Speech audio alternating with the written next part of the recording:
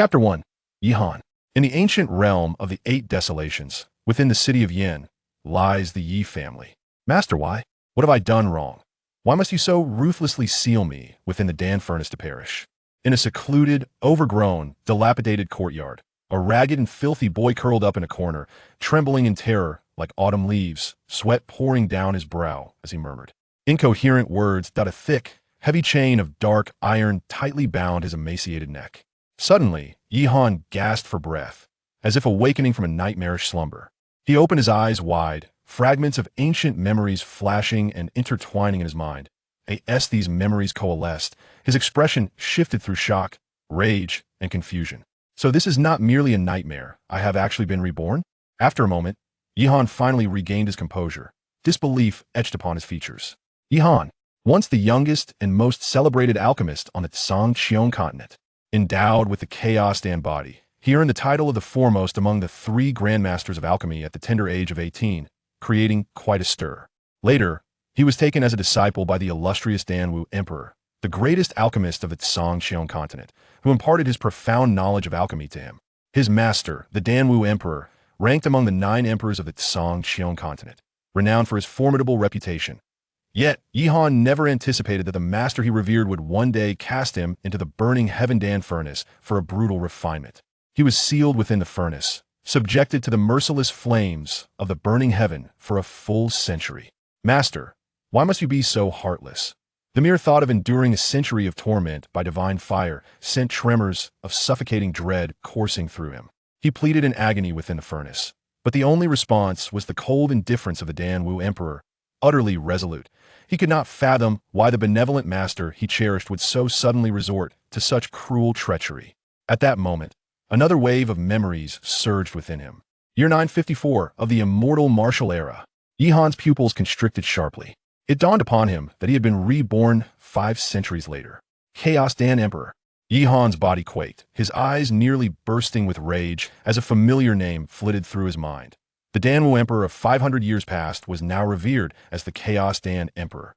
Master, you cruelly sealed me within the furnace to suffer for a century, all to seize my Dan body and consume my flesh and blood.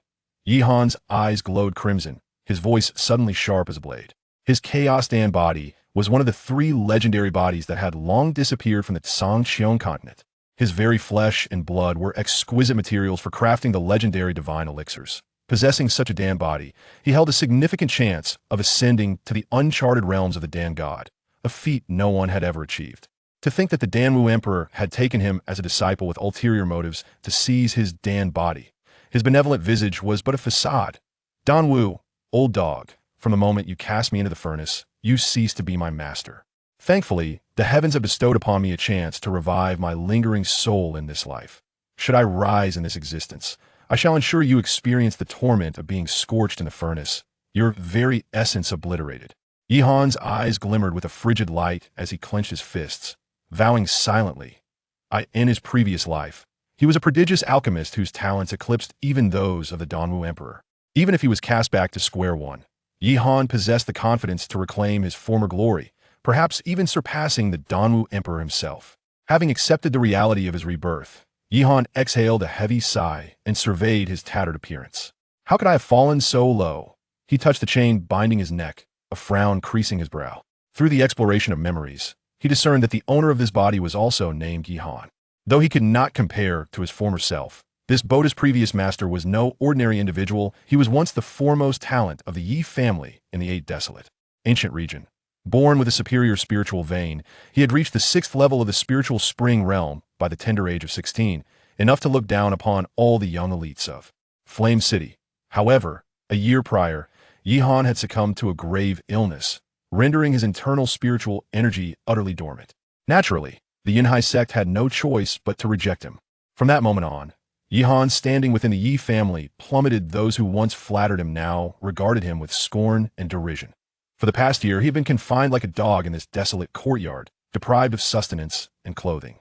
Who would have thought he too shares my misfortune? The Yi family truly is tyrannical.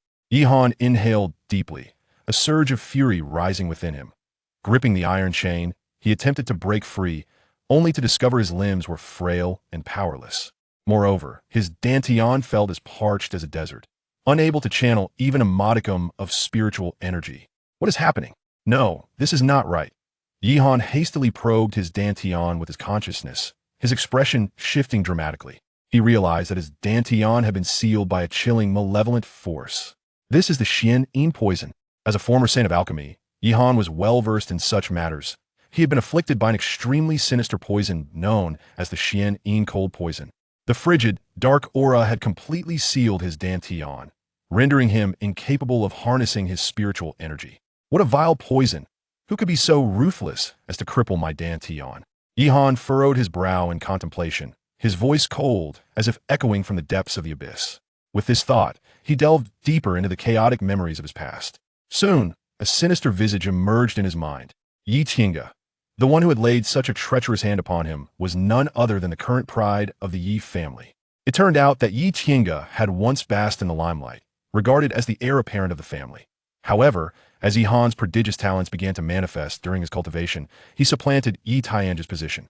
Yet, Yi Tiange and his father harbored ambitious designs, intent on seizing control of the family's power, ultimately resorting to such despicable and underhanded means to harm him.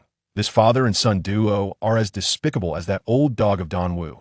Recalling all of this, Yihan's gaze turned icy, and a palpable aura of murderous intent enveloped him. He assessed his body, disdainfully uttering, "This kind of profound, cold poison is virtually an insurmountable toxin for the humble Yi family. However, for me, it is of no consequence."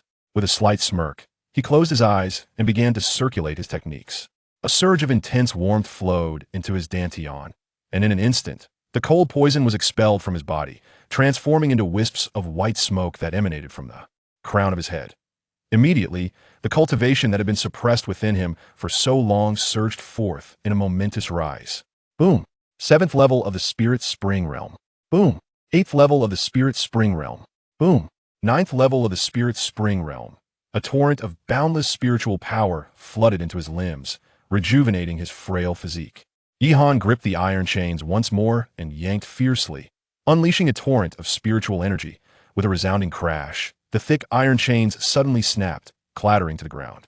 "The 9th level of the Spirit Spring Realm is quite satisfactory," he remarked, loosening his joints, his entire body crackling like popcorn. If this statement were spread, countless prodigies within the Flame City would likely be incensed to the point of vomiting blood. In the path of cultivation, one must first open the Spirit Spring, followed by the Spirit Sea Realm, the Spirit Soul Realm, the Purple Mansion Realm, the Nirvana Realm, and, ultimately, the Tao Palace Realm. Typically, a martial artist only opens their Spirit Spring around the ages of 16 or 17, yet Yihan, at his tender age, had already reached the 9th level of the Spirit Spring, drawing ever closer to the Spirit Sea Realm. To attain the 9th level of the Spirit Spring Realm at such a young age would incite a frenzy among the sects of the Eight Desolations Ancient Domain. If memory serves, today marks the family meeting of the Yi clan. The ambitions of Yi Tiange and his son will undoubtedly lead the elders to strip me of my position as the young clan leader. However, I am eager to see if they possess the capability and qualifications to do so. Yihan inhaled deeply, his gaze profound as if it could devour everything. Now that he had become the master of this body, those who had once humiliated him within the Yi family would surely pay the price. Chapter 2. Family Meeting. In the ancient and prosperous Flame City, prestigious families and sects abound. Among them, the Yi family stands as one of the 4 prominent families in Flame City, wielding significant influence. In the northwest of Flame City lies the grand estate of the Yi family, a majestic residence of imposing stature. This moment, above the heavens, thunderclouds roiled ominously, shrouding the estate. Occasionally, a bolt of lightning would cleave the sky, accompanied by a deafening roar of thunder. Today is the family meeting of the Yi clan. Countless disciples are converging towards a central courtyard, a vast and magnificent jade stone plaza. In no time, this expansive plaza has amassed thousands of Yi family disciples, a sight both awe-inspiring and formidable. These disciples engaged in lively discussions, seemingly deliberating on something significant. Among the crowd, Yihan donned a clean and simple green robe, yet he stood out remarkably. His tall and straight figure, along with a face chiseled to perfection, gave him an air of distinction, making him appear as a crane among chickens. Particularly striking were his deep, luminous eyes, reminiscent of the starry night sky, exuding a maturity beyond his years.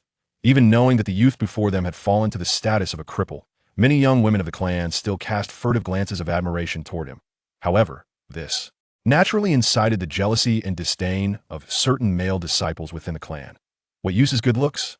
He is nothing but a worthless individual. After this family meeting, he will surely be dismissed, scoffed a disdainful youth.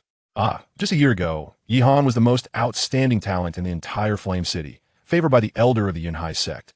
Now the contrast is truly stark, remarked another youth in a gray robe, his tone dripping with sarcasm. Who could blame him for being so arrogant before? Now he has fallen from the heavens into the mud. He completely deserves it. Just a discarded waste from the Yunhai sect, bringing shame to our Yi family. What kind of so-called genius is he? Around them, numerous disciples chattered in unison, their faces betraying a sense of schadenfreude as they gazed at Yihan. Yihan's expression remained indifferent. He had long since seen through the coldness of human nature. He was no stranger to their biting mockery. Yet, he recalled the time when he was nearly accepted as a disciple by the elder of the Yunhai sect, and every clan member had treated him with utmost respect and flattery. Now, witnessing the irony of his situation was truly bitter. Look, Yi Qingge is coming. Suddenly, a cry rang out from an unknown source. Instantly, the crowd's attention shifted from Yihan to the opposite side. A path opened within the throng, revealing a youth with a countenance like a jade crown, clad in a blue robe, striding forth with an air of confidence, akin to stars encircling the moon, drawing everyone's gaze and causing an uproar. Word has it that Yi Qingge broke through to the Spirit Sea realm last month. In all of Flame City, there are but a handful of peers who can rival him. With Yi Tiange's exceptional talent for cultivation, he is destined to be accepted as a disciple by the Yunhai sect. He is fated to soar like a dragon in the nine heavens, while Yihan, in comparison, will forever remain a snake crawling in the mud, one in the sky and the other in the depths. Throughout the Yi clan, nearly every gaze was filled with admiration and respect. For Yi Qingge was simply too remarkable. At that moment, Yihan's hands clenched tightly, a glimmer of murderous intent flickering in his eyes.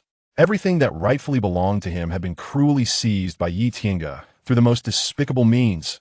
What does it matter to possess a superior spiritual vein if I can still trample him beneath my feet?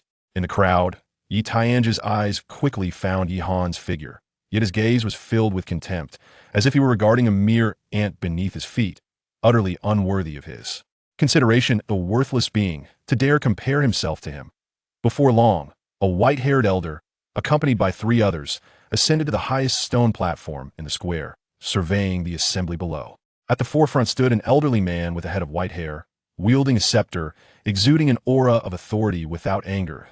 He was the clan's grand elder, Yi Bailey, a formidable presence who had reached the spirit soul realm. In addition to these elders, there stood a burly middle-aged man with a stern demeanor, towering like an iron tower on one side. He radiated a powerful spiritual energy, second only to the grand elder. This man was Yi Tianba, the father of Yi Qingge. Silence. Yi Bailey's imposing gaze swept across the assembly, his voice resonating like thunder, imbued with an aura of authority. Instantly, a profound silence enveloped the gathering, so quiet that one could hear a pin drop.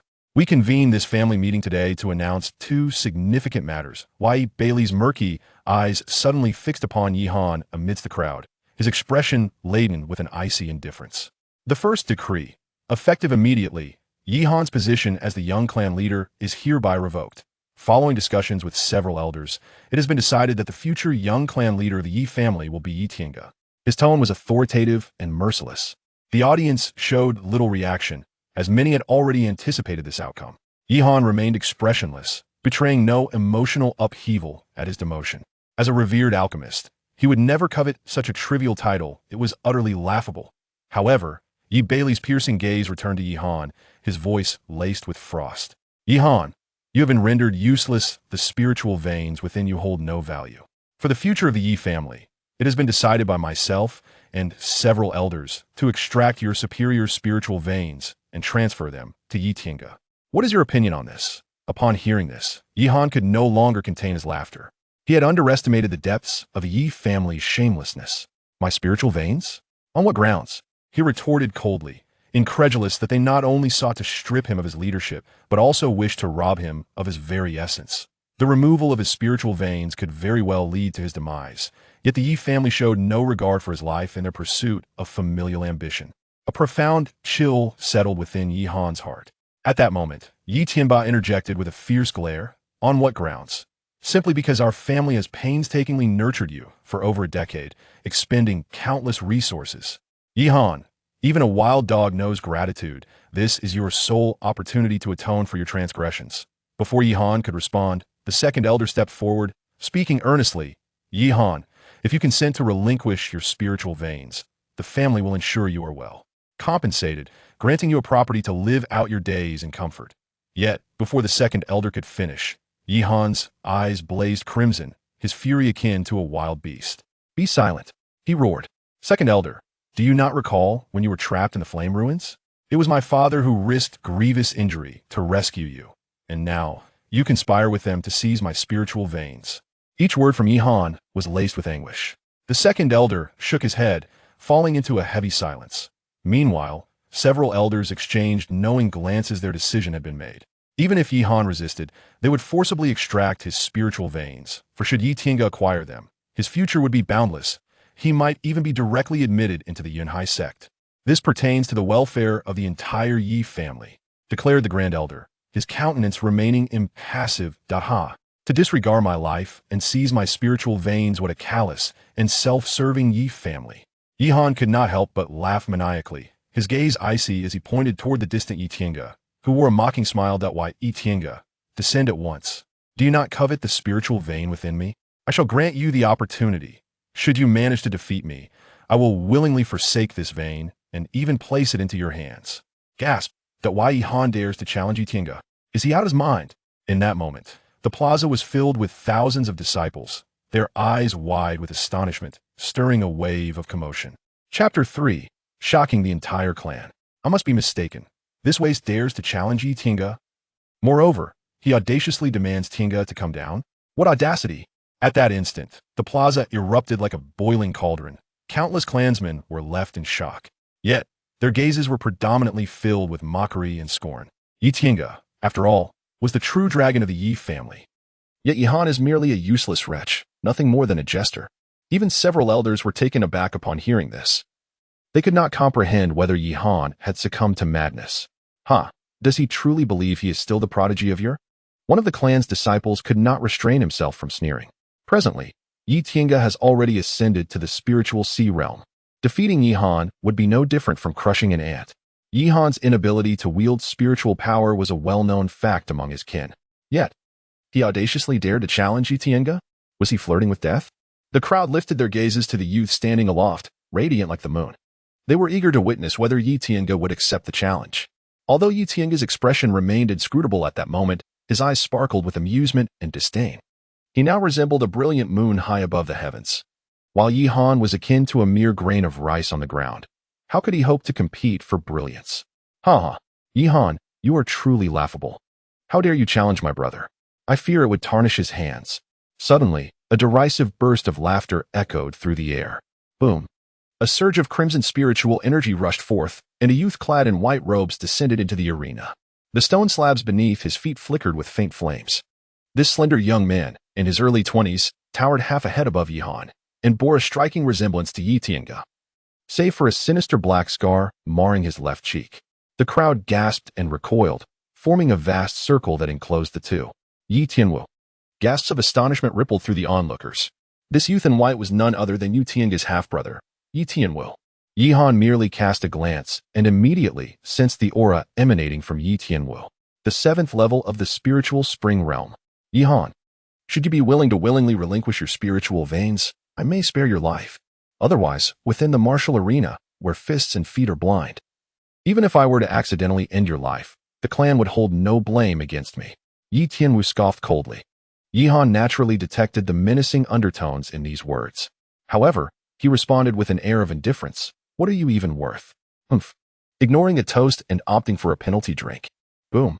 Yi Tianwu's body trembled as a surge of intense spiritual energy erupted forth, causing the floor beneath him to crack with a sharp sound. The fire spirit fist. He channeled his spiritual power into both fists, creating 2 fiery whirlwinds that struck forward with tremendous force. Boom. The 2 waves of searing wind rushed towards him, yet Yihan's figure evaded effortlessly like a specter. Whoosh. The fiery whirlwinds missed their target as Yihan's silhouette darted away, leaving behind a series of afterimages on the stone platform. In an instant, he appeared at Yi Tianwu's left side, a flash so swift that Yi Tianwu could scarcely react. All eyes widened in astonishment. That figure moved with such speed that only fleeting shadows could be perceived. Yi Han swiftly raised his leg and delivered a fierce kick to Yi Tianwu's abdomen. The impact echoed with a resounding crash that reverberated in the ears of all present. Yi Tianwu's eyes widened in terror, resembling copper bells, as he coughed up a mouthful of blood, collapsing forward like a sandbag. With a thud, his head struck the ground with tremendous force, shattering the floor beneath him, while his crimson teeth scattered across the ground. In that moment, the arena fell into a profound silence. Everyone was momentarily stunned. What did you just say? Yi Han, with an air of cold indifference, walked over, and without a moment's hesitation, brutally crushed Yiwu's spine beneath his foot. Crack! A piercing scream echoed through the air, jolting the onlookers from their stunned reverie, sending chills down their spines. Yi Tianwu had been utterly incapacitated. He was a formidable figure at the 7th level of the spiritual spring realm. Was that young man still the fallen waste they had once known? Everyone swallowed hard, their eyes wide with disbelief as they beheld Yi Tianwu, reduced to a pitiful state beneath Yi Han's foot, resembling a lifeless dog. They gazed at Yi Han as if he were a dragon lying in wait at the abyss, poised to unleash his might. How dare a mere 7th-level practitioner of the spiritual spring realm raise his voice against me? What audacity emboldened you? Yi Han let out a cold laugh, and in an instant, his entire aura surged forth, shattering the floor beneath him. Hiss! Is this the 9th level of the spirit spring realm? The Grand Elder Yi Bailey and several other elders' pupils constricted in shock. At this moment, Yi Tiange's expression also changed dramatically, his face filled with disbelief. Impossible! Yi Tiange clenched his fist tightly, his face contorted in a grimace. Yi Han had been afflicted by the Xian cold poison, a nearly incurable toxin. Even the Grand Elder and others were utterly helpless in the face of it. Yet, Yi Han not only managed to dispel the poison, but also experienced an astonishing surge in his cultivation at the 9th level of the spiritual spring realm. Could it be that Yi Han surpasses Yi Tiange in terms of prodigious talent? In the square, the members of the Yi family collectively gasped, rendered completely speechless. It is worth noting that Yi Han was several years younger than Yi Tiange. At such a comparable age, Yi Tiange could not possibly match Yi Han's extraordinary prowess. This is a 17-year-old at the 9th level of the spiritual spring realm. How did his cultivation restore itself? Yi Tianba furrowed his brow, his expression dark and brooding. Yi Tiange, are you not perplexed? You clearly inflicted upon me the chilling poison of the Xian, yet why has it proven ineffective? Yi Han cast a cold glance at Yi Tiange, deliberately raising his voice. The impact of his words resonated through the clan like a thunderous explosion, igniting a frenzy of murmurs. Could it be true? Yi Han's cultivation had been utterly destroyed by the insidious Xian poison unleashed by Yi Tiange? Such malevolence was simply astounding. The surrounding whispers grew increasingly piercing. Yi Tiange gritted his teeth, striving to maintain his composure, and replied in a low voice, Yi Han, do not slander me with baseless accusations. The tension between the two escalated, each poised for confrontation. That is enough. This meeting must conclude here. Just as the two were locked in a fierce standoff, the imposing voice of the Grand Elder rang out. He gazed at Yi Han with a hint of admiration and continued, Yi Han, your restoration of cultivation is indeed a commendable development. However, whether the Xian poison was inflicted by Yi Tiange should not be hastily concluded. Moving forward, you must serve the family with loyalty. Let us consider the previous matter of the spirit veins as if it had never occurred. Yi Han felt an overwhelming sense of irony. When he lacked cultivation, the Yi family disregarded his safety and sought to strip him of his spiritual meridians.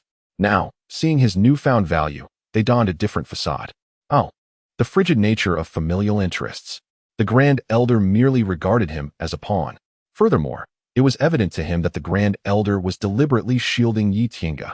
The second Elder stepped forward, casting a condescending gaze downward, and declared, all right, there is a second matter to announce today. This pertains to our decision to activate the Martial Tower in 3 days. At last, the Martial Tower was to be opened. It was rumored to house the entire martial arts legacy of the Yi family, an unparalleled treasure. Instantly, countless disciples' eyes sparkled with fervor as they engaged in heated discussions. Before long, the meeting concluded. At that moment, Yi Tiange approached slowly, brushing past Yi Han, and a chilling voice reached Yi Han's ears. In 3 days, within the Martial Tower, you, Yi Han, shall undoubtedly become my stepping stone. Yi Han turned around, his gaze sharp as a blade, and declared, who is merely a stepping stone for whom remains to be seen. Chapter 4. The celestial Dan body. The conclusion of the family meeting did not quell the turmoil. Rather, it ignited fervent discussions throughout the Yi family, creating an atmosphere of vibrant discourse. Yihan once fell from grace, enduring the derision and scorn of his entire clan. Yet now, he has returned, not only restoring his former cultivation but also ascending to the 9th layer of the spiritual spring realm. This is akin to a resounding slap in the face of every member of the Yi family, leaving them stung and bewildered. At merely 17. Attaining the 9th layer of the spiritual spring realm is an extraordinary talent, almost monstrous in its prowess. Countless individuals speculate that Yihan's return will herald a fierce rivalry with Yi Tiange. Some clan members believe that Yihan's astonishing talent renders his rise unstoppable. However, others argue that Yi Tiange, having received the full support of the family's resources, has now reached the spiritual sea realm, showcasing talents that are equally remarkable. For Yihan to surpass him within a short span of time seems an arduous challenge. Nevertheless, a significant event has captured the attention of all clan members during this period: the opening of the Martial Tower. This tower embodies the centuries-old heritage of the Yi family. It is said to house a plethora of spiritual techniques and texts, with countless clan members vying for entry. However, the Martial Tower has been sealed for years, accessible only to those who have rendered extraordinary contributions. This time, however, all clan members will be permitted to enter and select spiritual techniques. After the meeting, Yihan returned to the dilapidated little garden in the rear courtyard. This overgrown patch lay in neglect, exuding an air of decay and ruin. As the gentle breeze danced through the shadows of the phoenix trees, before a small cottage, a black alchemical cauldron floated in the air before him. With a flick of his fingertip, a fiery serpent of flame erupted, enveloping the cauldron in a blaze. Moments later, a fragrant aroma of herbs wafted from within the cauldron. Yihan was intensely focused on concocting a medicinal pill, drawing upon his past life as a master alchemist. His hands deftly controlled the flames, his movements flowing with the grace of a river. Even the most skilled alchemists in the vast expanse of the ancient world would likely find themselves humbled and in awe of such craftsmanship. Soon, the flames gradually extinguished, and with a resounding clang, the cauldron fell to the ground. Yihan approached the furnace and opened it, a wave of steaming heat enveloping him. With 2 fingers, he extracted a crimson pill from the alchemical cauldron. This pill was known as the Immaculate Pill. Huh? Why is there no pattern on it? Yihan let out a soft sigh, seemingly dissatisfied. As a master alchemist of the highest order in his previous life, even the most casual concoction of a pill would invariably yield intricate patterns and various phenomena. Yet, this time, the immortal pill he was attempting to refine bore no such markings. It appeared that the quality of the flame was to blame. This particular flame was merely a first-grade alchemical fire, vastly inferior to the chaotic flame he had once wielded. Yihan sighed helplessly, recalling that in his past life, he possessed the chaotic divine fire, a treasure of the imperial grade. Alchemical fires are categorized from 1 to 9, with those above 9 classified as royal, noble, and sacred. The pinnacle of alchemical fire, surpassing even the sacred grade, is the imperial fire, known as the Emperor's Flame. In the vast expanse of the Zhangqiang continent, the number of alchemists wielding imperial fire is exceedingly scarce. Regrettably, that precious chaotic divine fire was also stripped away by the Danwu Emperor. Alas, although it did not give rise to alchemical patterns, this pure pill would suffice for the time being. However, Yihan shook his head in resignation.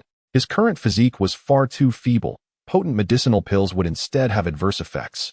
This pure pill, classified as a second-grade elixir, could cleanse his bones and expel the impurities within, thereby laying a more robust foundation. He pondered for a moment, then sat cross-legged on the ground and tossed the pure pill into his mouth like a bean.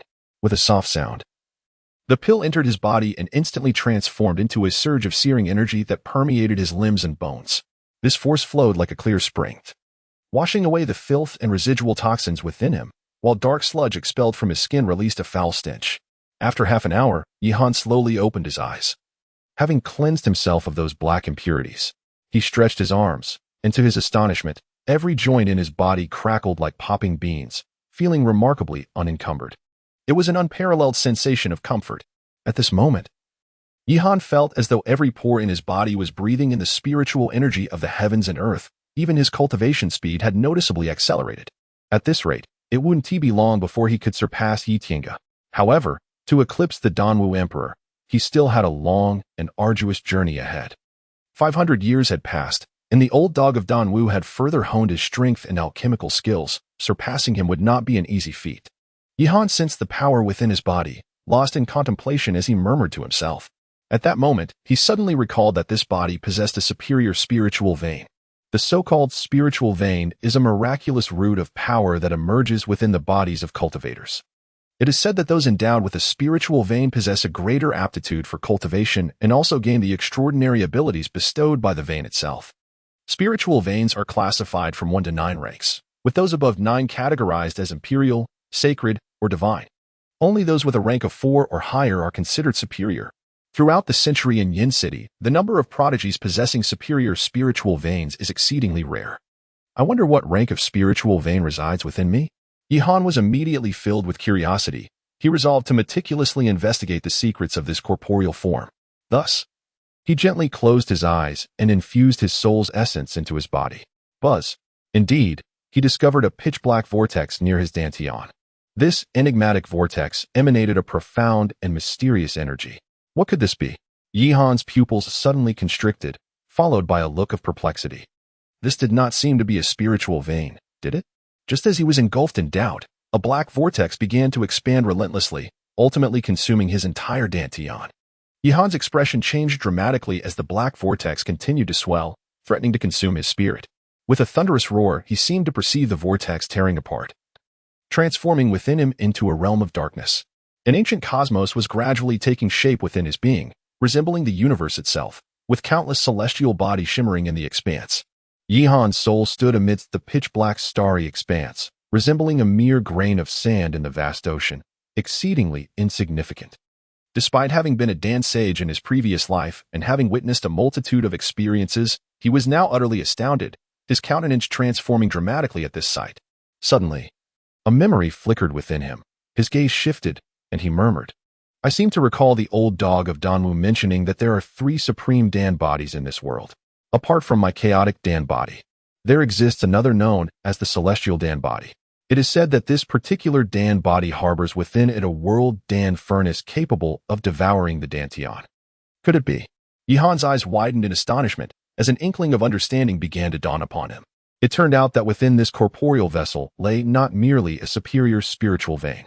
Instead, he harbored the celestial Dan body, the apex among the 3 great Dan bodies. It is said that the formidable nature of this celestial Dan body allows the dantian to evolve into a realm akin to a universe. However, it is not a true universe, but rather a Dan furnace. Given sufficient time, once the Dan body reaches its zenith, it could even concoct divine elixirs that surpass the imperial grade.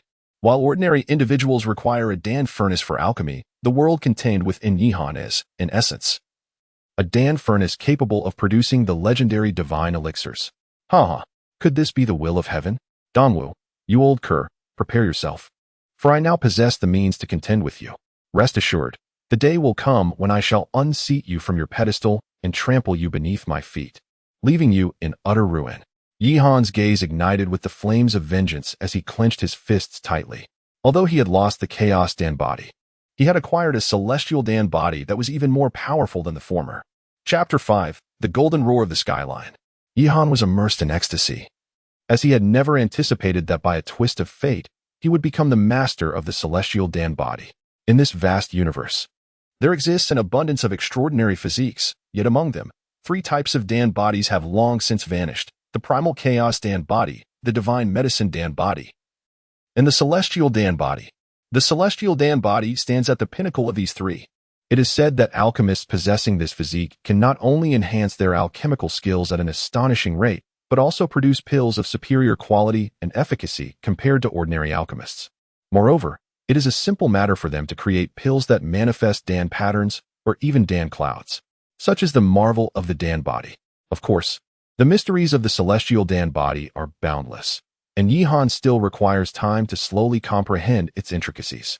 In just 2 days, the Yi family will commence the opening of the Martial Tower, and at that moment, Yi Tiange will undoubtedly devise various schemes to confront him. Gradually, Yihan regained his composure, his gaze subtly flickering with a cold glint. It was not that he feared Yi Tiange, rather, he could not rule out the possibility that this fellow had some insidious tactics up his sleeve. Thus, he must strive to break through to the Spirit Sea realm before the Martial Tower opens. enhancing his odds of success. In his past life as a dance sage, elevating his own strength was a trivial endeavor. To achieve a breakthrough to the Spirit Sea realm within 2 days, he merely needed to concoct a third-tier pill. The Spirit Profound Pill. While the Spirit Profound Pill is not an exceedingly rare elixir, it remains uncertain whether he can gather the necessary ingredients in the small city of Yin. Yihan furrowed his brow, expressing a hint of worry. After all, the materials required for refining the Spirit Profound Pill were relatively obscure. Within the entire Flame City, the only place where such materials could be procured was the Tianyin market, controlled by the city lord's mansion. However, with nightfall upon him, he could only wait until the morrow to visit the market in hopes of gathering the necessary ingredients. With this thought, Yihan exhaled a breath of frustration and resumed his meditation. As the night deepened, a full moon hung high in the sky. In the dilapidated courtyard, a figure sat with eyes tightly shut and legs crossed. He breathed in and out in harmony with the universe, while his spiritual energy converged towards his dantian. Upon closer inspection, one could observe that his dantian resembled a starry abyss, filled with vibrant celestial lights, akin to a magnificent cosmos. As spiritual energy flowed into his limbs and bones, Yihan's aura gradually grew more robust. On the following day, the sun blazed fiercely. The scorching rays poured down from the sky, enveloping the entire Flame City in a haze of heat. Within the city, the willow trees drooped languidly, appearing rather listless. Yihan prepared a carriage and set off early to the Tianyin market in search of medicinal herbs. The Tianyin market is situated in the heart of Flame City, which is also the most bustling area of the entire city. All the materials required for trade, such as medicinal herbs, martial arts techniques, and weaponry, can be exchanged at the Tianyin market. Consequently, the market is bustling with activity every day, teeming with people and vehicles. Clatter, clatter, a carriage sped towards him. "Ah, young master, we have arrived at the Tianyin market." A servant slightly bowed, and Yihan, in a gesture of appreciation, rewarded him with a pouch of spirit stones before alighting from the carriage. "Is this truly the Tianyin market?" Yihan gazed ahead, slightly taken aback. The Tianyin market was far more prosperous than he had anticipated. Stalls lined both sides of the street, stretching endlessly into the horizon. The flow of pedestrians was incessant, accompanied by the lively sounds of haggling and enthusiastic calls. "Here it comes. The Spirit Gathering Pill is on sale for only 500 spirit stones. The second-tier spiritual technique, Mountain Shattering Fist, is available for just 800 spirit stones. Don't miss out. The second-tier spiritual weapon, the Heavenly Profound Spirit Sword, capable of slicing through iron as if it were mud, is yours for only 700 spirit stones." As he entered the market, some vendors were shouting at the top of their lungs, spittle flying in their fervor. Although the Tianyin market appeared humble, it was brimming with a dazzling array of goods, offering everything one could desire. Yihan cast a cursory glance over the stalls and couldn't help but express his delight. Perhaps he could indeed gather all 17 herbs here. Thus, he ambled from stall to stall, his gaze searching intently. Before long, he stumbled upon the first herb he required. "How much for this dewgrass?" Yihan placed a purple medicinal herb in the palm of his hand, first examining its appearance and then delicately inhaling its fragrance. The elderly vendor glanced at Yihan and, noticing his youth, revealed a grin that showcased his yellowed teeth. This dew herb boasts an impressive 500 years of medicinal age, with a rich aroma and impeccable freshness, all for the price of 800 spirit stones. Upon hearing this, Yihan shook his head and replied, "While your dew herb is indeed of commendable quality, with its medicinal properties preserved at no less than 80%, its age certainly does not exceed 300 years. The old man was taken aback, realizing he had encountered a connoisseur, as Yihan, despite his youth, could discern the herb's age at a mere glance. The ability to assess the age of medicinal herbs simply by scent is a skill not commonly possessed by ordinary alchemists. For 100 spirit stones, he offered. Yihan immediately extended 4 fingers and declared in a deep voice, "Deal." Since the other party was an expert, the elderly man had no choice but to acquiesce with pleasure. The first medicinal herb, the condensed dew grass, was successfully secured. After departing from the stall, Yihan made his way to an area dedicated to the sale of medicinal materials. This section was a veritable treasure trove, brimming with an abundance of spiritual herbs. Each precious specimen radiated ethereal light and exuded a rich fragrance. Diverting his gaze, he noticed numerous alchemists nearby diligently selecting their required spiritual herbs. In this area, Yihan procured several medicinal ingredients necessary for concocting the spirit mysterious pill, including the thick earth mushroom, vitality fruit, and purple orchid leaf grass, among a dozen others. However, the last two elusive herbs, the bone-washing flower and the greenwood turtle vine, remained conspicuously absent. These two herbs were indeed quite rare. Just as Yihan was searching for these final precious ingredients, his attention was suddenly captivated by an item displayed at a nearby stall. There lay a segment of beast bone, radiating spiritual light, as pristine as jade.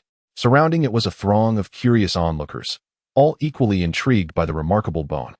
Esteemed guests, in our pursuit to hunt down a late-stage celestial Xian lion in the Spirit Sea realm, my Wu family has suffered considerable losses of elite personnel. This segment of beast bone undoubtedly harbors the spiritual techniques of the celestial Xian lion. A burly man proclaimed solemnly. A hushed excitement swept through the crowd. The celestial Xian lion of the Spirit Sea realm. This beast bone's spiritual technique must be of at least 5th or even 6th tier. The atmosphere was instantly electric. With many martial artists' eyes ablaze with fervor, Yihan also paused his steps, filled with enthusiasm. In this world, the bones of spirit beasts carry a certain probability of giving birth to spiritual techniques, which possess power that is by no means inferior to the spiritual techniques held by certain families or sections. Moreover, the higher the rank of the spirit beast, the greater the level of the spiritual techniques it can produce. Yihan immediately discerned that the beast bone concealed a treasure of spiritual beast techniques far beyond ordinary martial arts. I offer 1,000 spirit stones, declared an elderly man with white hair, his voice heavy with age. The Lin family offers 1,002. A young boy raised his hand eagerly. 1,003. 1,004. Before long, the area around the beast bone erupted into a frenzy of bids from various factions. 2,000. Yihan suddenly raised his hand. Instantly, all eyes converged upon him. However, the price of 2,000 spirit stones was indeed substantial. Although the days of his fall from grace had left the Yi family nearly devoid of resources for his cultivation during his earlier years of prominence, Yihan had secretly amassed a considerable amount of spirit stones, thus he was not lacking in funds.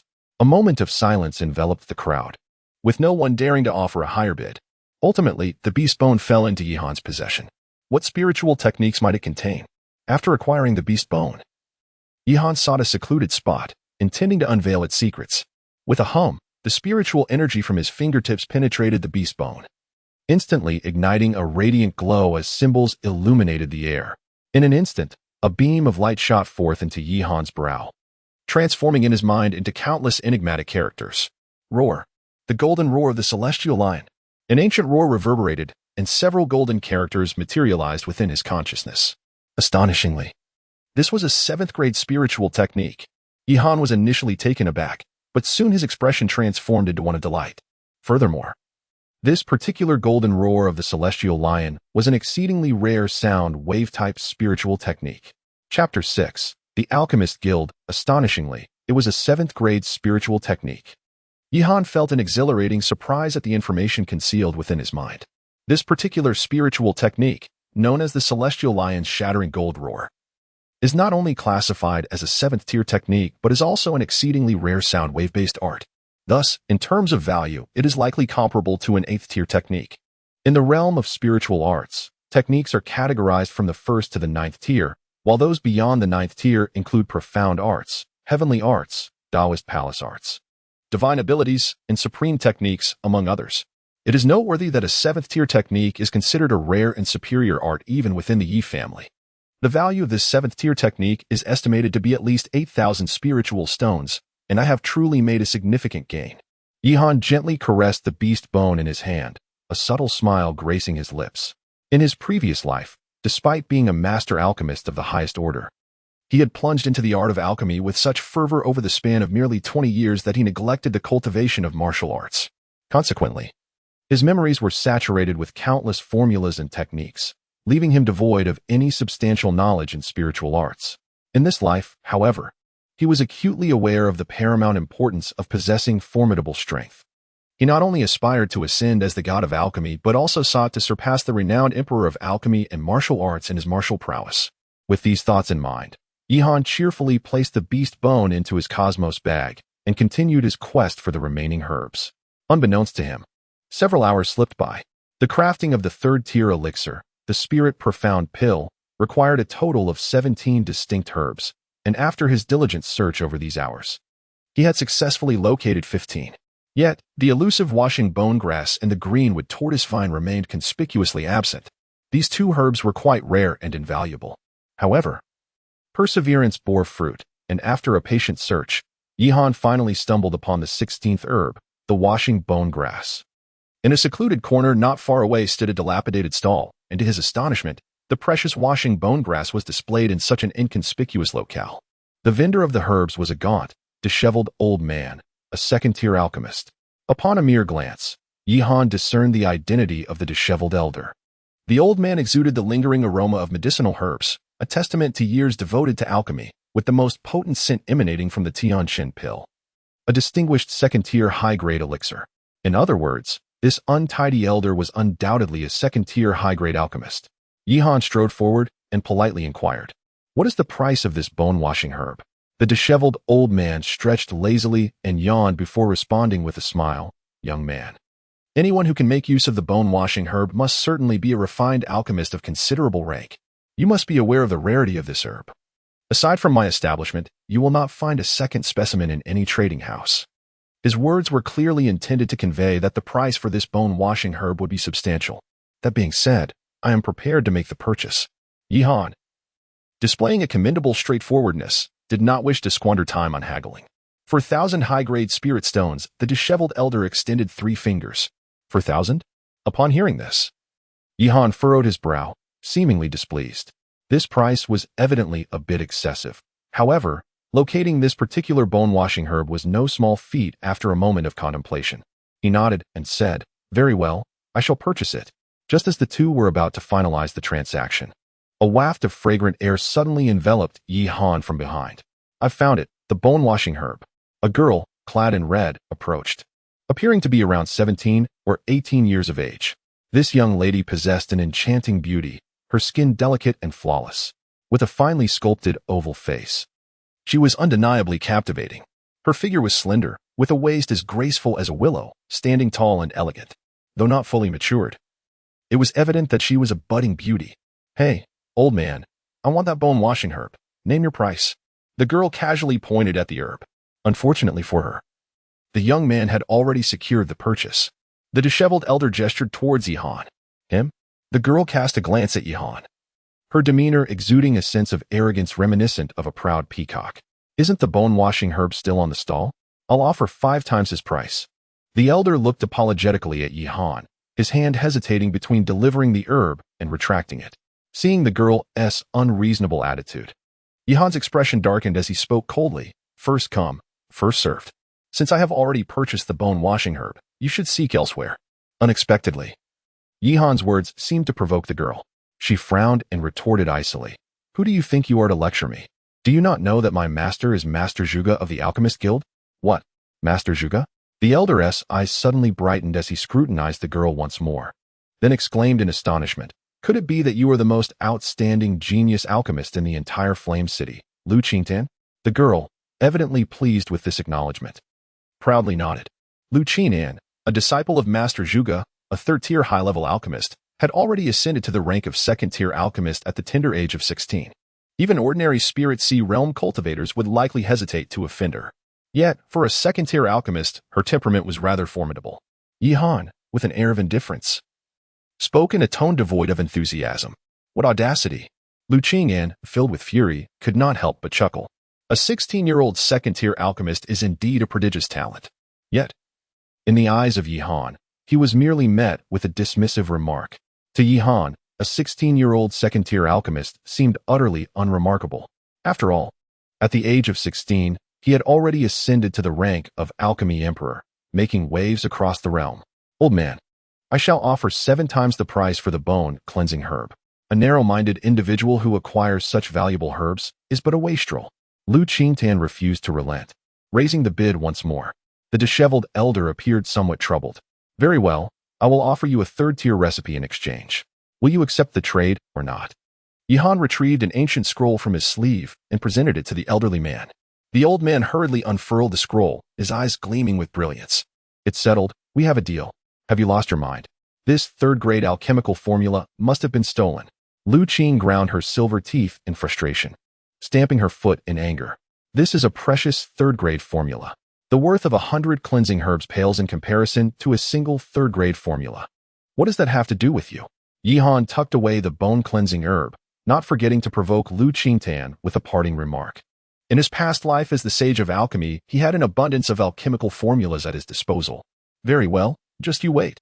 Lu Qingtan, in a fit of anger, turned and departed in dismay. Old man, I am in need of a medicinal ingredient known as the greenwood tortoise vine. Do you possess it? Yihan gazed once more at the stall owner, seizing the opportunity to inquire. Qingmu turtle vine? Such a precious herb of the 4th grade is indeed rare. In the entire Flame City, it is likely that only the Alchemist Guild possesses it. After the disheveled old man finished speaking, fearing that Yihan might reconsider and retract his decision regarding the 3rd-grade pill formula, he hastily packed up his stall and vanished without a trace. Alchemist Guild. In the memories of this corporeal form, Yihan uncovered information regarding the Alchemist Guild. Among the myriad of influential organizations within the city of Yen, it is not the prominent families nor the city lord's residents that hold the highest renown, but rather the Alchemist Guild. Only those with exceptional talent in alchemy are deemed worthy of joining this esteemed guild. Previously, Lu Qingtan, who was a disciple of Master Zhuge, held a position of considerable prestige within the Alchemist Guild. Even the Lord of Yen City must show utmost respect towards the alchemists of this illustrious organization. Yihan pondered for a moment. He had no choice but to embark on a journey for the final herb. However, he fervently hoped to avoid encountering the previously arrogant Lu Qingtan, for such an encounter could undoubtedly lead to unexpected complications. Chapter 7. Master Zhuge in Yen City. The Alchemy Square stood as a prominent arena for the apprentices of the Alchemist Guild to practice their craft. Whoosh, whoosh, whoosh. Waves of fervent flames surged and danced within the alchemical furnace, transforming into a torrent of heated air that radiated outward. At that moment, the expansive square was alive with the bustling activity of hundreds of alchemists fervently concocting elixirs, drawing the attention of numerous onlookers who marveled in awe. The entire square soon became suffused with the fragrant aroma of alchemical concoctions. Bang!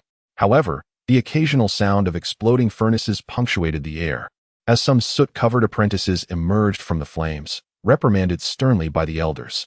Today, in addition to the apprentices of the Alchemist Guild, countless warriors and alchemists from across Yen City had gathered here. At the heart of the alchemical arena, a throng of thousands encircled a central area, forming a tightly packed formation, a truly magnificent sight. They appeared to be observing something of great interest, their animated discussions filling the air. In the center of this circle stood a 3-meter-high black stone platform. Upon it stood an elderly man with white hair, clad in a black robe, his countenance stern and lined with deep wrinkles. Before him rested a crimson alchemical furnace adorned with a motif of divine birds. This venerable figure was none other than Master Zhuge, an elder of the Alchemist Guild. Heard whispers spread through the crowd. It is said that today marks Master Zhuge's first public demonstration of alchemy. We are fortunate indeed to witness such an event. The alchemical prowess of Master Zhuge was renowned, and witnessing his public demonstration was indeed a rare privilege. One onlooker remarked in admiration, Master Zhuge has been a 3rd-tier alchemist for many years, and he is but a step away from attaining the 4th tier. In all of Yen City, no one can compare to him, except for the guild leader. Should we manage to grasp even a fragment of his exquisite techniques, the benefits would be immeasurable. The crowd nodded in agreement. The fame of Master Zhuge was immense, as he was a distinguished 3rd-tier alchemist. Observing the entirety of Yen City, Master Zhuge's alchemical skills ranked among the very best. His disciple, Lu Qingtan, was equally impressive. At merely 17 years of age, she had already ascended to the rank of a 2nd-tier alchemist. In due time, surpassing the guild leader seemed well within her grasp. All eyes turned to see a woman in red standing beside Master Zhuge. She shone like a radiant star among the crowd, akin to a proud peacock, capturing the attention of all present. Is that truly Master Zhuge? Among the throng, Yihan found himself in attendance. Though he was unaware of how he had arrived at this moment, he gazed intently at the master and disciple upon the stone platform, a slight smile gracing his lips. Eager to witness the prowess of the most esteemed alchemist in Yen City, he hoped that Master Zhuge would not disappoint him. As time passed, the throngs gathered in the square grew increasingly numerous. The crowd, animated by anticipation, was eager to behold the grandeur of Master Zhuge. Among them were several alchemists who had come specifically to pay homage and learn, aspiring to glean insights from the master's alchemical craft. Qin, retrieve the herbs. Master Zhuge commanded with a serious demeanor. Yes, master.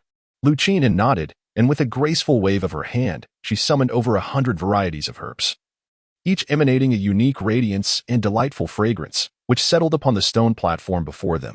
The third-grade elixir, the Yinling pill. Yihan cast a cursory glance over the medicinal herbs on the stone platform and immediately discerned the type of elixir Master Zhuge intended to concoct. With a swift motion, flames erupted from Master Zhuge's palm, dancing like serpents in his grasp. Astonishingly exquisite fire control. One could only feel a sense of inferiority, truly. He is the illustrious Master Zhuge. A chorus of admiration erupted from the crowd, a tidal wave of awe washing over them. Yet, Yihan furrowed his brow, seemingly disappointed. The technique of fire manipulation was somewhat rudimentary. With a swift motion, Master Zhuge enveloped the medicinal herbs in spiritual energy, cradling them in flames as they entered the cauldron. At that moment, the cauldron levitated, and a surge of formidable spiritual power erupted, intertwining with the flames and flowing into the alchemical furnace to extract the essence of the elixir. Master Zhuge was utterly absorbed in the alchemical process, seemingly isolated from the outside world. His technique shifted and transformed with such dazzling complexity that they left onlookers in awe. Suddenly, the flames surged dramatically, reaching towards the heavens. The cauldron soared skyward, drawing in the ethereal energies of the cosmos. It spun continuously, while Master Zhuge's spirit melded with the alchemical liquid. Remarkable. Truly remarkable. Such alchemical prowess had reached an extraordinary level. No wonder he is a third-tier alchemist of the Alchemist Guild. The crowd erupted in praise, utterly captivated by the breathtaking artistry of the alchemical process, which flowed with a grace that was simply astonishing. At long last, after several hours, the cauldron descended. The flame spirit elixir was complete. Yet, the spectators remained enraptured by the masterful alchemy, reluctant to let go of the experience. As the lid of the cauldron opened, a wave of warm spiritual energy surged outward, and a perfectly round, crimson elixir began to levitate. A third-tier high-grade elixir, the flame spirit elixir. Countless voices erupted in fervor, their astonishment lingering for several minutes before gradually subsiding. However, just as the crowd settled, an abrupt voice pierced through the air, remarking, "The fire control technique is somewhat lacking. The manipulation of spiritual power is not yet proficient, and the alchemical methods are slightly crude. Otherwise, this flame spirit elixir could have manifested alchemical patterns." What a pity! The crowd gasped in surprise, their eyes darting around in search of the source of this audacious statement. This remark was not only heard by those surrounding the scene, but also resonated clearly with the formidable Master Zhuge. "Youngster, what did you just say?" Master Zhuge's gaze turned sharply toward Yihan, his tone laced with hostility. Yihan entered the circle with a calm and unhurried demeanor, instantly drawing a multitude of gazes towards him. Is it really him? Meanwhile, Lu Qingtan caught sight of Yihan's visage and was immediately filled with indignation, her silver teeth clenched in silent fury.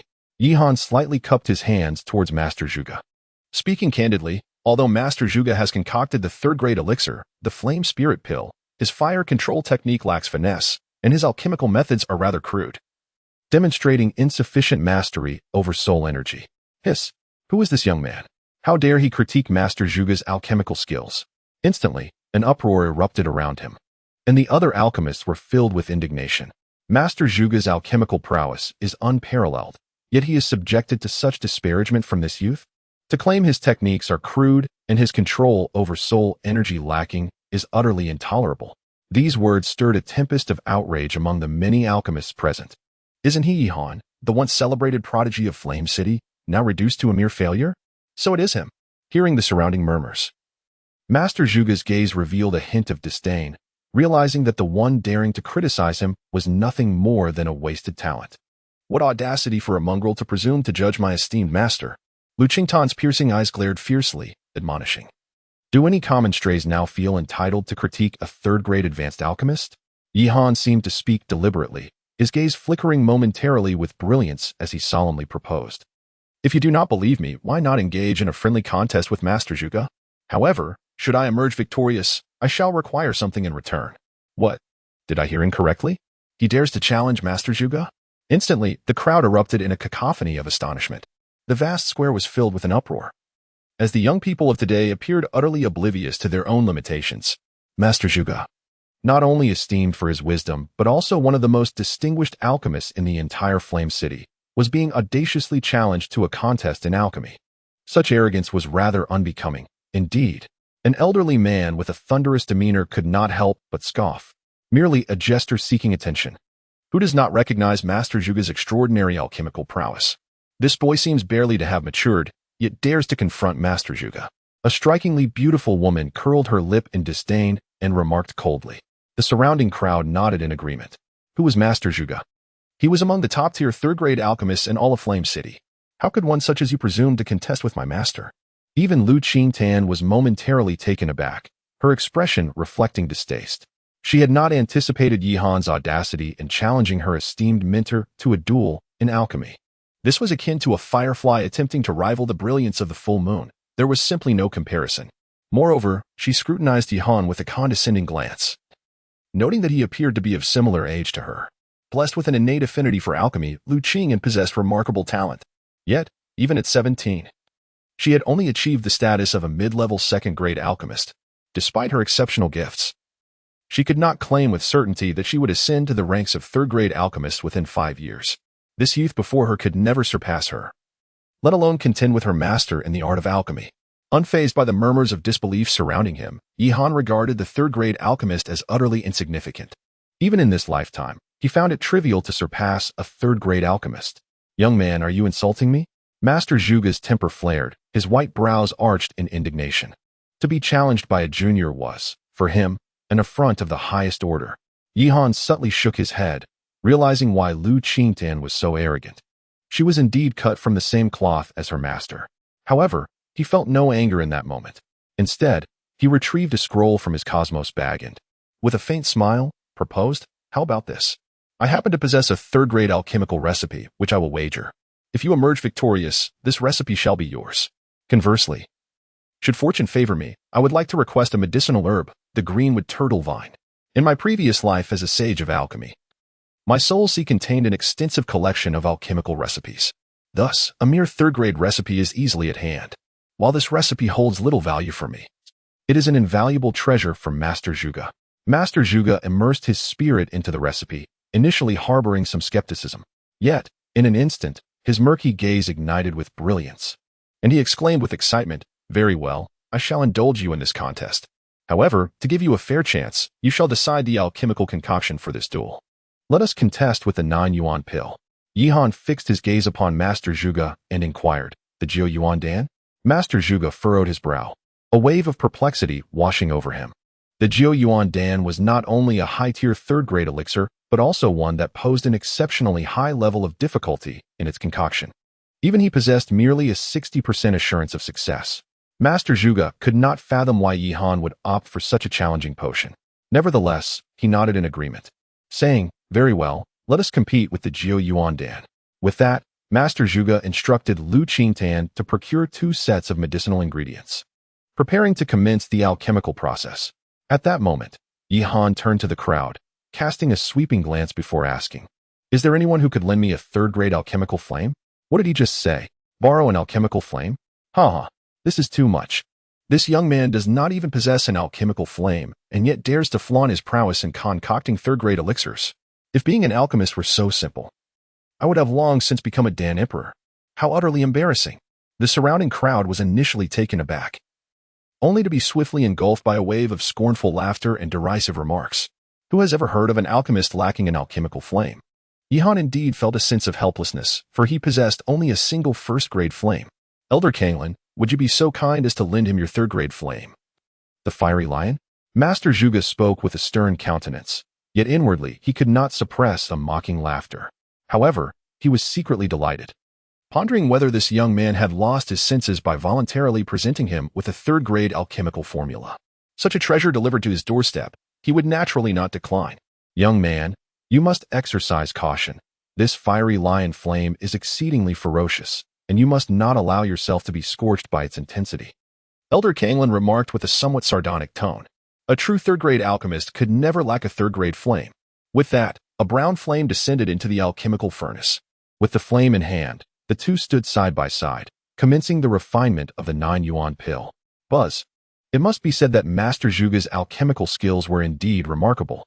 With a flourish of his sleeve, the medicinal materials were sent into the furnace, and the flames surged, fiercely incinerating as spiritual energy poured forth, exuding the demeanor of a master alchemist. This refining process was executed with utmost precision and efficiency. In no time, after extracting a batch of materials, Master Zhuge proceeded to gather his second batch. The onlookers around gasped in admiration, their eyes wide open, fearful of missing any detail. Crash. Meanwhile, Yihan casually tossed all the medicinal materials into the furnace in a haphazard manner. Whoosh. To his surprise, the violent flames enveloped the entire furnace, igniting it in a fierce blaze. Look, what is that young man doing? Ha. This is hardly alchemy. Could he be stewing the materials instead? If he can indeed refine the 9-yuan pill, I shall eat a pound of dung. The crowd jeered and pointed, laughter ringing out. For Yihan had brutally stuffed all the materials into the furnace and was now incinerating them with reckless abandon, a spectacle indeed. What a travesty! Such precious materials wasted. Elder Kanglin could no longer contain his fury, fuming and glaring. Is there no proper way to refine a pill? The concoction of the 9-yuan pill requires the extraction of materials in 3 separate batches, and it necessitates a slow and meticulous process. Any carelessness could lead to an explosion of the furnace. Such crude methods employed by Yihan, with flames so intense, would surely annihilate the medicinal properties. Lu Qingtan looked on with a sneer, internally lamenting that this young man was indeed an unskilled novice. Despite the incessant jeers surrounding him, Yihan steadfastly maintained the ferocious flames engulfing the furnace, undistracted by the ridicule. For this time, he was employing the unique alchemical technique bestowed by the celestial Dan body. This technique, known as Dragon's Breath, likened the flames to a dragon, with the furnace enveloped as its pearl. Only with an extremely refined control of spiritual energy could one achieve such a feat now, within the searing furnace. A vast soul was simultaneously extracting 3 batches of medicinal liquid. As time ticked away, for hours passed. Suddenly, Master Zhuge waved his sleeve, and with a resounding clang, the flames extinguished, and the lid of the furnace landed upon the stone platform. He was drenched in sweat and panting heavily. For the creation of this 9-yuan pill had taken an immense toll. I have successfully refined it, he declared, his demeanor calm and composed as he lifted the lid of the furnace. A surge of spiritual light erupted, accompanied by a fragrant aroma, as a smooth brown pill began to levitate. Master Zhuge's alchemical prowess was indeed at its zenith, his technique flawless. That young lad is still simmering his herbs. While marveling at Master Zhuge's skill, all eyes shifted to Yihan, who was met with scornful laughter. Master Zhuge maintained a stern silence, certain that it was utterly impossible for Yihan to produce the 9-yuan pill. Undoubtedly, the herbs within his furnace had long since been charred. After a while, Yihan lifted his eyelids and calmly stated, "My 9-yuan pill is also complete." With a series of resounding thuds, the furnace quaked violently, as if an energy was surging forth from within. In an instant, an ancient dragon's roar echoed, and flames coalesced into a fiery dragon. Within its maw, the crimson furnace floated, creating a spectacle reminiscent of a dragon spitting jewels. The dragon appeared to emanate a powerful wave of medicinal energy. Impossible. Master Zhuge's expression shifted dramatically. Such a method of alchemy could not possibly yield a pill. Yet, with a resounding clang and a hum, the lid of the furnace opened, releasing a blinding light. As a pill slowly emerged from the dragon's mouth, in the next moment, all eyes widened in disbelief. Heavens, the pill patterns. Chapter 9. Guidance. Those are pill patterns. I cannot believe I am fortunate enough to witness the birth of a pill with patterns. This exclamation caused Master Zhuge and the others to fix their gaze intently upon the 9-yuan pill hovering before Yihan. Instantly, the square fell into a profound silence. Everyone stared in astonishment, scarcely daring to breathe. Upon the smooth surface of the pill, intricate crimson patterns emerged, shrouded in an ethereal glow. Pill patterns. It was indeed the pill patterns. Yihan not only succeeded in refining the 9-yuan pill, but he also managed to manifest the rare and elusive pill patterns upon its surface.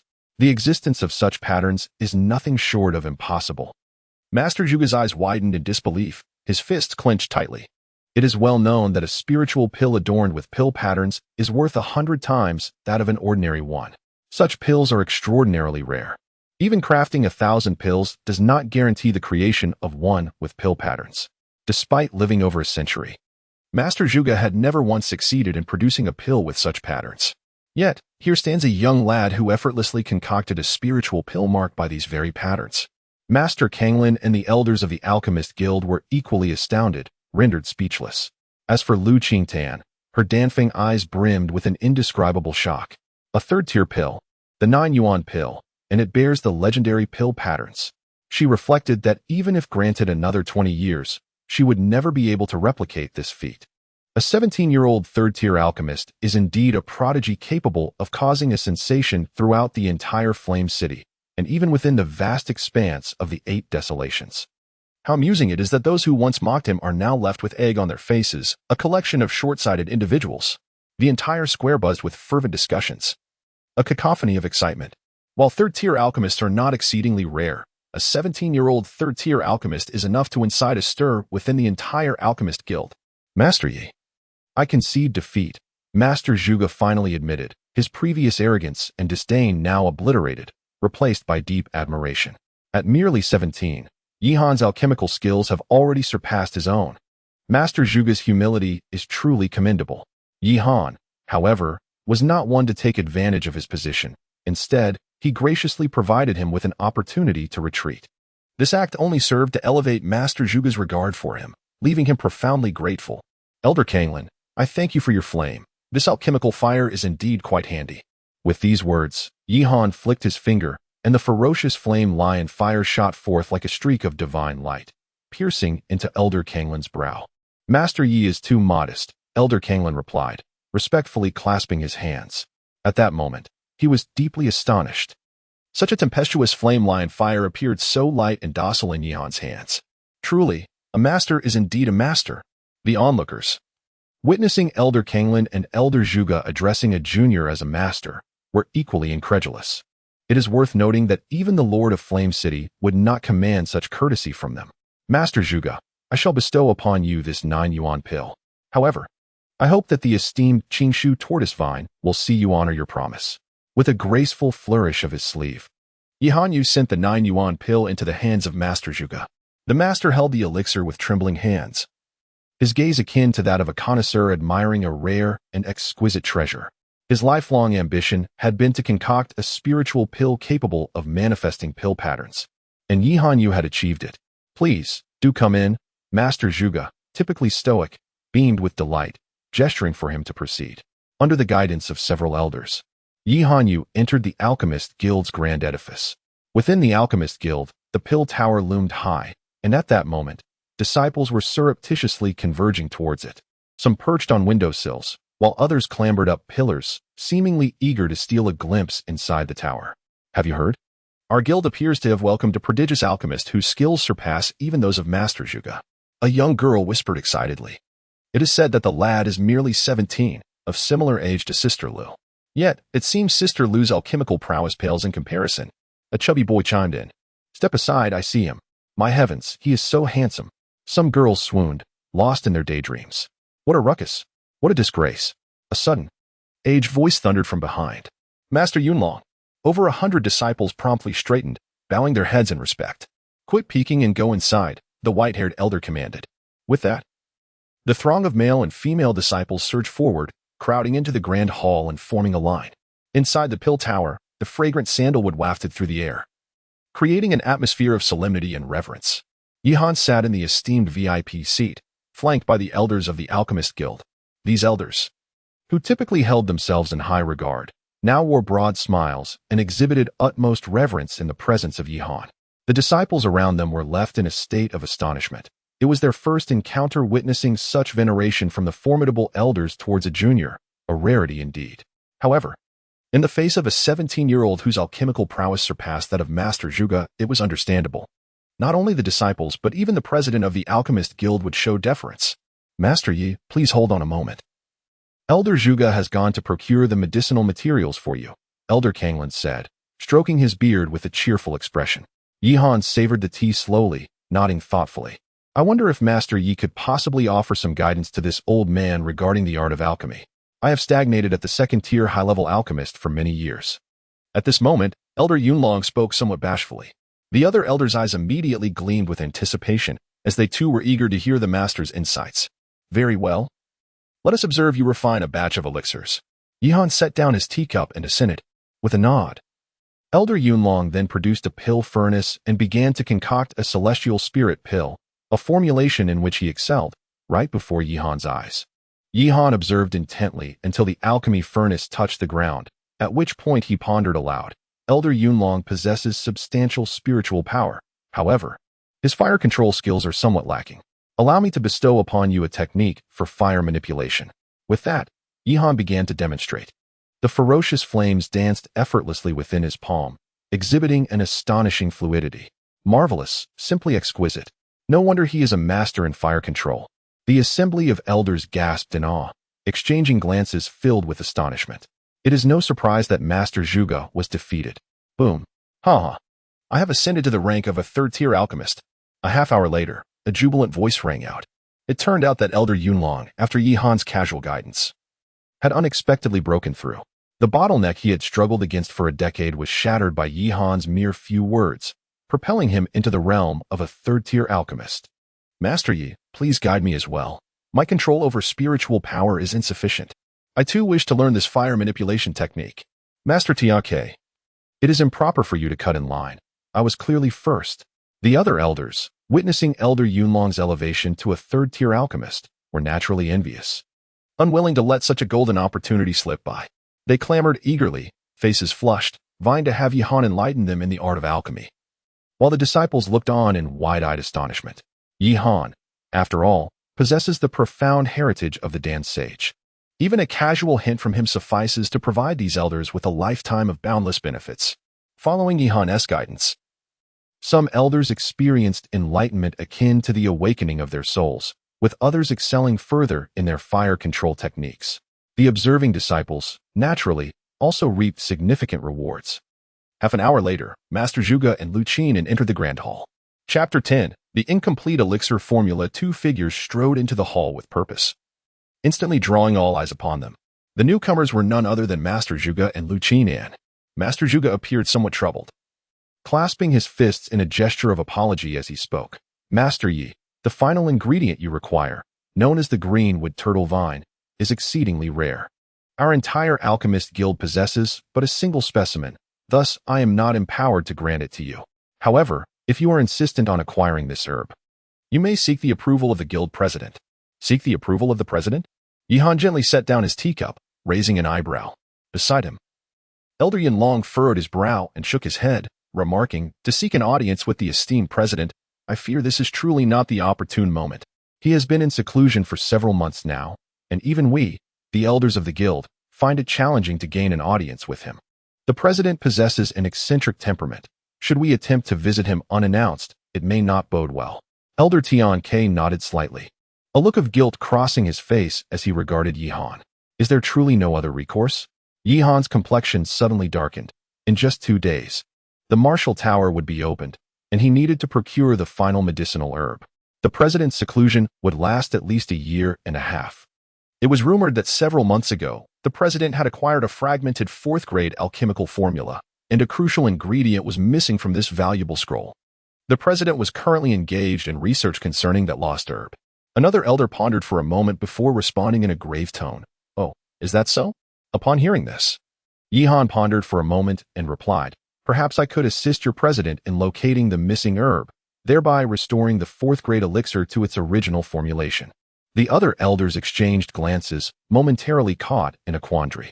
Although Yihan was indeed a skilled alchemist, they found it hard to believe that he could achieve what their president had been unable to accomplish after months of effort. Nevertheless, having previously benefited from Yihan's teachings in alchemy, they felt a sense of obligation towards him. After some deliberation among Elder Zhuge, Elder Yunlong, and the others, they nodded in agreement, stating, very well, let us accompany you to meet the president. However, do bear in mind that his temperament is rather peculiar. So I hope you are prepared for that. Yihan nodded, his curiosity intensifying within him. Under the guidance of several elders, they soon navigated around the pill tower, revealing a courtyard enveloped by a bamboo growth.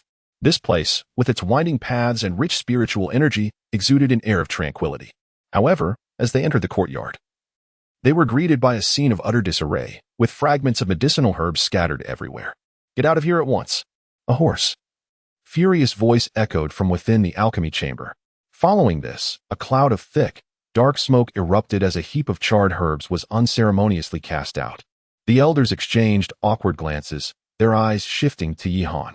Yihan stood still, his gaze directed towards the alchemy chamber, undisturbed as a tranquil well. The president, known for his fiery temperament, was, in truth, a benevolent individual. Elder Yunlong quickly interjected, his face a mask of embarrassment. However, before he could finish his sentence, a sudden explosion shook the alchemy room, and thick smoke billowed forth. Moments later, a disheveled bald elder, covered in soot and grime, emerged, clutching his face and coughing violently. His beard had been singed, and his robe was in tatters. Alas, another explosion. Damn it, we were so close to success. The president seized the remnants of the herbs strewn on the ground, unable to contain his fury. Yihan cast a fleeting glance, noting that the elderly man appeared remarkably gaunt, with several strands of hair standing upright in a comical manner. President, we have an esteemed guest, Lord Zhuge quietly reminded. Do not disturb my alchemy. All of you get out. The president, currently in a fit of rage, shouted vehemently. Yihan stepped forward, gently inhaling the air around him. With a slight nod, he remarked, the aroma is potent, yet carries a refreshing fragrance. This is undoubtedly the scent of the imperial bloodgrass. Additionally, I detect the presence of star anise ice grass, phoenix fire spirit fruit, and red sand leaves. Several elders' expressions shifted dramatically, poised to intervene, fearing an eruption of the president's temper. To their surprise, the president cast a fierce glare at Elder Zhuge, then turned to Yihan with uncontainable joy, scrutinizing him eagerly and inquiring, what other herbs do you possess? Yihan smiled lightly, and then continued, fire spiritual root, jade skinflower, as well as the 9th grade purple mushroom and water spirit lotus. Yihan casually enumerated 100 varieties of medicinal herbs, leaving the president utterly astounded, as if he had encountered a ghost. It is worth noting that even a 4th-tier alchemist like him could not discern the herbs solely by their scent amidst the chaotic heap of them. However, the subsequent statement struck the president like a thunderbolt, rendering him completely speechless.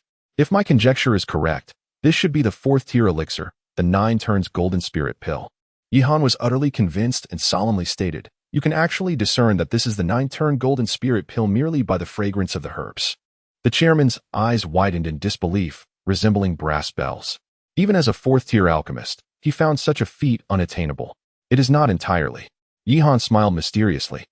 As a revered alchemist, he regarded such elixirs as mere low-grade potions, their formulas long since etched into his memory, allowing him to discern their essence with ease. The missing ingredient from the formula was the gaze of the president, which fixed intently upon Yihan, wishing fervently to pry open his lips. It was the snow-bone ginseng. Yihan squinted and smiled, exclaiming, by heavens, is that the snow-bone ginseng? Very well, I shall give it a try. If I fail to concoct the 9-turn golden spirit pill, you shall await the consequences. With those words, his gaze ignited with fervor as he once again retreated into the small chamber to refine his elixirs. Indeed, the alchemical enthusiast possessed an eccentric disposition. He could have aspired to attain the 5th rank, but alas, his talents were merely mediocre. Yihan held a rather favorable opinion of the alchemist president, who was deeply engrossed in the art of alchemy. However, upon hearing his words, the other elders were rendered speechless, their expressions frozen in astonishment. The president was a 4th-tier alchemist, yet Yihan described him as possessing merely average talent. Could it be that Yihan's alchemical skills surpassed those of the president? Elder Yunlong and the others grew increasingly curious about whether the herbs mentioned by Yihan could indeed be used to concoct the 9-turn golden spirit pill. Thus, several hours later, the alchemy chamber erupted with radiant light, and a rich fragrance of elixirs wafted through the air. Ha ha ha, it worked. A voice filled with wild laughter emanated from the chamber. Could it truly be successful? Master Zhuge and the others exchanged glances, secretly astonished. The president had spent months in study, yet Yihan, with but a cursory whiff, was able to discern the formula and the missing ingredients. They were left in awe, realizing that Yihan's alchemical prowess was indeed unfathomable. Shortly thereafter, the president generously bestowed the last ingredient, the greenwood turtle vine, upon Yihan. With the final herb in hand, Yihan returned to the small courtyard of the Yi family, preparing to enter seclusion for alchemy. He aimed to break through to the spirit sea realm within the next 2 days. That night, the moon hid behind dark clouds, and the winds howled ominously. In the depths of the Yi family residence, a grand hall is illuminated brightly. Father, Yi Tiange, adorned in a flowing white robe, exudes an air of resolute determination with a piercing gaze. Tomorrow marks the day when the martial tower shall be unveiled, and seizing this opportunity is imperative. Should one obtain advanced spiritual techniques, it is certain that they will shine brilliantly during the recruitment at the Yuhai sect. Yi Tiange rested his palm upon the chair, his tone stern. After a moment of contemplation, his gaze suddenly sharpened as he declared, "Furthermore, should the opportunity arise, I shall ensure that the wretch Yi Han is utterly incapacitated. Rest assured, father, the last time the Xianyin poison failed to incapacitate him was merely due to his good fortune. This time, I shall personally shatter his dantian and trample him beneath my feet." Yi Tiange spoke with a tone laced with disdain, his gaze sharp and penetrating. He intended to make all his kin comprehend that he was the true prodigy of the Yi family.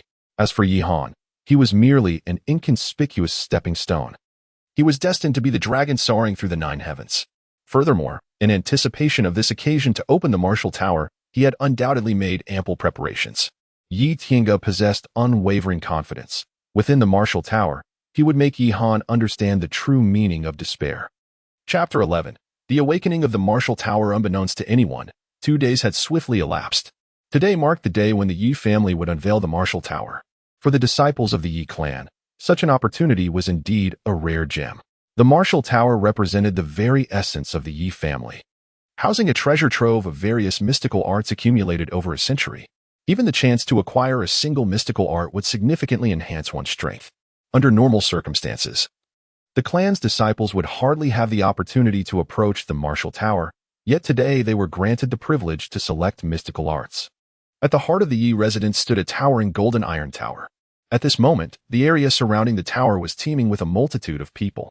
Bathed in sunlight, the entire structure radiated a splendid glow, as if countless enigmatic runes were flowing along its surface. Over 1,000 Yi clan disciples encircled the martial tower, and amidst the throng, 2 figures undoubtedly became the center of attention for all. Yi Han, clad in a simple green robe, stood amidst the crowd like a crane among chickens, exuding an extraordinary presence. Not far from him, Yi Tiange donned a blue robe, his demeanor haughty, radiating brilliance akin to the luminous moon in the sky. At this moment, an unspoken tension filled the air as the 2 locked eyes.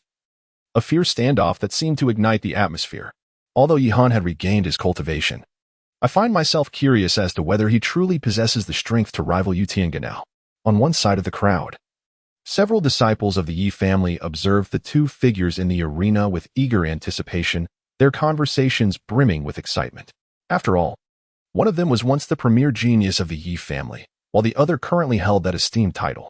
Had it not been for the sudden inability to cultivate, with Yi Han's prodigious talent, even Yi Tiange would likely pale in comparison.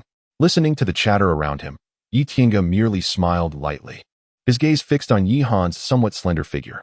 A faint glimmer of coldness stirred deep within his eyes. Presently, he basked in the adoration of the Yi family, a star that none could overshadow. Not even Yi Han could diminish his brilliance. Once, he had the power to cast you into the depths of despair. Now, he could do so again. Yi Tiange's lips curled into a confident smile, his tone imbued with a hint of self-assurance. Behind him, a woman clad in red regarded him with a cold gaze, tinged with disdain, and remarked, "Surely this fellow does not genuinely believe that merely restoring his cultivation makes him my equal? How naive. He has merely entered the initial stage of the spirit sea realm. Even if granted 3 more months of arduous training, he would still fall short." This red-clad woman, known as Yi Hongling, is also a prodigy of the Yi family. It is evident that her relationship with Yi Tiange is exceptionally close, hinting at something extraordinary. Talent is an immutable gift, no matter how formidable Yi Han's abilities may be. He cannot possibly contend with a master of the spirit sea realm while still in the 9th layer of the spirit spring realm. Should he insist on engaging the young clan leader Tiange, it would be tantamount to courting death. Beside Yi Hongling, a youth clad in gray robes let out a cold snort. Observing the murmurs surrounding the martial tower, the elders present furrowed their brows. Yet, they held little faith in Yi Han. After all, the chasm between the spiritual spring realm and the spiritual sea realm, though seemingly a mere step, was indeed vast. Nevertheless, it would soon be revealed who among them was the true scion of the Yi family.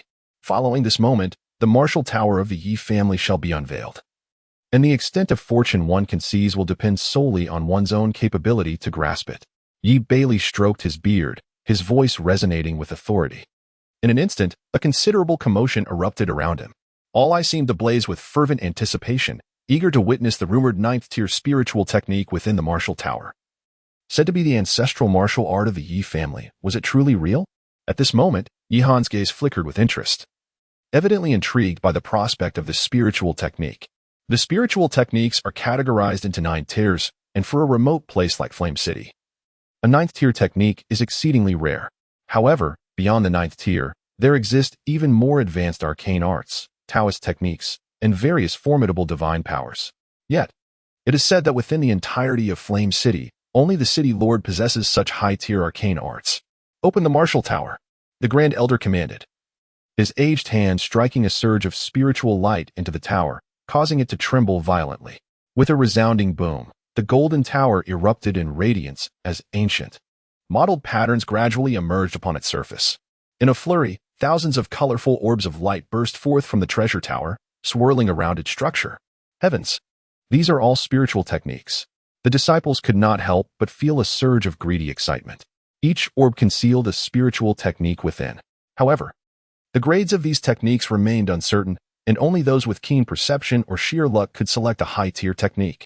To date, no member of the Yi family had ever managed to acquire the elusive 9th-tier spiritual technique.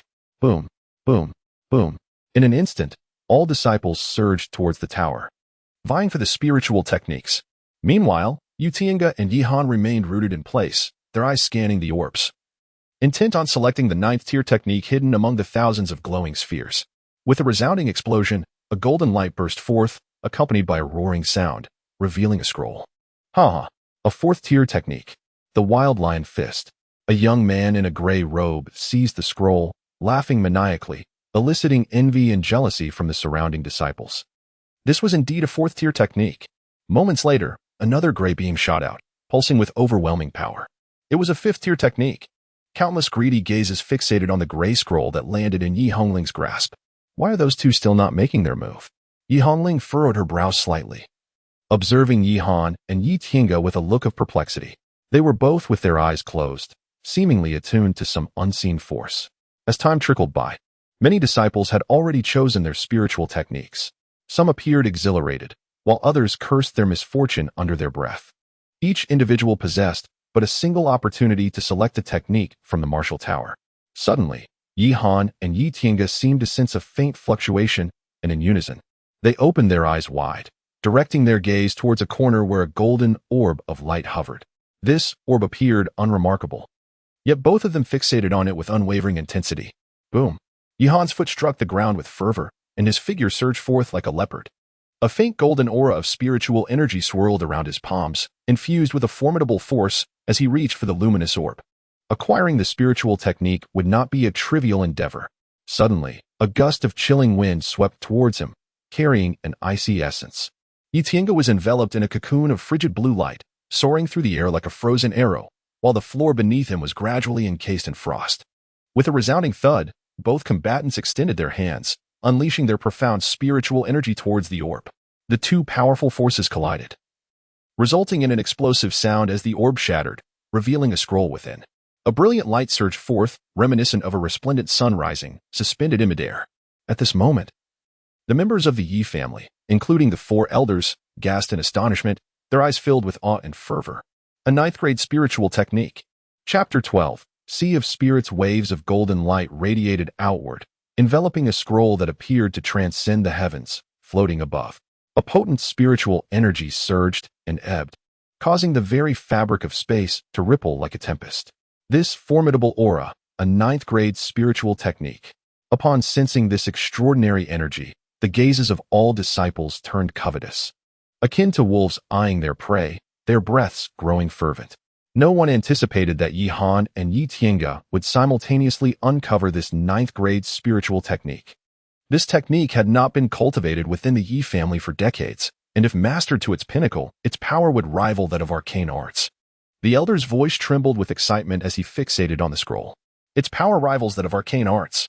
Upon hearing this, a wave of commotion erupted among the clan members below. Arcane arts were the pinnacle of martial skills, reserved for those of the Purple Mansion realm.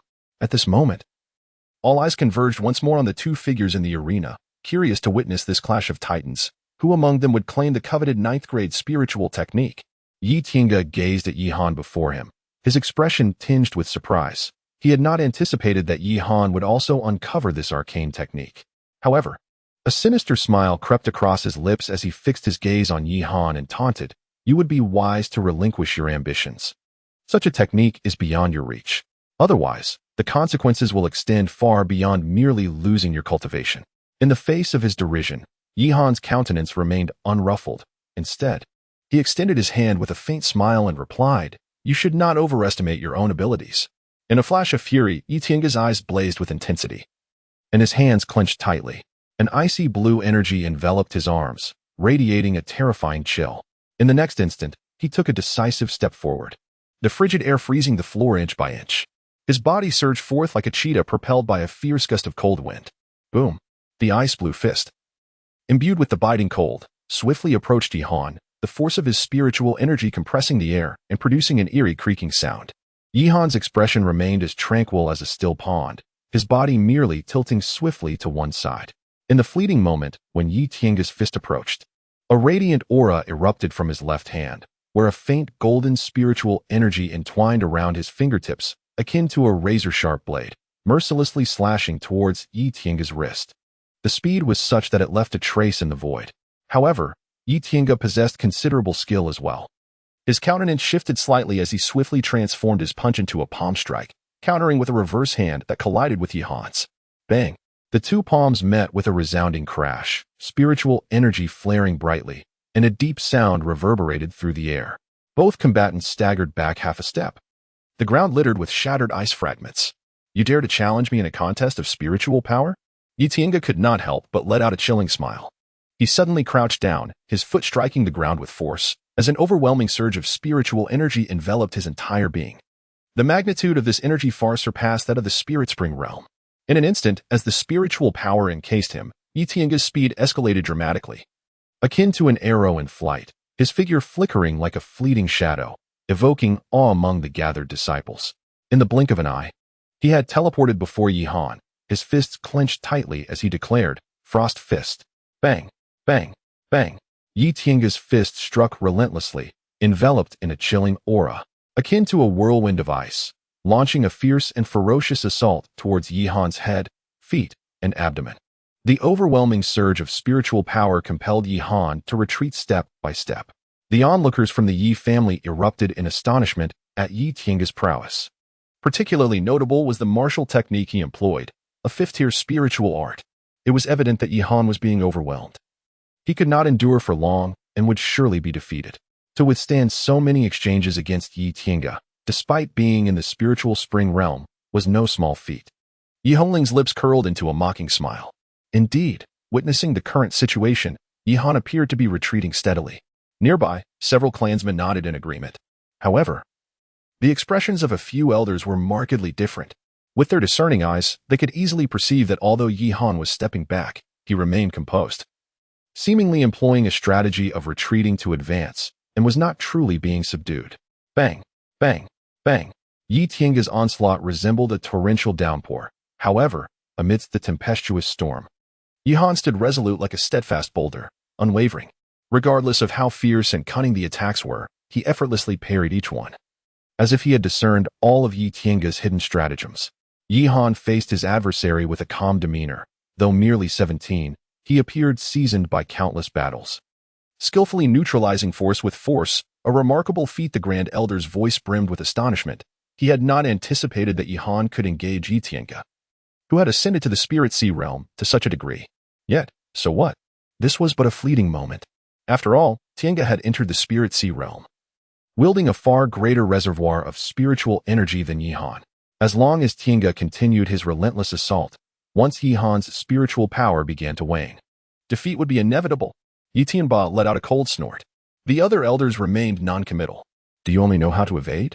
After a prolonged stalemate, Yi Tiange's expression finally darkened.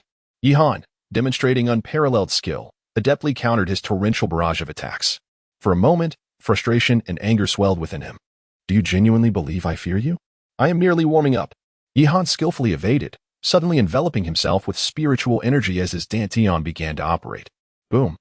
In an instant, his aura surged rapidly, and within a few breaths, he shattered the bottleneck of the Spirit Spring realm, stepping into the Spirit Sea realm.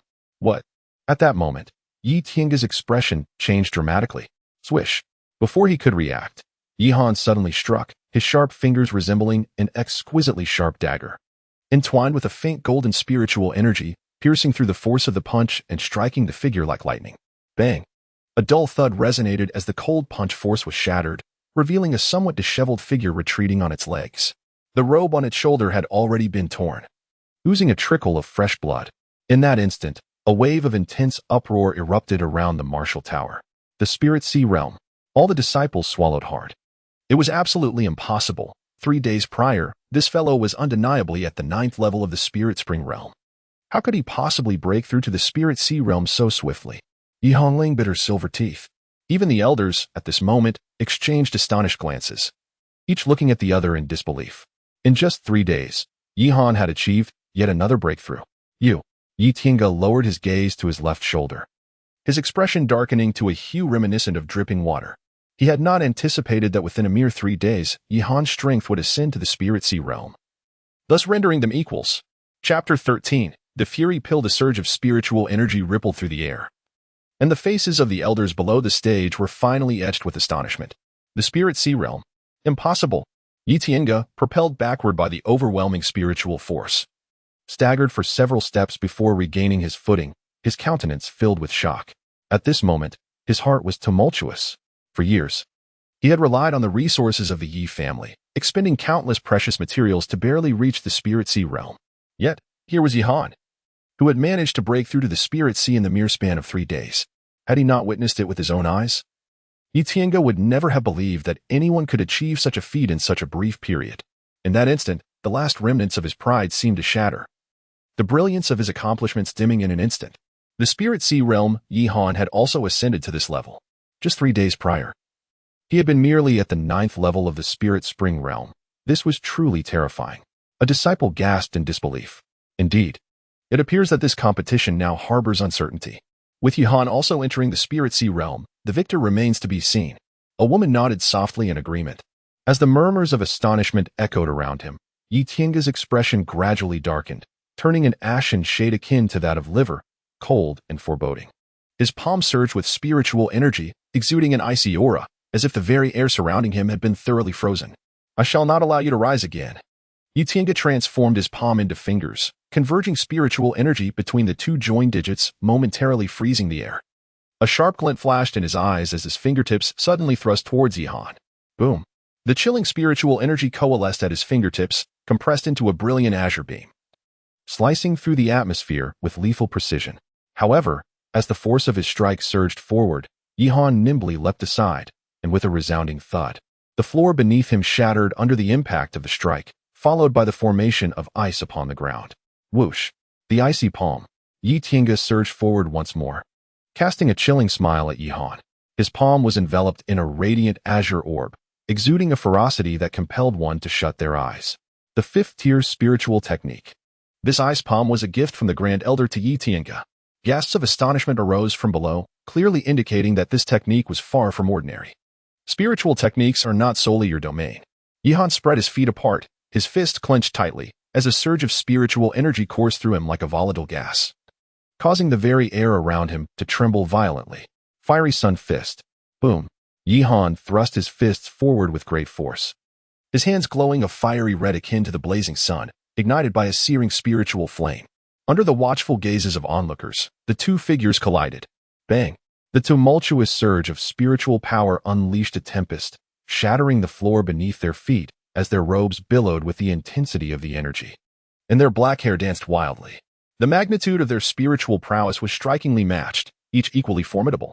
How foolish to seek death! Yi Tiange roared inwardly, channeling his spiritual energy into his palm.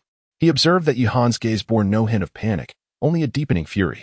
If you believe you can witness me trample you before such a multitude, do you still envision such a scenario? Do you aspire to subdue me beneath your feet? Yi Han's lips gradually curled into a faint smile, sharp and frigid as a blade. One fears you may lack the qualifications. He abruptly channeled his techniques, fully awakening the lingering essence of the Lingxian elixir within his dantian. Boom! A surge of even more formidable energy surged forth. crashing against the surroundings of the arena like a tidal wave. What? Yi Tiange suddenly raised his head, and at that moment, a wave of astonishment erupted around him. This surge of spiritual energy was nearing the mid-stage of the Spirit Sea realm. A faint golden aura surged forth from Yi Han's body like a raging stream, enveloping his arms. His limbs extended like those of an ape, and a formidable energy coalesced beneath his fists, erupting forward with a single blow.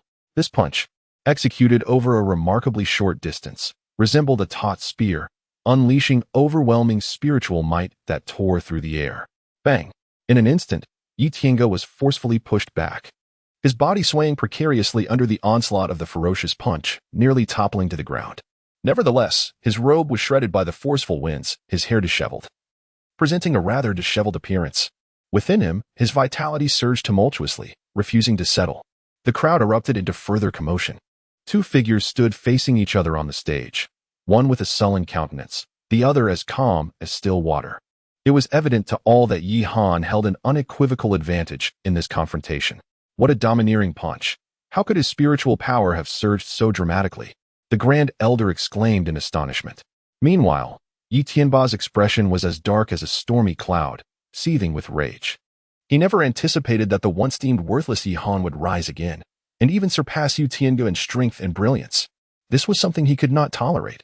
Tiange, do not hold back. Yi Tianba glared fiercely and shouted. Upon hearing this, the surrounding disciples of the Yi family slightly changed their expressions. Could it be that Yi Tiange possesses some formidable hidden trump card? You have forced my hand. Yi Tiange took a deep breath, and in the palm of his hand appeared a crimson elixir. He swallowed the pill whole, and at that moment, his gaze transformed into a blood-red hue akin to a frenzied beast. Boom! A surge of even more ferocious spiritual power erupted forth, shattering the floor beneath him inch by inch. This overwhelming aura unmistakably signified that he had already stepped into the mid-stage of the Spirit Sea realm. The violent fury pill? Yi Han suddenly comprehended that the crimson elixir was undoubtedly the rage pill. The rage pill is a unique concoction crafted from the frenzied blood of mythical beasts. Upon ingestion, it transforms the consumer into a ferocious entity, akin to a beast in human form, resulting in a significant surge in power while simultaneously obliterating all reason. Is this your trump card? Yi Han's eyes betrayed not a hint of panic. Instead, a smirk of derision graced his lips. How long can you revel in your triumph? Yi Tiange's eyes burned with a crimson hue, enveloped in a fierce and ominous aura. His palm surged with spiritual energy like a rising tide as he proclaimed. Ice Mystic Technique, Ice Ruler. Whoosh. The ice blue energy converged above his head, forming an enormous ice ruler. My heavens! A pinnacle 6th grade spiritual technique. Sensing this overwhelming force, all the disciples were struck with terror in their hearts. Their gazes soon shifted towards the figure in the arena, clad in a cyan robe, whose slender frame appeared somewhat frail. Can Yi Han withstand it? Boom! The icy ruler descended with a furious blast of frigid power, causing the floor beneath to freeze inch by inch into solid ice. You possess a 6th grade spiritual technique.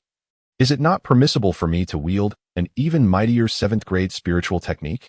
Yi Han let out a cold laugh, then suddenly inhaled sharply, as if drawing in the surrounding spiritual energy into his throat, resembling a swirling vortex. Following this, a lion's roar erupted forth. At that moment, all the disciples instinctively covered their ears, their expressions filled with horror. Chapter 14, Shattering the Dantian.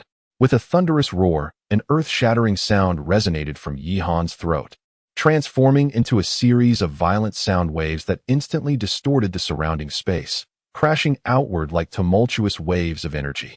The sound waves seemed capable of tearing through eardrums, compelling everyone present to instinctively shield their ears. What kind of spiritual technique is this? Some disciples looked on in shock. The caliber of this technique was undoubtedly superior to Yi Tiange's ice-cold technique. This implied that it was at least a 7th-tier spiritual technique. Where had he learned such a formidable 7th-tier technique? The Grand Elder narrowed his eyes, his face reflecting disbelief. 7th-tier techniques are typically beyond the reach of ordinary clan members. Boom. The solid floor cracked under the force of the sound waves, spreading fissures to Yi Tiange's feet. Soon after, the violent sound waves coalesced into a roaring spirit of a wild lion, its legs thundering forward, charging fiercely. Bang! The wild lion, carrying the tempestuous power of sound waves, shattered the descending ice-cold scale as if it were mere dust. How was this possible? How could he possess such a potent spiritual technique? At the moment the ice-cold scale was obliterated, Yi Tiange was sent reeling backward, staggering several steps in shock. However, before he could regain his composure, the lion formed from sound waves was already upon him. At that instant, Yi Tiange's eyes widened, his horrified gaze reflecting the charging lion, which then collided heavily against his chest. Bang! Crack! A dull thud resonated as Yi Tiange's chest caved in, the sound of shattering bones echoing in the air. He was sent crashing to the ground like a kite with its string severed. Seizing this opportunity, Yihan was already poised to strike. With a powerful stomp, he propelled himself forward, his spiritual energy coursing rapidly within him, and golden light enveloped his legs, resembling a fierce cheetah in swift motion. Before Yi Tiange could hit the ground, Yihan surged forward, his voice echoing like a phantom. Did you ever consider this day when you resorted to despicable means to cripple my Dantian? Boom! With his palm enveloped in golden spiritual energy, Yihan unleashed a ferocious punch, roaring as it struck powerfully at the Dantian of his opponent. A resounding impact reverberated through the air as the blow landed heavily on the Dantian, tearing it apart with overwhelming force, accompanied by a heart-wrenching scream that echoed around the martial tower. Under the gaze of astonished onlookers, the figure clad in blue finally crashed heavily onto the floor. The sound was a dull thud, kicking up dust as the stone slabs beneath him shattered upon impact. Blood erupted from his mouth, spraying high into the air and staining the ground crimson. In that moment, all the clansmen stared in stunned silence at Yihan's figure, their eyes glazed over. The scene was utterly breathtaking. Meanwhile, in the distance, Yi Tiange curled up in agony, clutching his abdomen as he writhed in pain, looking as wretched as a beaten dog. The once mighty spiritual energy within his Dantian seemed to dissipate, like sand slipping through a funnel, vanishing in an instant. You are so ruthless. How dare you cripple my Dantian? Yi Tiange's face was as pale as parchment, and he roared like a madman, his eyes brimming with venomous resentment. Stripped of his cultivation, he was rendered utterly powerless. How utterly laughable that you would dare to speak of cruelty. Your initial act of sealing my Dantian with the Xian poison was far more insidious by countless degrees. Today, I am merely returning to you everything you have bestowed upon me, unaltered. Allowing you to retain your wretched life is already a tremendous act of mercy. Yihan spoke in an exceedingly calm tone, his gaze shimmering with a chilling intensity. However, to cripple his Dantian would be far more brutal than taking his life. Although Yi Tiange was filled with rage, he found himself at a loss for words. The once scorned waste had now risen to a position where he could look down upon him with an air of superiority. Yihan, how dare you harm my son? I shall destroy you, you wretched offspring.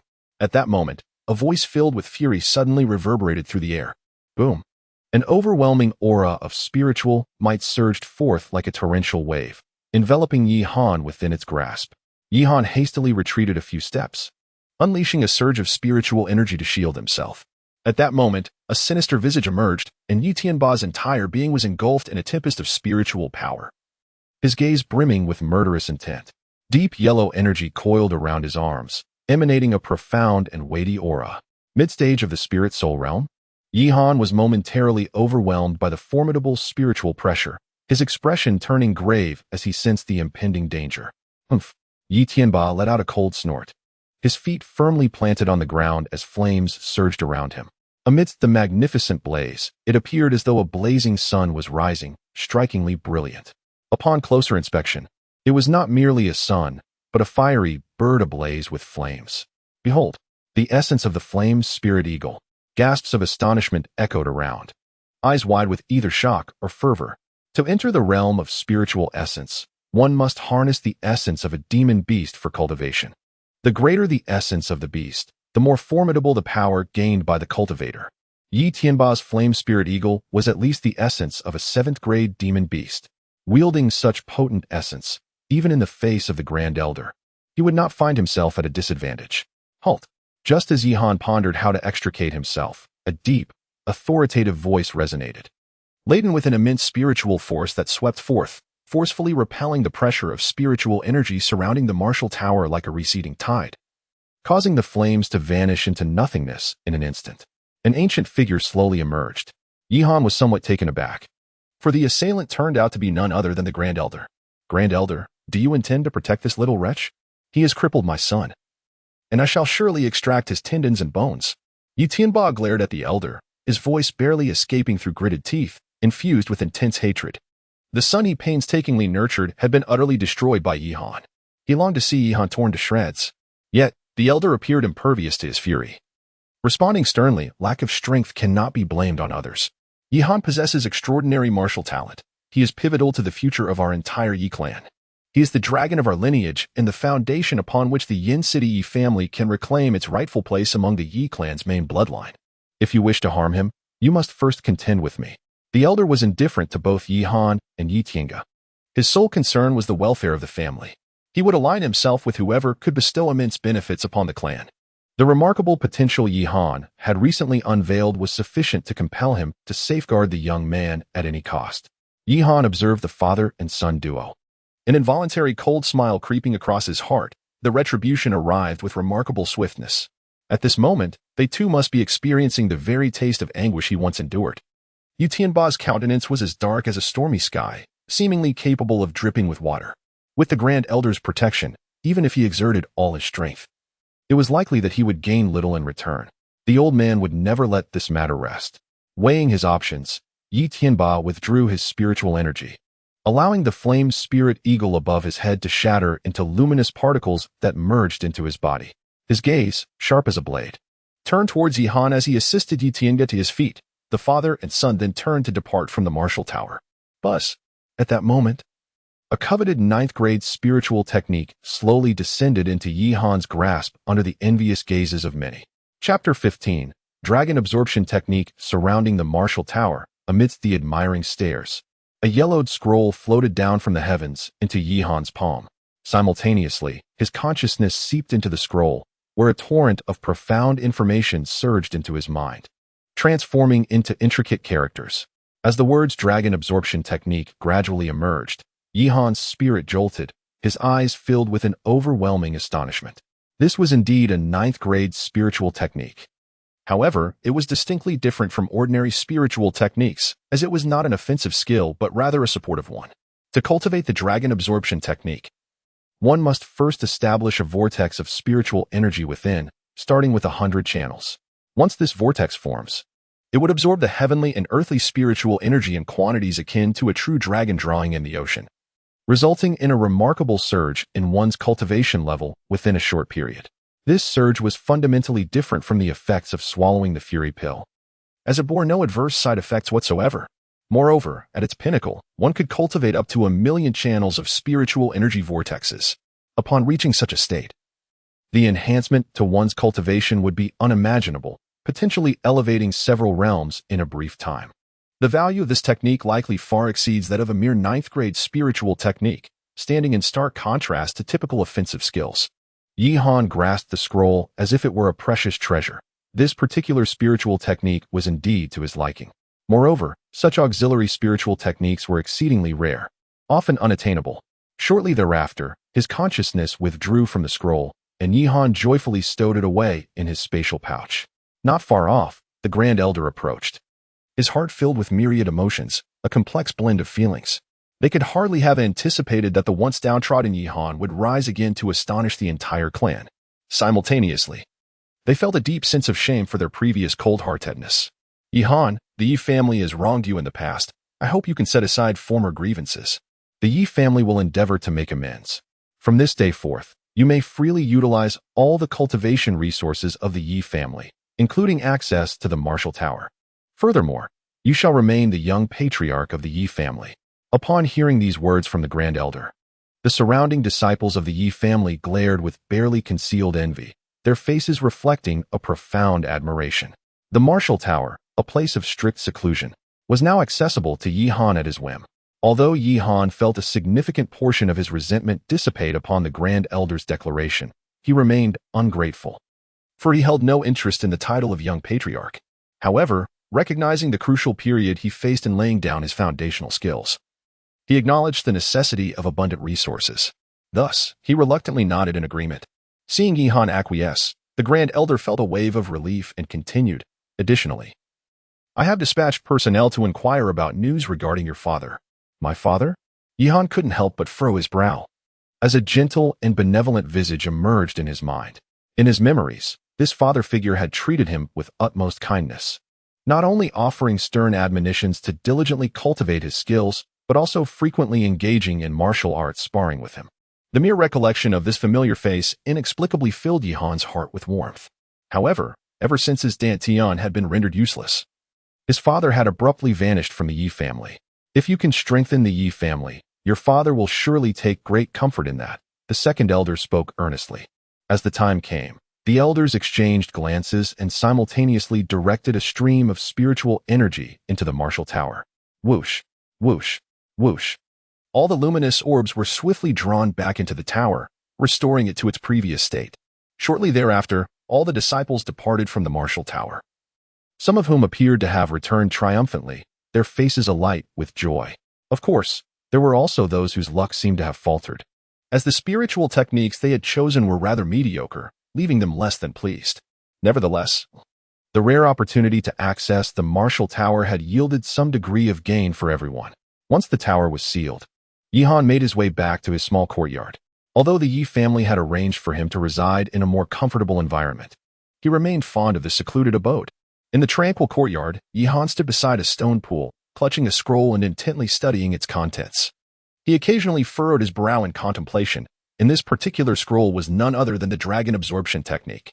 After some time, he finally exhaled a deep breath and murmured to himself, "It seems that mastering this dragon absorption technique is no small feat. Condensing a vortex of spiritual energy within my body appears quite challenging, and to absorb and gather spiritual energy like a true dragon is even more difficult." This technique, though highly coveted, posed significant challenges in its cultivation. Even Yihan did not possess absolute confidence in mastering it within a short span of time. Nevertheless, he resolved to give it a try. Taking a deep breath, Yihan first loosened his joints, and then found a clean stone upon which to sit cross-legged. He focused his energy in the dantian, exhaling like a dragon, while the spiritual energy within his body began to circulate, opening the vortex, as if myriad rivers converged into the sea. With that, he closed his eyes. Suddenly, a stream of faint golden spiritual energy began to swirl around his body. Flowing in accordance with the teachings inscribed in the scroll, the energy within him circulated, surging through his limbs and bones. An hour passed, then two. Unbeknownst to him, several hours drifted by, yet Yihan felt no discernible change within his body, let alone the formation of a spiritual energy vortex.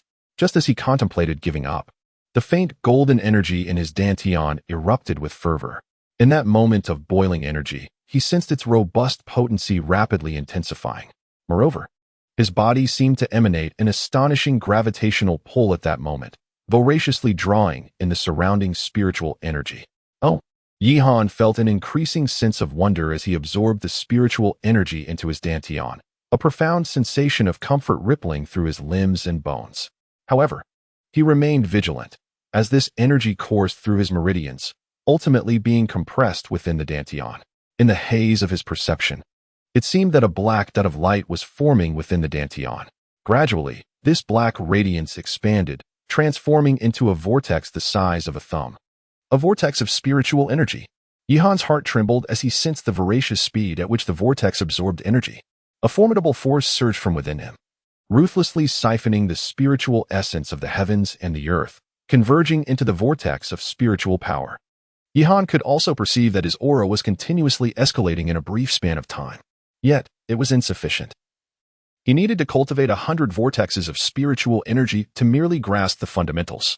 Yihan did not indulge in self-satisfaction. Instead, he grew increasingly solemn and earnest. Immersed in his cultivation, he remained unaware that more than 3 days had passed. Roar! On the third day, a resounding dragon's roar erupted, accompanied by a powerful wave of spiritual energy that reverberated outward, causing the very fabric of space to tremble. This formidable aura signified that he had momentarily stepped into the mid-stage of the spirit sea realm. Had he succeeded?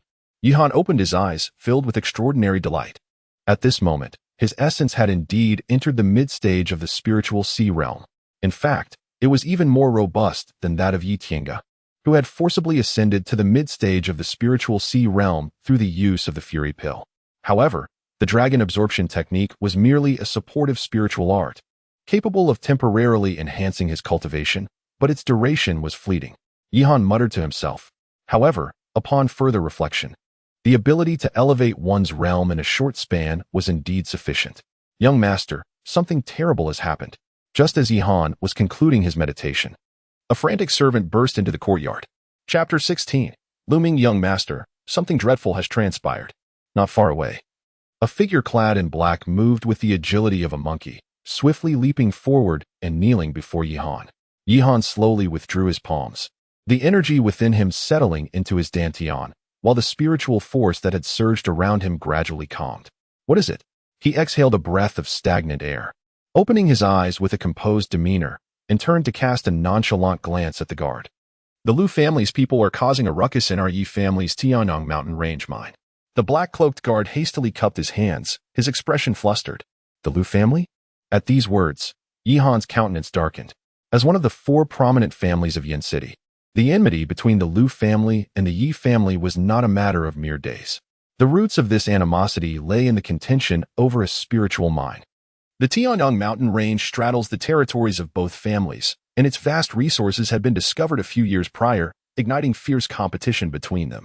Over the years, victories and defeats had been exchanged, yet no resolution had been reached.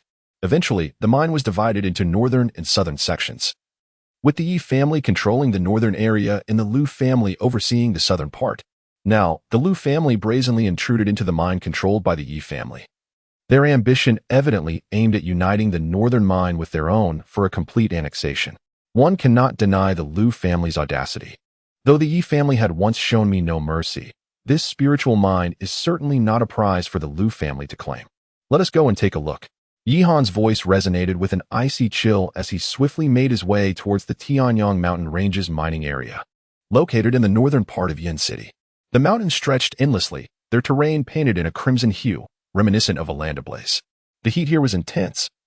The stones beneath were scalding, and the air was thick with a potent fire attribute spiritual energy, a result of the underground magma veins that coursed through the earth. The ferocious spiritual energy of the fire veins, having settled and compressed over countless years, ultimately coalesced into exquisite mineral deposits beneath this land. These spiritual mines are not only vital resources for cultivation but also serve as currency among warriors. Whoever can seize control of the mines will secure a foothold in Yin City. At the northern edge of the mining area, 2 factions stood in confrontation, seemingly on the brink of a significant conflict. Due to the oppressive heat, vegetation was nearly non-existent, leaving only bare rock formations. Lu Ming, what are you planning to do? Yi Ling clenched his fists tightly, gritting his teeth as he glared at the group before him, indignantly rebuking them. Standing atop a rock across from him were a dozen figures clad in white robes, looking down upon Yi Ling and the members of the Yi family with a sinister smirk playing on their lips. At the forefront was a strikingly handsome young man dressed in a white robe. Despite his youth, he emanated a palpable aura of spiritual energy, having already stepped into the realm of the semi-spiritual sea. This young man was Lu Ming, the heir of the Lu family, with a faint smile adorning his face. There was an underlying coldness, akin to that of a venomous serpent. He raised an eyebrow and remarked, "In such a crucial mining area, the Yi family has sent you inept guardians to oversee it. Are you intending to hand over the northern mineral veins to my Lu family?" Beside him, Yi Hongling gritted her silver teeth, her voice laced with fury as she retorted, "Delusional. Lu Ming, have you intruded upon the Yi family's mining territory with the intent of inciting a conflict between our 2 clans?" To her astonishment, Lu Ming displayed no attempt to conceal his ambitions. Instead, he greedily chuckled. "This northern mining area is infinitely richer in resources than our Lu family's southern mines. Why should it solely belong to your Yi family? If my Lu family could annex this entire mining region, we would undoubtedly ascend to become the foremost among the 4 great families of Yin City." It became evident that the Lu family had long coveted the northern mining area under the Yi family's control. "Lu Ming, I never imagined your Lu family to be so ambitious," Yi Ling scoffed. Yi Ling's expression darkened significantly, for he understood that the Lu family would not relent easily. Lu Ming had come specifically to provoke him. With a decisive gesture, he summoned the dozens of disciples from the Yi clan behind him, commanding, "Engage." Boom, boom, boom. In response, the disciples of the Yi family unleashed their spiritual energies, a powerful wave of aura surging forth, and then, like famished tigers pouncing on their prey, they charged towards the Lu clan, overestimating themselves. A sneer flickered across Lu Ming's face as he leaped from the boulder, leading his followers into combat against the Yi family's forces. Within moments, dozens of figures were embroiled in a fierce battle, chaos erupting all around. Mountain-crushing fist. With a furious roar, Yiling swung his arms, heavy as mountains, enveloped in a surge of brown spiritual energy, directing a forceful strike towards Lu Ming. This devastating mountain-crushing fist was a third-tier spiritual technique. How dare this trifling third-tier technique act recklessly before me? Lu Ming scoffed, his body instantly shrouded in golden spiritual energy. And with a sudden motion, he struck forward. The Eight Desolations palm. Boom. This strike transformed into a formidable spiritual palm imprint, accompanied by a fierce gust of wind. With a resounding crash, this domineering blow collided violently with Yiling's mountain-crushing fist. However, Lu Ming's Eight Desolations palm was a fifth-tier spiritual technique. And bolstered by his half-step Spirit Sea realm prowess, his overwhelming palm force effortlessly shattered Yiling's technique, delivering a fierce blast directly onto Yiling's chest. Bang! Yiling's pupils dilated sharply, and a mouthful of fresh blood spurted forth as he fell heavily backward. Senior brother Yi. Yi Hongling's beautiful eyes turned crimson, as the disciples of the Yi family behind her engaged in a frenzied struggle. The Lu family was truly overstepping their bounds. Little beauty, you're already overwhelmed. Why concern yourself with him? A lewd voice rang out, accompanied by the boisterous laughter of a young man from the Lu family. Get lost. Yi Hongling, consumed by rage, wielded her spiritual sword with fervor, creating a fleeting shadow with each furious strike. However, as several members of the Lu family encircled her, she found herself in perilous circumstances, fraught with danger. Meanwhile, the remaining members of the Yi family suffered grievously, with many dead and others gravely injured, the scene a harrowing spectacle. Lu Ming. The Yi family shall not let you escape unscathed. I have already dispatched messengers to our clan. Yi Han will undoubtedly come to settle the score with you. Yi Ling clutched her chest, her expression wrought with pain, her eyes glistening with a fiery hue. Yi Han. Ha ha ha. Does he truly believe he can contend with me? Lu Ming shook his head, unable to suppress a sinister grin. In the entirety of Yin City, who was unaware of Yi Han, the fallen genius? If the Yi family had dispatched Yi Tiange, Lu Ming might have felt some trepidation. But Yi Han? That would be akin to seeking one's own demise. Boom. At that moment, a faint golden stream of spiritual energy surged forth, accompanied by a gust of wind, striking from an unknown direction with the swiftness of lightning. With a resounding thud, it pierced through the body of a Lu family disciple, causing him to collapse lifelessly to the ground. Gasp! In that instant, the Lu family members heightened their vigilance, casting wary glances around them. Who dares to lurk in the shadows? Show yourself. Lu Ming's countenance darkened utterly as he gazed at the fallen kin. You dare to cause trouble in my Yi family's mining district? You possess quite the audacity. A cold scoff echoed, and a figure clad in a blue robe gradually emerged from behind. Chapter 17. The Might of a Single-Fist Yi Han? Upon seeing the tall, slender figure in the azure attire step forth behind Yi Ling, Lu Ming and the others could not help but be astonished. They had not anticipated that this so-called waste would have the audacity to appear here. Is this fool here to court death? A Lu family disciple smirked, unable to contain his derision. In all of Yin City, it was common knowledge that Yi Han's Dantian had been rendered useless, reducing him to a mere cripple. Yet here he was, daring to come alone. Truly commendable courage. However, Lu Ming cast a glance at the lifeless Lu family disciple on the ground, then swept his gaze around the vicinity. A frown creased his brow as his expression turned wary. Clearly, he did not believe that Yi Han was responsible for the death of that Lu disciple. What Lu Ming truly feared was the possibility of hidden, formidable forces from the Yi family lurking nearby. This compelled him to exercise caution. Young master, Yi Ling, covered in blood and grime, struggled to rise and approached, his expression filled with overwhelming excitement, as if he had spotted a savior. Leave this to me, he proclaimed. Yi Han cast a glance at him, then hurriedly surveyed the disciples of the Yi family. The sight was quite harrowing, with numerous disciples either dead or wounded. Be cautious, that Lu Ming possesses formidable strength. Yi Ling nodded slightly and retreated behind Yi Han. Not far away, amidst the heap of blazing stones, lay the lifeless bodies of several disciples from the Yi family. A sight too horrific to behold. Witnessing this, a flicker of cold murderous intent surfaced in Yi Han's gaze. Lu Ming stood atop a colossal rock, looking down on Yi Han from a position of superiority. He shook his head, his expression laced with mockery, exclaiming, "How absurd! I thought the Yi family had summoned formidable reinforcements, yet it appears they have merely brought forth such a worthless being as you. It seems today this mine will fall into the hands of the Lu family without the need for a single soldier." With a demeanor of utter control, he smiled lightly. Beside him, two disciples of the Lu family, Lu Qi and Lu Yunhai exchanged glances and, with a gesture of respect towards Lu Ming, fixated their predatory gazes on Yihan, saying, "Young Master Lu, why should you dirty your hands with this worthless fool? Allow us to capture him first and humiliate him." Lu Ming casually nodded. For someone of his stature to deal with Yihan would be a degradation of his identity. A mere waste was unworthy of his intervention. Boom.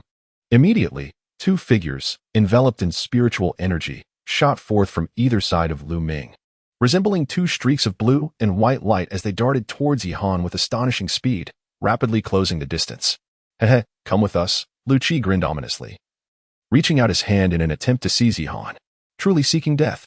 Seeing their audacity, Yihan coldly snorted within, then suddenly stepped forward, unleashing a swirling vortex of spiritual energy that sent the dust and debris scattering in all directions. Subsequently, he channeled his energy into his palm, releasing a sharp gust of wind that sliced through the air with a piercing sound. Boom. What? The gust was akin to a razor-sharp blade, emanating an overwhelming force that instantly drained the color from Lu Qi and his companions' faces, filling them with profound terror. They had no choice but to hastily shift from offense to defense, channeling their energy to form a protective shield around themselves. However, with their strength merely at the 6th level of the spiritual spring realm, how could they withstand Yihan's onslaught? Bang! The ferocious gust effortlessly shattered Lu Qi's defenses, crashing down heavily upon his crown. A dull thud echoed as the sound of cracking bone resonated, and Lu Qi let out a horrific scream before collapsing lifelessly to the ground. Lu Yunhai, witnessing the demise of Lu Qi, was thrown into a panic, his legs trembling uncontrollably as he exchanged a terrified glance with Yihan. Yet, before he could flee, the next instant arrived. Crack! Ah! A swift and fierce hand descended upon Lu Yunhai's head, snapping his skull with a resounding crack before violently tearing it away. Yihan, with an air of cold indifference, held the bloodied head aloft and hurled it toward Lu Ming, where it landed with a thud on the ground. A gasp escaped Lu Ming and his companions as they instinctively recoiled, their eyes widening in horror at the sight of Lu Yunhai's gaping head and the lifeless body of Lu Qi nearby. An icy dread surged from their feet to the crown of their heads, leaving them trembling. How is this possible? Lu Ming muttered, his face a mask of disbelief. Two formidable warriors at the 6th level of the Spirit Spring realm had been slain by Yihan in a mere encounter. Meanwhile, Yi Ling and Yi Hongling, along with other clan members, stood frozen, their expressions shifting to one of shock. It was their first time witnessing Yihan commit murder, and the ruthlessness and decisiveness of his actions left them astounded. Without so much as a flutter of his eyelids, Yihan had dispatched two adversaries with ease. His gaze, glinting with a chilling intensity, was fixed on Lu Ming as he spoke in a frigid tone.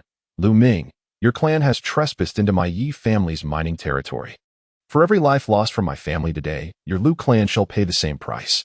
Upon hearing this, the onlookers sharpened their focus on Lu Ming's clan members, poised to strike at Yihan's command. Lu Ming, regaining his composure, wore a grim expression as he bared his teeth in a menacing grin. "What a surprise. I never expected your dandion to remain intact. However, to kill me? I fear you lack the capability." Pride radiated from his eyes. Lu Ming was but a step away from the Spirit Sea realm and possessed numerous high-level spiritual techniques. Thus, even faced with a powerful Spirit Sea opponent, he was confident in his ability to contend without faltering. "Allow me the honor of ending your life," he declared, a slight smirk playing on his lips as he summoned a surge of golden spiritual energy that erupted around him, creating a whirlwind. In an instant, Lu Ming shot forth like a bolt of lightning, leaving behind only a fleeting shadow. Within a breath's time, he had closed the distance to Yihan. As he approached, his palm became enveloped in searing spiritual energy, coalescing into a blazing sun the size of a foot, rising with an overwhelming aura. "Great sun-burning heaven palm," Lu Ming silently invoked as his palm, reminiscent of a radiant sun, struck forward. 7th rank spiritual technique. Sensing the violent and intense energy surging toward him, Yihan's gaze sharpened momentarily before he executed a swift sidestep. The blazing sun palm collided with a massive boulder, shattering it into dust with a thunderous boom. It was evident that despite his dismissive words, Lu Ming harbored a deep-seated apprehension of Yihan. Otherwise, he would not have unleashed his most formidable technique at the outset. With his initial attack thwarted, Lu Ming became enveloped in crimson flames, summoning two suns in his palms as he charged forward like a raging bull. "Die!" he bellowed. With a thunderous roar, Lu Ming's hair danced wildly as the sun-like orb in his hand erupted with blinding radiance. This time, Yihan did not evade. Instead, he took a deep breath, letting 100 swirling vortices of dark spiritual power within him unleash their gravitational pull. Let me test the efficacy of my dragon's absorption technique with you. A resonant dragon's roar emanated from his dantian, and in an instant, torrents of spiritual energy from all directions surged into Yihan's body, filling every limb and bone with a tremendous force. Soon, a formidable aura surged forth with explosive intensity. Boom. Mid-stage of the Spirit Sea realm. At that moment, Lu Ming hastily halted his advance, his eyes widening in disbelief, his expression a portrait of shock. An indescribable fear began to spread within him. As the spiritual power within him surged violently, Yihan deftly channeled it into his palm, condensing it like a flowing stream before tightening his fist. This punch radiated with terrifying waves of spiritual energy. Lu Ming, what do you say now? Yihanchen's cold smile flickered, and in an instant, his fist struck heavily against Lu Ming's chest, all while the latter's horrified gaze was fixed upon him. The impact resonated with a thunderous sound, piercing through Lu Ming's flesh and leaving a gaping wound. Lu Ming's lips trembled as he cast a glance at the bloodied hole in his chest, feeling the vitality within him swiftly ebb away. Chapter 18. Talismans, how could this be? A trickle of crimson blood slowly dripped from the corner of Lu Ming's mouth. His eyes widened in disbelief. Filled with terror as he beheld the wound on his chest, life was rapidly slipping away from him. In that moment, his expression was rife with despair and regret. With a thud, Lu Ming collapsed to the ground, his life extinguished. He had never anticipated that he would provoke an insurmountable force. Young master. Nearby, the members of the Lu family trembled in fear, their legs weak and their faces stricken with horror. They gazed at Yihan's figure, their legs quaking uncontrollably. Even the formidable Lu Ming, who was a half-step into the sea of spirit realm, had been slain with a single punch. Flee. With Lu Ming's demise, the remaining disciples of the Lu family dared not linger. They scattered like leaves in the wind, desperately fleeing the scene. Humph. You think you can escape after killing my Yi family disciple? Kill them all. Yi Ling let out a cold snort. The fury from the earlier ambush by the Lu family boiling within him, and he led his clan members in a relentless pursuit. Boom, boom, boom. In no time, a fierce battle erupted once more. However, the Lu family members, devoid of any fighting spirit, were akin to scattered sand, while the disciples of the Yi clan unleashed a frenzied slaughter upon them. Soon, the air was thick with the scent of blood, and lifeless bodies lay strewn across the ground. A spatial pouch? It seems to contain quite a number of treasures. Seizing the opportunity, Yihan rummaged through Lu Ming's belongings, ultimately extracting a spatial pouch from his bosom. Weighing it in his hands, he felt a sense of delight at its heft. Upon further contemplation, a surge of spiritual energy flowed into it. Truly worthy of the Lu family's young master, the contents were impressively abundant, yet regrettably, they have fallen into my hands. Upon meticulous examination, Yihan indeed detected numerous valuable items within the spatial pouch. Among them was a high-tier spiritual technique, the very one previously wielded by Lu Ming, the Great Sun Incineration Palm. This technique was rated an impressive 7th grade. In addition to the Great Sun Incineration Palm, the pouch also contained an array of spirit stones and other cultivation materials. Having gathered his spoils, the tumult of battle gradually subsided in the distance. Swipe. Young master. Several of them have escaped. Should we continue the pursuit? Yi Ling Fei swept over, his face streaked with blood, yet his expression was one of sheer exhilaration. No need for concern. It was merely a fish that slipped through the net. Yihan spoke in a tone devoid of emotion. Beside him, Yihan Ling furrowed her brows in concern and remarked, however, if we allow them to return and report, the Lu family will undoubtedly learn of your slaying of Lu Ming. And they may very well come to the Yi residence seeking retribution. Given that the Lu family has already set their sights on our mineral veins, it is evident that they have long harbored intentions against the Yi family. Therefore, why should we continue to conceal our actions and invite trouble upon ourselves? It would be far wiser to make an example of them, to demonstrate the consequences of their transgressions. Upon uttering these words, Yihan cast a final glance at the lifeless body of Lu Ming on the ground and remarked with a chilling smile, "Return these corpses to the Lu family." Upon hearing this statement, it was evident that Yi Ling and the others comprehended Yihan's intention. He sought to not only eliminate his enemies but also to strike at the very heart of the Lu family, aiming to incite their wrath completely. Indeed, Yi Ling and the others clasped their hands together and complied. Behind them, Yi Hongling cast a furtive glance at Yihan, her beautiful eyes reflecting a mixture of complexity and awe. Previously, she had held Yu Tiange in the highest regard, believing him unmatched. However, after today's events, She was compelled to acknowledge her error. It was not solely due to strength, but also because of Yihan's audacity. Qualities that Utienga could not begin to compare with. Is this truly the Tianyong mine? Yihan shifted his gaze, focusing on a crimson mountain range that lay ahead. This range undulated gracefully, resembling a slumbering giant dragon. Nestled within the mountains were rich veins of minerals, stretching from west to east. In the western region, there existed an entrance to a subterranean cave, which the Yi family had excavated, yielding a considerable amount of spiritual ore over the years. Not far from the cave's entrance was a dark abyss, from which a steady stream of hot air surged forth. Yihan pondered for a moment before stepping into the dark and narrow passageway. The air was stifling, akin to that of a furnace, with waves of heat relentlessly surging forth, making it difficult to breathe.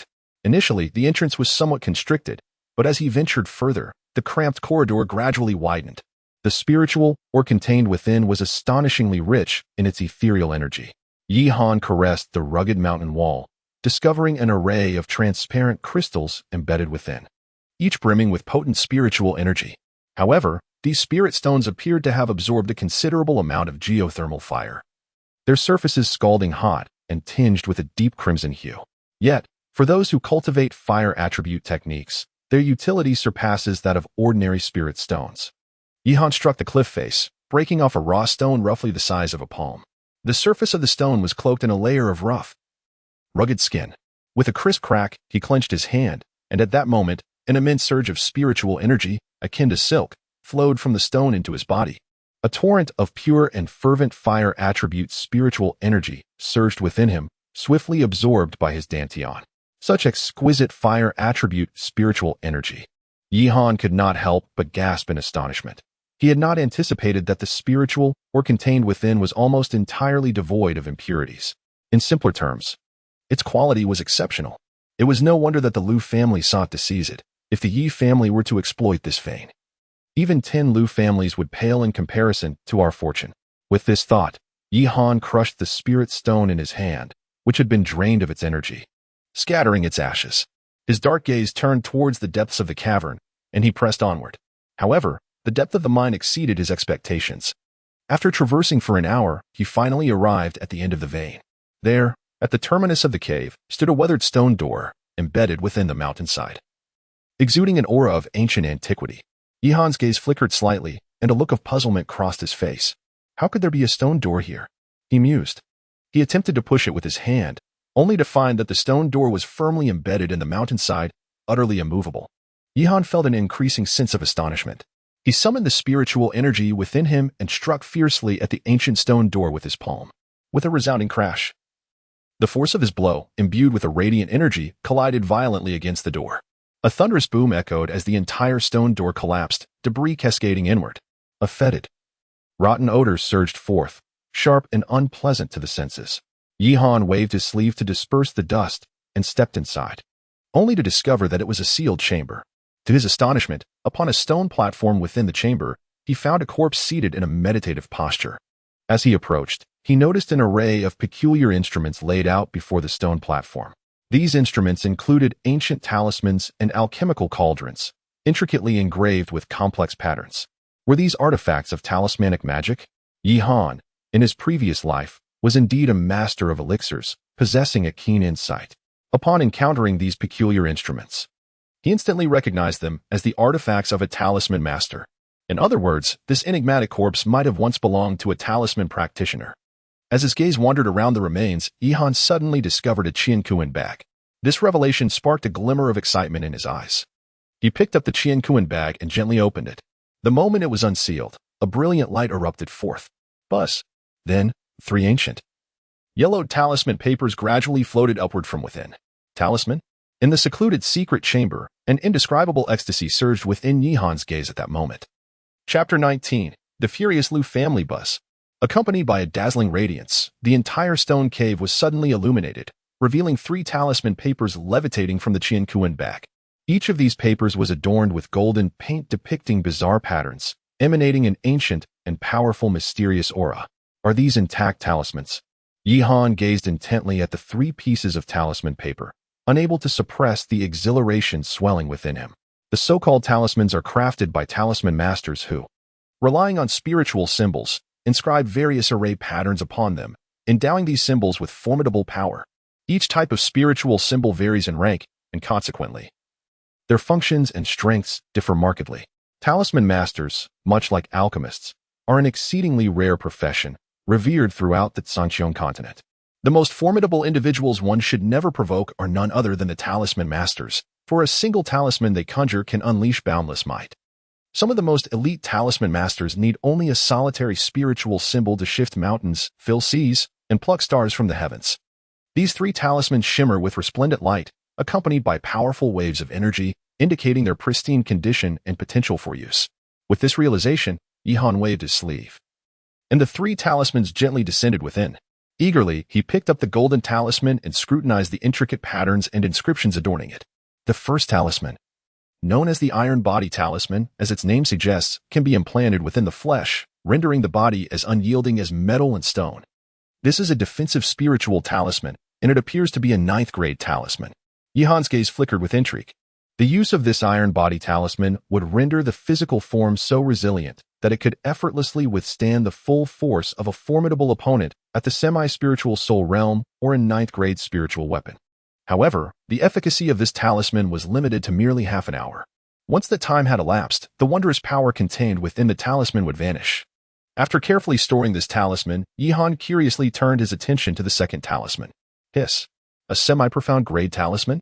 Yihan took a slight breath. For the second talisman was of a higher grade than the first. This talisman, known as the Black Demon Thunder Talisman, had reached the level of a quasi-mystical talisman. Once activated, it would summon the terrifying Black Demon Thunder. Even a formidable warrior at the late stage of the spirit soul realm would be obliterated. Truly, this was a remarkable treasure to have found. Yihan's heart blossomed with joy, as he had unexpectedly acquired such a treasure through a fortunate turn of events. However, what could the third talisman be? Yihan could not help but feel a tinge of anticipation as he gazed upon the final talisman. The rank of the Barbarian Bull Talisman remained uncertain. Yihan furrowed his brow. The third talisman appeared to be a defective product, as it bore no indication of its grade, nor did it provide any elucidation regarding its function. For the moment, he was uncertain of the talisman's potency. Regardless, even if it were a flawed item, it should still hold considerable value. Moreover, possessing the first two talismans was already a stroke of good fortune. Yihan was not a person of insatiable greed. He contentedly stowed away the talismans. He then cast a sweeping glance over the stone platform, a faint smile gracing his lips as he mused that these treasures ought not to go to waste. With that, he swiftly gathered the various talismans on the platform into his bag of holding, knowing that even if he could not utilize them now, they might fetch a handsome price in the future. After thoroughly emptying the stone chamber of its contents, Yihan stepped out with a sense of fulfillment. Shortly thereafter, he retraced his steps along the corridor. However, midway through his return, he suddenly perceived a flash of green light emerging from the darkness.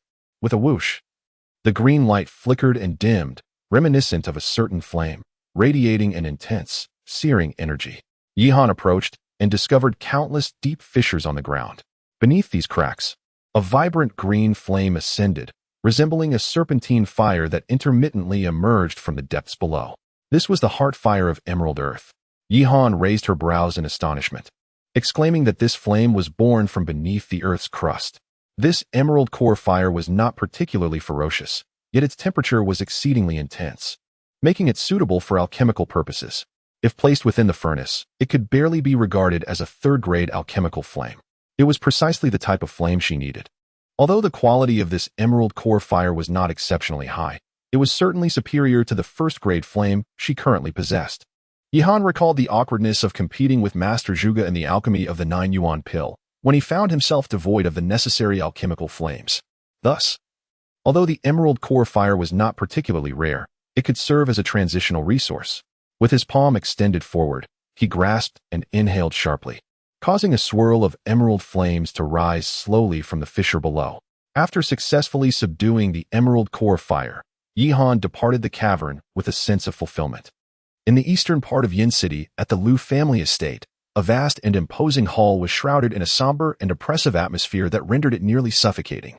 Scattered across the floor were several corpses, lying haphazardly.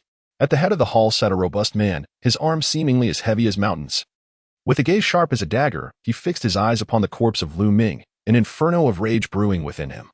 causing his entire frame to tremble slightly. Who? Who has slain my Ming'er? Lu Zhentian bellowed, his crimson, menacing eyes brimming with bloodshot fury. A powerful gust erupted from his being, shattering a nearby coffee table and leaving cracks in the stone pillars of the grand hall. Below, the gathered clan members trembled in fear, unable to lift their gazes. Patriarch, it was the Yi family. A youth clad in azure robes quavered from the ground. The young master was embroiled in conflict with the Yi family over the mining veins in the Tianyang mountain range, and it was Yi Han who killed him.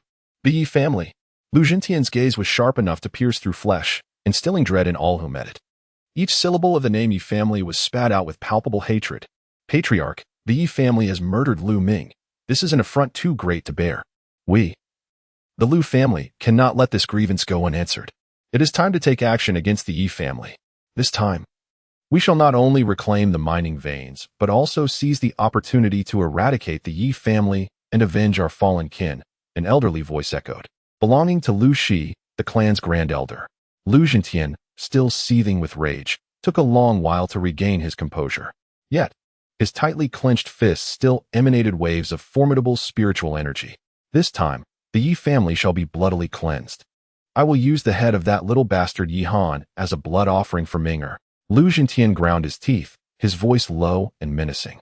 The pain of losing a child was akin to 1,000 knives piercing the heart. In truth, the Lu family should have acted long ago. The Yi family possesses no more than one formidable spirit realm expert aside from Yi Bailey. If we summon the guardian beast of the Lu family, we shall undoubtedly eradicate the entire Yi family in one fell swoop, Lu Shi remarked, slightly raising an eyebrow with a cold huff. The guardian beast he spoke of was a powerful creature, known only to the Lu family, representing a hidden strength. The formidable beast, nurtured by the Lu family for over a decade, possesses strength equivalent to the late stage of the spirit realm, rivaling that of Lu Zhentian himself. With this powerful creature unleashed, the Yi family stands no chance of resistance and faces inevitable annihilation. Preparations are underway. In 3 days, I shall personally pay a visit and eradicate the entire Yi family. Lu Zhentian's fists crackled ominously, his eyes gleaming with a venomous intent and a profound thirst for blood. Chapter 20. Night raid. Upon returning from the Tianyang mine, the news of Lu Ming's demise at the hands of Yi Han caused quite a stir within the clan. However, this revelation appeared to bode ill for the Yi family. Consequently, the senior members of the Yi family convened an urgent meeting to deliberate on strategies to confront the Lu clan. In the Li family estate, within the council hall, the long-standing animosity between the Lu family and our Li family is palpable, stemming from years of deep-seated grievances. Lu Ming, the only son of Lu Zhentian, has met his demise at the hands of Han Er. Given the old man's vindictive nature and his propensity for ruthlessness, it is only to be expected that he will seek retribution against our family. At the head of the table, Yi Bailey's frail hand rested upon the wooden chair, his gaze laden with gravity. Lu Zhentian possesses formidable strength, compelling even the eldest elder to regard him with considerable trepidation. However, our Li family is not a mere soft fruit to be squished at will. In my estimation, Lu Ming has brought his fate upon himself. Moreover, the Lu family, ever insatiable, has long harbored ambitions towards our northern mines. Were it not for Han Er's intervention, we might have suffered considerable losses at the Tianyang mine. A man clad in black robes scoffed in agreement. Indeed, it is only a matter of time before the Lu family strikes against us. In light of this, we should prepare ourselves to confront them. The second elder nodded in concurrence. If the Lu family dares to approach, I, Yu Kai, shall be the first to ensure their utter annihilation. An elder with white hair spoke with a grave tone, igniting a fervor among the younger members of the clan. Indeed, what is there to fear? We, the Li family, are one of the 4 prominent families in Yin City. We are not mere lambs to be slaughtered at will. It is the Lu family that ought to fear our resolve. Yi Bailey furrowed his brow. He was acutely aware that a confrontation between the Yi and Lu families was merely a matter of time. However, should both sides suffer devastating losses, it would undoubtedly be the other 2 prominent families that would reap the benefits. The 4 great families of Yin City, including the Wu and Su clans, had long coveted the Tianyang, or vein. Although this vein was rich in resources, it was also a double-edged sword, as other families were eyeing it with keen interest. Regardless, we must ensure the safety of Han Er. He has yet to mature. We cannot allow the Lu family to harm him in any way. The Grand Elder surveyed the assembly, his gaze solemn. With Yihan's exceptional talent, it was only a matter of time before the Yin City Yi family ascended to dominance in this region. Contemplating this, the Grand Elder's eyes sharpened as he commanded, "Send word forth. In the coming days, we must bolster our patrols around the Yi residence. If the Lu family dares to advance, the Yi family shall ensure they suffer significant consequences." Yes, the assembled clansmen nodded in agreement. The atmosphere within the Yi residence was thick with tension, akin to an impending storm. In the secluded courtyard of the back garden, on the flagstone path, Yihan was practicing his horse stance. His gaze occasionally flickered to a scripture, while his arms moved in practiced gestures, drawing energy into his dantian. He concentrated his palms to extract fiery power, compressing spiritual energy within his grasp. This martial technique was derived from the spiritual arts contained within Lu Ming's universe bag, known as the Great Sun Burning Heaven Palm. This was a 7th-tier spiritual technique, rivaling the esteemed Heavenly Lion-shattering gold roar. Furthermore, the Great Sun Burning Heaven Palm was one of the clan's signature techniques found in the Great Sun Burning Heaven scripture. To cultivate this technique, the practitioner must possess fire attribute spiritual energy, requiring one to compress flames within their palms, condensing them into a blazing sun. As a skilled alchemist, Yihan possesses dual elemental affinities of fire and wood, enabling him to cultivate the formidable Great Sun Incineration Palm. After several hours of rigorous practice, a fierce blaze ignited within his palm as he meticulously compressed the fire attribute spiritual energy. Soon, the energy reached its zenith, and a blazing sun began to rise slowly. The tumultuous waves of spiritual energy surged forth like a relentless heat wave, enveloping the surroundings. Boom! Yihan leaped into the air, her legs propelling her with great force as she aimed a powerful strike at a nearby towering tree. With a resounding thud, her palm struck the trunk like a sun colliding with the earth, delivering a tremendous impact. To her astonishment, the sheer might of her strike pierced through the entire tree, leaving behind a charred and smoldering hole. At last, she had succeeded. This technique was indeed formidable. Yihan slowly withdrew his palm energy, simultaneously gazing at the charred fire pit on the tree stump, secretly astonished by the lethal power of this spiritual technique. However, despite being able to invoke this technique, he felt that he still lacked a certain finesse. Yihan always felt that something was amiss. Here, he continued his practice with increasing proficiency. In addition to honing his spiritual techniques, he naturally did not neglect the alchemical concoction of elixirs, as this was his area of expertise. After acquiring the emerald core fire, he successfully produced 7 batches of spiritual pills, 5 of which exhibited intricate pill patterns. The enhancement of the quality of the pill fire was clearly evident. Thus, 3 days swiftly passed. However, to the surprise of the Yi family, the Lu family remained uncharacteristically silent, causing their vigilance to gradually wane. On the 4th night, a deep darkness enveloped the sky, resembling a vast inky hand that shrouded the entire estate of the Yi family. Suddenly, in the pitch-black night, beams of spiritual light surged over the walls and transformed into numerous figures clad in black. Lu Jintian stood at the forefront, flanked by over 100 elite warriors from the Lu family. Who goes there? The commotion immediately attracted the patrolling guards of the Yi family. Without uttering a word, Lu Jintian unleashed his spiritual energy, striking the chest of one of the guards. Boom! A guard was instantly reduced to a mist of blood. The anguished scream tore through the night. Not good, the Lu family is attacking. Quickly arm yourselves. The entire Yi household erupted in chaos as figures surged forth from all directions. Kill! Kill! Kill! The Lu warriors roared, clashing violently with the formidable forces of the Yi family. Boom! Boom! Boom! In an instant, powerful spiritual energy erupted, causing the entire estate to illuminate with fierce sounds. As chaos ensued, Lu Jintian, you have indeed come. An elderly voice resonated, infused with tremendous fury. Yi Bailey, enveloped in white spiritual light, surged forth from the darkness like a shooting star, wielding his staff towards Lu Badian. You old fool, you seek your own demise. Lu Jintian, seething with rage, unleashed the full force of his spiritual energy. He punched forward, producing a low, thunderous sound as his fist collided with the staff. Boom!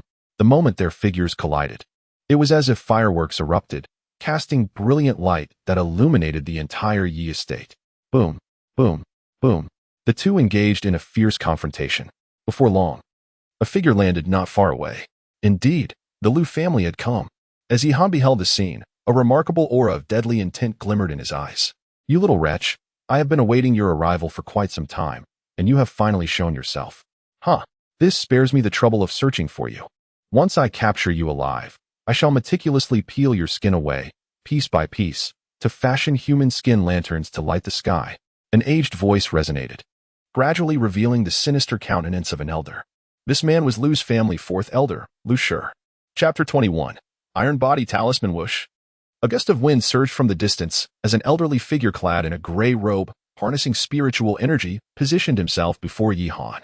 His eyes, cold and sharp like daggers, regarded Yi-Han with the gaze of one surveying a lamb destined for slaughter. This gray-robed elder was Lu Shur, the fourth elder of the Lu family. He emanated a formidable wave of spiritual power, having unmistakably entered the later stage of the spiritual sea realm. Yi-Han retreated a few steps, furrowing his brow, his expression subtly shifting to one of vigilance. "You little wretch, I advise you to surrender obediently.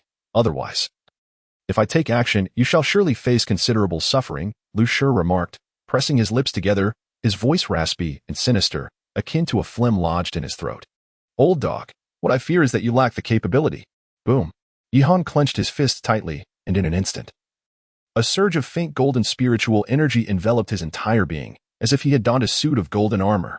"You foolish creature, you seek your own demise." Lu Shur scoffed, his anger turning into a mocking smile, pondering how a mere junior dared to provoke him, truly courting death. With a swift motion, a gray figure shot forth like an arrow. His withered palms also radiated golden light, encasing his hands in a gleaming aura, making them shimmer like gold. Heavenly destruction of the diamond palm. Meet your end. With a resounding buzz, Lu Shur soared into the air, thrusting his right palm towards Yi-Han. As the spiritual energy coalesced into a colossal golden handprint, several meters wide, roaring forth. This formidable technique, the heavenly destruction of the diamond palm, was a pinnacle skill of the Lu family, classified as a top-tier 7th-grade spiritual art. Dragon's absorption technique. Yi-Han inwardly scoffed, as an ancient dragon's roar resonated from his dantian, surging spiritual energy flooding into his being. Boom. In an instant, his cultivation soared dramatically. What is happening? Mid-stage spirit C? Elder Lu Shur's murky eyes ignited with astonishment. He had not anticipated that Yi-Han possessed a secret technique capable of rapidly elevating his cultivation. Moreover, at such a tender age, his prowess was already on par with his own. A fierce killing intent flashed through Elder Lu Shur's mind. This boy must not be allowed to live, for he would inevitably become a great threat. With the surge of energy, Yi-Han's palm blazed crimson like a branding iron, as the scorching spiritual power was fiercely compressed within his grasp. With a resonant hum, a blazing sun of fiery red coalesced above his palm, hovering in the air. Great Sun Incineration Palm. Boom. The radiant sun was unleashed with tremendous force, colliding with the Vajra-breaking heaven hand amidst the gazes of many onlookers. Bang. The two formidable attacks clashed explosively, producing a deafening sound as golden waves rippled across the sky, stirring up fierce winds. The residual forces generated by their spiritual techniques sent both combatants staggering back several steps. Great Sun Incineration Scripture. Elder Lu Shur's pupils constricted sharply with a moment's contemplation. He realized that Yi-Han must have surreptitiously learned this elite Lu family technique from Lu Ming.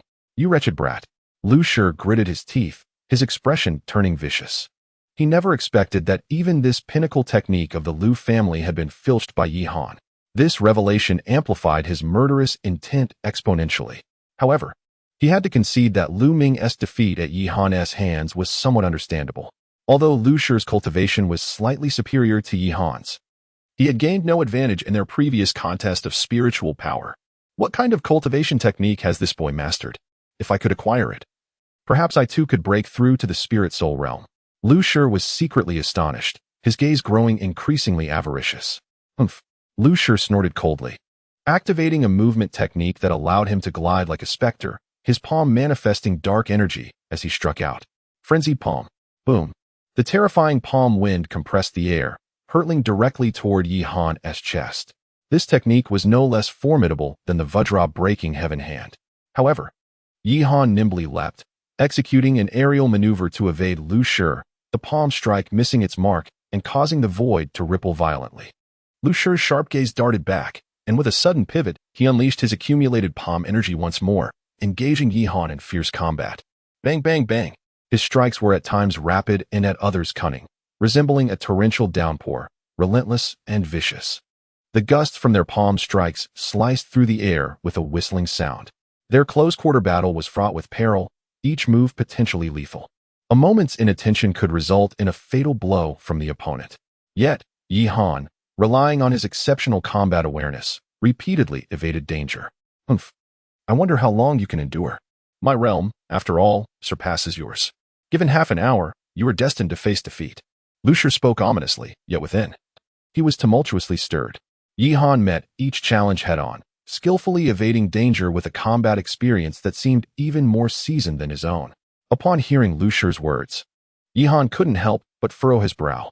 He understood that Lu Shi intended to launch a fierce assault once his spiritual energy was depleted. It appeared that a swift resolution was imperative. With a resounding thud, he struck out with his palm, the two hands colliding and leveraging the force of the impact. Yi Han rapidly retreated several meters. At that moment, a talisman materialized in his palm, infused with a surge of spiritual energy. The Iron Body Talisman. A resounding hum emanated as the yellowed talisman burst forth with radiance, transforming into an overwhelming force that coursed through his flesh. In an instant, Yi Han's skin appeared as though it had been coated in a layer of gold leaf, with peculiar golden patterns etched upon his muscular frame. At that moment, he felt as if his body had become extraordinarily resilient, impervious to blades and fire alike. Not far away, observing the extraordinary transformation of Yi Han's skin, Lu Shi furrowed his brow, suddenly sensing an ominous shift. We can no longer delay. Otherwise, time may bring unforeseen changes. With that, he unleashed the ghostly hand of the underworld.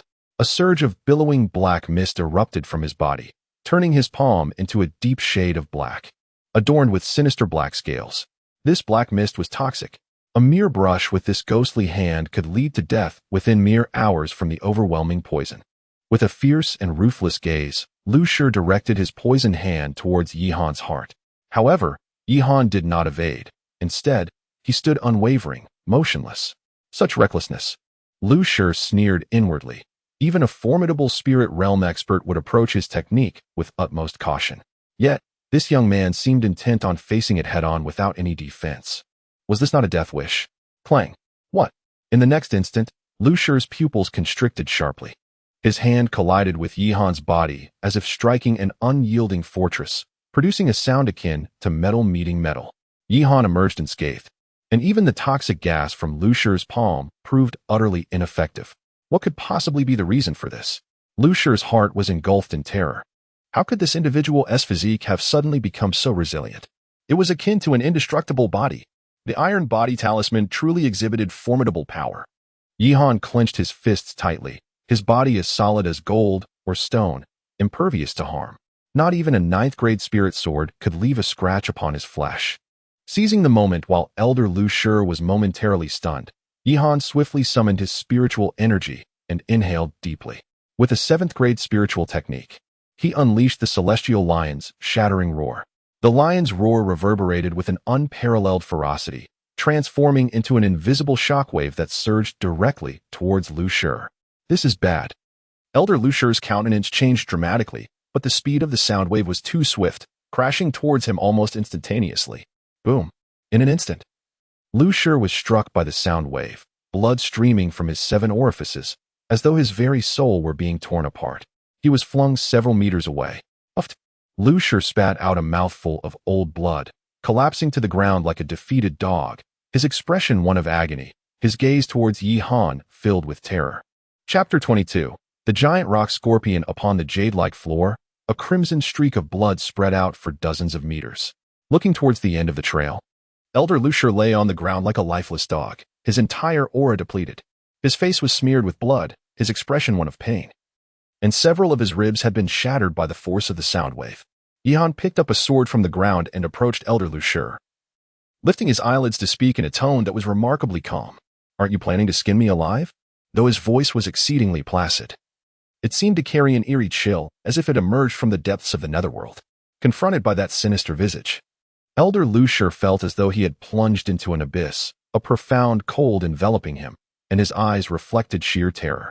He was immensely shaken, never anticipating that he would fall victim to a mere junior of the Yi family. Do not rejoice too soon. The Lu family will eventually annihilate your Yi clan. Boom. A dark glimmer flickered in the depths of Elder Lu Shi's gaze as a surge of spiritual power erupted from his palm. He intended to launch a surprise attack with his last vestige of strength. However, Yihan had long been aware of his intentions and would not permit this old wretch to succeed. Yihan, without a moment's hesitation, brandished his sword.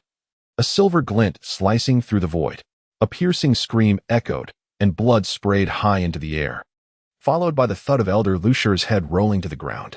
Elder Lu Shi had been slain. Nearby, the Lu clan disciples, engaged in fierce combat, felt a chilling wave run down their spines upon witnessing the decapitation. They turned to the indifferent Yihan, whose silver sword dripped with blood onto the floor. It was he who had killed Elder Lu Shi. How could this be? Elder Lu Shi was a formidable master at the late stage of the Spirit Sea realm. The Lu clan disciples exclaimed in terror. Meanwhile, the second elder and others, embroiled in battle not far away, gasped in disbelief at the sight of Lu Shi's lifeless body. This Elder Lu Shi was immensely powerful. Even the second elder could not be certain of defeating him. Excellent. Well done. The second elder cackled, his hand reaching out to strike a Lu clan disciple. Boom. His aged palm erupted with spiritual radiance, obliterating the disciple into a mist of blood. Boom. Boom. Boom. Throughout the Yi residence, hundreds of figures engaged in combat, the clash of swords and blades accompanied by violent waves of spiritual energy that shattered the ground. Before long, the Jadestone Plaza was awash with blood, corpses piling high. Nevertheless, Yihan lifted his gaze towards the two figures locked in confrontation above. He understood that while the battle below raged fiercely, the fate of the conflict rested upon the shoulders of two powerful figures in the spirit soul realm. Boom. The Grand Elder radiated spiritual light, torrents of immense spiritual power coalescing behind him into a roaring golden spirit tiger. This was a 7th grade spirit, the Diamond Flame Tiger. Roar. The golden spirit tiger unleashed a thunderous roar, its powerful limbs propelling it into the air, claws extended, intent on tearing Lu Zhentian apart. Witnessing the ferocity of the tiger's assault, a flicker of seriousness crossed Lu Zhentian's eyes. He immediately unleashed a burst of spiritual light from his palm, which gleamed with a crystalline brilliance, resembling jade. The heaven-overturning palm. He pressed his palm into the void, a radiant handprint howling forth. Boom. The collision between the Diamond Flame Tiger's spirit and the handprint produced a deep, resounding thud, causing ripples in the space as if it were about to cave in. Lu Zhentian was sent flying several hundred meters away, his blood and chi churning violently within him. Humph. You are not the only one with a spirit. Lu Zhentian snorted coldly, a torrent of blue spiritual energy enveloping him, instantly freezing the surrounding air with an icy chill. His entire being was enveloped in a frosty blue aura, coalescing into a bird of ice, emanating a biting cold. An 8th grade spirit, the polar snow sculpture. To enter the spirit soul realm, one must cultivate with the essence of a beast. The spirit that Lu Zhentian had cultivated was slightly stronger than the Diamond Flame Tiger that Yi Bailey had trained. The snow sculpture, enveloped in a shimmering azure energy, suddenly flapped its wings. With a whoosh, the azure power was condensed into a frigid current, surging forth and freezing the palatial structures below in its wake. Witnessing this, Yihan's expression shifted subtly. Indeed, Lu Zhentian possessed considerable prowess. Bang! The Diamond Flame Tiger was repelled several hundred meters by the icy torrent, its form cloaked in a delicate layer of frost, which soon began to melt away. The formidable Golden Flame Tiger of Yi Bailey seemingly possesses the attributes to counter the cold sculpture, rendering it competitive despite its slightly lesser grade. This revelation elicited a slight furrow in Lu Zhentian's brow. He cast a glance downward, observing the fierce clash between the two prominent families, where it appeared that the Yi family held a slight advantage. Noticing the expression on Lu Zhentian's face, Yi Bailey sneered. Lu Zhentian, your ambition to devour my Yi family is nothing but a foolish dream. My Yi family is not a mere ripe fruit to be easily squeezed. Indeed, it is your Lu family that has now lost an elder. Should you persist in this folly, it is you who will inevitably face defeat. Upon hearing this, Lu Zhentian's countenance darkened further. The loss of an elder felt akin to losing an arm or a leg for the Lu family, a truly devastating blow. There could be no further delay. Otherwise, as Yi Bailey had stated, the repercussions for the Lu family would be even graver. With this thought, Lu Zhentian inhaled deeply and suddenly let out a cold laughter. Is that so? Yi Bailey, I advise you not to revel in your triumph too soon. A mystical jade tablet materialized in his palm. With a sinister smile, Lu Zhentian decisively crushed it. A resounding rumble echoed as the tablet shattered, unleashing a powerful aura that caused the entire estate to tremble violently. What is happening? Everyone turned their gaze toward the center of the plaza, where the ground began to fissure, as if something was striving to break free from the depths below. Boom! A surge of crimson, ethereal light erupted from the earth as a colossal scorpion emerged, clawing its way to the surface. All members of the Yi family were left aghast, momentarily frozen in shock. This scorpion towered over 10 meters in height, shrouded in a gray mist, its form resembling rugged rock in a brownish hue. Its surface uneven like that of a boulder. Its blood-red eyes glowed like ominous lanterns, exuding an eerie aura. It lay prostrate on the ground, its massive pincers drawn close to its chest, while a sharp, venomous stinger rose menacingly into the air. An overwhelming pressure radiated from its body. Is this a late-stage spirit soul realm beast? The elder and other strong members of the Yi family could not help but exclaim in shock. Yi Bailey, did you not foresee this? This is the spirit beast, the giant rock scorpion, nurtured by my Lu family for over a decade. Lu Zhentian raised an eyebrow, looking proudly at the giant rock scorpion. What? Upon hearing these words, the faces of the Yi family's elite turned ashen. They had never anticipated that the Lu family possessed such a trump card. The Yi family is doomed. An elder from the Yi family trembled involuntarily, terror filling his eyes. If the Lu family had only Lu Zhentian as a late-stage spirit soul realm practitioner, the Yi family would not have felt overly threatened. However, with the addition of a late-stage spirit soul realm beast, the balance of power between the two families would be irreversibly shattered, tilting heavily in favor of the Lu family. The Lu family possesses such a lethal weapon?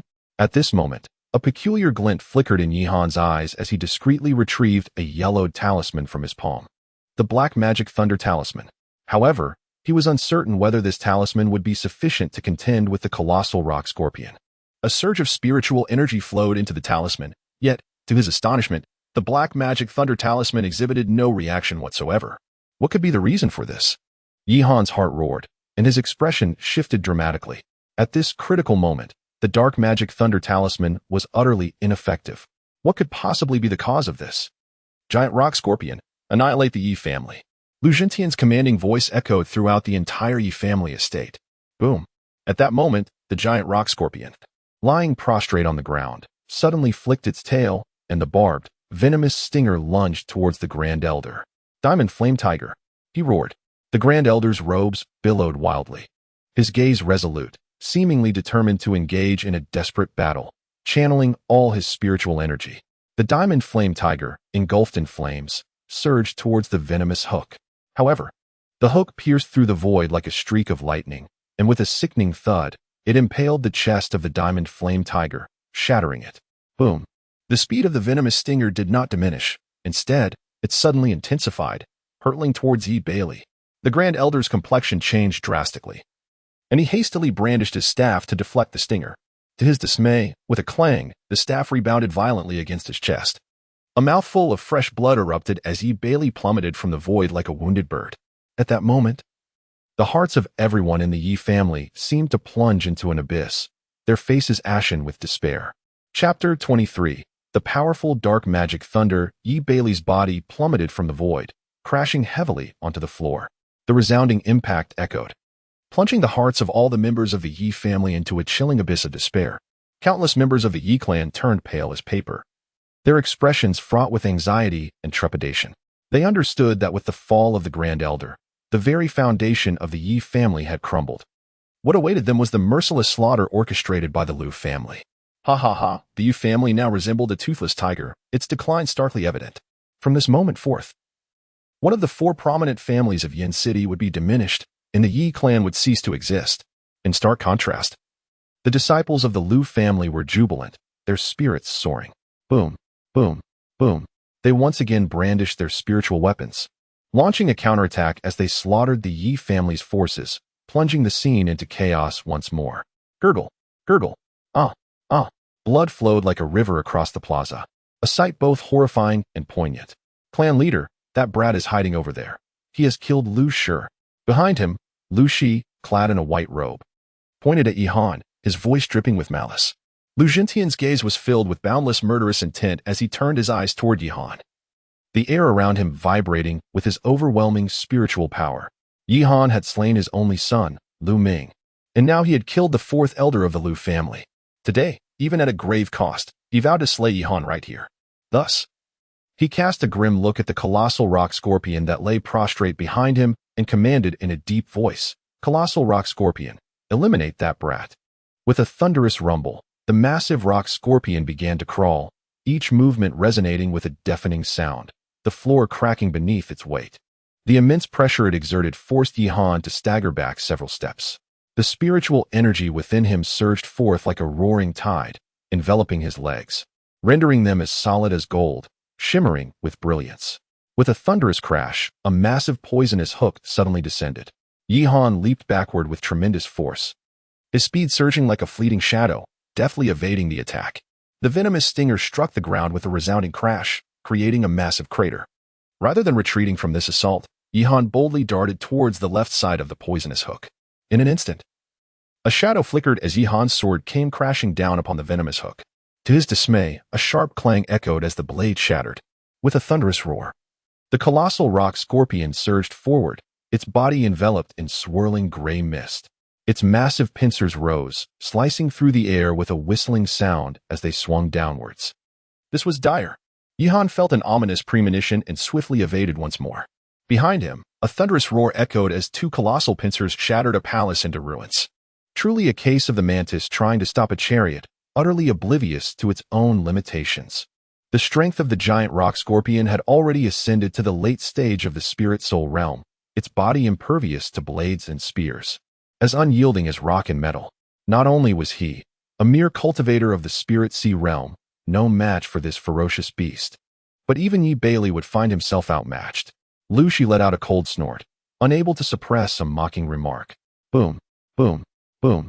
In the distance, the giant rock scorpion's enormous pincers resembled massive scissor blades, relentlessly launching their assault. Yi Han, akin to a streak of starlight, raced through the void with unparalleled speed.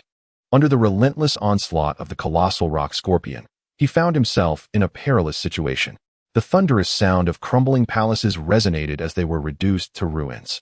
And tragically, several members of the Yi family were mercilessly crushed into a mist of blood by the giant scorpion. This formidable creature was indeed ferocious. The great sun burning heaven palm. Yi Han soared into the sky, a radiant sun materializing in the palm of his hand. It then coalesced into a golden fiery palm, striking forth with great force. Bang!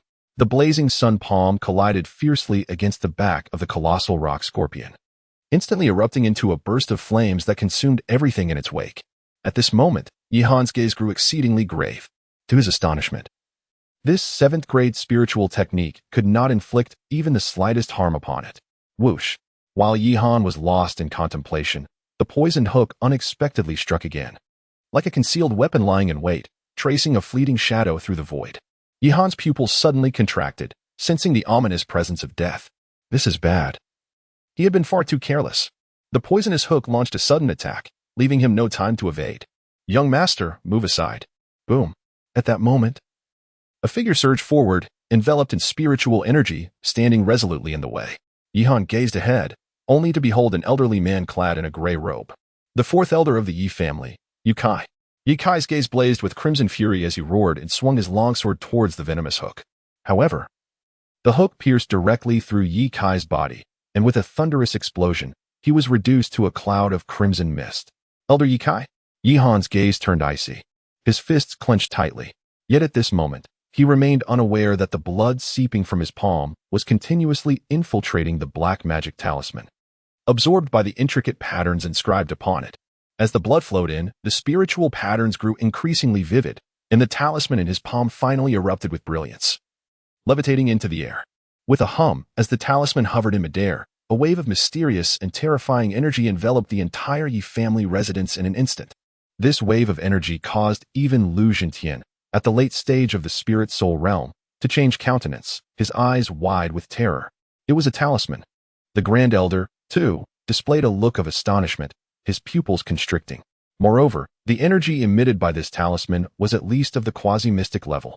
Unexpectedly, Yi Han possessed such a formidable trump card. Yi Han was momentarily taken aback as he glanced at his blood-stained palm. It was at that moment he comprehended that this dark magic thunder talisman had been activated by his own vital blood. Now, it remains to be seen whether the Liu family can withstand the fury of my wrath. Yihan's lips curled into a disdainful smile, his voice icy. The terrifying wave of energy spread forth, and symbols rose into the air, transforming into a dark luminescent barrier that enveloped the entire estate.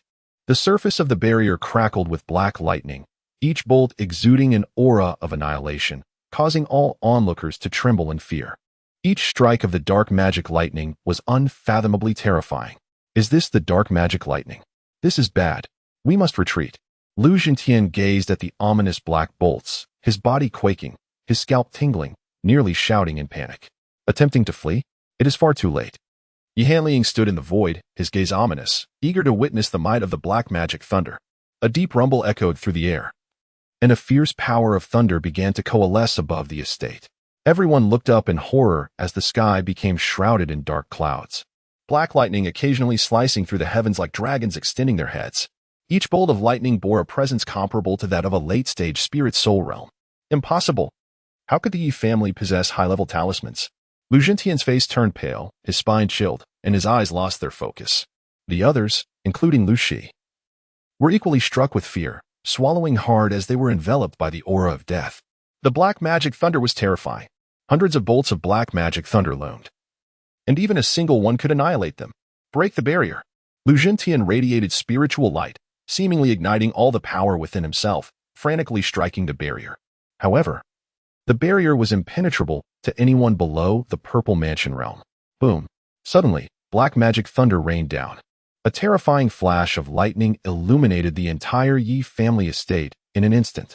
Amidst terrified gazes, the black magic thunder struck down upon Lu Zhentian's crown. No. With a thunderous roar, the black magic thunder collided with Lu Zhentian's physical form, and in the next moment, bang! His body exploded into a mist of blood. The patriarch of the Liu family collapsed, lifeless. Boom, boom, boom. The second, third, and fourth bolts of black magic thunder descended in rapid succession. Bang, bang, bang.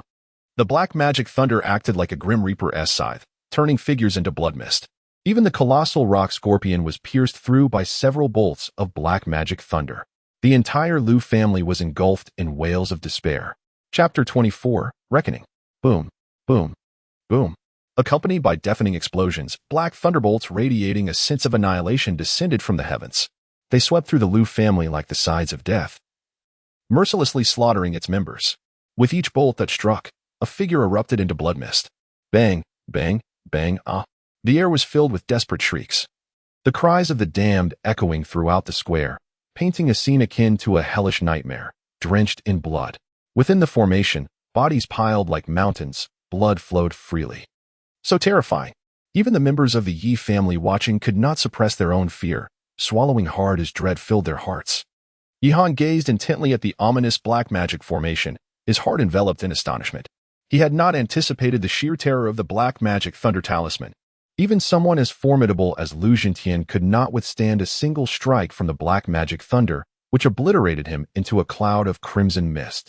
In mere moments, the stone platform was awash in a river of blood, strewn with dismembered corpses, and the air was thick with a frenzied, sanguine scent. The members of the Liu family, in that instant, comprehended the true essence of despair and helplessness. Such a merciless slaughter transpired in just a few minutes, as one by one the Liu family members succumbed to the blood-soaked ground, their bodies unrecognizable. Blood gushed onto the floor, while dismembered fragments lay scattered horrifically, a sight too gruesome to behold. Above, the might of the black magic thunder had expended less than a third of its power. However, shortly thereafter, the ominous black thundercloud began to dissipate, and the thunderous veil that had enveloped the Yi residence transformed into transparency and vanished. The oppressive aura of destruction was suddenly extinguished, allowing the Yi family to finally draw a heavy breath of relief. As for the entire Liu family, they had been utterly annihilated. Even the colossal rock scorpion had been left in tatters under the onslaught of the black magic thunder, its body ravaged beyond salvation.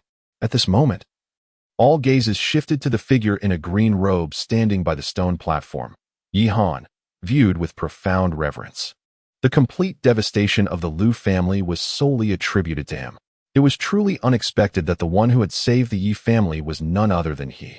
The Grand Elder and several other elders exchanged solemn glances, fully aware that without Yi Han, the Yi family would have met its end long ago. A wave of guilt washed over them, recalling how mercilessly the Yi family had once tormented Yi Han. Yi Han cast a fleeting glance at the corpse on the ground before striding toward the colossal carcass of the rock scorpion. Observing the lifeless behemoth, he could not help but feel a twinge of regret. If only this immense rock scorpion could be harnessed for his purposes, it would undoubtedly serve as a formidable ally. Alas, the creature's body had been utterly ravaged by the relentless barrage of the dark magic thunder. Nevertheless, despite the destruction of its physical form, the scorpion still bore a wealth of treasures. With this thought in mind, Yi Han's palm was enveloped in a golden radiance, descending with force. A sharp sound echoed as the head and abdomen of the rock scorpion were torn asunder, revealing a glowing orb of brown light and translucent bone fragments. This was the essence of the rock scorpion. Upon witnessing this orb, the elder and others were immediately drawn in with eager eyes. Within the palm-sized luminescence lay a miniature spiritual form of the rock scorpion. This was the essence of a demon beast, a coveted treasure for cultivation. Particularly after entering the realm of spiritual essence, one would require the essence of demon beasts for advancement. The higher the grade of the essence, the greater the power it bestowed. Had Yu Bailey been able to cultivate with this essence of the rock scorpion, his chances against Lu Zhentian today would have been significantly enhanced. Honor, this essence of the rock scorpion is extraordinary. It is at least a 9th grade essence. Should you ascend to the realm of spiritual essence in the future and utilize it for your cultivation, it will undoubtedly benefit your strength tremendously, the elder remarked, his eyes gleaming with intensity. Indeed, with your innate talent, it is highly likely you will reach the realm of spiritual essence within a few years. This essence is of immense importance to you, concurred several other elders, stroking their beards in agreement. However, Yi Han harbored little regard for this 9th grade essence. He had already resolved to seek a higher grade essence upon breaking through to the realm of spiritual essence, one that would surpass this rock scorpion's offering. Naturally, he would not be handing it over to the elders of the Yi family, as he clearly remembered their past transgressions against him. I wonder if there are any spiritual techniques embedded within this beast bone? Yi Han carefully stored away the essence of his soul. Then his gaze fell upon the beast bone resting in his palm. Within the bones of any magical beast, there exists a certain probability of manifesting spiritual techniques. For instance, the golden roar he had previously acquired from the bone of a flame lion was a testament to this. With this thought in mind, Yi Han infused a wisp of his consciousness into the bone. Minutes later, he cast the bone aside in mild disappointment, for it bore no spiritual techniques. Turning to the Grand Elder, Yi Han spoke with a grave tone, "Grand Elder, gather our forces. The time has come to settle accounts with the Lu family." Settle accounts with the Lu family. Upon hearing this, everyone gasped in astonishment.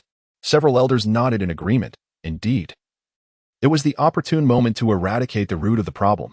With that, the Yi family's forces regrouped and set forth toward the Lu family estate with great momentum.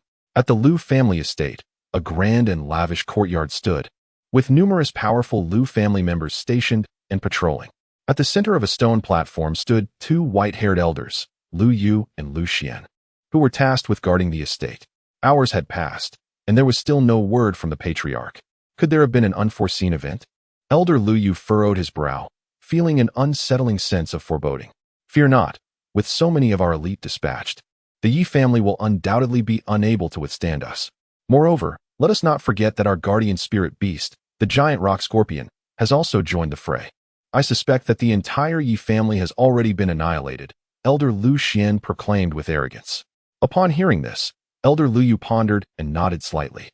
At the very least, with Lu Zhentian and the giant rock scorpion, 2 formidable spirits, they could surely sweep through the entire Yi family. However, at that moment, a chilling voice echoed from an unknown source. Do not wait any longer. Your Lu family has already been vanquished. Boom, boom, boom. An alarming cacophony erupted throughout the Lu family estate. Suddenly, with a thunderous crash, the gates of the estate were shattered, and several bloody disciples of the Lu family, their bones crushed, fell before the 2 elders. What?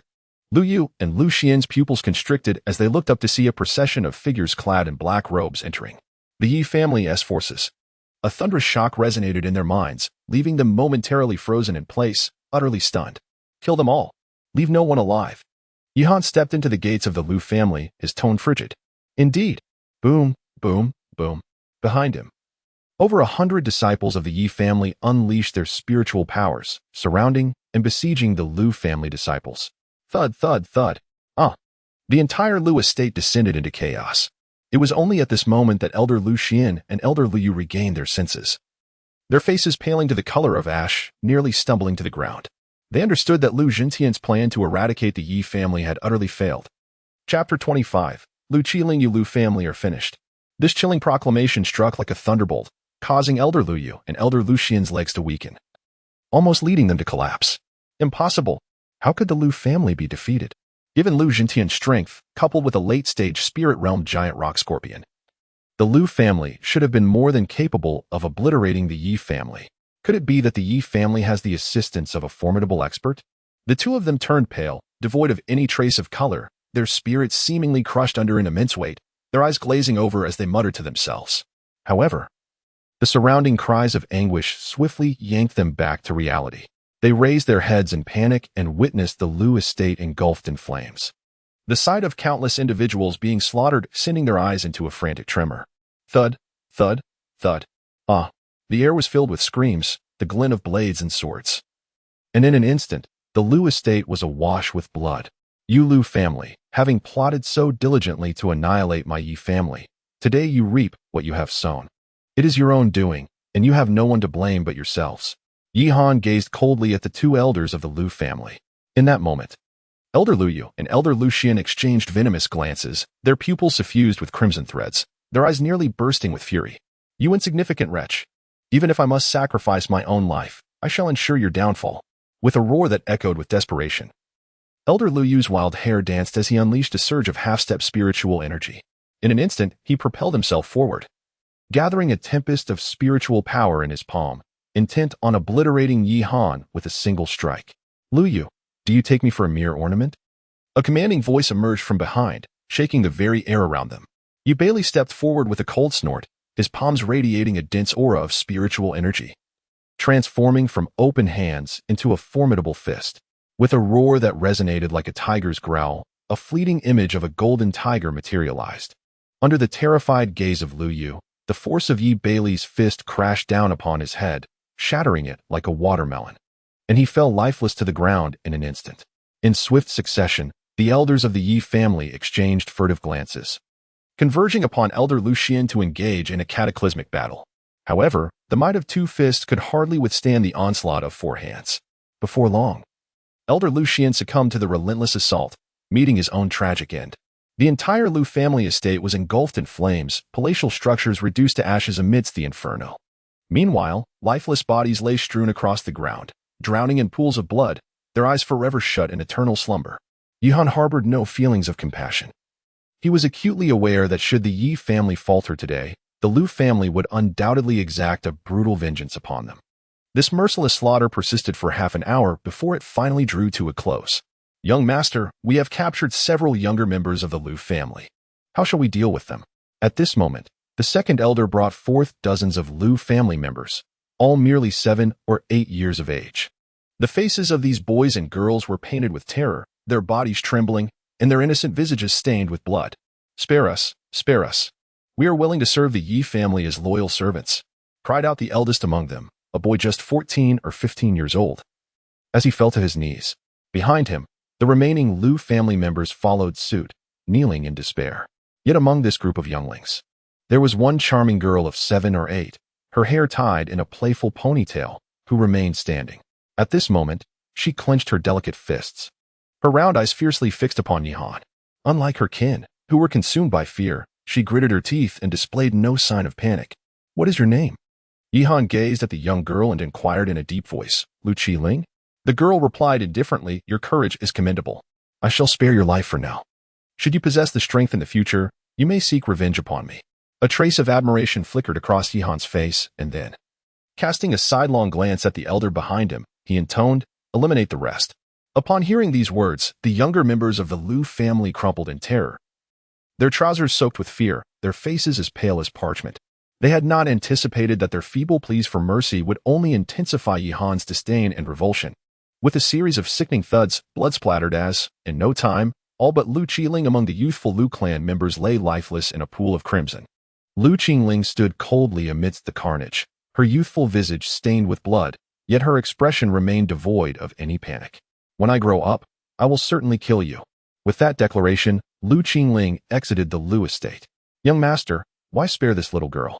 We must eradicate all threats, the members of the Yi family questioned behind him, their expressions laced with confusion and disbelief. Yi Han's silence was not born of compassion, but rather from an admiration for Lu Qingling's remarkable character at such a tender age, a rarity indeed. In that fleeting moment, Yi Han was reminded of the profound despair he felt when the Danwu Emperor cast him into the alchemical furnace to be consumed by flames. This shared sentiment inspired him to extend an opportunity to Lu Qingling. Little did he anticipate that the girl he had chosen to spare would, a decade hence, evolve into a formidable force across the vast Sangtian continent. Following the annihilation of the Lu family, the Yi family commenced a thorough search of the Lu estate for their treasures. As one of the four great families of Yin City, the martial arts, weaponry, and countless cultivation resources bequeathed by the Lu family represented an invaluable fortune for the Yi family. However, after several hours of searching, the entirety of the Lu household was found to be devoid of significant assets. Aside from a meager collection of cultivation resources and spiritual stones, there were no precious artifacts to be found. What could have transpired? Yi Han was utterly perplexed. It was inconceivable that the vast Lu family possessed so few cultivation resources. Could it be that they had relocated them in advance? That seemed unlikely, as the Lu family had probably never anticipated their imminent downfall. Young patriarch. At that moment, several clan members rushed over, panting heavily. After catching their breath, they exclaimed, "We have discovered what appears to be a hidden cave atop the Lu family's rear mountain, which may very well be the location of their treasure." Oh! Upon hearing this, Yi Han and the elders could not help but display expressions of delight. Lead the way. With that, Yi Han hurriedly followed the group toward the rear mountain of the Lu family. Before long, they ascended a modestly sized black mountain. Shortly thereafter, at the halfway point, they stumbled upon a concealed area ensnared by countless ancient vines, where a faintly visible vermilion stone door could be discerned. Lu Zhentian truly was quite cunning. Yi Bailey approached the stone door, moving slowly. No one anticipated that the Lu family would conceal their treasure in such a remote location. Young patriarch, this is the key we retrieved from the elder of the Lu family. It appears to be the one that unlocks this stone door. A clan member produced a palm-sized iron key. Yi Han nodded and commanded, "Open the secret chamber." Yes. With that, the excited members of the Yi family gathered around as the elder inserted the key into the stone door. A rumble resonated as the door trembled and gradually opened, releasing wisps of black mist through the crevice. Just as the crowd was about to enter, piercing shrieks suddenly emerged from within the black fog. Swish, swish, swish. From the depths of the mist, poisoned arrows shot forth. There are hidden weapons. Everyone be cautious. Chapter 26. The Five Elements Celestial Passage. At the moment the secret chamber opened, a barrage of poisoned arrows, propelled by fierce winds, erupted from the black mist. Poisoned arrows. Everyone be cautious. Yi Han's expression shifted slightly. He immediately stomped his foot, propelling his figure into the air. His body tilted slightly, and a flurry of poisoned arrows narrowly missed him. However, some of the individuals behind him were utterly caught off guard, and in the blink of an eye, they were pierced by the arrows, collapsing lifelessly to the ground. Hiss. The remaining onlookers, upon witnessing the corpses strewn about, were so frightened that they staggered backward, their faces turning pale, their hearts gripped with lingering terror. That old wretch Lu Zhentian had actually laid ambush with poisoned arrows within the secret chamber. Yi Bailey cast a glance at the lifeless body upon the ground, instantly engulfed by a fierce rage. Had they not exercised such caution, the Yi family would have undoubtedly suffered even greater losses. With such stringent defenses in place and hidden traps lying in wait, it is evident that this cavern must undoubtedly serve as the treasure vault of the Lu family. Yi Han furrowed his brow and spoke in a low voice. The meticulous arrangements of hidden weapons by the Lu family indicated that something precious must be concealed within this secret passage. Contemplating this, he cast a fleeting glance at the crowd and continued, "Everyone, please take a few steps back and allow me to ascertain whether there are any additional hidden traps here." With a resounding boom, Yi Han inhaled deeply, channeling his internal spiritual energy, which surged forth and blasted into the cave entrance. However, this time, no poisoned arrows emerged from the black mist. It appeared that the concealed mechanisms within the secret passage could only be triggered once and had now become inactive. Seeing Yi Han emerge unscathed, The elders behind him exchanged relieved glances, breathing a sigh of relief. The entrance was devoid of any more traps, allowing safe passage into the secret cavern. Nevertheless, it would be prudent for everyone to exercise caution and refrain from disturbing the objects within for the time being.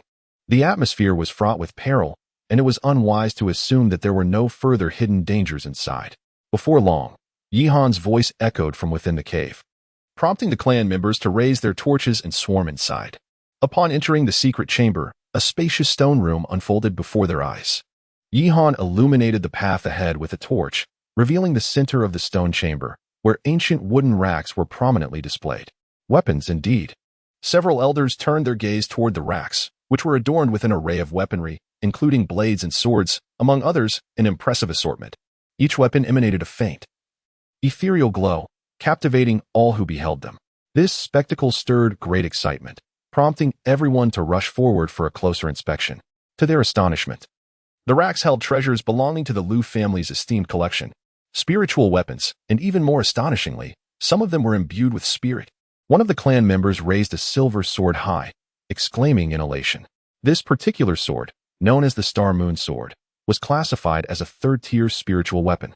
Spiritual weapons are indeed precious artifacts. Even the Yi family possesses only a limited number. Acquiring this cache of weaponry from the Liu family would undoubtedly enhance the Yi family's foundation and strength. Thus, the assembly quickly commenced the inventory of these remarkable arms. Yihan strolled leisurely, toying with the weapons in his possession. Most of these arms were mere mortal artifacts, with those worthy of the title of spiritual weapons being exceedingly rare. The Jinwu blade, a third-grade mundane weapon, the Zhuge crossbow, a second-grade spiritual weapon, and the Yin-Yang sword, a fourth-grade spiritual weapon. These collections were indeed quite substantial, though the Yi family is one of the four great families. Upon witnessing the extensive collection of the Liu family, they could not help but feel a sense of inferiority. Young Patriarch, there are over 1,300 weapons in total here. Among them, more than 1,200 are ordinary weapons ranging from 1st to 9th grade, along with over 100 varied grade spiritual weapons. Shortly thereafter, a smiling elder approached, clasping his hands in greeting. Behind him, the disciples of the Yi family were all beaming with joy, brimming with excitement. They carefully packed these weapons, intending to transport them back to the Yi family for safekeeping. Yihan nodded slightly and spoke in a low voice. He then cast his gaze towards the other stone chambers within the secret cave. This hidden cavern housed more than one stone chamber, each containing treasures of the Liu family. Upon entering the second stone chamber, he discovered a collection of scrolls arranged upon an ancient wooden shelf. Perhaps due to neglect over the years, most of these scrolls were cloaked in dust, some having turned yellow with age. Among them was a third-tier spiritual technique, the Flame Spirit Palm. Yihan casually unfurled the scroll, revealing the three characters of Flame Spirit Palm. It appears that this stone chamber is akin to the martial tower of the Yi family, and these scrolls are an assortment of spiritual techniques meticulously gathered by the Liu family. The elders of the Yi family perused the scrolls, their eyes sparkling with excitement, their faces radiating joy as if they could hardly contain their smiles. These are indeed precious spiritual techniques. The Grand Elder commanded the clan members behind him to gather these techniques and bring them back to the Yi household. The Yi family members swiftly entered and began to collect the spiritual techniques. During the process, Yihan also sifted through the scrolls, curious to discover if there were any advanced spiritual techniques available. However, to his slight disappointment, most of the techniques were of a lower tier. The highest he found was merely a 6th grade technique, which naturally did not pique his interest. Just as Yihan was about to turn away from the stone chamber, his gaze suddenly fell upon a crimson wooden rack. In an obscure corner of the rack lay a golden iron scroll, shrouded in dust. He was drawn to it, for the scroll was crafted from metal. Out of curiosity, Yihan retrieved the golden iron scroll and brushed away the dust, revealing several blurred inscriptions. The scroll prominently displayed the title, 5 Elements, Celestial Scripture. Instinctively, Yihan sensed that this technique was somewhat extraordinary, prompting him to eagerly unfurl the scroll and examine it closely. To his astonishment, he discovered a unique spiritual technique. After pondering for a moment, he slowly closed the scripture, his eyes shimmering with intrigue as he could not help but utter a gasp of surprise. This technique was indeed special. It required the assistance of precious treasures corresponding to the 5 elements for cultivation. The 5 elements celestial scripture comprised 5 spiritual techniques, and each technique necessitated the aid of a corresponding elemental treasure: metal, wood, water, fire, or earth. For instance, to cultivate a technique named Vajra Pagoda Hand, one would need a treasure of the metallic attribute. However, the scripture did not specify the grade of the 5 elements celestial scripture, leaving Ihan uncertain about the classification of the techniques it encompassed. The unique cultivation method of this scripture suggested that it was far from an ordinary technique. Its desolating presence indicated that the Lu family had not paid it any heed. I could attempt to cultivate it. Perhaps it will yield unexpected rewards. Ihan contemplated this deeply, and thus he carefully tucked away the iron scroll, clearly resolved to seize any opportunity to practice this arcane technique. Before long, the stone chamber was entirely emptied. 2 additional chambers remained. One housed a collection of medicinal herbs, while the other contained a substantial cache of spirit stones and various cultivation resources. The Yi family, of course, would not let this opportunity slip by, sweeping away everything in their path with an unstoppable force. With the vast resources acquired from the Lu family, it is evident that the strength of the Yi family will burgeon rapidly. Chapter 27. The Lord of Yin City. The following day, news of the Lu family's annihilation by the Yi family spread throughout Yin City, creating a tremendous uproar, particularly among the Wu and Su families. One could sense a whiff of impending danger. Historically, the 4 prominent families maintained a delicate balance, their strengths being relatively comparable.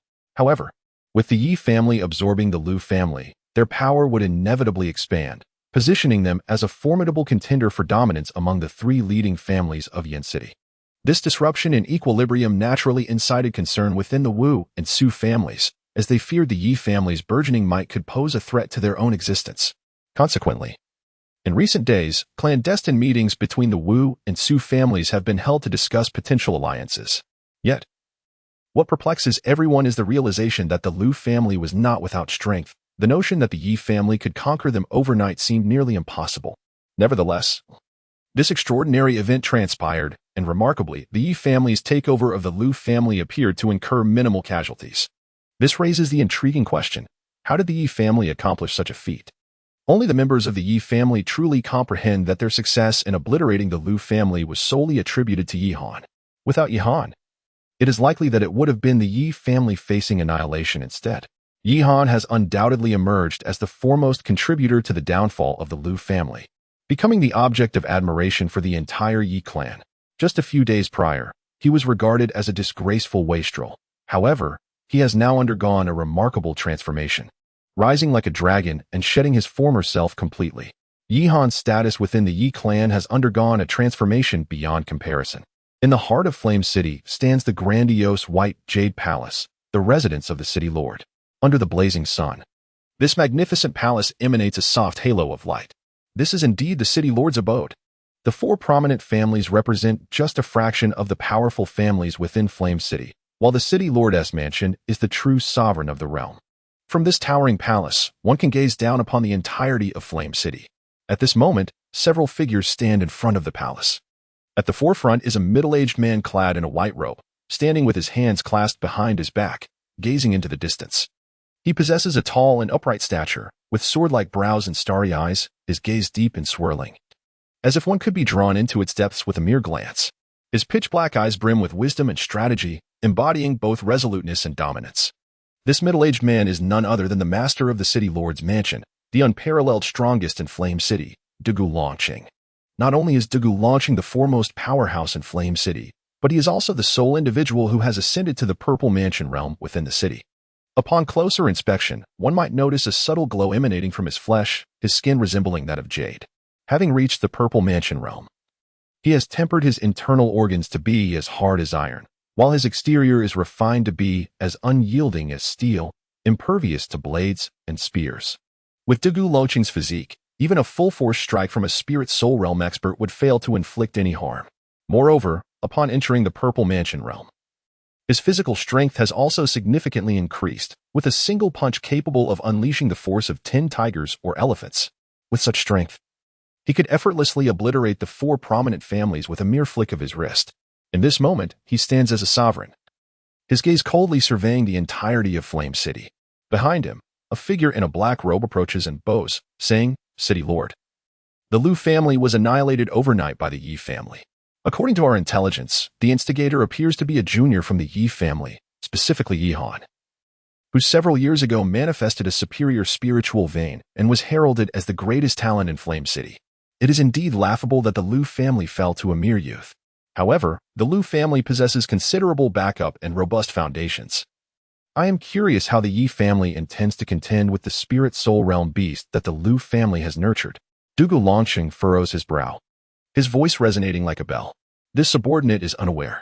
The elder in the black robe contemplates for a moment before shaking his head. City Lord, should I send someone to eliminate that young man from the Yi family? In 3 months, the elders of the 3 major super sects will arrive in Flame City for the initial assessment. We have only 1 slot, and this young man may become an obstacle to the lesser City Lord. Behind him, an elderly man with white hair spoke in a voice that bore the weight of age. Upon hearing of the 3 supreme sects, even the formidable Dugu Longqing revealed a hint of solemnity. The Eight Desolate Ancient Region comprises 18 states, with Qingzhou being one of them. Yin City is merely one of the hundreds of inconspicuous cities beneath Qingzhou. The 3 supreme sects, Yinhai Sect, Xingxin Palace, and Wuji Gate, are the true sovereigns of Qingzhou, their names resounding through the land. Countless talented youths aspire to join these esteemed sects, often striving fiercely to secure a place among them. Every 3 years, the 3 sects conduct a selection of disciples. Elders from these sects visit various cities in search of prodigies, and this year, Yin City possesses only a single advancement quota. The talented individuals who pass the preliminary selection in these smaller cities will converge in Qizhou for the final selection. Once chosen by one of the 3 sects, it is akin to a fish leaping over the Dragon Gate, with boundless prospects ahead. With only 1 advancement opportunity for Yin City, the competition is bound to be exceedingly fierce. Father, is it truly necessary for you to be so concerned about a mere Yi family? At that moment, a clear, melodious laughter emanated from behind. A young man, clad in a purple robe and exuding an air of noble elegance, approached Dugu Longqing with measured steps. This remarkable youth was none other than the young master of the city lord's mansion, Dugu Qianxing. His gaze was imbued with pride, and with a slight smile, he declared, Father, I have successfully refined the essence of the Northern Domain Golden Eagle and have now ascended to the Spirit Soul Realm. In the entirety of Yin City, there is none to rival me. Yihan of the Yi family is no longer my match, should I encounter him on the selection platform. His demise is all but certain. Oh, you have succeeded? Upon hearing this, a look of appreciation flashed across Dugu Longqing's face. He stroked his beard, unable to suppress a smile as he nodded repeatedly, exclaiming, Excellent. A tiger father does not beget a dog son. You are indeed my son, Dugu Longqing. Behind him, the man in black robes and the elderly white-haired man both wore expressions of astonishment. Dugu Qianxing had not only entered the spirit soul realm, but had also refined the powerful essence of the Northern Domain Golden Eagle. This essence had cost Dugu Longqing a considerable fortune to acquire. And the Northern Domain Golden Eagle was a ferocious beast ranked among the earthly tier in the Beast Record. The Beast Record is a compilation that lists various powerful beasts, divided into heavenly and earthly tiers. Only those beasts of noble bloodlines and great strength on the Songqiong continent may qualify for inclusion in the Beast Record. The Northern Domain Golden Eagle holds the 87th position on the earthly tier, although Dugu Qianxing had only recently entered the initial stage of the Spirit Soul realm. Even those in the mid-stage of the same realm would hardly stand a chance against him, demonstrating the formidable power of high-tier essences. Dugu Longqing, who initially harbored thoughts of malice, found his composure gradually returning. The Yi family, in terms of resources and talent, could never hope to rival the Dugu family. Yihan's lips curled into a cold smile, his gaze imbued with a sense of amusement and mockery. In 3 months, he would personally defeat this individual, ensuring he comprehended who truly held the title of the foremost genius in Yin City. He was resolute in securing the sole preliminary selection quota from the 3 great supersections. Chapter 28. Blood Spirit Lotus in recent days. The entire Yi family experienced a serene tranquility, radiating an aura of harmony. Although the family had dramatically expanded its strength following the annexation of the Liu family, far surpassing any other clan, their demeanor remained notably unaltered, even more subdued than before.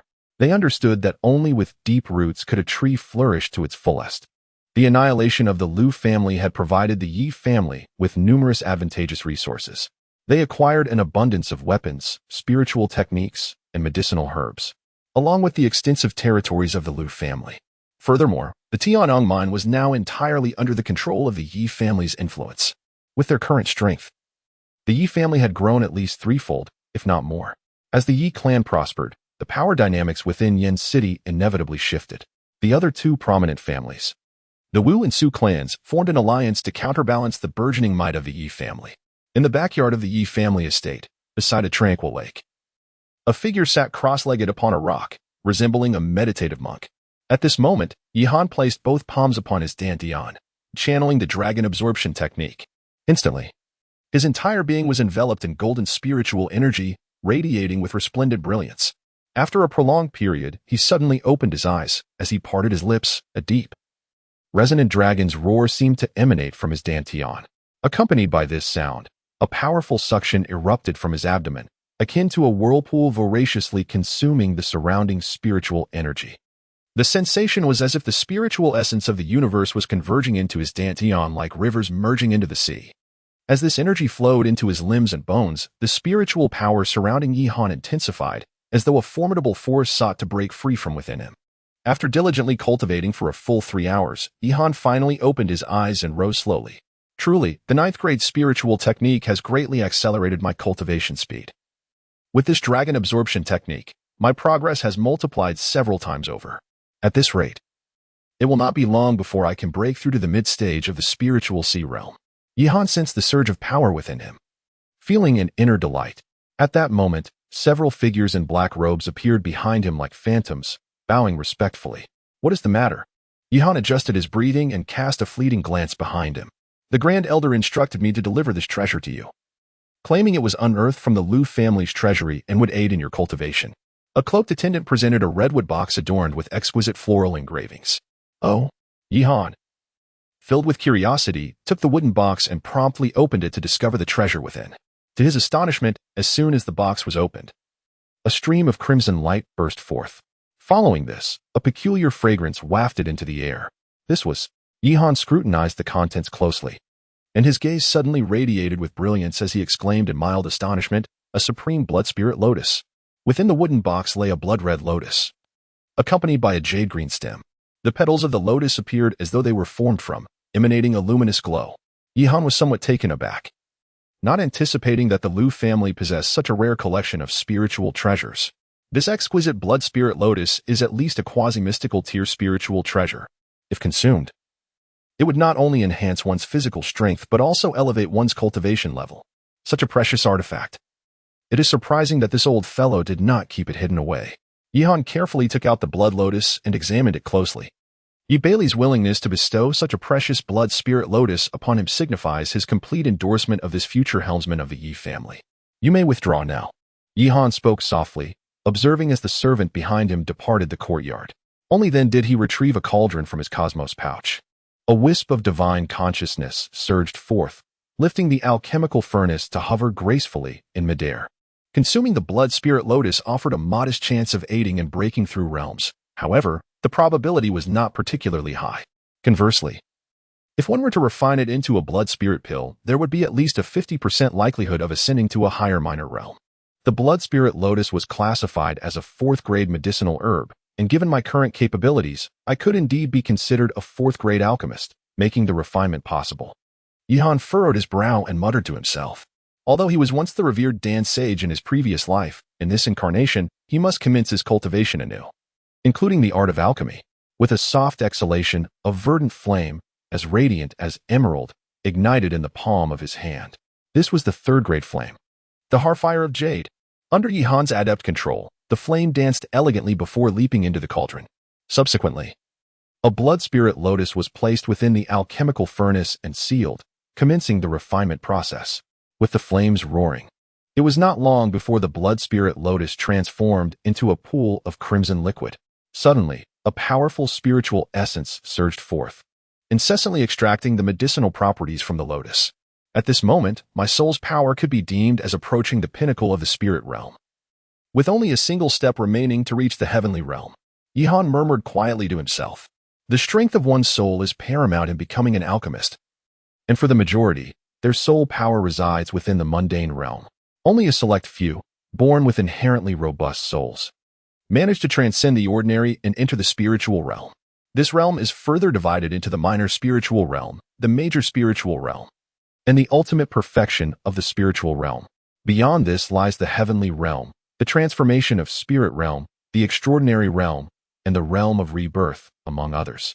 In his previous life, Yihan's soul power ascended to the transformation of spirit realm at birth, and by the tender age of 16, he had astonishingly broken into the sacred realm. The original owner of this physical body also possessed an extraordinary soul talent, achieving the ultimate perfection of the spiritual realm by the age of 17, a feat that is indeed exceedingly rare.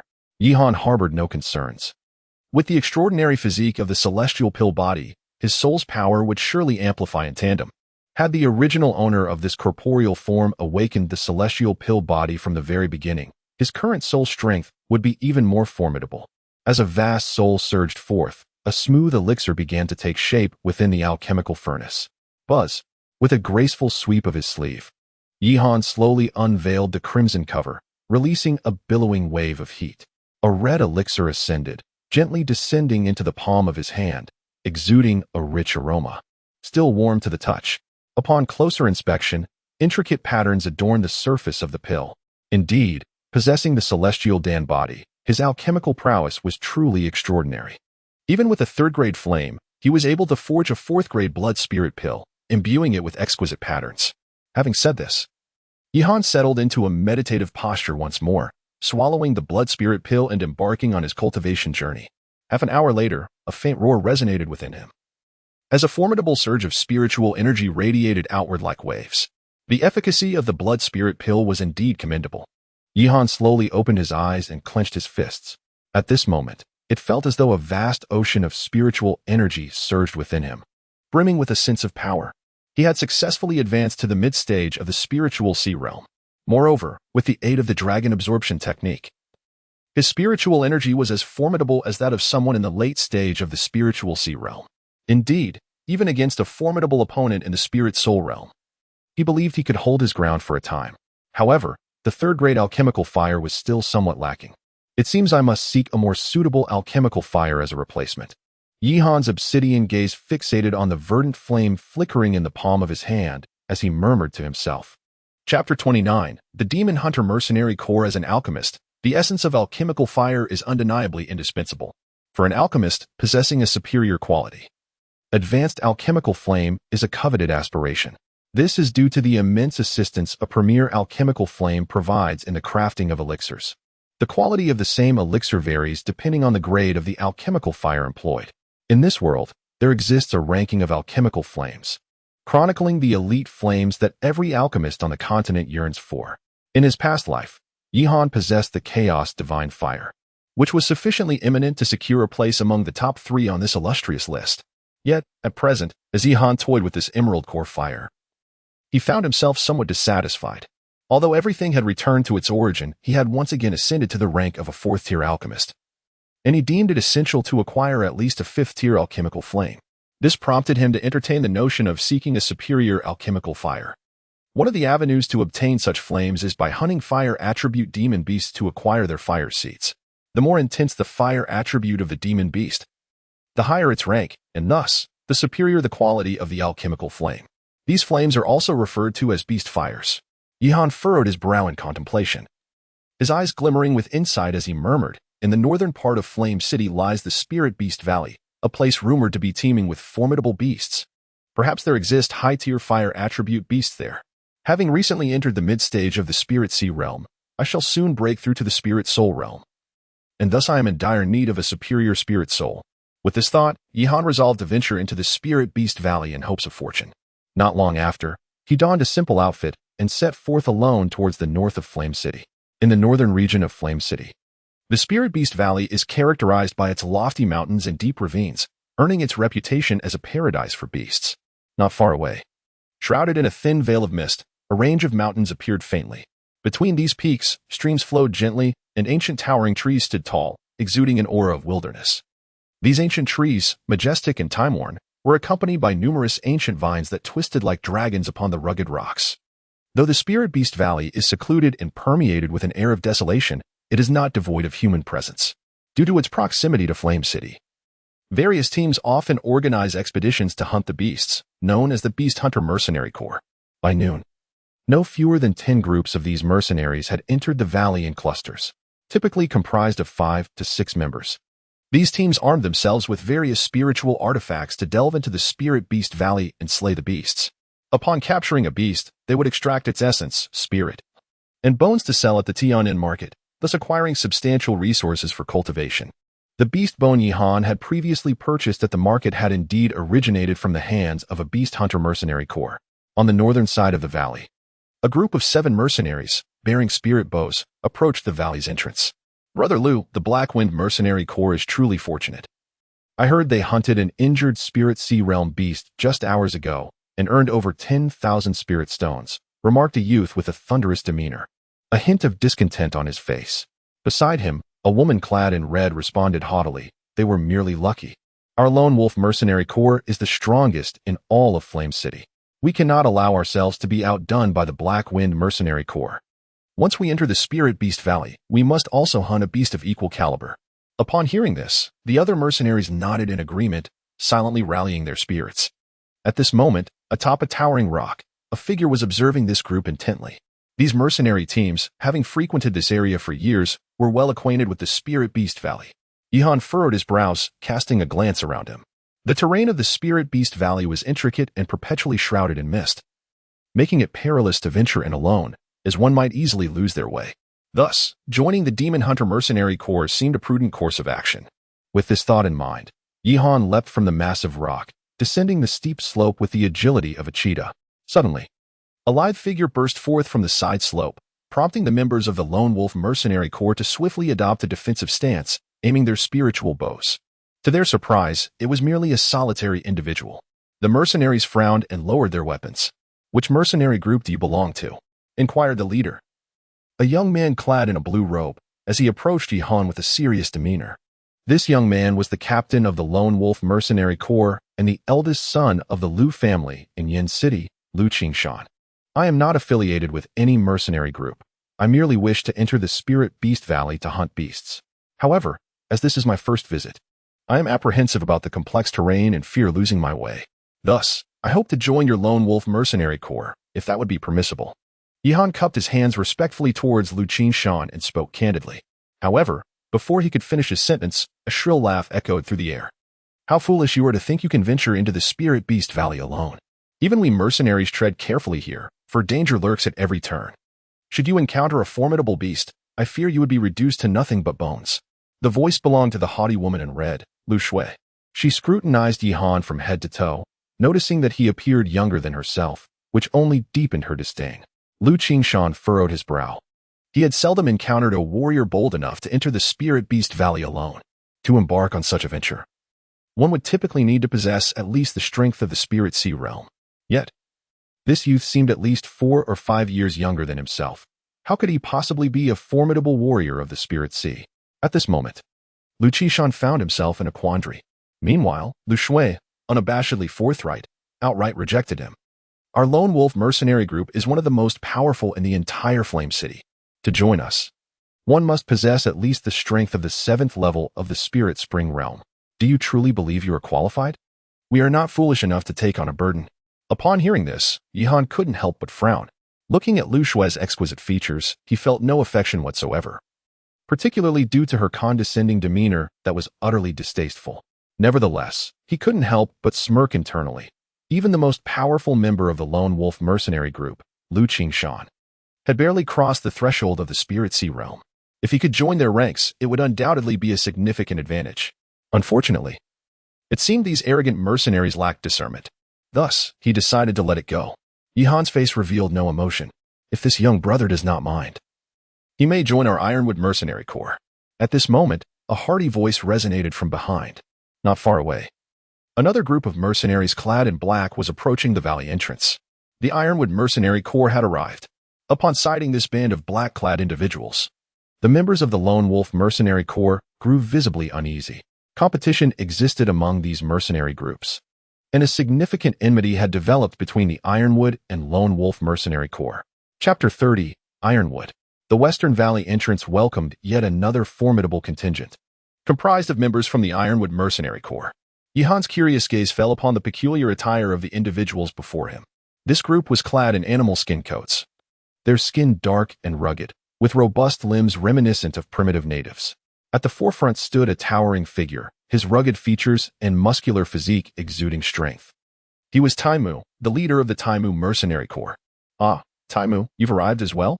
Lu Qingshan remarked, his voice laced with hostility. Taimu's voice resonated like a deep bell. He fixed his gaze on Lu Qingshan and coldly retorted, "Lu Qingshan, last time your lone wolf mercenary corps resorted to despicable tactics to rob us of a spirit beast at the 9th level of the spirit spring realm that we had hunted. We have yet to settle that score, so of course we would come. Ha ha, what a farce. The beasts of the Spirit Beast Valley do not belong to your Taimu mercenary corps. Whosoever captures them, they rightfully belong to." Lu Qingshan raised his eyebrows, unabashedly declaring.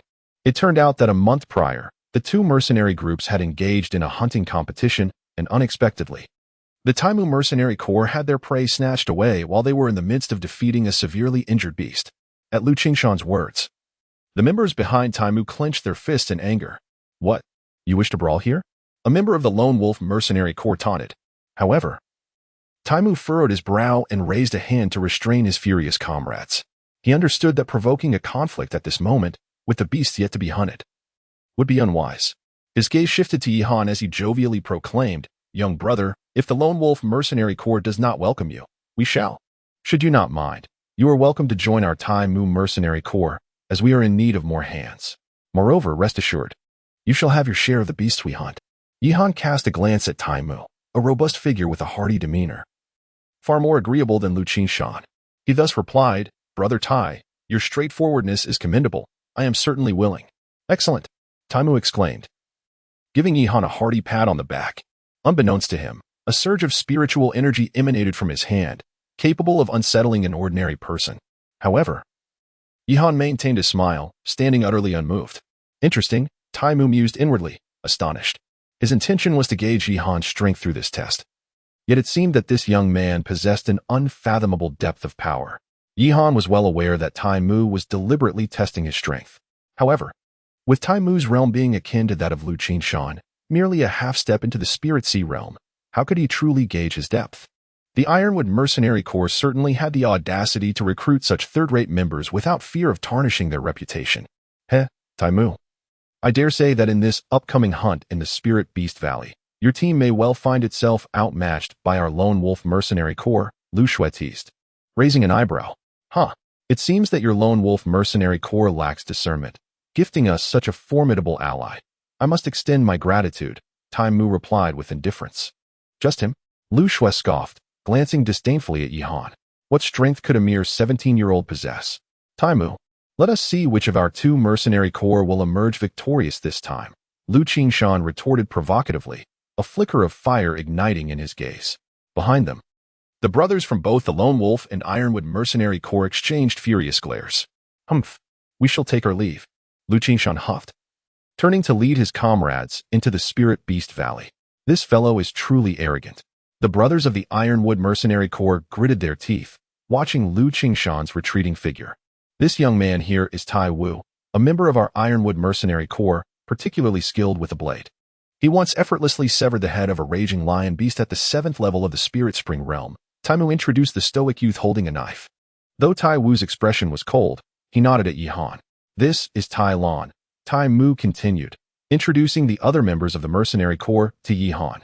The members of the Ironwood Mercenary Corps were neither opposed to nor overly enthusiastic about Yihan's inclusion, as they believed his strength might not be sufficient for their ranks.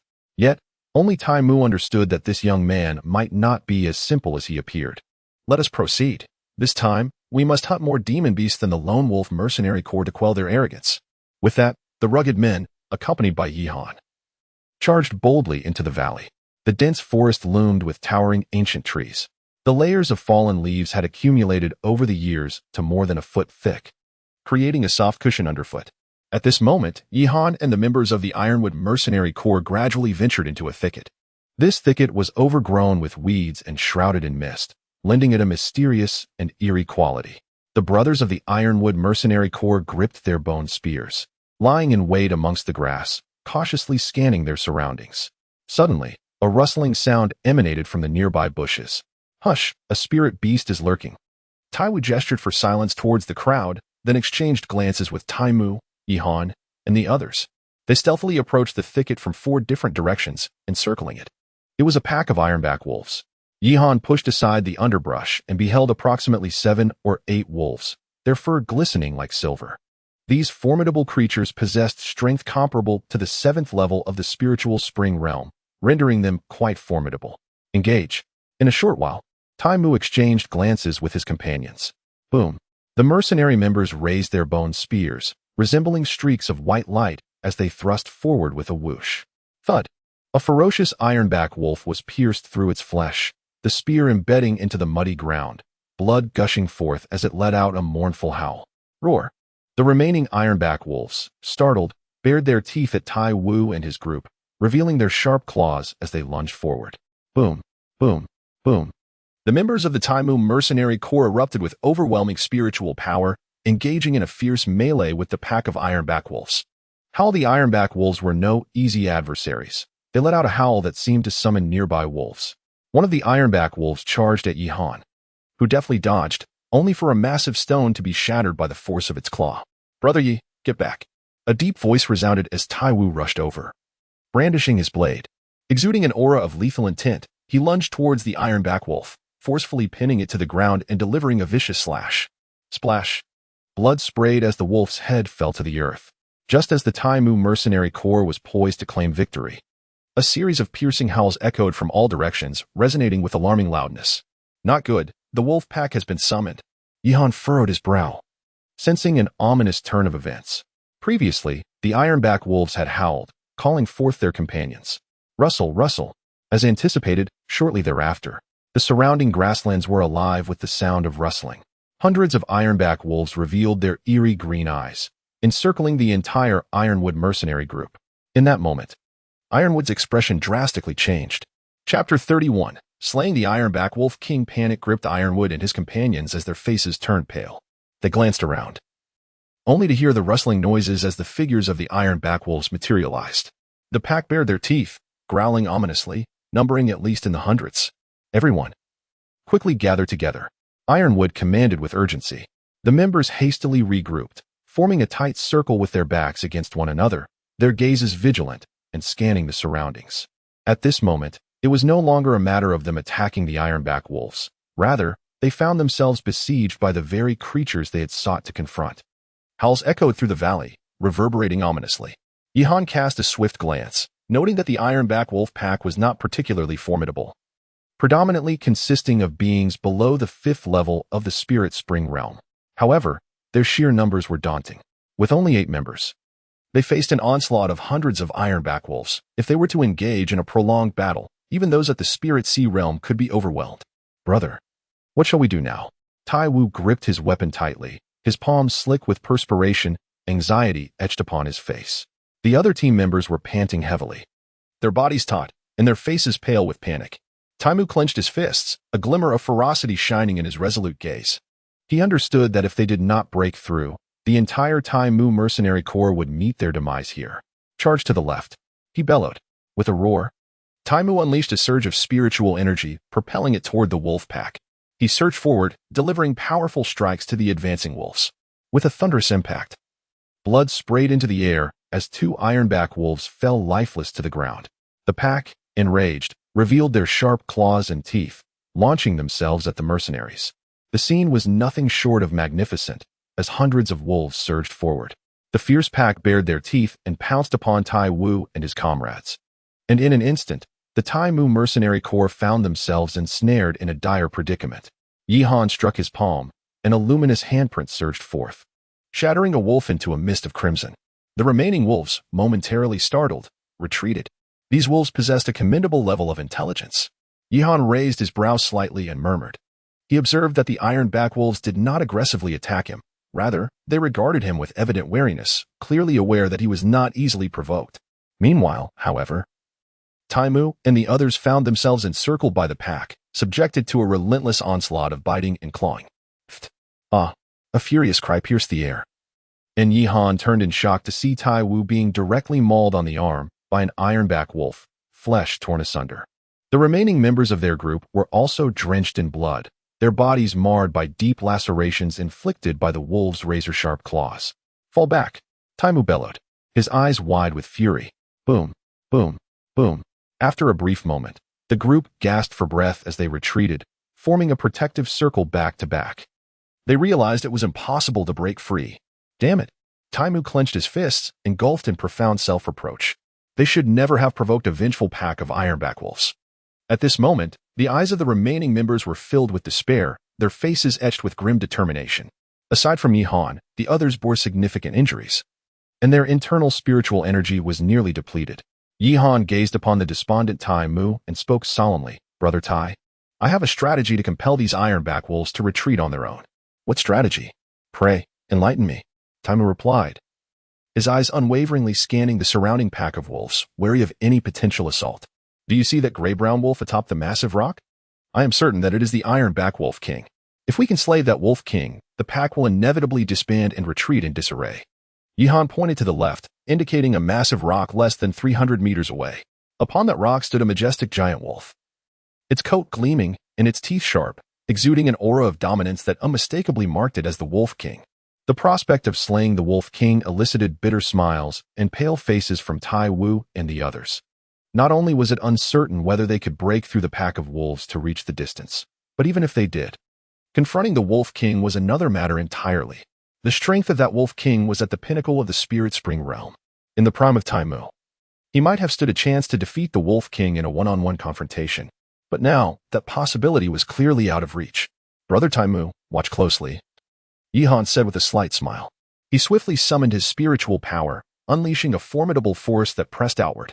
The golden energy surged with ferocity as he stomped his foot. Boom! His figure shot forth like a streak of golden lightning, moving with unparalleled speed. As Yihan charged toward the Wolf King, the surrounding pack erupted in a frenzy, rushing toward him. Taimu and the others were taken aback, unable to comprehend Yihan's audacity in confronting the Wolf King. "Brother Yi, retreat."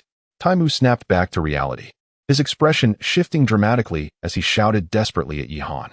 Yet, at that moment, Yihan nimbly danced upon the heads of the wolves, his figure darting swiftly. A chorus of growls erupted as the surrounding wolves bared their claws and lunged forward. "You seek death." Yihan let out a cold snort, golden spiritual energy emanating from his arms, rendering them as if forged from pure gold. Remarkably, he did not evade. Instead, he clenched his fists and struck out with tremendous force. Bang, bang, bang. The 8 ironback wolves of the 8th tier in the Spirit Spring realm were obliterated by a single punch from Yihan, exploding into a mist of blood. Behind him, Taimu and the others gaped in astonishment, swallowing hard. 8 ironback wolves had been annihilated by Yihan's blow. They inhaled deeply, realizing they had perhaps underestimated this new member. In a swift motion, Yihan appeared atop a massive boulder. A roar erupted, shaking the leaves around him to the ground. The ironback wolf king, clearly enraged, rose to its full height of nearly 2 meters, brandishing its claws, which glistened like sharp spiritual artifacts. Great sun-burning heaven palm. With a cold snort from Yihan, he unleashed a lethal strike. A resonant hum filled the air as his palm glowed with a resplendent golden light, akin to the sun ascending the horizon. In the astonished gazes of Taimu and the others, his hand collided fiercely with the claws of the Wolf King. A thunderous boom erupted, accompanied by a howl as fiery sparks ignited, sending terrifying waves of spiritual energy surging outward, fracturing the surrounding rocks. Then, a mournful wail echoed as a massive figure tumbled from the rubble, lifeless. A charred imprint of a palm marred its chest. Gasped, "The Wolf King has been slain by Brother Yi." At this moment, Taimu and his companions' eyes widened in disbelief as they gasped in unison. They were utterly astounded by this scene, their hearts racing with terror, their expressions filled with incredulity. This pinnacle Wolf King of the spiritual spring realm had been dispatched with a single blow from Yihan. As the Wolf King lay dead, the remaining pack, frightened, dared not linger. They howled in despair and swiftly turned to flee. In no time, the surroundings were left desolate. On the ground, aside from the corpse of the Wolf King, lay dozens of bloodied ironback wolves. "Brother Taimu, are you all right?" As Yihan surged forward, he patted his robe. Taimu remained enveloped in astonishment, momentarily at a loss for words, before finally exclaiming, No, it's nothing." He took a deep breath, his gaze now filled with admiration for Yihan, and then laughed heartily. "I must admit, I misjudged you. I never anticipated that you concealed such depth behind Taimu." The others, including Taiwu, looked on with eyes brimming with respect. Chapter 32. The human-faced demon spider. After a fierce battle, the surrounding thickets lay in utter disarray. Scattered nearby were the mangled corpses of wolves, a grim sight indeed. Observing the tranquility settling around them, Taimu finally exhaled in relief. It was remarkable that, despite being encircled by a vast pack of ironback wolves, their mercenary group had managed to survive. Truly, they were resilient. At that moment, the members of Taimu's mercenary group supported one another as they approached, their gazes towards Yihan filled with gratitude. Had it not been for Yihan's valiant defeat of the Wolf King, which instilled fear in the ironback wolves, their entire group might have perished here. In that instant, Taimu silently rejoiced at having welcomed Yihan into their ranks. "Brother Yi, your great kindness cannot go unacknowledged," Taimu expressed, nearly dropping to one knee in gratitude. "Brother Tai, please rise." Yihan promptly helped Taimu to his feet. Fully aware that Taimu was a man of deep sentiment, valuing the lives of his brothers above his own. "Indeed, Brother Yi, we owe you our gratitude. Without your intervention, our mercenary group would have suffered significant losses. It is hard to believe that someone so young as you could possess such profound capabilities. Fortunately, Lu Qingshan was blind to your worth, or we would not have gained such a formidable ally." Taiwu grimaced slightly, covering the gory wound on his arm. Upon seeing the gruesome injury, Yihan addressed the group, suggesting, "Let us take a moment to rest and tend to our wounds." Agreed. The others settled onto the ground, placing their weapons aside. Aside from Yihan, there was another youth named Tai Zhu, a bald-headed lad who remained unscathed. He swiftly retrieved a bandage from his satchel to assist Taiwu in dressing his injury. Yihan pondered for a moment, then retrieved a vial of elixir from his bosom and presented it to Taimu and the others. With a look of bewilderment, Taimu opened the vial, only to be greeted by a rich and fragrant aroma that took him by surprise, prompting him to gasp, "A high-tier spirit elixir. This is a third-grade elixir. The purple spirit pill. Consuming this will expedite your recovery from injuries." Yihan smiled and explained, "Brother Yi, this is not something we can afford. Such rare elixirs are beyond the reach of us mere roughnecks." Taimu repeatedly withdrew his hand, returning the vial. "This is a third-grade elixir, its value surpassing that of slaying a spiritual sea realm beast." Tylon also dared not take it, shaking his head. "It is of no concern. Such elixirs are abundant. Feel free to use as you wish." Yihan returned the pill bottle to Taimu with a smile. Upon hearing his words, Taimu and the others felt a profound shock within. Such precious third-grade pills were regarded as inconsequential by Yihan. They could not help but speculate that the power behind Yihan was indeed formidable. Could it be the Yi family? A tumult of thoughts stirred within Taimu, hinting at a burgeoning suspicion. "Very well, I am exceedingly grateful." Taimu clasped his hands, and without further ado, he poured out several pills from the bottle, distributing them among Taiwu and the others before swallowing his share. A wave of warmth surged into his abdomen, prompting Taimu to sit cross-legged on the ground and commence his cultivation using the prescribed techniques. Meanwhile, Taizhu began to stack the slain ironback wolves, skillfully extracting their bones and essence. Yihan stood a short distance away, the pungent scent of blood from the corpses of the iron-backed wolves thick in the air, making it unlikely that other formidable beasts would be drawn to the scene. Although some creatures stirred restlessly, they were deterred by the formidable aura emanating from Yihan, who was at the mid-stage of the spirit sea realm. After half an hour, Taimu and the others slowly opened their eyes, exhaling a breath of relief. "Thank you, Brother Yi, for your elixir. My injuries have nearly healed," Taimu said as he rose, stretching his limbs, the sound of cracking bones echoing in the air. Not only had his wounds fully healed, but his spiritual power had also become markedly more robust. "Thanks to your generosity, Brother Yi. I was fortunate enough to consume such a high-grade pill, and its effects are indeed miraculous." Soon after, Tai Wu, Tai Lon, and the others also awakened, especially Tai Wu, who marveled at the efficacy of the high-tier elixir. His arm, once savaged by the iron-backed wolf, had lost a significant amount of flesh, yet now appeared as if it had never been harmed, save for a few scars.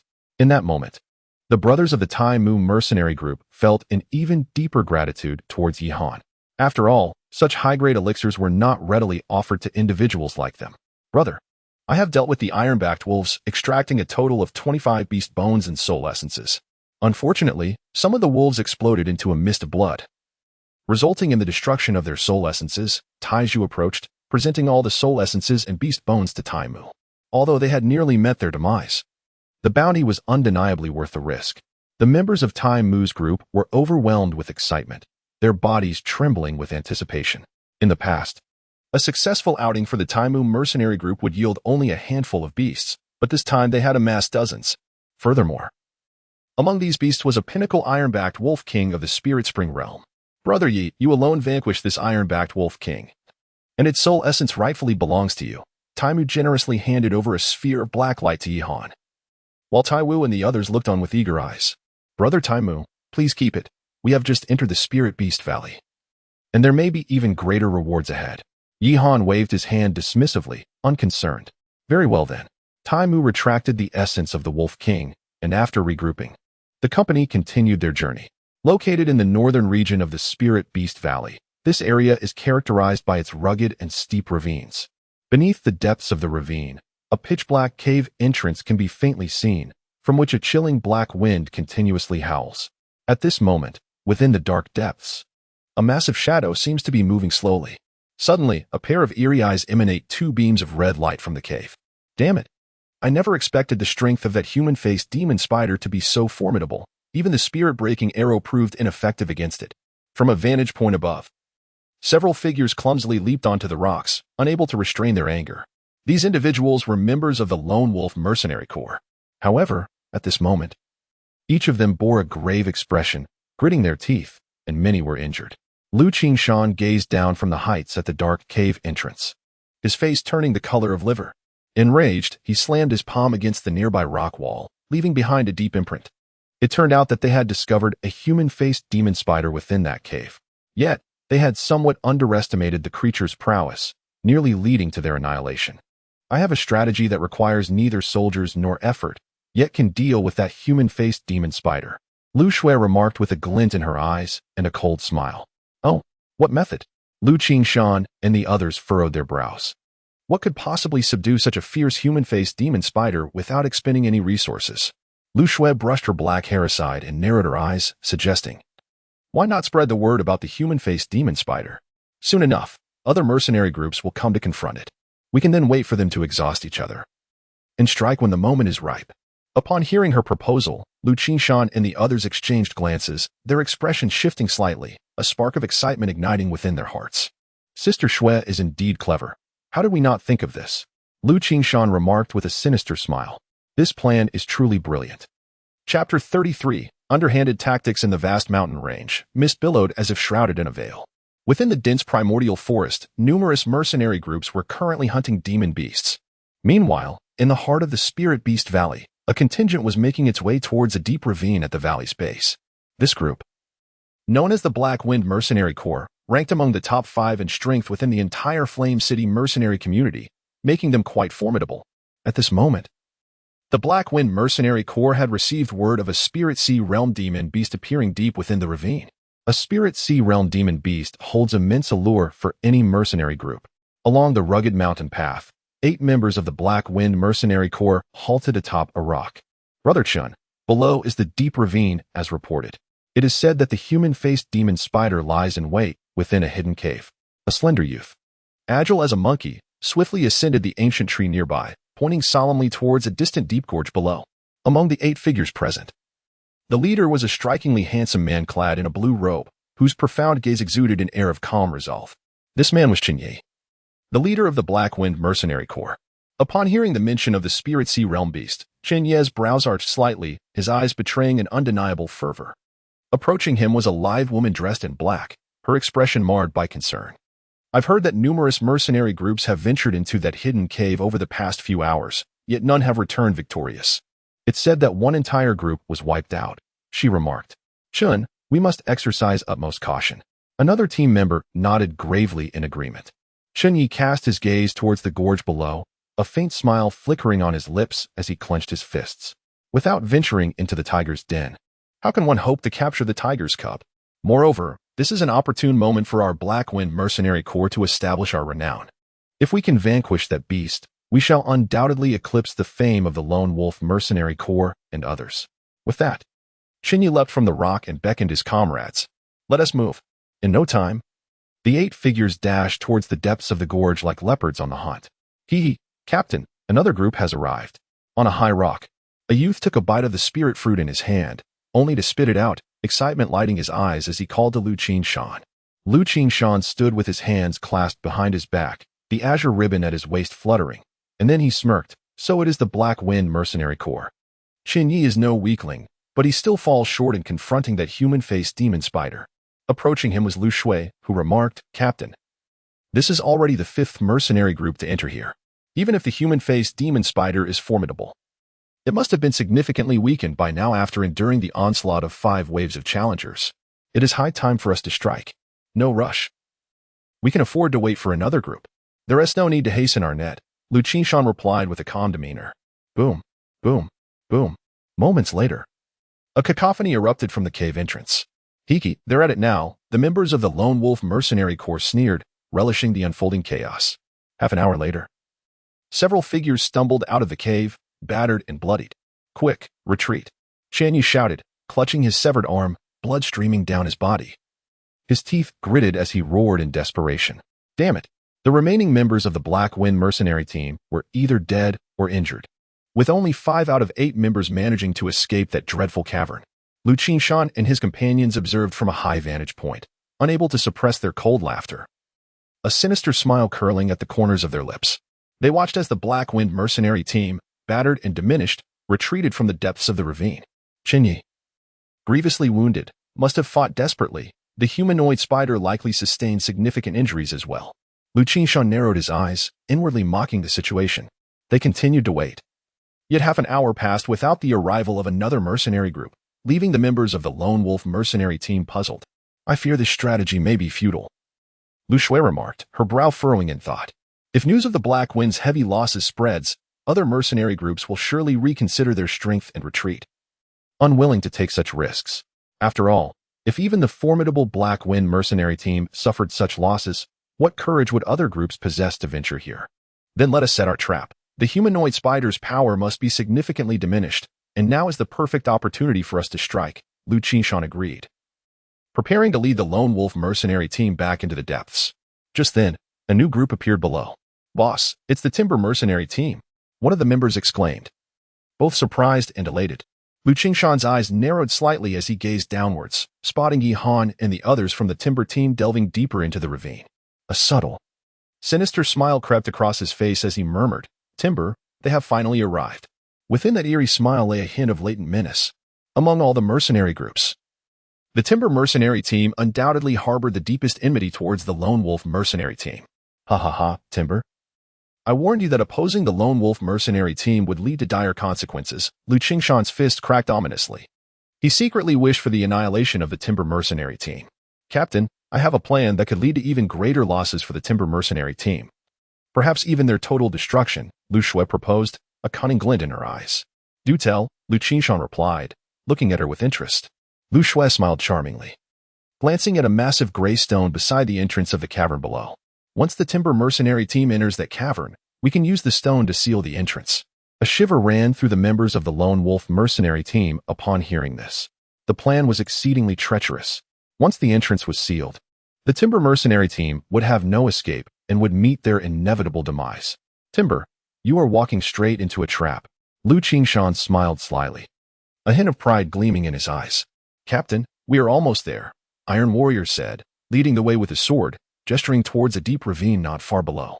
Yi Han raised his head and surveyed the surrounding environment. He discovered that they were situated in a sunken abyss, enveloped in darkness, residing at the bottom of a deep ravine. Due to Yi Han's extraordinarily potent spiritual prowess, his perception transcended that of ordinary individuals. At this moment, he furrowed his brow, acutely sensing that someone seemed to be observing them from the shadows. "Brother Yi, what troubles you?" Seeing Yi Han's furrowed brow, Taimu approached with curiosity, inquiring with a hint of perplexity. Yi Han lifted his gaze towards the heights, casting a glance around. Yet the location where Lu Qingshan and his companions concealed themselves remained undetected. After a prolonged observation, Yi Han shook his head and spoke in a solemn tone. "Nothing of significance. Let us descend." With that, the group made their way down the rugged, stony path. Soon, they arrived at a sinister, pitch-black cavern. A chilling gust of wind howled from within. Chapter 34. The ferocious man-faced spider. As they approached the foreboding entrance of the cave, a damp and eerie breeze surged forth. Tai Mu and the others stood vigilantly at the threshold, their expressions wary as they peered into the depths, faintly sensing an ominous presence. Bloodstains, still fresh and glistening, marred the ground, suggesting that a fierce battle had recently transpired in this very spot. Yihan cast a glance at the pool of blood on the shattered stones at the cave's entrance, furrowing his brow as he spoke in a hushed tone. He speculated that the previous group to arrive here might have been the Black Wind Mercenary Corps. Contemplating this, Yihan's expression grew increasingly grave, and he cautioned his companions to be vigilant, for the creature within, the human-faced demon spider, was likely formidable. Understood. Iron Wu and the others quietly tightened their grips on their weapons. Nodding in agreement, let me take the lead. When we enter, ensure you do not fall behind. At that moment, Ironwood approached, brandishing a torch, and issued orders to the group. However, after a moment's reflection, Yihan suddenly raised his hand to stop Ironwood from entering the cave, his eyes gleaming with insight. Wait. This dark cavern is the lair of the human-faced demon spider. Should we recklessly invade, we risk calamity. It would be wiser to devise a method to lure it out. Upon hearing this, the members of Ironwood's mercenary band exchanged glances, nodding in agreement. That indeed seems a commendable strategy. Consequently, Iron Wu and the others pondered for a moment before slowly retreating from the cave's mouth. Numerous mercenary groups had previously charged in recklessly, falling into the demon spider's ambush, resulting in countless casualties. However, if they could manage to draw it out, the circumstances might shift dramatically. But how shall we lure it out? I have a plan. Ironwood suddenly exclaimed, his eyes lighting up as he called out to a burly man behind him. Tylon, gather some firewood. Right away. Tylon and Iron Pillars swiftly turned and dashed off, efficiently scouring the surroundings until they had amassed a considerable pile of dry twigs at the cave's entrance. With a decisive gesture, Ironwood hurled the torch onto the dry wood, which ignited instantaneously, sending forth plumes of thick smoke. In that moment, Ironwood also retrieved a crimson pill from his pocket and tossed it into the burning tinder. Instantly, the white smoke transformed into a red haze, exuding a pungent and unpleasant odor. This smoke is toxic. Cover your mouths and noses, and try to hold your breath, Ironwood instructed, stepping back a few paces. This pill is crafted from a special formula designed specifically to repel demonic beasts. Let us all channel our spiritual energy and endeavor to blow this smoke into the cave. Yihan retreated a few steps, observing the slow influx of smoke, and suddenly devised a plan. He waved his sleeves, and a formidable surge of spiritual energy erupted from his palms, conjuring a tempest that swept the dense smoke into the cave. Meanwhile, Tai Mu and the others, witnessing this, hastily mimicked his actions, their palms emanating spiritual energy. With a whoosh, waves of spiritual force whipped up a gale, propelling the smoke further into the cavern. Boss, what are they doing? The members of the Lone Wolf mercenary group, perched atop the high rocks, furrowed their brows in confusion. They intended to lure out the beast with toxic smoke. Tai Mu, usually rather dull-witted, displayed an unexpected cleverness this time. Lu Qinshan frowned, his expression darkening. For some reason, an ominous feeling lingered in his heart. As the crimson smoke poured into the cave, a thunderous roar echoed from within. Suddenly, a violent gust of wind surged from the cave, scattering debris in all directions. Tai Mu and the others quickly heightened their vigilance, their spiritual energy surging within them. Roar. Accompanied by a furious roar that reverberated like thunder, the sound jolted their eardrums. In that moment, a colossal black spider emerged from the depths of the cave, its claws bared and ready to strike. Yihan swiftly evaded, urgently calling out to his comrades in the mercenary group, "Fall back." Creak, creak. The spider's legs, akin to iron, scuttled across the ground, producing a piercing sound as they scraped against the rocks. Hiss. Yihan and his companions lifted their heads, gazing upon the colossal creature before them, unable to suppress a gasp of astonishment. This ebony spider towered an impressive 7 to 8 meters in height, its swollen abdomen adorned with crimson stripes. Its 8 slender legs, reminiscent of steel, stood upright upon the ground, each covered in fine, needle-like black bristles. Those blood-red eyes glowed eerily like lanterns, emanating a chilling light. Most terrifying of all, it possessed a human visage from which 2 venomous fangs protruded. A human-faced demon spider? Upon witnessing this monstrous arachnid, the members of the Ironwood Mercenary Corps instinctively raised their bone spears, retreating a few steps, their faces etched with dread. Yihan's expression darkened, gravely intensified. For this human-faced demon spider was far beyond the spirit sea realm. It had nearly 1 foot in the spirit soul realm. It posed a much greater challenge than Elder Lu Shi from the Lu clan. The ferocity and strength of the beast far surpassed that of human warriors. Moreover, the previous assaults from numerous mercenaries had scarcely inflicted any damage upon it. However, Taima's spiritual energy surged dramatically, raising his bone spear as he bellowed, "Attack!" Members of the Taima mercenary group infused their spiritual power into the bone spear, launching it like a radiant beam towards the human-faced demon spider. Boom, boom, boom. The bone spears fell like a torrential downpour, yet the demon spider erupted with a violet-gray aura of spiritual energy, forming a protective shield around itself. To their astonishment, the bone spears were deflected effortlessly. Boom. The demon spider's two forelimbs, resembling curved blades, sliced through the air, leaving behind sharp shadows as they descended. Taimu and the others turned pale, enveloped in spiritual energy as they swiftly dodged to the sides. With a resounding crash, a massive boulder was cleaved in two, collapsing in a thunderous roar. Dragon absorption technique. Yihan inhaled deeply, akin to a true dragon harnessing spiritual energy, as a low, resonant dragon's roar emanated from his dantian. With a thunderous boom, a surge of immense spiritual power flooded into his dantian, propelling his aura from the mid-stage to the latter stage of the spiritual sea realm. In an instant, his body became a fleeting shadow, soaring effortlessly as he appeared before the human-faced demon spider. Sun-scorching palm. He summoned a blazing inferno from his palm, transforming it into a radiant sun that descended upon the demon spider with tremendous force. The sun blazed fiercely, slicing through the void, accompanied by a torrent of scorching heat. Yet, the human-faced demon spider exhibited no fear. It raised one of its forelegs, resembling a sharp scythe, and cleaved downward with a fierce gust of wind. With a resounding crash, the blazing sun was shattered into fragments of fire by the spider's leg. In the aftermath of the spiritual backlash, Yihan was propelled backward several dozen steps. How formidable! He felt his internal energy pulsating violently, secretly astonished. The tenacity of this human-faced demon spider far exceeded his expectations. At that moment, the 6 iron-like legs of the demon spider swiftly traversed the rocky terrain, while its 2 forelegs relentlessly slashed towards Yihan. Bang, bang, bang. Yihan deftly evaded, as agile as a monkey. The sharp legs of the spider moved like a flash of blades, their speed so rapid that only afterimages could be perceived. With a thunderous roar, a massive ancient tree was cleaved in two. Not far away, Tai Mu and the others swallowed hard, their faces ashen. Chapter 35, Decapitation Boom. A resounding crash echoed behind him, as a lightning-like sickle claw swept through, bringing down a sturdy ancient tree with a decisive snap. Yihan glanced back, unable to suppress a slight twitch at the corners of his mouth.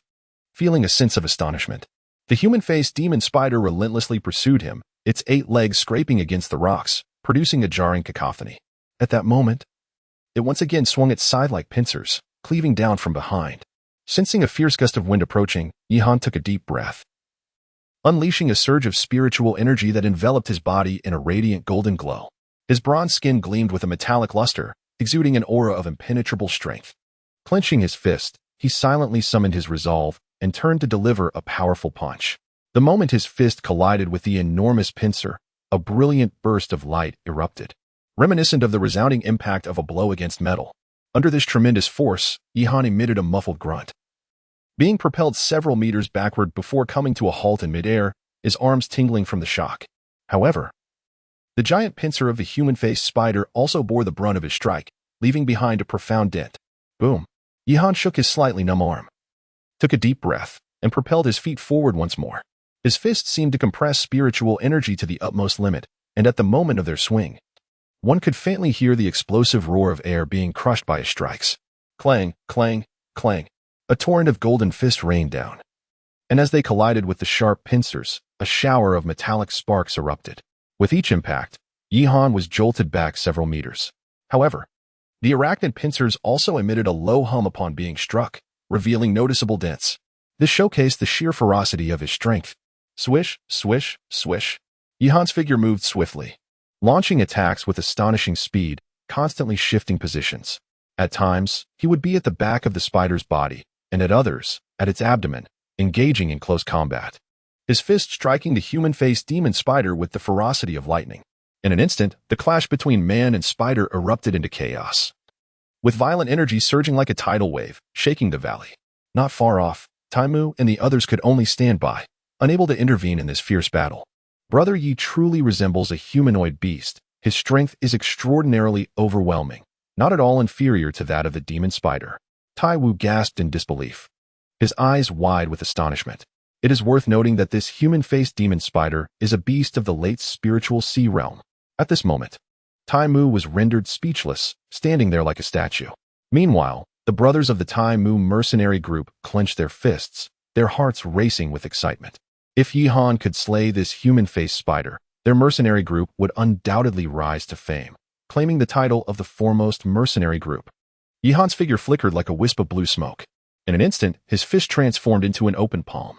From within that palm, a surge of spiritual energy continuously emanated, condensing into sharp blades of light that swiftly descended upon the spider lurking behind him. Boom, boom, boom. These spiraling blades of spiritual energy struck fiercely against the spider's back. To his astonishment, the spider's back was as unyielding as a block of iron. At the moment of impact, the blades shattered completely. What an extraordinarily resilient physique. Yihan was secretly astonished, his gaze sweeping over the body of the spider as if seeking an opportunity for breakthrough. However, this ironclad creature was as tough as steel. How could it be easily penetrated? Suddenly, Yihan's eyes fixated on the spider's eye, and a strategy seemed to form in his mind. A glimmer flickered in his gaze. He had it. In a flash, his figure darted forward like a monkey, swiftly retrieving 2 bone spears from the ground, which he then hurled towards the humanoid spider. Upon seeing Yihan's approach, the humanoid spider let out a frenzied screech and swung its scythe like pincers downwards. In that fleeting moment, Yihan deftly sidestepped, evading the deadly strike like a fleeting shadow. Just as the pincers grazed past him, he launched one of the bone spears directly at the spider's eye. Boom! The 2 bone spears, enveloped in spiritual energy, erupted with brilliance, propelled by a fierce gust of wind as they pierced towards the spider's eye. Thud! The spears struck true, embedding themselves within the eye. And a viscous liquid erupted from the eyeball, splattering into the air. Roaring in agony, the humanoid spider instantly lost its vision and began rampaging wildly, colliding violently against the mountainside with a thunderous crash, causing rocks to tumble down. Yihan unsheathed a dagger from his waist, infusing it with his entire essence, his gaze exuding a piercing intensity. He lunged fiercely towards the abdomen of the human-faced spider, plunging the blade downwards with tremendous force.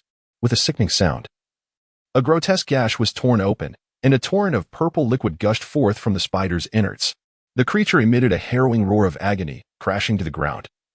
Its legs splayed helplessly in the air. Finally, it was done.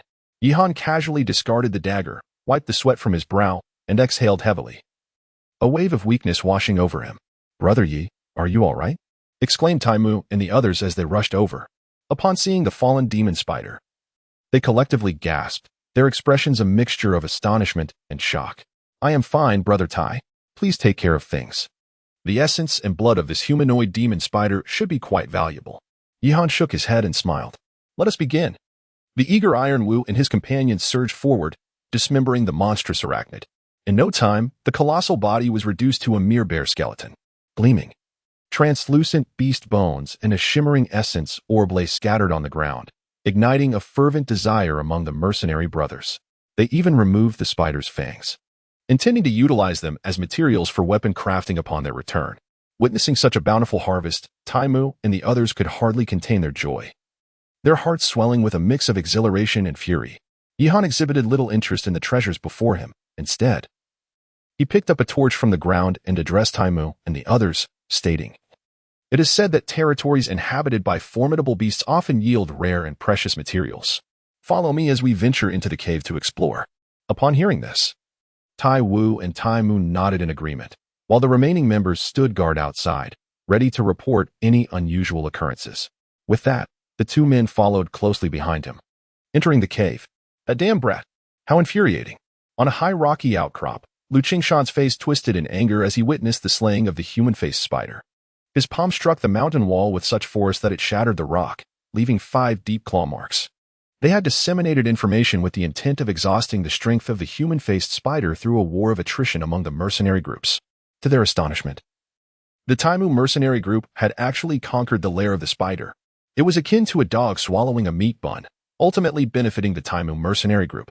"Boss, what shall we do now? Are we to let them reap the rewards without contest?" a member of the Lone Wolf mercenary group asked, his expression dark and filled with resentment. "What can we do? That brat's strength is formidable. Can we contend with him?" Lu Qingshan glared fiercely at his subordinate, the fury in his eyes nearly palpable. Yet, he was also secretly astonished. realizing that he had underestimated Yihan's capabilities to slay the human-faced spider at such a young age. "Let us go." Lu Qingshan waved his sleeve in frustration and stormed away. Behind him, Lu Shui gazed intently at the cave entrance below, biting her silver teeth. A myriad of emotions flickered across her face: regret, resentment, anger, and despondency. Had it not been for her sharp and caustic words, Yihan might have joined the lone wolf mercenary group, and the human-faced spider could very well have been theirs. Chapter 36. Divine Spirit Mushroom Within the Pitch-Black Cave. Yihan, Taimu, and Taiwu held their torches aloft, cautiously navigating the passage. The flickering flames illuminated the damp, dark cave floor, strewn with decaying leaves that yielded softly beneath their steps. The eerie sound of the wind occasionally whispered past their ears, lending an unsettling atmosphere to their surroundings. Yihan walked at the forefront, the flickering flame in his hand casting an ethereal glow. His eyes resembled the starry night sky, keenly observing the subtle movements around him. Simultaneously, the spiritual energy within the trio surged quietly. After several minutes of traversing, it seemed that a colossal object obstructed their path ahead. What could this be? The three halted, and Taiwu directed the torch in his hand toward the front, revealing a massive pile of bones before them. These bones appeared to be from a gigantic beast, strikingly white and awe-inspiring. The trio exchanged glances and promptly encircled the skeleton to examine it closely. Yihan lifted a bone fragment, which appeared to be a leg bone of a monstrous beast, measuring nearly 2 meters in length and weighing several hundred pounds. Heavy and cumbersome. This remains belonged to a creature at least of the mid-stage of the spirit sea realm, likely devoured by a demon spider. Yihan's eyes flickered with a hint of astonishment as he spoke in a low voice. Hiss, are they regarded as food? No wonder this demonic spider is so ferocious. Taiwu and Taimu inhaled sharply, secretly astonished. A beast of the spirit sea realm is indeed formidable, yet it has fallen prey to the monstrous spider. The two searched through the pale white pile of bones, but found no valuable items, so they discarded the bones and ventured deeper. The cave was damp, permeated by an indescribable stench. Besides the massive skeleton of the beast, there were countless small piles of bones scattered around, including numerous human remains. These belonged to the members of the Black Wind mercenary group. At that moment, Taiwu bent down and picked up a black token lying beside a corpse. The token bore the inscription Black Wind. Just then, Yihan raised his torch high and suddenly sensed something, sniffing the air. "Brother Yi, what is it?" Taimu questioned, noticing Yihan's peculiar expression, filled with confusion. "Indeed, there are precious treasures within this cave. Do you not smell that aroma?" With a hint of surprise. Yihan's lips curled into a smile. "A scent? Aside from the damp and moldy odor in this cave, there is a foul stench. Is there any other fragrance to be discerned?" Taimu and Taiwu exchanged glances, both shaking their heads in confusion. They sniffed the air around them, yet detected nothing unusual. As an alchemist, Yihan possessed a keen sense of smell, particularly attuned to rare herbs and precious materials. "Follow me," he said, promptly gripping his torch and embarking on a search through the labyrinthine passageways. Before long, they arrived at a narrow chamber, bringing their steps to a halt. A low hum resonated within the cave, as a violet light enveloped the surroundings. The group turned their gazes forward, where, not far ahead, they beheld a herb rooted in the earth.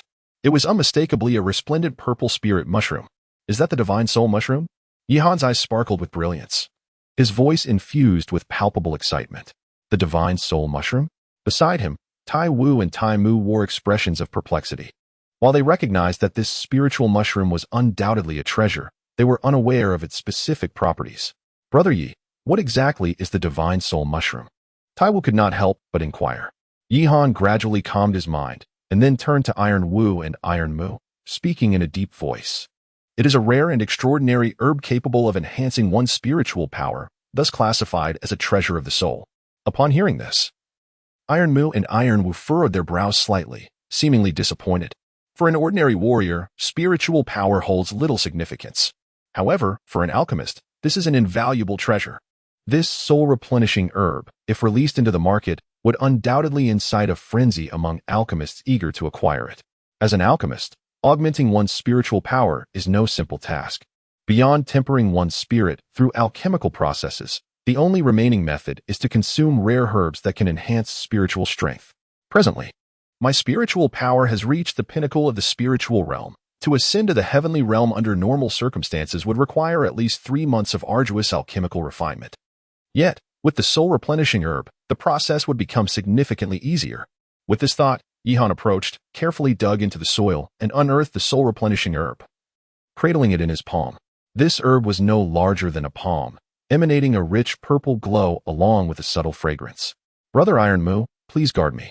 I wish to refine this soul-replenishing herb here. Yihan turned to Tai Mu and his companion, speaking earnestly. Rest assured, we shall remain here, ensuring that no one disturbs your cultivation. Tai Mu nodded in agreement, responding in a solemn tone. Yihan found a pristine location, promptly settling into a meditative posture and consuming the soul spirit mushroom. He slowly closed his eyes, channeling his spiritual energy to refine it. The moment the mushroom was ingested, it transformed into a torrent of formidable energy, nurturing his soul.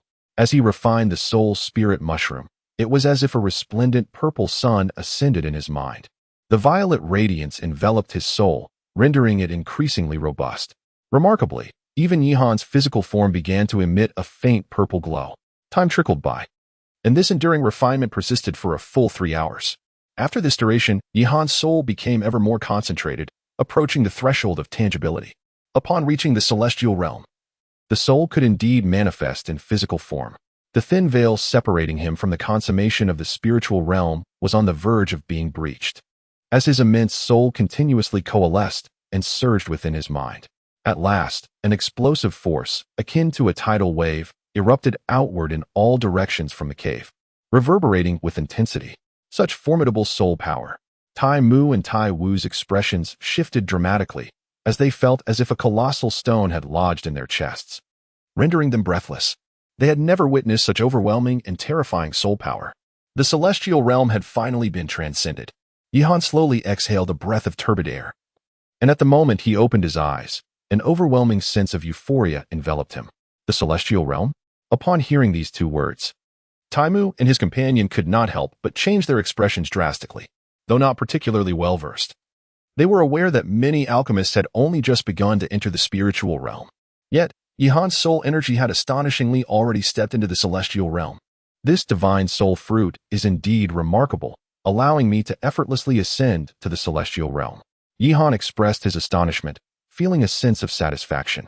He slowly rose, brushed off his robe, and surveyed the cave with a discerning glance. Turning to Tai Mu and the others, he remarked, "There should be no other treasures here. Let us depart." With that, the trio nodded and exited the cavern. Outside, Tai Lon and the others had waited for 3 hours without a hint of activity from within, their worry steadily mounting. Just as he contemplated venturing inside to investigate, 3 flickers of light burst forth from the cave's entrance. The captain and his team had emerged. A wave of relief washed over Tai Lon as he beamed with joy. Chapter 37. The Lower Clan Captain. Upon witnessing the 3 figures safely exiting the cave, Tai Lon and the members of the mercenary group exhaled in relief and hurried to offer their support. As the trio stepped out of the dark cavern, their vision expanded, greeted by a refreshing breeze. How was it? Surely no other mercenary groups approached this place? Tai Mu inquired, releasing a deep breath as he gazed at Tai Lon and the others. No, Tai Lon replied, shaking his head. Yihan gently brushed his robes and lifted his gaze, only to realize that darkness had gradually enveloped the sky. The night descended, shrouding the valley in silence. Brother Yi, while the light still lingers, we must hasten our departure from the Spirit Beast Valley. Otherwise, we may encounter peril, Tai Mu advised, his expression suddenly grave as he glanced at the dimming sky. Brother Tai, why must we leave? Yihan furrowed his brows, a look of confusion etched upon his face. His primary objective for this journey was to hunt demonic beasts and acquire beast fire. However, it was evident that he had yet to achieve this goal and did not wish to return empty-handed. It appears, Brother Yi, that this is your first venture into the Spirit Beast Valley to hunt demonic beasts, is it not? Tai Mu remarked with a hint of surprise. Yihan nodded slightly. Beside him, Tai Wu remarked that once night fell, the formidable beast lurking deep within the Spirit Beast Valley would emerge to hunt. These creatures were not only powerful and ferocious but also included those of the Purple Mansion realm.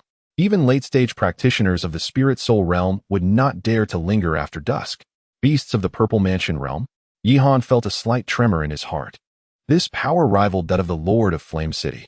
Given his current strength, encountering such a foe would undoubtedly lead to a perilous situation. It seems that lingering in the Spirit Beast Valley is no longer an option.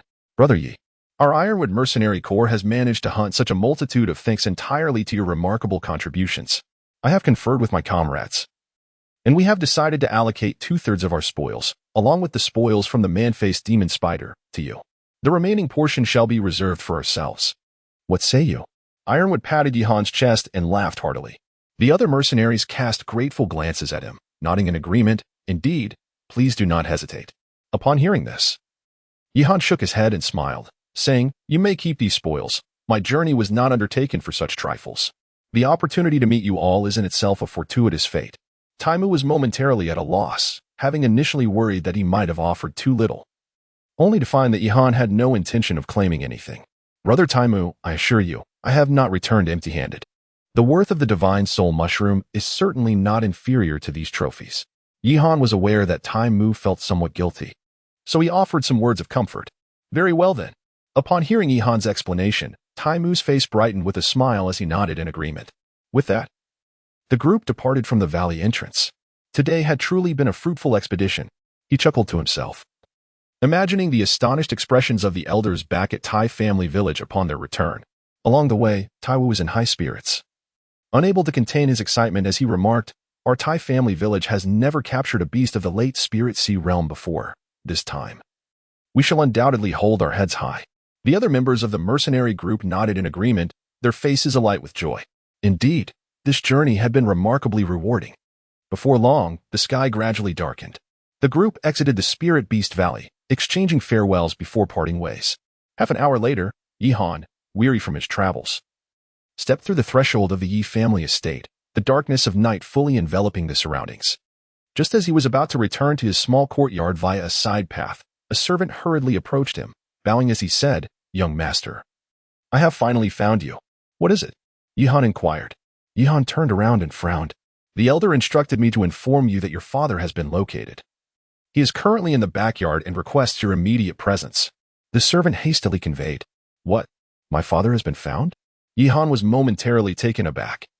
With a swift motion of his sleeve, he set off towards the rear courtyard of the Yi family without a backward glance. Within an elegantly designed courtyard in the back, the main hall was ablaze with light. At this moment, the Grand Elder and others were gathered there. On a bed lay a pale and frail man whose features bore a resemblance to Yihan, marked by sharp angles. He was none other than Yihan's father. Yi Xiaodian. "Father," a voice called from outside the hall, drawing the gaze of all present.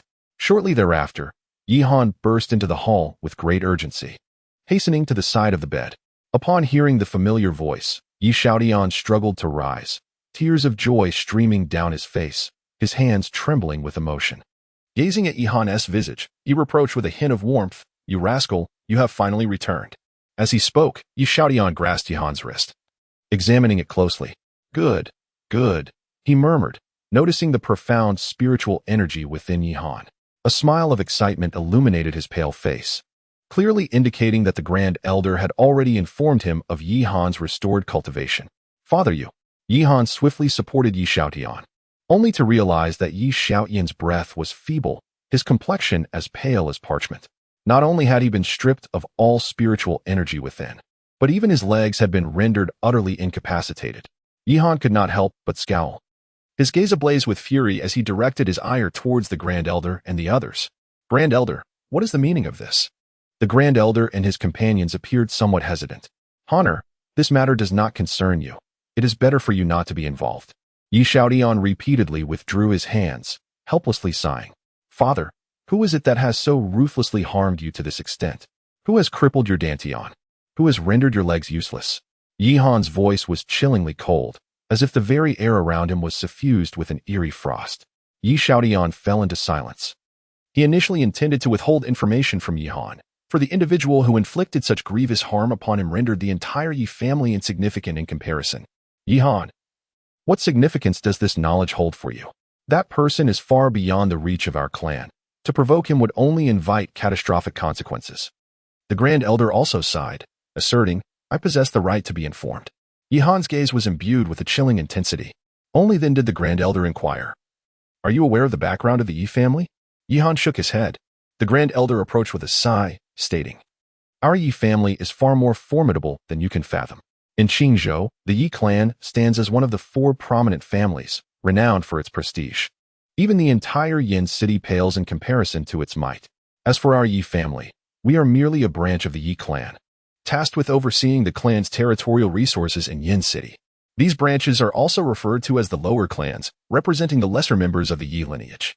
Your father, in his quest to restore your Dandian, ventured alone to the main branch of the Yi clan in Chisho to seek precious elixirs. However, how could the main branch bestow such invaluable medicine upon a mere lower clan member, let alone a person deemed a waste? Yihan suddenly realized the truth. It was the upper clan of the Yi family that had crippled Yi Xiaotian's legs and destroyed his Dantian. Yihan, do you comprehend the formidable strength of the one who harmed your father? At this moment, the Grand Elder adopted a serious demeanor. Chapter 38, Yi Lingxiao Grand Elder. Regardless of who he is or how powerful he may be, I remain unfazed. As long as I, Yi Han, draw breath, I firmly believe that one day, he will undoubtedly face a heavy reckoning. Beside the bed, while Yi Han's voice was calm and devoid of any emotion, it carried an undercurrent of icy murderous intent. Within his profound gaze, there flickered a glimmer of fierce determination. Nearby, several elders sighed in helplessness. The Yi family were merely lower clansmen, seen as inferior within the vast expanse of the Yi clan. In the presence of such a colossal entity, the Yi family of Yin City appeared utterly insignificant. Given the strength of the Yi clan, annihilating the Yi family of Yin City would be but a mere gesture. Everyone understood that those of the lower clan could never hope to contend against the upper clan. Even Yi Han, without exception, would be powerless. However, seeing Yi Han's resolute tone, the Grand Elder finally relented and spoke solemnly. The one who gravely injured your father is a prodigy of the upper clan. Hailed as the strongest genius of the Yi clan in a century, Yi Lingxiao. Yi Lingxiao?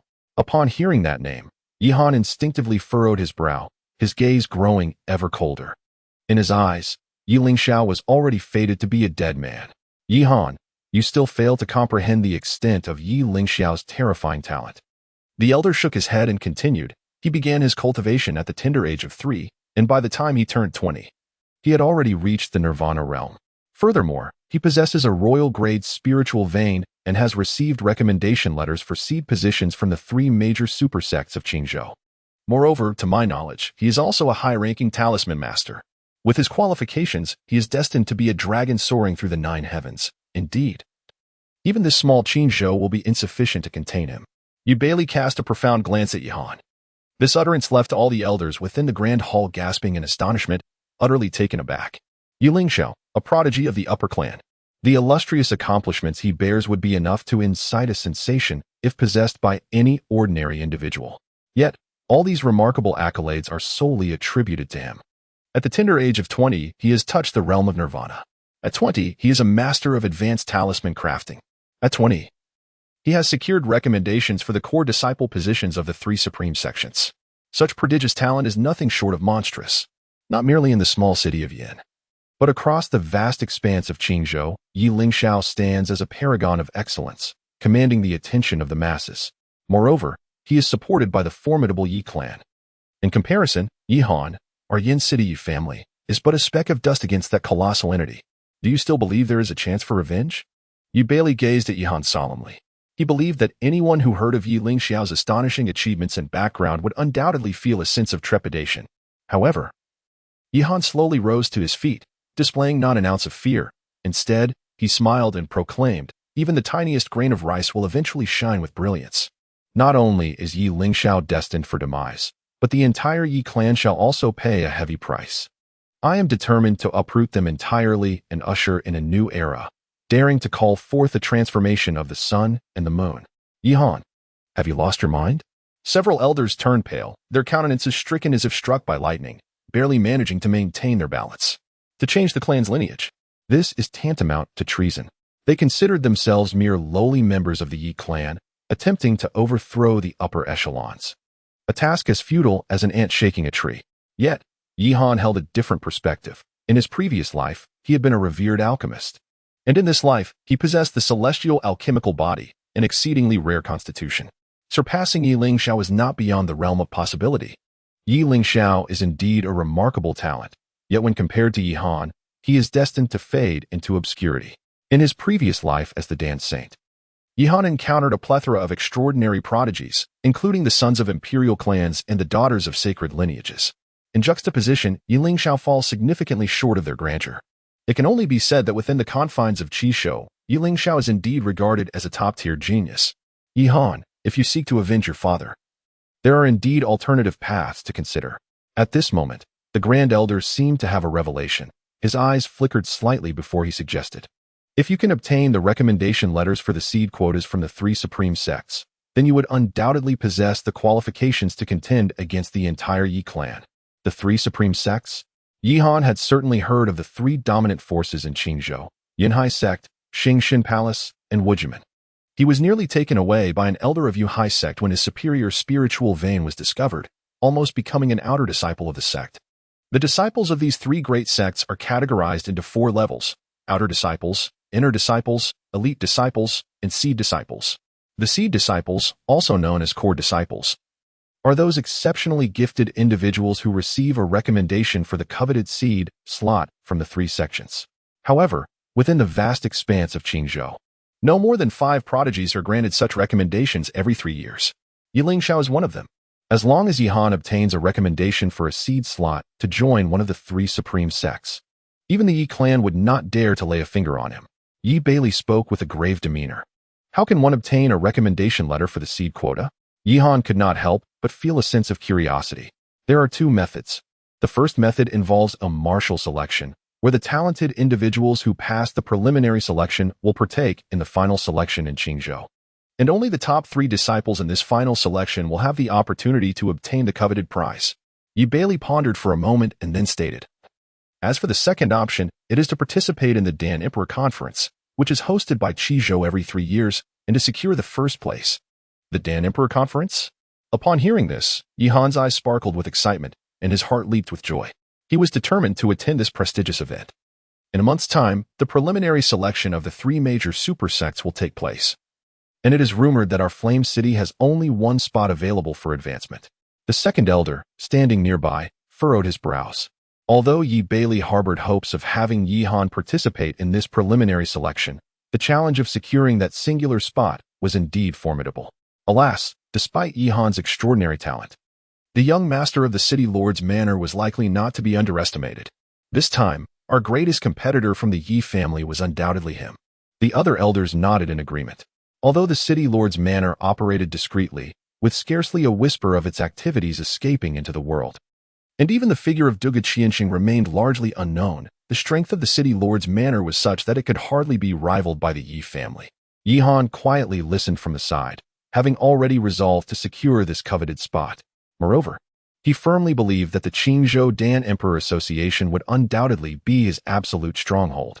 Master Zhuge from the Alchemist Guild requests an audience, announced a young servant from outside the door. What? Master Zhuge?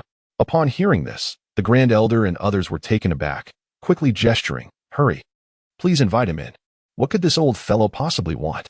Yi Han raised an eyebrow in perplexity. Before long, Master Zhuge and his disciple Lu Qingtan entered the grand hall with smiles adorning their faces. The presence of Master Zhuge at the Yi family truly brings an aura of grandeur. The elder, not daring to be negligent, promptly joined several other elders in respectfully greeting Master Zhuge. Chapter 39. The alchemical prodigy. I apologize for my sudden visit today, and hope, Elder, you will not take offense. As he stepped into the grand hall, a rich fragrance of elixirs enveloped him. Master Zhuge offered a courteous gesture to Elder Yi Bailey and the other elders. It is indeed an honor for the Yi family to host such a distinguished guest as Master Zhuge. The elders, taken aback by the unexpected honor, hastily rose to receive him, their demeanor marked by utmost respect. However, they were all left in a state of bewilderment, pondering what fortuitous wind had brought such a prominent figure as Master Zhuge to their humble abode. Although the Yi family is a prominent clan in Yin City, it pales in comparison to the Alchemist Guild. Even someone as esteemed as Master Zhuge, a master alchemist of great repute, commands utmost respect from Yi Bailey. Meanwhile, Lu Qingtan's exquisite, crystal-clear eyes, resembling a serene lake, discreetly glanced at Yi Han. However, the pride that once characterized her gaze has transformed into something more tender and affectionate. Honor, quickly pay your respects to the master. Yi Bailey turned to Yi Han, evidently intending to introduce him to Master Zhuge. However, upon hearing this remark, Master Zhuge was taken aback, smiling warmly as he replied, "Oh, this simply cannot be. With my humble alchemical skills, I doubt I am worthy of receiving a bow from the esteemed Master Yi Han. Rather, it is I who should be paying my respects to him. With that, Master Zhuge inclined his hands towards Yi Han in a gesture of reverence. What? Master Yi Han? The elders, including Yi Bailey, gasped in unison, exchanging bewildered glances. Their expressions a mixture of confusion and astonishment. The illustrious Master Zhuge, renowned throughout Yin City, had the audacity to address Yi Han in such exalted terms. Moreover, his demeanor was undeniably humble, suggesting he felt himself vastly inferior to Yi Han. How could this be? It is worth noting that even the Lord of Yin City would not expect such deference from Master Zhuge. Master Zhuge, it has been several days since our last parting. I never anticipated we would meet again. Yi Han smiled and approached. In stark contrast to the respectful demeanor exhibited by Yi Bailey and the others towards Master Zhuge, Yi Han appeared much more casual. Honor, do you know Master Zhuge? Yi Bailey gazed at Yi Han, his tone filled with astonishment and disbelief. Haha. Our acquaintance extends beyond mere recognition. I have had the pleasure of engaging in the art of alchemy with the young friend Yi. Regrettably, my skills fell short, and I was bested. The alchemical prowess of this young gentleman is truly extraordinary, leaving me in profound admiration, Master Zhuge remarked, relinquishing his efforts. What? Master Zhuge actually lost to Yi Han in alchemy? How is that even conceivable? At that moment, the entire Yi family, including Yi Bailey and Yi Xiaodian, felt as if struck by a thunderclap, their minds reeling in disbelief. They were entirely oblivious to the fact that Yi Han was, in fact, an alchemist. Master Zhuge was a third-grade advanced alchemist, which implied that Yi Han must be at least a fourth-grade alchemist.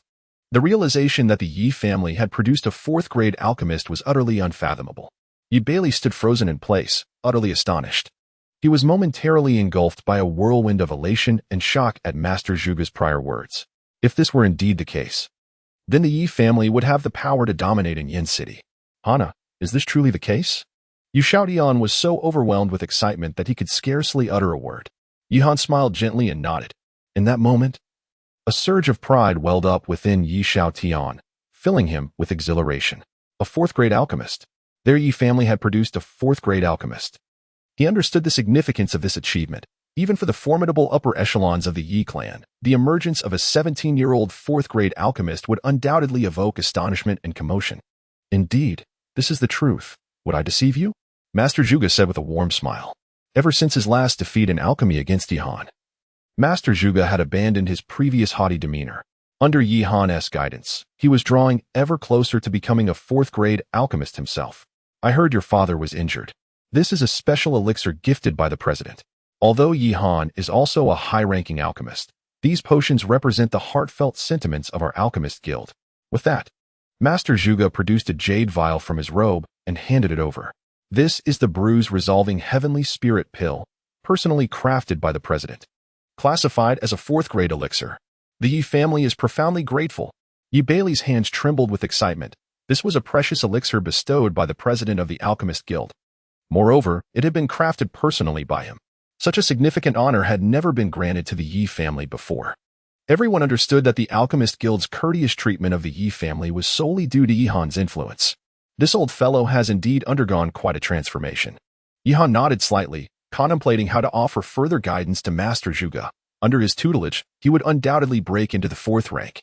Master Zhuge, your visit today must hold more significance than merely delivering the elixir, would it not? Yi Han smiled knowingly, hinting at a deeper understanding. He was aware that Master Zhuge's visit to the Yi family must hold ulterior motives. There is no visit without purpose, and today, the old man surely sought something of great importance. Suddenly, Master Zhuge's expression grew solemn. What is it? If it lies within my capabilities, I would be more than willing to extend my assistance. Yi Han raised an eyebrow and spoke in a deep tone. Master Zhuge shook his head and sighed. Alas, it is a long story. Several years ago, our Alchemist Guild expelled a morally corrupt elder known as Elder Hong Yuan. After his expulsion from the guild, Elder Hong Yuan encountered significant fortunes in Qizhou, not only advancing his alchemical skills remarkably, but also taking on an extraordinary prodigy. Now, harboring resentment over the events of that year, he has come to challenge our Alchemist Guild alongside his disciple. Oh, Yi Han nodded, understanding the implication. It seemed that Master Zhuge wished for him to intervene against that extraordinary alchemist. It was said that Elder Hong's disciple possessed a unique alchemical constitution, one that had not only bested him, but had also defeated the president. Lu Qingtan's gaze dimmed at the thought. Even the president had been vanquished? Yihan felt a slight surprise. What was even more detestable was that Elder Hong Yuan harbored lingering resentment over past events, now expressing himself with sharp words. Humiliating the president and others in every possible way, declaring that our alchemist association is merely a facade, a collection of worthless individuals. Lu Qin and bitter lip. Realizing that it was merely a display of bravado, Yihan's expression darkened. He had previously encountered the president and held a favorable impression of him. This Elder Hong Yuan, once expelled from the Alchemist Guild, had remarkably advanced in alchemical skills through fortuitous circumstances and now returned seeking retribution. Moreover, his demeanor appeared exceedingly arrogant and overbearing. Young friend Yi, while the loss of face for us old bones is trivial, the honor of the entire Alchemist Guild cannot be tarnished by any individual's insult. Thus, with no other recourse, we have come to implore your assistance, Master Zhuge remarked, his gaze filled with indignation, though underscored by a sense of helplessness. Given this, lead the way. Yihan pondered for a moment before resolving to teach the esteemed Master Hong Yuan and his disciple, renowned for his alchemical prowess, a lesson. With that, the three of them boarded a carriage and set off towards the Alchemist Guild. Behind them, the elders of the Yi family remained engulfed in shock, still struggling to regain their composure. Chapter 40. The Great Bodhi Pill. Inside the Alchemist Guild, within the Grand Hall, a vast assembly of elders and disciples had gathered, including even the president of the guild himself.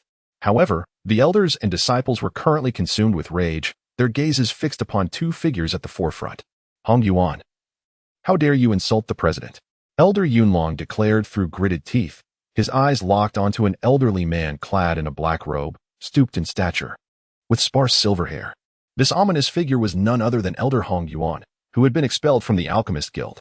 At this moment, a youth in gray robes stepped forward beside Elder Hong Yuan. This young prodigy was none other than Wei Yun, the talented alchemist under Hong Yuan's tutelage. Wei Yun cast a haughty glance at Elder Yunlong and scoffed, "Huh? A defeated foe like you dares to speak to my master? You." Elder Yunlong gasped in indignation, nearly choking on his own fury. Having lived for over a century, he found it utterly humiliating to be insulted by such a young upstart. "Do not insult our master," several disciples behind him exclaimed, their faces flushed with anger. "Am I mistaken? Even your master was defeated by me. I dare say your skills in alchemy are woefully inadequate." Wei Yin retorted, a sneer gracing his lips. Indeed, he spoke the truth. Elder Yunlong had suffered a dismal defeat in their alchemical duel. "Old fool. Does the Alchemist Guild not have even one competent alchemist? It seems you are all but a bunch of worthless insects, unworthy even to shine my master's shoes. When you expelled my master, were your eyes blinded by folly?" Wei Yun's gaze swept over the assembly, his tone dripping with disdain and derision.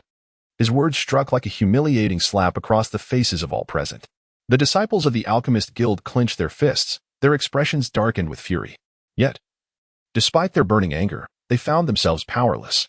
This young man in gray, merely in his early 20s, had already attained the rank of a fourth-tier alchemist. His skills surpassed even those of the guild president, who also held the same rank. "Hong Yuan, what exactly do you intend to do?" The president finally spoke, his naturally fiery temperament subdued to an unusual calm, for he had been bested in alchemy by Wei Yun. Wei Yun raised an eyebrow and chuckled coldly. "It's quite simple. You must kneel before my master, bow your head, and admit your wrongdoing. Wang Yun, do not overstep your bounds." Upon hearing these words, the disciples of the Alchemist Guild behind him surged forward, their internal spiritual energy subtly stirring. This was an outrageous affront. Forcing the president to bow to Elder Hong Yuan was clearly an attempt to strip him of all dignity. "Stand down. If this old man's alchemical skills are indeed inferior, then I have nothing further to say." The president chided his disciples. At that moment, Elder Hong Yuan, who had remained silent until now, finally spoke. He rose slowly, his voice hoarse and gravelly as if choked by phlegm, stating, "I have come today to demand something from the guild. If you are willing to surrender that flame seed, I shall take my leave." "What? You seek the flame seed?"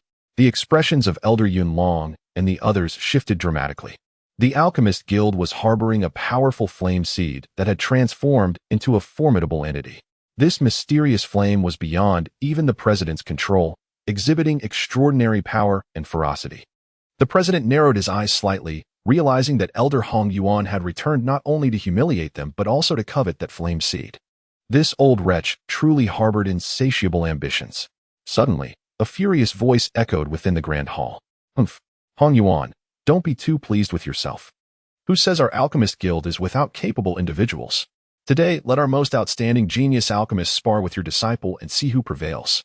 Accompanying this declaration, Yihan, along with Elder Zhuge and Lu Qingtan, entered the grand hall under the scrutiny of numerous gazes.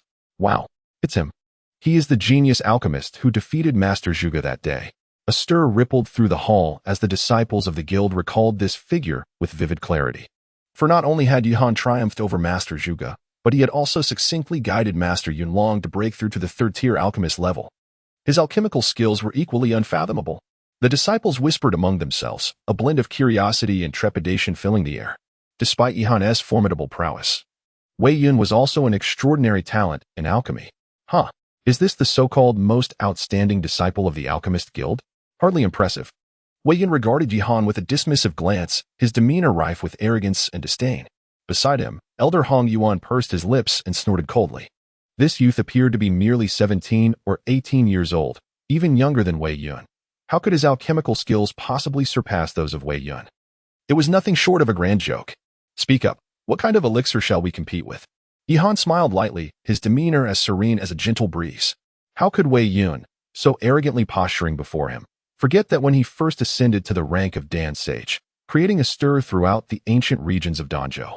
This fellow was likely not even yet born. If you insist on courting humiliation, very well, I shall oblige you. Shall we compare our skills in concocting the great Bodhi pill? Wei Yun, with a mocking expression, replied with a cold sneer. A gasp echoed through the hall at the mention of the great Bodhi pill. The entire assembly erupted in a flurry of astonishment.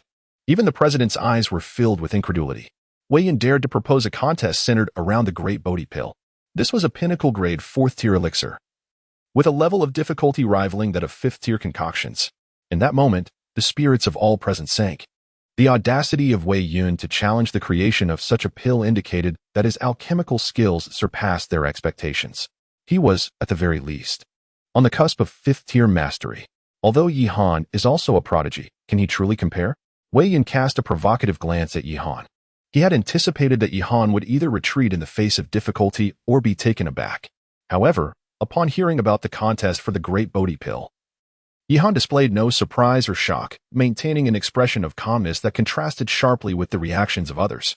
This caused Wei Yun to furrow his brow, pondering whether this fellow could genuinely possess the ability to concoct the great Bodhi pill. Impossible. He must be feigning composure. After all, it is merely the great Bodhi pill. Yihan silently scoffed within. While others perceived the concoction of the great Bodhi pill as an arduous task, he held an entirely different perspective. As an exceptional alchemist, he believed there were no pills of equal rank that he could not refine. As you say, let us compete in the creation of the great Bodhi pill. Yihan nodded casually, his voice calm as he remarked, you truly overestimate yourself. Upon finishing his words, Wei Yun waved his sleeve, and a black furnace materialized upon the stone platform. Approaching the platform, he raised his palm, and with a soft sound, a pale yellow flame emerged. This flame was starkly different from the one he had previously wielded against the president. As this flame surged upwards, the entire hall transformed into a tempestuous and searing environment. The president's pupils contracted sharply. Wei Yun's flame was none other than the Tianyan water flame, ranked 285th on the Dan Fire ranking. Chapter 41. The marvelous spirit Dan body with a soft sound. A pale yellow flame gradually manifested in Wei Yun's palm. This flame exuded a rich hue, resembling a swirling mass of chaotic mist. Tendrils of fiery vapor continuously ascended, moving with a grace akin to that of ethereal mist. Yet, this seemingly delicate flame harbored an immensely violent power, causing the entire hall to heat up rapidly. The Tianyan water flame, ranked 285th on the Dan Fire ranking. Upon the emergence of this flame, everyone, including the president, could not help but gasp in astonishment. Particularly, the disciples of the Alchemist Guild were filled with envy. The flames on the Dan Fire ranking were the coveted aspiration of every alchemist. Who would have thought that this individual had not exerted his full strength during his prior contest with the president? Elder Yunlong was utterly astonished, and simultaneously felt a twinge of concern for Yihan. Wei Yun's alchemical skills were already unparalleled, and now possessing a flame from the Dan Fire ranking undoubtedly bolstered his prowess immensely. A group of uninformed individuals. Was it necessary for them to make such a fuss? However, it was not surprising that in the small realm of Yen City, They had never encountered a flame as advanced as the Tianyun water flame. Wei Yun smirked, his demeanor haughty. Afterward, he turned his gaze towards Yi Han, clearly waiting for him to reveal his own flame for comparison. President, may I borrow your Dan fire? Yi Han turned to the president and smiled. At that moment, the hearts of everyone present felt a chill. How could he still borrow the Dan fire? Even Elder Zhuge, standing nearby, sensed an ominous feeling. Ha! To duel with me, you even need to borrow fire? There is no necessity for this match to proceed. Wei Yun sneered repeatedly, astonished that Yi Han required borrowed fire for the competition. It was truly a mockery. However, Yi Han was left with no choice. After the chaos Dan fire was stripped away by the Danwu Great Emperor, he had yet to find a suitable alternative. Very well, I shall lend it to you. With a swift motion of his sleeve, the president unleashed a burst of dark green flames that shot forth, hovering before Yi Han. This flame, deep and majestic like a lotus leaf, revealed the faint silhouette of a celestial turtle at its center. It was the president's celestial turtle spiritual fire. Below, the disciples gazed upon it with a glimmer of fervor in their eyes. Although this celestial turtle spiritual fire could not compare to Wei Yun's heavenly water cloud flame, it was still an extraordinary Dan fire. Isn't it rather meager for a confrontation against my heavenly water cloud flame? Wei Yun observed Yi Han, baring his teeth in derision. Yi Han approached the stone platform, casting a cold gaze towards Wei Yun, and then retorted, while the power of alchemical flames is indeed significant, it cannot solely dictate the outcome of this contest. Furthermore, formidable flames demand equally skilled alchemists to wield them. If such potent fire falls into the hands of a disorganized multitude, it would be rendered futile. Wei Yun's complexion turned ashen, revealing his profound displeasure. Yi Han audaciously mocked him as a rabble. His words were sharp, yet one wonders if his alchemical skills are equally impressive. I hope he does not suffer a dismal defeat later on, chuckled Wei Yun. With a deep breath, he summoned a vast reservoir of soul power to elevate the alchemical furnace. The two inhaled deeply, swiftly retrieving their medicinal materials.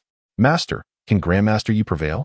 Some disciples, filled with trepidation, inquired of Elder Yunlong and others nearby. Sigh. Elder Yunlong merely exhaled. It was not that he lacked faith in Yi Han, but rather that Wei Yun's alchemical prowess was extraordinarily refined, especially now with the aid of divine fire. It would be a formidable challenge to emerge victorious. Hearing this sigh, the hearts of all disciples grew heavy with apprehension. Meanwhile, the president, though maintaining a calm exterior, harbored his own concerns. Should Yi Han falter, the alchemist guild would lose all dignity. He will undoubtedly triumph. In a corner, Lu Qing'an remarked, biting her lip. Upon first encountering Yi Han, she had been exceedingly haughty and arrogant. However, she had gradually become enchanted by the young man. He remained unflustered, even when faced with the formidable Wei Yun.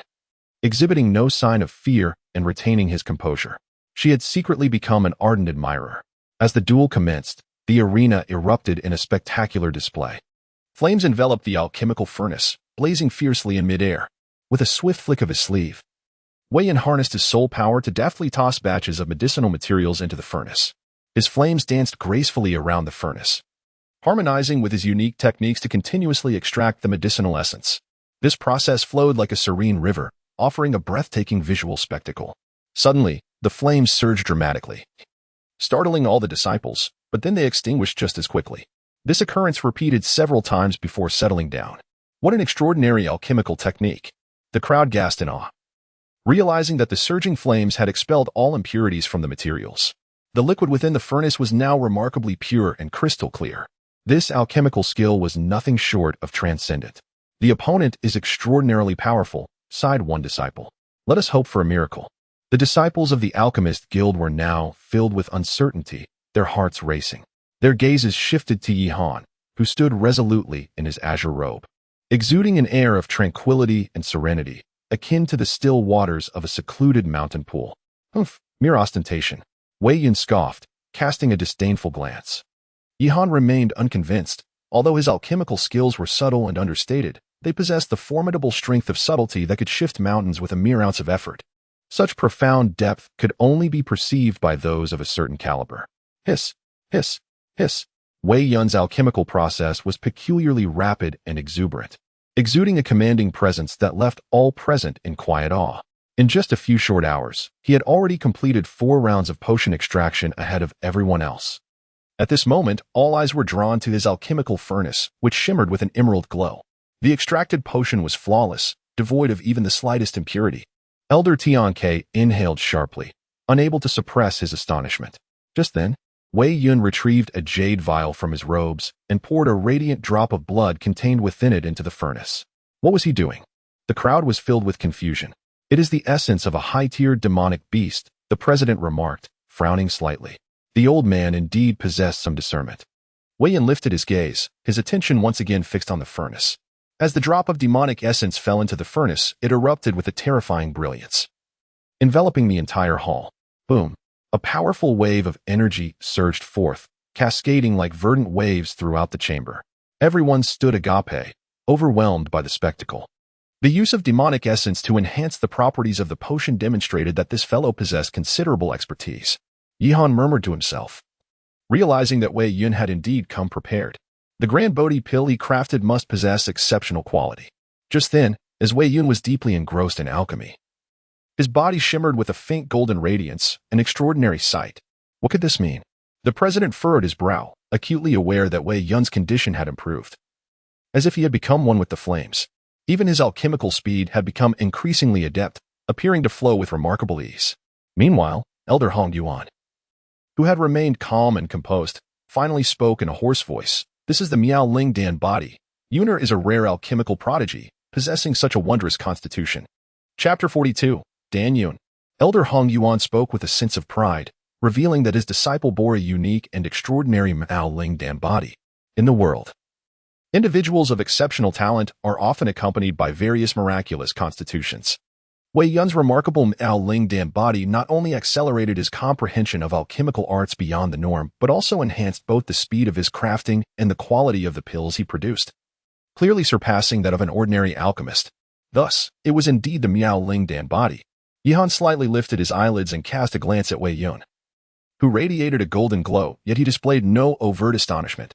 Although the Miao Ling Dan body could be considered a formidable alchemical constitution, it paled in comparison to his own celestial Dan body.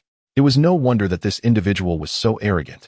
Alas, if this were the case, did it not mean our hopes were further diminished? Quickly, close your crow's mouth. Within the grand hall, members of the Alchemist Guild began to engage in fervent discussion. Elder Yunlong, standing nearby, was visibly anxious, yet deep down, they understood that Yihan's chances of emerging victorious were becoming increasingly bleak. An hour passed, then two, and before they knew it, 4 hours had elapsed. At last, Wei Yun was the first to complete the extraction of the medicinal liquid and began the process of forming the elixir. With a flourish of his sleeve, a tremendous surge of spiritual energy surged towards the alchemical furnace. A resonant clang reverberated through the air as the furnace soared skyward, spinning rapidly. Accompanying the frantic rotation of the furnace, waves of emerald green energy surged forth, flooding the hall. In an instant, a fragrant aroma of the elixir wafted through the air. Form the elixir, Wei Yun commanded, swiftly executing arcane hand seals. Ancient red patterns began to materialize atop the furnace, while within, a round elixir gradually took shape. With a resounding thud, the furnace gently descended onto the stone platform. Instantly, the gazes of all present converged with palpable tension. Had Wei Yun succeeded in his alchemical endeavor? The quality of the elixir remained uncertain. If it were subpar, perhaps they still had a glimmer of hope. The disciples clenched their fists anxiously, for at this juncture, they could only wish for Wei Yun's concoction to be of inferior quality. Wiping the sweat from his brow, Wei Yun cast a provocative glance at Yihan, mocking. In terms of alchemical prowess, you are still too inexperienced to compete with me. Allow me to demonstrate the quality of this great Bodhi pill. As Wei Yun removed the lid of the furnace, it was as if a surge of energy erupted, cascading throughout the grand hall. Soon after, an elixir emanating an emerald hue floated into view. This was the great Bodhi pill. The guild leader, Elder Zhuge, Elder Yunlong, and others fixated their gaze upon the emerald-hued elixir, noting its plump and flawless form, rich in medicinal properties. Moreover, intricate patterns were faintly visible on the surface of the pill. Is that elixir patterns? They gasped in disbelief. The difficulty of crafting such a high-grade great Bodhi pill was immense, yet this individual had managed to produce one with legendary elixir patterns. The entire hall erupted in a fervor. It is well known that the very creation of a great Bodhi pill is fraught with challenges, and yet, Wei Yun had succeeded in crafting an elixir of extraordinary quality adorned with the coveted elixir patterns. At that moment, the hearts of all members of the Alchemist Guild plummeted to the depths of despair. For even if Yi Han managed to concoct the legendary Bodhi pill adorned with intricate alchemical patterns, it would merely result in a tie. Wei Yun now stood on the brink of invincibility. Yet, the Bodhi pill was an exceptionally challenging pinnacle fourth-grade elixir. The manifestation of such legendary patterns was no simple feat. Wei Yun exhaled a heavy sigh, his face glowing with elation, slightly astonished at having produced a Bodhi pill with alchemical patterns. He had not anticipated achieving such a feat. Thus, considering this an extraordinary performance, was he still grasping at straws? Wei Yun cast a discreet glance at Yi Han, a smirk curling at the corners of his mouth. With the successful creation of the alchemical patterns, he was nearly convinced of his inevitable triumph. But one must not rejoice too soon. Yi Han's expression was as calm as a still pond. "Let us see how long you can maintain this pretense," Wei Yun remarked with a cold snort, waving his sleeve. Finally, enveloped by the celestial tortoise spiritual fire, Yi Han's alchemical furnace began to spin. A powerful suction force suddenly erupted from within the furnace. What is happening? It appeared as though the furnace was absorbing the spiritual energy of the world around it. Everyone was astonished to realize that the furnace was voraciously drawing in the surrounding spiritual essence. This was, in fact, a unique alchemical technique associated with the celestial Bodhi body, known as the spirit-absorbing pill formation method. While forming the pill, it continuously absorbed the spiritual energy of the surrounding environment to enhance the quality of the elixir. Such an extraordinary alchemical skill, it seemed, was possessed solely by him. Before long, the furnace gently descended to the ground. "I am eager to see whether your furnace contains nothing but a chaotic mess of medicinal dregs." Wei Yun cackled mockingly, his gaze dripping with derision. The difficulty of refining the great Bodhi pill was immense, and he believed that Yi Han had a 90% chance of failure. Is that so? Then do watch closely. With that, Yi Han waved his sleeve, and a surge of spiritual energy gently pushed open the lid of the furnace.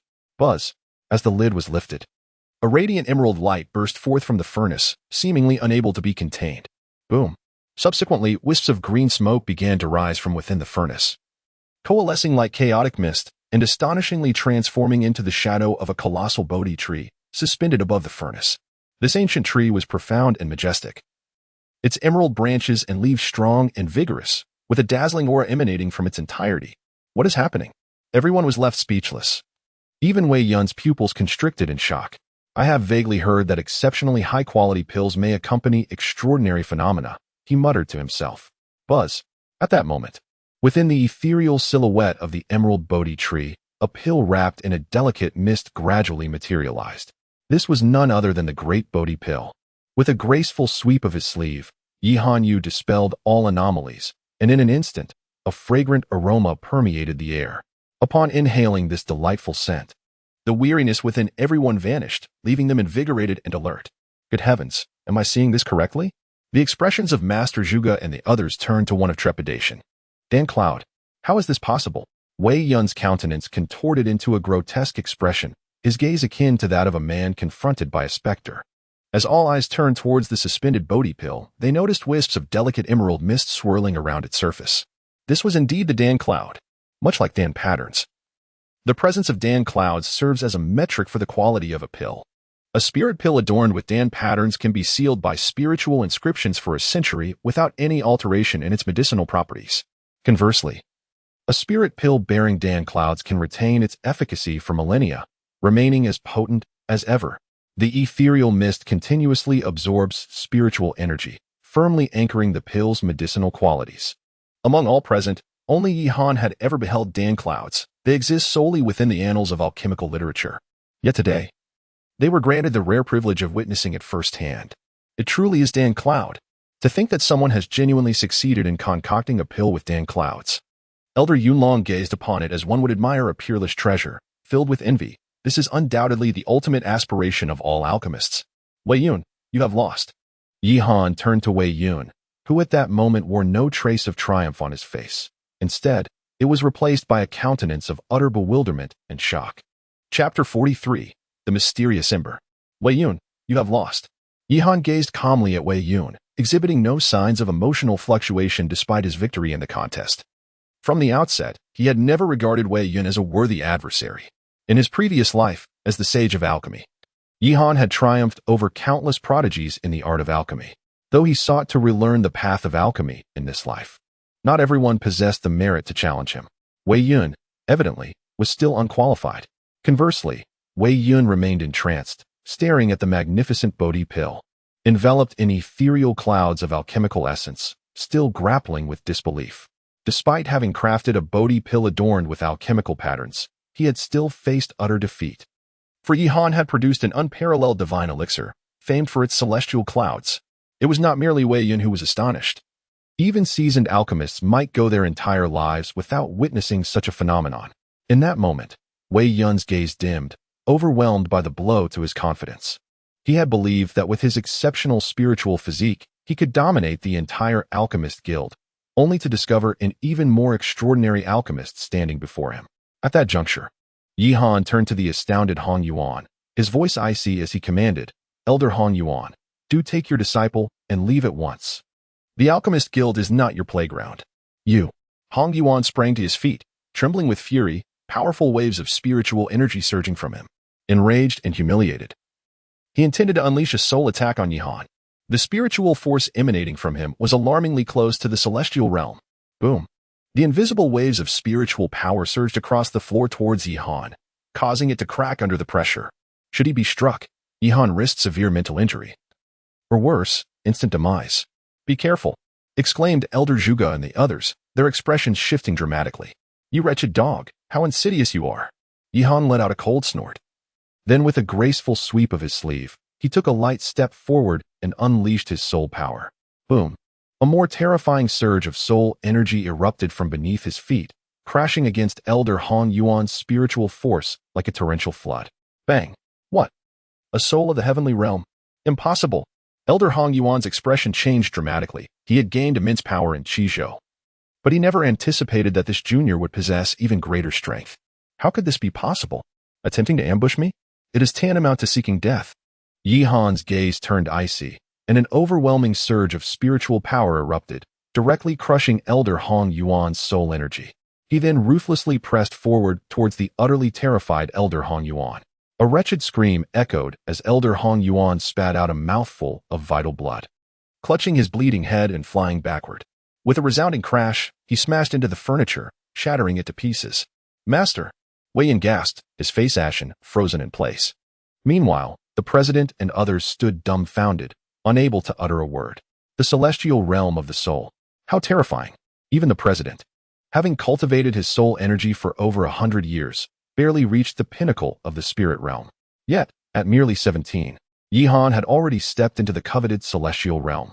Elder Zhuge glanced at Elder Hong Yuan, who lay on the ground, bleeding from his 7 orifices and severely injured, and couldn't help but twitch his lips. He thought to himself that Yi Han's methods were indeed ruthless. Elder Hong Yuan might be left mentally impaired, possibly even reduced to a state of folly. However, reflecting on how this old man had previously flaunted his power here, he felt an immense sense of satisfaction. "Yinner, we must leave quickly." Elder Hong Yuan, somewhat dazed, lamented while clutching his throbbing head. Wei Yun hurriedly helped him up, and the two figures fled like lost dogs, retreating in disarray. Damn it, finally venting some pent-up frustration. It felt so liberating. After all, he had been so arrogant and domineering before. Yet now he fled like a man whose mother had just died. Ha. Serves him right. The disciples of the alchemist guild below had long been holding their breath, and now they finally felt a sense of relief. "Young friendy, thank you for your assistance. Otherwise, the reputation of our alchemist guild would surely have been tarnished today." The president and Elder Yunlong, along with others, expressed their deep respect towards Yi Han with a bow. "You're too kind," Yi Han replied graciously. Yi Han maintained an expression of calmness. "Kiki, young friendy, I wonder if we might have the opportunity to admire that Dan Yun grade Bodhi pill?" The president replied somewhat bashfully, yet his gaze revealed an ardent desire. "Of course, it is entirely possible." Yi Han nodded slightly, and with a graceful sweep of his sleeve, a pill landed in the president's hand. Suddenly, all the elders and disciples of the guild surged forward, akin to wolves and tigers drawn to their prey. This was a rare sight, a spirit pill of the Danyun grade. Even the president, having lived a long life, had never encountered such a divine elixir. Truly, it was a miraculous pill. The ethereal mist surrounding it must be the essence of Danyun. It was said that Dan Yun could ceaselessly absorb the spiritual energy of the heavens and earth, continuously nurturing the pill, with its potency enhancing over time, a marvel indeed. Elder Yunlong expressed his astonishment with a series of clicks of his tongue. This singular pill, even in Qishou, would incite a frenzy among the great powers. Elder Zhuge was beside himself with excitement. Observing the president and the others captivated by the pill, Yihan smiled and said, "Esteemed president, I bestow this pill upon your alchemist guild." What? What did you say? You wish to gift it to our guild? The eyes of the president and Elder Yunlong sparkled with intense fervor, their gazes fixed on Yihan, as if they wished to devour him whole. Yihan nodded slightly. After all, he was a master alchemist of the Dansheng level and had indeed crafted numerous elixirs of Dan Yun quality. For him, such achievements were not particularly rare. Splendid. Absolutely splendid. This Dan Yun level Bodhi pill can be passed down as a treasured heirloom for our association. The president's voice trembled with excitement. After a moment of contemplation, he solemnly continued, "Esteemed young friend Yi, since you have bestowed upon our alchemist guild such a precious gift, we must certainly express our gratitude." Oh, Yihan raised an eyebrow with great interest. Could it be that the expressions of Elder Zhuge and the others changed? Our alchemist guild possesses a mysterious flame, which descended from the heavens on a stormy night several years ago, entering the pill tower. This flame seems to have taken form. Powerful and domineering, the president stated solemnly. A flame that has taken form? Yihan felt a slight tremor in his heart. Flames capable of assuming form were undeniably formidable. Such a flame, if employed as the essence of alchemical fire, would be nothing short of perfect. This particular fire, even the president was unaware of its nature. However, to subdue it would likely prove exceedingly challenging. Over the years, we have exhausted every conceivable method yet have been unable to tame this enigmatic flame. Elder Zhuge remarked with a shake of his head. Yihan furrowed his brow, and his curiosity towards the flame deepened considerably. He sensed that this flame might be extraordinary, perhaps even the alchemical fire he had long sought after. However, with nightfall upon them, it would be prudent to await the morrow to enter the pill tower. Nonetheless, that flame possesses a ferocious temperament. We have narrowly escaped being consumed by it on several occasions. Therefore, you must proceed with caution tomorrow, the president cautioned gravely. Yihan nodded, eager to witness the nature of the flame that exhibited such dominance. Chapter 44, Transformation. On the following day, early in the morning, Yihan, along with the president and others, arrived beneath the pillar of alchemy. The sun blazed fiercely, climbing high into the sky. At the very center of the plaza stood a towering bronze tower, reaching a height of 10 meters. Yihan's gaze fell upon the bronze iron tower, which, having weathered the passage of time, were a patina of age and appeared exceedingly ancient. Young friend Yi, the president remarked, that enigmatic flame resides within this alchemical tower. Standing with his hands clasped behind his back, he lifted his head to gaze intently at the tower before him, his eyes subtly reflecting a fervent glow. Several years prior, on a tempestuous night, the sky had suddenly brightened, and a mysterious fireball descended into the alchemical tower, causing a tremendous uproar. Despite our relentless efforts over the years, we have yet to subdue it. The president sighed, his words betraying a palpable desire for that flame. Oh, is the flame within the tower the one listed on the alchemical fire ranking? Yihan furrowed his brows and inquired with curiosity. Beside him, Master Zhuge shook his head, stating, "No, but it is undoubtedly far more terrifying than Wei Yun's heavenly cloud water flame." Oh, upon hearing this, Yihan was even more astonished. Among the realms of heaven and earth, formidable alchemical flames are often inscribed within the flame ranking. Yet, this enigmatic fire was more powerful than the heavenly cloud water flame, and yet was absent from the ranking. What could be the reason for this? You shall soon discover the answer upon entering, Elder Yunlong replied with an enigmatic smile. However, I must also caution you, this flame possesses a fierce and violent temperament. If you are unable to subdue it within half an hour, you must exit immediately. Otherwise, we fear for your safety, the president spoke gravely. Yihan nodded. At that moment, several elders behind him exchanged glances and retrieved the token, which they inserted into the recess of the tower door. With a hum, a stream of spiritual light surged from the recess, weaving along the intricate patterns adorning the bronze door. Before long, the entire structure radiated a golden glow. With a thunderous rumble, the tower door swung open, releasing a long-sealed aura that poured forth. Young friend Yi, we shall refrain from entering, the president said, stroking his beard solemnly. Should we provoke that flame, its wrath may erupt from the tower, potentially causing considerable trouble. Yihan took a deep breath and gazed within. then stepped into the bronze tower. Upon entering, he was greeted by a spacious level of the tower, constructed from ancient, rustic stone slabs, the ground impeccably clean. The interior was vast, and as Yihan treaded upon the stone, his eyes swept around, delving deeper into the tower's recesses. A faint aroma of medicinal herbs lingered in the air, suggesting that this place had once been a site for alchemical practices, ever since that mysterious flame had intruded. The tower had remained sealed for several years. After walking for a few moments, a low copper door appeared ahead. As Yihan approached the copper door, he suddenly sensed an ominous presence. It seemed that the flames were indeed within. With this thought, Yihan dared not be negligent. The spiritual energy within him surged discreetly as he gently pushed the door inward. With a resounding rumble, the copper door swung open effortlessly. As it did, an indescribable wave of searing heat surged forth from the interior. This intense heat caused Yihan's spiritual energy to boil uncontrollably within him. He stepped forward with confidence, discovering that he had entered a stone chamber, closed and confined. The chamber was unbearably hot, resembling a steamer, causing one's spiritual energy to rise. As Yihan stepped into the stone chamber, his gaze was instantly captivated by a mesmerizing orb of fire before him. At the center of the chamber stood a stone pedestal, upon which floated a mysterious flame. The hue of this flame was extraordinary, radiating a dazzling, iridescent color that shimmered with waves of brilliance. Yet, amidst its beauty, there lingered a palpable aura of peril. Hiss, what is happening? Yihan's expression suddenly shifted. The flame seemed to sense his presence, and in an instant, its colors underwent a transformation. The resplendent hues of glass-like brilliance gradually morphed into an abyssal darkness. It had indeed transmuted into a swirling mass of shadowy black fire. What kind of flame is this? Yihan clicked his tongue in astonishment, for it was his first encounter with flames that could shift in hue. This particular fire seemed to suddenly radiate a chilling aura. As if imbued with a palpable sense of hostility and impending danger, it surged and billowed, akin to a noxious miasma emerging from the depths of the abyss.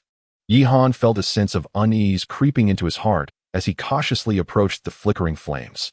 Suddenly, with a thunderous roar, the fire surged violently, rushing towards him like a blazing inferno. This is bad. The ferocious force that swept towards him prompted Yihan to retreat swiftly. As he fell back, a surge of spiritual energy welled up in his palm, which he thrust forward. With a resounding impact, this strike repelled the black flames. Yet a few stray sparks landed upon his hand. Hiss. Cursed be this fate. Yihan's countenance shifted dramatically as he hurriedly dispersed the black spark. Upon glancing down, he discovered that his palm was scorched and raw. What an incredibly domineering flame. Just then, the flame underwent yet another transformation. The black fire surged violently, gradually coalescing into a silhouette engulfed in black flames. Hiss. Yihan inhaled sharply. Previously, when his palm made contact with the flames, a wisp of his essence was absorbed by the fire. To his astonishment, this peculiar flame had transformed into his likeness.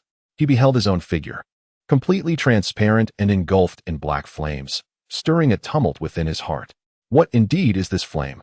Yihan furrowed his brow, and at that moment, a fiery figure shot towards him at incredible speed. Boom! It moved so swiftly that Yihan could merely glimpse a flash of darkness in his vision before he was horrified to see a fiery entity identical to himself materialize before him. A long hand struck out like lightning, leaving Yihan no time to ponder a defensive maneuver, prompting him to cross his arms in front of himself. The hand, imbued with spiritual energy erupting like a volcano, descended upon his arms without hesitation. Bang! A deep sound resonated, and the violent force propelled Yihan backward, his feet skidding across the floor for several meters, while his arms were scorched red. How formidable! Yihan lowered his gaze to his scorched arm, a frown subtly creasing his brow. However, at the moment the flames made contact, a vivid image seemed to materialize in his mind. It appeared to be a memory carried by the fire. Astonishingly, in that fleeting moment of touch, Yihan glimpsed fragments of recollections. This flame was indeed peculiar, and it seemed that to subdue it, one must first comprehend its origins. As Yihan contemplated this, a surge of spiritual energy erupted within him, shooting forth like an arrow, clashing with the fiery silhouette that had coalesced. Bang! Bang! Bang! With each collision against the flames, a wave of memory surged into his mind, and his expression gradually shifted to one of astonishment. For the origin of this flame was indeed formidable. Chapter 45. The Glazed King Fire in a Flash. Two figures sprang forth simultaneously from either side of the stone chamber, one shadowy and the other azure, seemingly piercing through the very barriers of air as they charged ahead.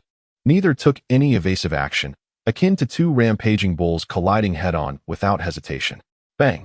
The spatial vibrations from their spiritual energies reverberated violently, causing the very ground to crack beneath them. Yihan and the fiery manifestation were each repelled by the force of their encounter, staggering backward several dozen steps. With each step, they left deep imprints in the hardened floor. Remarkably, the strength of the flame-formed figure was not at all inferior to Yihan's own. Yet, as Yihan retreated, a series of images began to unfurl in his mind. He realized that this mass of fire possessed both memory and intelligence, and with each impact, it secretly siphoned away the flame's recollections. Yihan was immersed in fragments of memories, unable to suppress a sharp intake of breath, for he had inadvertently stumbled upon a staggering secret. No wonder this flame had turned dark. It was infused with such profound resentment. Yihan's gaze became distant, his heart overwhelmed with astonishment. Within his memories, this mysterious flame was inexplicably linked to an event that had stirred the entire Songqiong continent 5 centuries ago, the annihilation of the Liuli Empire. 500 years prior, the renowned Liuli Empire was eradicated overnight, and to this day, the reasons remain shrouded in mystery. In the memories extracted from the flame, Yihan witnessed the horrifying massacre of the Liuli Empire, a scene of mountains of corpses and seas of blood. 3 unparalleled powerhouses hovered in the air, employing celestial techniques to obliterate the Liuli Empire. This flame was of extraordinary origin. It was the manifestation of the ancient Liuli tree, a sacred tree that once protected the empire. Ultimately, this ancient tree sacrificed itself, breaking through the barriers created by the 3 emperors, leaving behind only a wisp of residual flame that descended upon the Dan Tower. Thus, this flame is the divine fire born from the burning of the sacred wood of the ancient Liuli tree, a fire that could endure for millennia. It appears that to subdue this flame, one must first appease its lingering resentment. Yihan's eyes suddenly sparkled with a glimmer of insight. As if a plan had formed in his mind, he fixed his gaze upon the figure that had taken on human form and spoke in a deep, resonant voice. Though you were once the ancient divine tree in a past life, you are now but a remnant flame. If you yield to my command, when I rise to power, I shall surely avenge the blood-soaked enmity of the Liuli imperial clan. Upon uttering these words, the dark aura surrounding the figure began to swiftly fade, gradually coalescing into a brilliant ball of Liuli-colored flame. The once tumultuous and fierce energy was now transformed, replaced by a gentle, mysterious, and resplendent essence. As it floated gracefully in the air, as Yihan leaned closer, he beheld a flame that radiated a translucent, glass-like hue, reminiscent of flowing water, gently cascading with an ethereal grace. Under the refracted light, the surface of the glassy flame exhibited a dazzling array of colors, creating an extraordinarily beautiful spectacle. He extended his hand and delicately touched it, instantly allowing a thread of his soul to surge into the flame, leaving an indelible mark. The temperature of the flame was formidable, yet it posed no harm to Yihan. Before long, this fiery entity established a profound connection with his spirit. Suddenly, an ancient scroll materialized from the vibrant flames, hovering in midair. Could this be the coveted treasure that the 3 great emperors sought to obtain in their quest to annihilate the glazed emperor clan? Yihan felt a profound shock within. What astonishing secret could possibly be concealed within this treasure that even 3 great emperors sought to seize? Contemplating this, he took down the scroll, allowing a thread of his divine essence to penetrate its depths. To his astonishment, it revealed a fragmentary map. Yihan furrowed his brow, expressing a hint of regret. The ancient glazed tree had sacrificed itself, bringing with it a fragment of a map that had descended here. The other half of this map, it seemed, was scattered throughout the entirety of Qizhou. He sensed, albeit faintly, that within this aged, yellowed paper lay a secret so profound that even an emperor would be driven to madness by it. However, the current scroll was merely a fragment, and Yihan was unaware of what it truly contained. The fact that the ancient glazed divine tree would willingly self-immolate, preserving even a flicker of its residual flame to transport the scroll, indicated that he must find a way to uncover the other half and delve into the mysteries it concealed. Yihan silently resolved within himself. Suddenly, he raised his palm, and a strand of resplendent glass-like flame burst forth, radiating a mesmerizing array of colors. Though this flame was but a remnant, it was derived from the ancient divine tree, possessing astonishing power. If it were to be placed on the alchemical fire rankings, it would undoubtedly secure a prestigious position among the celestial tiers. Yihan murmured to himself, and then realized that this flame had yet to be named. After pondering for a moment, he gazed at the flame in his hand and declared, "Since your origin is the ancient Lioli tree, I shall call you the Lioli King Fire. This flame, being divine in nature, is undoubtedly perfect for concocting elixirs. However, it seems that its potential extends far beyond this." Yihan contemplated further research into its capabilities upon his return. "I must securely conceal this scroll, lest it attract perilous consequences." Yihan muttered to himself, concealing the fragmented blueprint within his soul. The three emperors, undeterred by the annihilation of the Lioli imperial clan, would undoubtedly seek this scroll again. Thus, Yihan could not afford to be complacent. With this thought, he cast his gaze around the stone chamber once more, finding it utterly vacant. Having acquired the Lioli King Fire, Yihan felt an overwhelming joy. He adjusted his robes and made his way out of the alchemy tower. Inside the tower, the sun blazed fiercely. "President, has young Master Yu not yet emerged? Could something have gone awry?" Master Zhuge observed the silent tower door, his expression tinged with anxiety. "That flame is exceedingly perilous. Even the lord of the city could not subdue it when you summoned him." "I believe we should enter and check," Master Yunlong suggested, his brow furrowed with concern. The president frowned, for Yihan had indeed rendered great service to their alchemist guild, and he would never allow him to come to harm here. Just as they were about to enter the tower, a rumbling sound echoed. At that moment, the tower door swung open, releasing a wave of intense heat, and a figure clad in azure robes stepped forth, brimming with vitality. "Young Master Yi, you have finally emerged," exclaimed Master Zhuge and the others, their excitement palpable. "What of that flame?" Master Yunlong inquired eagerly. "Are you referring to it?" Yihan replied, and with that, a sudden burst of energy erupted. Yihan drew forth a flame from the palm of his hand, its resplendent hues of iridescent glass shimmering brilliantly under the sunlight. "Hiss! Have you been subdued?" The president's pupils contracted sharply, his expression one of astonishment as he gazed at Yihan, utterly incredulous. Yihan nodded. The elders, including Elder Zhuge and Elder Yunlong, exchanged bewildered glances, utterly astonished. Their initial intent was merely to allow Yihan a chance at fortune, never anticipating such success. It is worth noting that the city lord of the Purple Mansion realm had once retreated from the tower in utter disarray. "It seems that this is indeed a matter of luck. This flame was destined not to belong to us." The president could only shake his head in resignation. However, he did not voice any objections. Trading a pill of the Danyun level for a flame beyond their control was not a loss. Chapter 46. The Diamond Floating Pagoda. Before long, Yihan returned to the Yi family. On this occasion, he unexpectedly acquired a formidable flame known as the Lioli King Fire, which subsequently became his alchemical fire. Since the Yi family learned of Yihan's formidable status as a fourth-rank alchemist, their attitude towards him transformed into one of almost subservient respect. They understood the terrifying potential and future that awaited such a young fourth-rank alchemist. As for Yihan's perspective on the Yi family's demeanor, he remained indifferent. Were it not for Yi Xiaotian, he would not have been so inclined to support the Yi family. Upon returning home, Yihan made his way directly to the back courtyard where Yi Xiaotian was recuperating. "Father, how is your injury recovering?" Upon entering the main hall, Yihan inquired about Yi Xiaotian's condition. Seeing Yihan's return, Yi Xiaotian smiled and replied, "It has improved significantly. The efficacy of your medicinal pills is truly remarkable. My damaged Dantian has nearly healed, and it won't be long before I can resume my cultivation." "That's wonderful to hear. After some time, I will concoct a bone renewal pill for you, and also attend to your fractured legs." Yihan inquired with concern. "Very well." Yi Xiaotian gazed at Yihan, and tears of joy welled in his eyes, for he never anticipated that Yihan could attain such remarkable growth. A profound sense of pride and comfort enveloped him. "My dear Honor, let us set aside the matters of the Yi clan. They are of a higher lineage, and their reluctance to lend us these spiritual herbs is, regrettably, understandable." At this moment, Yi Xiaotian spoke with a weighty tone. "Father, I have my own plans," Yihan replied. Yihan was acutely aware that Yi Xiaotian did not wish for him to challenge the formidable Yi clan. For Yi Xiaotian understood that, in the presence of the Yi family, the lower clans were akin to mere ants. He feared that Yihan might be defeated by Yi Ling Xiao, potentially jeopardizing his very life. However, Yihan would not relent. He was determined to make Yi Ling Xiao pay the price, regardless of the latter's status as a prodigy of the upper clan. Creak at that moment. The grand hall's doors swung open.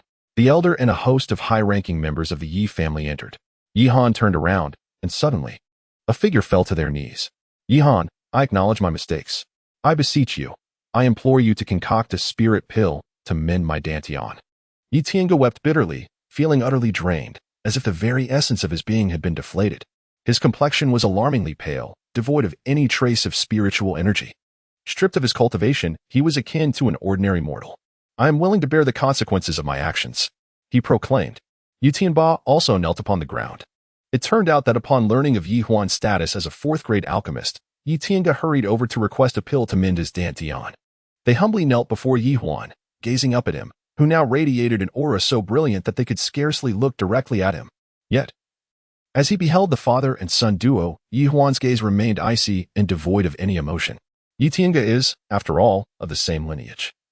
I hope you might consider some semblance of brotherly affection, sighed the grand elder. Do you seek a pill to restore your dantian? Yi Han's gaze was imbued with an icy indifference, akin to a block of ice. He slowly withdrew a pill and presented it to Yi Tiange, whose eyes ignited with a spark of brilliance as he hastily consumed it. Ha ha ha, I shall be restored. Yi Tiange's dark gaze was infused with a pathological madness, trembling with excitement.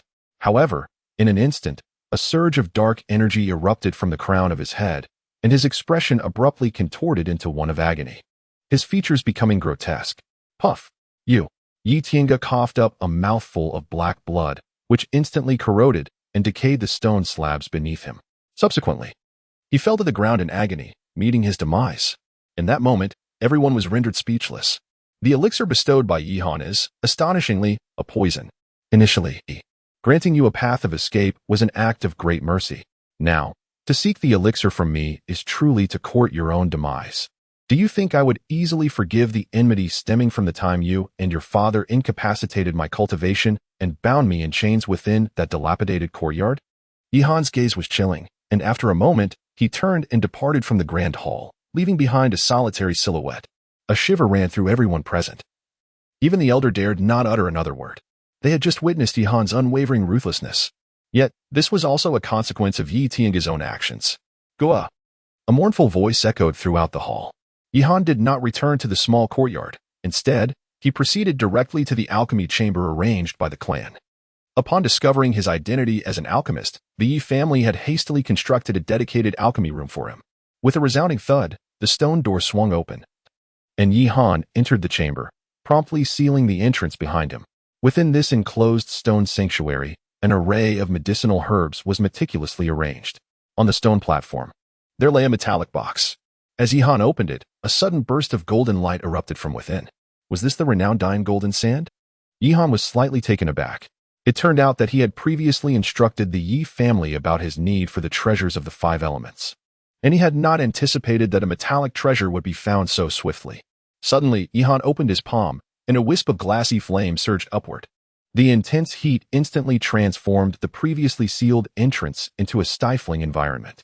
Unfortunately, the once black, glazed king fire, known for its formidable offensive power, had now reverted to its glassy hue, seemingly losing that immense potency. Yi Han expressed a hint of regret. Suddenly, the cerulean flames transformed once more into a pitch-black hue, exuding an eerie and oppressive aura that sent chills down one's spine. The ability to change once again. Yi Han was overwhelmed with joy, marveling at the discovery. With this, the glazed king fire could not only be utilized for alchemy but also serve as an incredibly potent weapon. This black flame represented the darkened state of the glazed king fire, born from the resentment absorbed over time. More precisely, it was the anguish witnessed by the ancient glazed tree upon the annihilation of the glazed imperial clan. This force was both destructive and formidable. Contemplating this, Yi Han retrieved an ancient scroll and unfurled it upon the stone platform. He perused the Five Elements Heavenly Gang Sutra, understanding that to cultivate the Vajra floating pagoda technique contained within, he would require a treasure of supreme gold attribute. Fortunately, he had already acquired the Great Yin Gold Sand. Thus, Yi Han resolved to practice this Vajra floating pagoda technique. After reviewing the contents, he summoned his spiritual energy to levitate the golden sand into the air. Suddenly, the black and glazed king fire swiftly enveloped the sand. The Great Yin Gold Sand was an exceptionally hard gold treasure. Even the fiercest flames would fail to alter it after burning for 3 days and nights. However, upon contact with the glazed king fire, The golden sand astonishingly melted into a pool of golden liquid. Yihan took a deep breath and proceeded to pour the golden liquid over his right arm. Hiss! The scalding liquid made contact with his delicate skin, releasing a plume of smoke and sending a sharp pain penetrating to the marrow. The initial step in cultivating the Vajra floating pagoda technique required the application of this metallic essence to the arms, transforming them to resemble those forged from gold. Chapter 47. The Invitation from the City Lord's Mansion. Hiss! The searing golden liquid was meticulously drizzled over his arm, inch by inch, as Yihan gritted his teeth, enduring the agonizing pain. In no time, the liquid spread evenly across his arm, rendering it akin to one crafted from gold. Once it cooled, Yihan gently pinched his skin, astonished to discover that the golden surface was as hard as iron. Moreover, his arm subtly emanated a faint metallic sheen.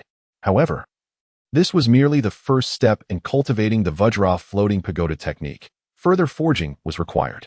The arm was astonishingly resilient, almost as if it were a spiritual weapon, indicating significant potential. Having acknowledged this, Yihan settled into a meditative posture and began to channel his spiritual energy according to the incantations from the scriptures, unlocking the meridians within his arm. Gradually, the golden liquid that had solidified on the surface seemed to be absorbed by his flesh, slowly vanishing. This process of cultivation lasted for 3 full hours. Upon opening his eyes, Yihan stretched his arm, realizing that the layer of golden liquid had been entirely absorbed, returning to its normal state. Remarkably, the golden layer appeared to have been concealed. With that, Yihan propelled his spiritual energy into his arm. The previously faded arm suddenly radiated a brilliant light, transforming once more into a resplendent golden hue. Boom! Yihan clenched his fist tightly, and mysterious patterns emerged on his arm, instantly imbued with an overwhelming sense of power. This surge of strength, Yihan's expression suddenly shifted. As he felt the immense power contained within his arm, a sensation that left him astounded and deeply moved. He sensed, albeit vaguely, that his fist bore the strength of 10 bulls and 10 elephants, capable of effortlessly shattering a massive boulder. The power fluctuations emanating from the Vajra Stupa hand had surpassed the realm of 9th-tier spiritual techniques, drawing perilously close to the domain of minor profound arts. This indicated that it was, at the very least, a quasi-profound technique. Although the distinction between quasi-profound techniques and 9th-tier spiritual techniques was merely half a tier, the difference in potency between the two was entirely incomparable. It is worth noting that even within the entire Yi family, it remains uncertain whether any quasi-profound techniques are archived. To his astonishment, the Vajra Stupa hand within the 5 elements celestial tactics was indeed a quasi-profound technique. It stands to reason that the remaining 4 techniques are likely not to be any less formidable. Yihan's eyes sparkled with brilliance as he inwardly lamented the ignorance of the Liu family. Such a formidable quasi-mystical technique, even if relegated to an inconspicuous corner, was akin to a precious pearl tarnished by dust. Now that he had successfully cultivated the Vajra floating pagoda, his arsenal had expanded once more. However, it was a pity that gathering 5 treasures of distinct attributes within a short span was no simple feat. Moreover, I suspect that the higher the grade of the 5 elemental treasures, the greater their potential power. Yihan secretly felt a twinge of regret. Had he cultivated with a higher-tier treasure of the 5 elements, the martial arts he would have forged could have wielded even greater power, potentially rivaling genuine arcane techniques. Young clan leader. Suddenly, familiar voices, one male and one female, resonated from outside the alchemy chamber, breaking his contemplation. Yihan furrowed his brow and, with a resounding push, opened the stone door of the secret chamber and stepped outside. There, at the entrance, stood 2 individuals, a young man and woman, both around 17 or 18 years of age. Yi Qing and Yi Long, the siblings, were among the few relatives with whom Yihan shared a close bond. Yi Qingjiao, petite and delicate, donned a gown of soft blue. Upon seeing Yihan emerge, her eyes narrowed into crescent moons. Beside her, Yi Long was clad in a gray robe, wielding a sword at his side. Yihan gazed at the sword in Yi Long's hand, which emanated a 5th-grade aura. Before Yi Long could utter a word, Yihan smiled and said, "Yi Long, why not take that sword in your hand and strike me with it?" Huh. Yi Long was taken aback by Yihan's sudden remark, yet a smile soon graced his face. In the past, when Yihan's dantian had not been rendered useless, they often engaged in sparring. Could it be that Yihan wished to test whether his skills had progressed? Thus, Yi Long nodded and replied, "Very well. But do exercise caution. My Azure Dragon Sword is a 5th-grade spiritual weapon, forged from mysterious heavy iron, incredibly resilient and capable of slicing through metal like mud. You mustn't let it harm you. Boom. With that, Yilong's entire body surged with spiritual energy as he drew his sword and charged forward like a wild bull. As he approached Yihan, he leaped into the air, bringing his sword down upon him from above. At that moment, Yihan's arm suddenly transformed into a resplendent gold, gently grasping upwards. Clang! A metallic sound echoed, and before Yilong could react, with a sharp crack, the sword shattered before his horrified gaze. Stumbling, Yilong nearly fell but was steadied by Yihan. Hiss! What about your hand? Yilong's eyes widened like brass bells as he glanced down at the broken sword, unable to suppress a twitch at the corner of his mouth. This was a 5th-grade spiritual weapon, and it had been effortlessly snapped in half. This individual was truly terrifying. Elder brother Yihan is remarkably formidable. Yi Qing then clapped his hands and exclaimed, "It seems our differences are growing ever wider. There was a time when I could match you equally." Yilong, somewhat unwilling to concede, remarked defiantly. However, upon witnessing this individual effortlessly snap even a 5th-grade spiritual artifact with his bare hands, he harbored no doubts that Yihan could easily defeat him with a single strike. Yihan glanced at the Vajra pagoda in his hand, evidently quite pleased with its formidable power. "By the way, is there something you wish to discuss?" Yihan inquired in a deep voice. At that moment, Yilong presented a metallic invitation, stating solemnly that the city lord's mansion had sent an invitation, announcing that in 3 days, the Tianyang spiritual lotus would bloom in Yin City, inviting all the talents of the city to gather. This is a rare treasure indeed. Perhaps there will even be an opportunity to obtain the spiritual lotus seed. Oh, Yihan raised his eyebrows, well aware of the Tianyang spirit lotus. This treasure was initially discovered by the 4 great families in the Yin ruins, only to be forcefully seized by the city lord's manor. Why then? Would the city lord's manor extend an invitation to the prodigies of Yin City to admire the Tianyang spirit lotus? Yihan subtly sensed that the lord's mansion likely harbored ill intentions this time. I understand. Yihan paused for a moment after speaking, then retrieved a crimson elixir from his bosom and handed it to Yilong. Yilong's eyes gleamed with fervor as he inquired, "Is this the Ling Xin Dan? Consuming it should enable you to ascend beyond the spirit sea realm within 6 months." Yihan smiled and said, "Really?" Yilong was overjoyed, as if he had stumbled upon a treasure. "My good brother, thank you immensely." With that, the 2 siblings departed with great delight. Yihan returned to the alchemy chamber with the invitation in hand. He procured the medicinal ingredients and commenced the preparation of the bone restoration pill. With the introduction of the Lioli flame, he felt as if he were endowed with divine assistance. The process of alchemy became increasingly effortless and graceful, flowing seamlessly under his mastery. It must be said that high-quality materials are truly exceptional. The Lioli King's flame far surpasses the likes of the Emerald Core flame by numerous degrees. Unbeknownst to him, 3 days elapsed. Chapter 48. Martial Champion. During these 3 days, Yihan remained sequestered in the alchemy chamber, engrossed in the study of alchemical techniques. In this almost frenzied pursuit, the time slipped away unnoticed, and before he knew it, the day had arrived for his appointment at the city lord's manor. With a rumble, the stone door swung open, releasing a torrent of dust-laden medicinal aroma and warm air. Yihan emerged, appearing somewhat disheveled. The relentless days and nights of alchemy had left him neglectful of his appearance, with stubble adorning his chin, giving him a more mature visage than before. However, compared to a few days prior, his gaze was now deeper and more spirited, evidently a testament to the invigorating effects of his intense training on his soul's power. Outside the stone cavern, the Grand Elder and several disciples of the Yi clan had long been waiting. "Grand Elder, how fares the clan?" Yihan approached with his hands clasped behind his back and inquired in a low voice.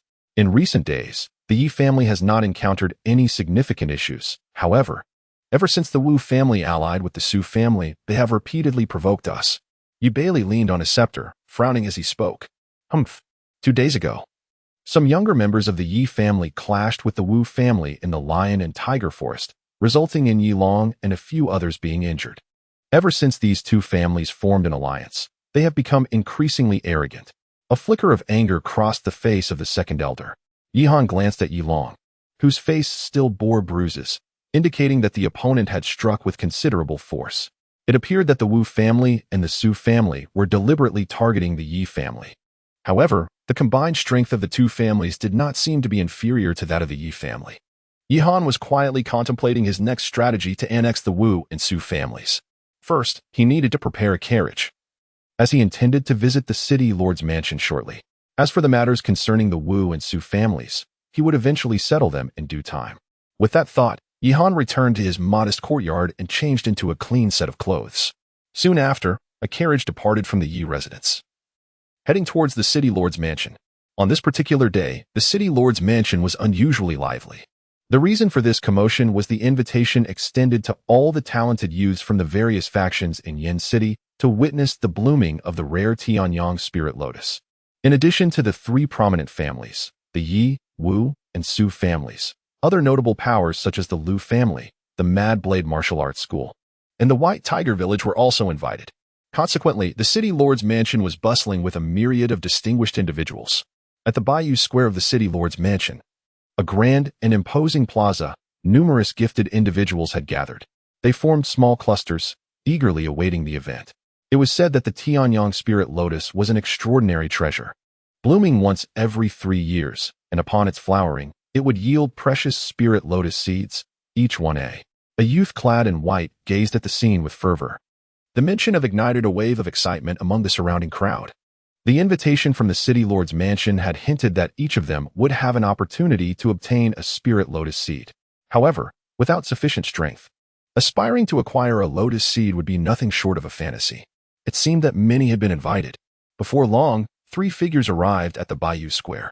In addition to Yi Han, he had also brought along Yi Long and Yi Qing, creating a perfect trio for conversation. Indeed, the number of attendees was substantial. Yet the competition for the spirit lotus seeds would undoubtedly be fierce. Yi Long surveyed his surroundings and nodded. Oh, is that not Yi Han? What brings him here? It is said that this young man not only resumed his cultivation but has also made remarkable strides in strength, undoubtedly receiving an invitation from the city lord's mansion. As Yi Han and his companions approached, the crowd immediately turned their attention towards them, becoming the center of focus. After all, Yi Han was once the most talented individual in Yin City. Yi Han paid little heed to the murmurs around him, treating them as mere background noise, while Yi Qing, noticing the multitude of curious gazes, felt a twinge of timidity. Why is that guy here as well? Meanwhile, among the crowd, a youth clad in a long azure robe wore a gloomy expression. This individual was none other than Lu Qingshan. With a fleeting glance, Yi Han noticed the grim expression on Lu Qingshan's face. They had encountered each other previously in the Spirit Beast Valley, where this individual had repeatedly provoked him. Nevertheless, the Lu family's influence in the entire Flame City was not to be underestimated. However, Yi Han regarded someone of Lu Qingshan's caliber with utter disdain, choosing to ignore him completely. This individual was truly arrogant. It was only a matter of time before someone dealt with him. Lu Qingshan clenched his fists, gritting his teeth in frustration. As noon approached, the sun blazed high in the sky. As time passed, an increasing number of individuals gathered. Within just a few hours, dozens of young prodigies had assembled in the plaza. At that moment, 4 figures emerged from the crowd ahead. The foremost youth, clad in a dark green robe, was tall and robust, with powerful limbs and bronzed skin, resembling a fierce tiger. Yi Han, you have arrived as well, the youth called out as he approached Yi Han. Wu Kuei, upon seeing the dark green-robed youth advancing, Yi Long and Yi Qing both gritted their teeth in anger. What is the matter? Upon witnessing the expressions of the two, Yi Han furrowed his brow and turned to Yi Long, inquiring, "It is indeed him. Just 2 days ago, we discovered a flame sun herb in the lion and tiger forest. This scoundrel not only snatched away the spiritual treasure, but also injured my brother." Yi Qingbei gently bit her lip. I understand now. Yi Han gently nodded, his gaze calm as he regarded the ill-intentioned Wu Kuei. I knew it, he thought. This fellow has brought trouble upon us so swiftly. In the distance, Lu Qingshan observed with a sense of schadenfreude. The crowd around them understood the unspoken tension and parted to create a pathway, encircling the two groups.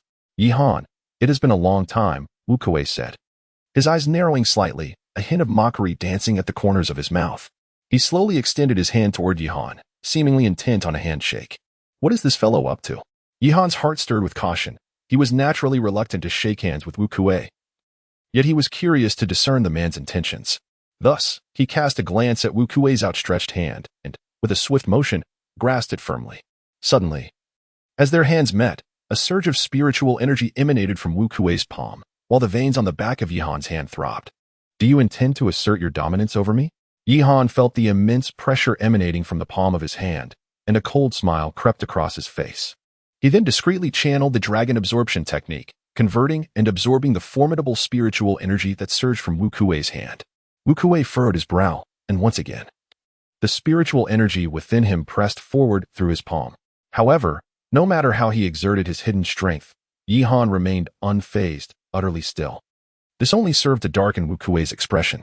Do not waste your efforts. You merely rely on medicinal pills to forcibly elevate your strength. And you are not worthy to flaunt your prowess before me. Yi Han could not help but utter a sarcastic remark. It turned out that although Wu Kuei had reached the mid-stage of the Spirit Sea realm, his aura was insubstantial. Clearly, he had consumed a substantial enhancement pill. The Wu family had invested all their resources into this promising talent, yet, in Yi Han's eyes, he remained insignificant. Indeed, he possessed some ability. Wu Kuei withdrew his hand. Though his expression remained unchanged, he was internally seething with anger. Yi Han momentarily chose not to engage with the individual and turned to leave. Brother Kuei, what do you think? 3 disciples approached from behind, inquiring. Silence. Wu Kuei was seething with anger, his palms scorched and peeling. It turned out that Yi Han had secretly ignited flames, rendering his hand akin to a branding iron. Had Wu Kuei not sought a way to retreat, his hand would have been rendered useless. I will make him pay for this. Wu Kuei clenched his fists, his gaze venomous. Chapter 49. Poisoned wine. As the prodigies from various clans continued to gather in the square, a figure stood with hands behind his back atop the city lord's wall. Gazing into the distance, a gentle breeze caressed his hair, revealing a striking yet somewhat effeminate face. Clad in a purple robe, he exuded an air of arrogance. This individual was none other than Dugu Qianhang.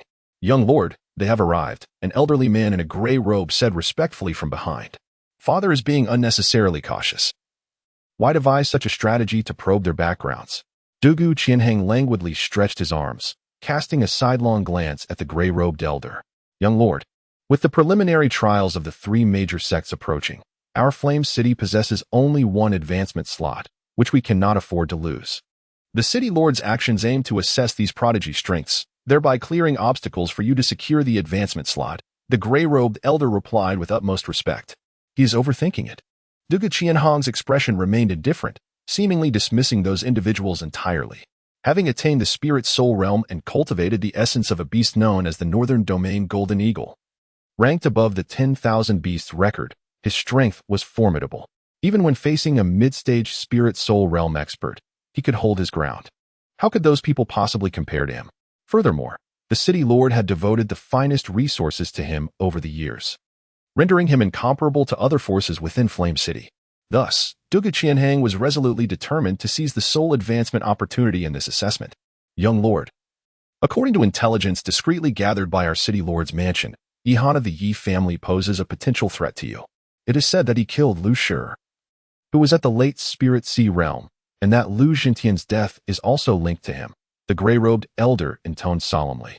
Oh, Dugu Qianhang furrowed his brow, a flicker of surprise crossing his mind. Lu Jintian was a formidable expert in the late Spirit Soul realm. His death associated with Yi Han? I've long wished to meet him. Let them enter the city. I am eager to see if he possesses the qualifications to be my adversary. Having spoken, Dugu Qianhang waved his sleeve and turned away from the parapet. Shortly thereafter, at the invitation of the city lord's mansion, the exceptional talents from all factions were summoned to a lavishly adorned hall to partake in a sumptuous luncheon.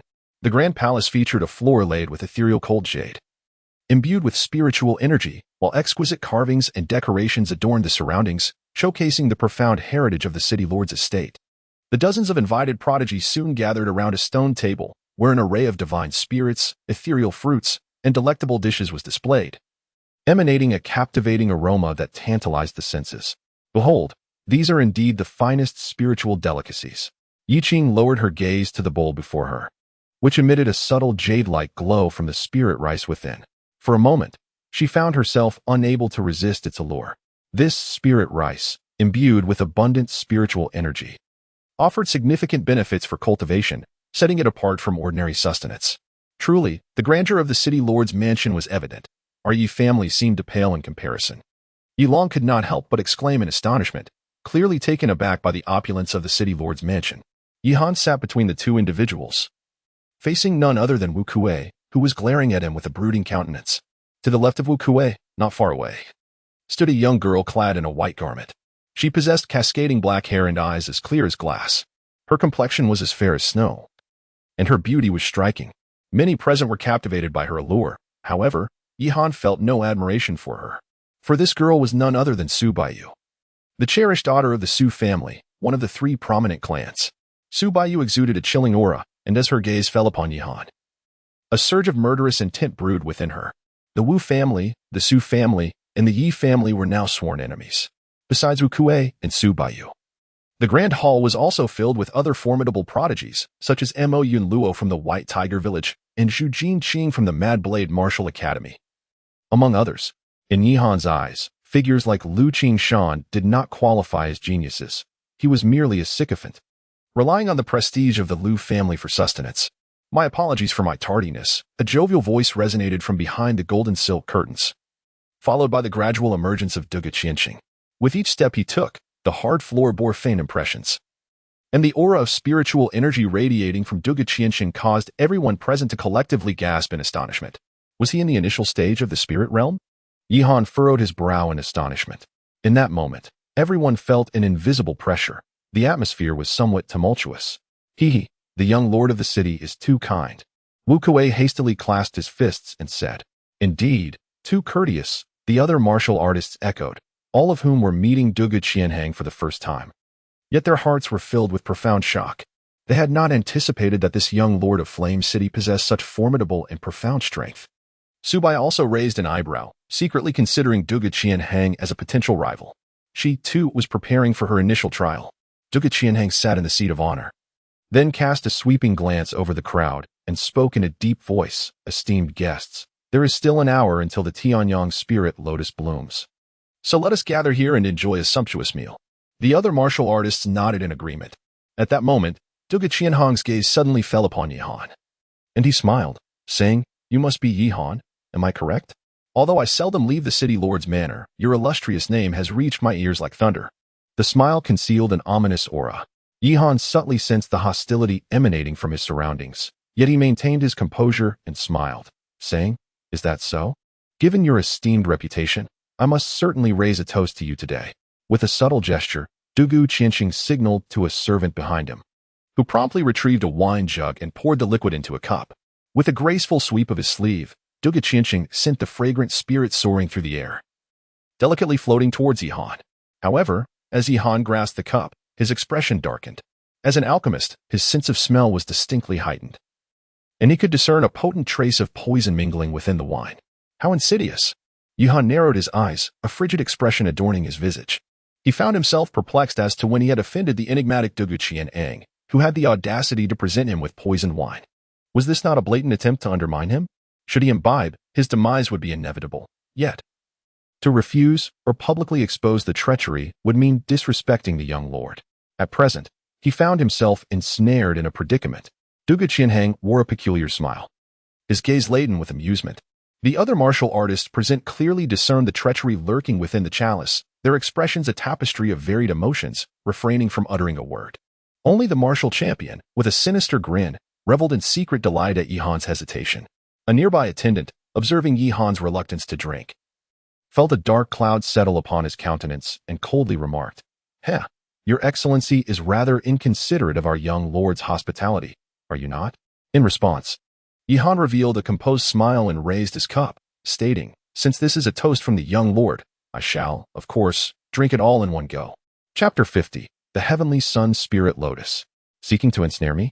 Yihan's face remained as placid as an ancient well, betraying not a hint of panic despite the poisonous wine in his hand. Yet, a flicker of murderous intent towards Duge Qianqing stirred within him. Had this fellow offended the young city lord? Meanwhile, Wu Kuei and Su Biyue exchanged dubious glances, quickly adopting a spectator's demeanor, secretly reveling in the unfolding drama. They naturally wished for Yihan to imbibe the toxic chalice, for that would signify the elimination of a formidable threat by the young city lord on behalf of their two families. On the other hand, Yilong and Yiqing wore furrowed brows, their expressions heavy with concern. I am keen to witness how you will consume this lethal potion," Duge Qianqing mused inwardly, narrowing his eyes at Yihan. This cup of poison was concocted from over 40 varieties of lethal spiritual herbs. Even a practitioner at the spirit realm would meet an instantaneous demise upon drinking it. He could not fathom that Yihan possessed the audacity to down such a potent toxin. At that moment, Yihan levitated the cup with his spiritual energy, his smile taking on a peculiar twist. Rather than gulping it down immediately, he brought his fingers to the liquid, and suddenly, whoosh, a flame of glassy hue erupted from his fingertips, gently swirling within the wine. To everyone's astonishment, tendrils of black vapor began to emanate from the cup. In a brief moment, the ebony liquid transformed into a pale jade hue, gradually radiating a soft luminescence. Instantly, a captivating aroma of wine filled the air. Noticing that the toxic fumes had dissipated, Yihan raised the cup and drank it down in one go, then displayed the empty vessel upside down, proclaiming, "The wine offered by the young city lord is indeed exceptional, rich, and delightful." Witnessing this scene, the gray-robed elder behind Dugu Qianqing was left utterly dumbfounded. Dugu Qianqing, who had previously worn a smirk, found his expression abruptly frozen, contorting into one of palpable displeasure. His concealed hand clenched tightly, a surge of fury swelling within him. He had not anticipated that Yihan would skillfully navigate his meticulously laid trap. One could not deny that this fellow possessed some measure of talent. Yihan set down his wine cup, feeling a sense of satisfaction upon witnessing the discomfort etched on Dugu Qianhang's face. "Engaging in underhanded tactics with me? You are not worthy." Dugu Qianhang suppressed his inner fury and turned his gaze towards the crowd, forcing a faint smile as he addressed everyone. "Please, indulge in the sumptuous feast. Shortly, the Tianyang spirit lotus will bloom, and with it, the spirit lotus seeds will emerge. However, each time the lotus blossoms, typically only 4 to 5 precious seeds are born. If any of you wish to obtain one, you will have to rely on your own abilities." "What? Only 4 or 5 seeds?" Upon hearing this, the young prodigies from various factions seated at the table could not help but furrow their brows in unison. There were dozens of them invited, and the intensity of competition for even a single spirit lotus seed was palpable. Nevertheless, the rarity of the spirit lotus seeds, being a treasure of the mysterious tier, solidified their resolve to seize one at all costs. Before long, after the meal, the guests followed the host from the city lord's manor to the rear courtyard. The back garden of the manor revealed a vast expanse of shimmering lake, surrounded on 3 sides by majestic mountains, serene and secluded, with only a narrow path leading to it. Beside the lake stood a stone tablet inscribed with the words Bibbo Lake. Soon, the guests arrived at the edge of Bibbo Lake, where a gentle breeze stirred, causing the water to ripple gracefully, presenting a magnificent spectacle. However, as they approached the lake, they were astonished to find the water was scalding hot, emitting steam. The entire expanse above Bibbo Lake was enveloped in a rising mist, distorting the air as if it were in a state of flux. Consequently, everyone craned their necks, curiously gazing towards the center of the lake. Thus, in the very heart of the lake, a resplendent golden lotus flower radiated brilliance. It appeared to be enveloped in a golden sun, its petals shimmering as if ablaze, sending forth waves of intense heat that surged towards the shore. Such pure fire attributes spiritual energy. Yihan was secretly astonished. The moment the surge of heat enveloped him, his internal spiritual energy erupted violently. The expressions of the surrounding martial elites mirrored a similar fervor. Truly, this was a profound-grade spiritual treasure, brimming with such concentrated fire-attributed spiritual energy. Should they procure a spirit lotus seed, it would undoubtedly enhance their cultivation significantly. Esteemed guests, please wait a moment. The Tianyang spirit lotus is about to bloom. Dugu Qianqing declared with a solemn demeanor, standing with his hands clasped behind his back. However, at this moment, the crowd could hardly suppress their covetous thoughts, their gazes fervently converging on the golden lotus flower. At long last, another half an hour passed. Boom. Suddenly, the entire lake began to boil. Waves of golden spiritual energy rippling outward from the surface like undulating patterns. At the center of the lake, a golden lotus, seemingly enveloped by the sun's rays, gradually began to unfurl under the watchful eyes of many. In that instant, a colossal golden beam of light shot skyward, bringing forth an overwhelming heat wave. Thereafter, all present were astonished to witness the Tianyang spirit lotus slowly blooming, releasing a unique fragrance into the air. Almost immediately, 5 emerald-like beams of light surged forth with the golden tide. Swish, swish, swish.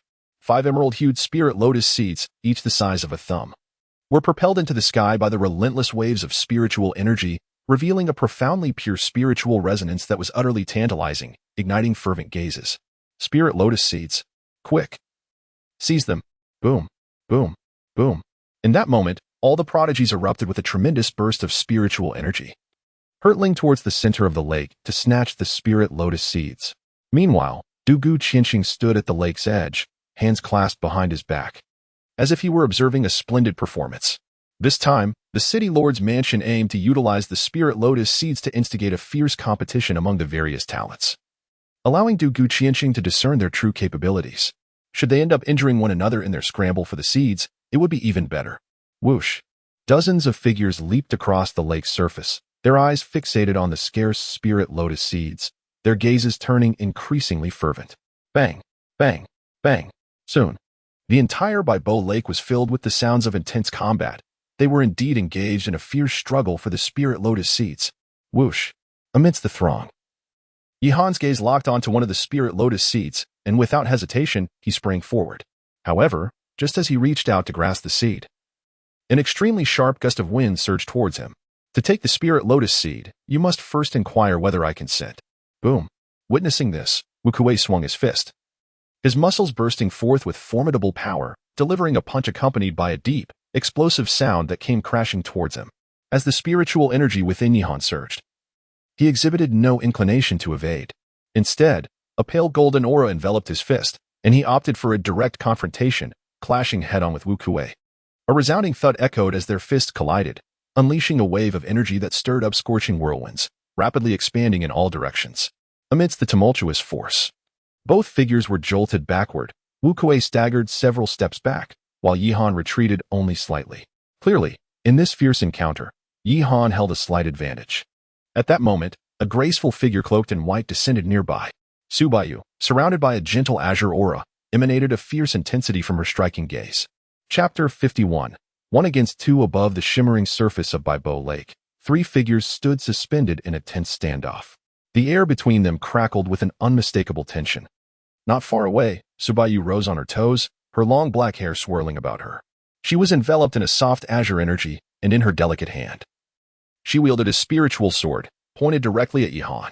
She exchanged a silent understanding with Wu Kuei, their energies beginning to resonate as they prepared to join forces against him. Yihan stood in the air, arms crossed, slightly tilting his body as he narrowed his eyes to observe the two individuals. From the exchanged glances between them, he had already discerned that Wu Kuei and Subayu had conspired to join forces. The Wu family and the Su family were intent on seizing this opportunity to eliminate Yihan. Indeed, Yihan, this time, you have no chance, the two of us, both in the mid-stage of the Spirit Sea realm, will find it effortless to dispatch you. Wu Kuei clenched his fists tightly, laughing coldly. His robust physique was enveloped by a faint brown aura of profound spiritual energy, rendering his muscles as solid and powerful as stone. Oh, is that so? Upon hearing this, Yihan smiled and then beckoned to the two individuals with his palm, speaking in a deep voice. Let us see what you can do. However, do you not find it rather naive to believe you can succeed with just the two of you? Such arrogance. Subayu's beautiful eyes, as cold as the moon, uttered these frigid words, and then she cast a sidelong glance at the nearby Wu Kuei, commanding, attack. Boom, boom. The formidable spiritual energy of the two surged forth, causing the void to undulate like waves, expanding in layers around them. Whoosh! Subayue rose onto her toes, her figure gliding gracefully across the lake's surface, resembling a white ribbon shooting directly towards Yihan. Not far away, Wu Kuei, with clenched fists, similarly unleashed his burgeoning spiritual power. The two advanced in a pincer formation, charging towards Yihan. Swish! The blade in Subayue's hand gleamed ominously, tracing a green arc through the air as it lunged towards Yihan's chest. Propelled by a fierce gust, the sword moved with blinding speed, shrewd and precise. Yet, as it neared Yihan, he slightly tilted his body, creating an illusion in the void that effortlessly evaded the blade, and then, with his fingers aligned, emitted a golden radiance that struck fiercely against the sword. Clang! A crisp sound resonated as Subayue's sword was nearly shaken from her grip. What? Subayue stumbled back, her sword vibrating in her hand, her arm tingling. Her eyes widened in disbelief. This man had merely used 2 fingers to counter her sword energy, even repelling her Qifeng sword with ease. Mountain Splitter Fist. Boom. At that moment, Wu Kuei, resembling a ferocious tiger, lunged forward with a roar. His muscular frame bulged, visible veins pulsing with power, as brown spiritual energy enveloped his fists. Crashing towards Yihan. 6th grade spiritual technique, Mountain Splitter Fist. This technique, true to its name, could cleave mountains and shatter stone. Any ordinary warrior struck by his fist would surely suffer shattered bones. However, a strange smile curled at the corners of Yihan's mouth as he responded with a palm strike of his own. Bang! As fist met palm, a brilliant burst of spiritual light erupted, and both figures staggered back in unison, pushing off the ground to regain their footing. Damn it! Wu Kuei cursed as he retreated, his expression darkening to the point that it seemed water could drip from it. He felt a faint sting in his fist, and his internal spiritual energy roiled incessantly. Although he and Yihan were both in the mid-stage of the spiritual sea realm, it was clear from their clash that he had fallen to the disadvantage. It appeared that even consuming the enhancement pill had not proven significantly beneficial. Yihan gazed at Wu Kuei's disheveled appearance, a hint of derision gracing his features.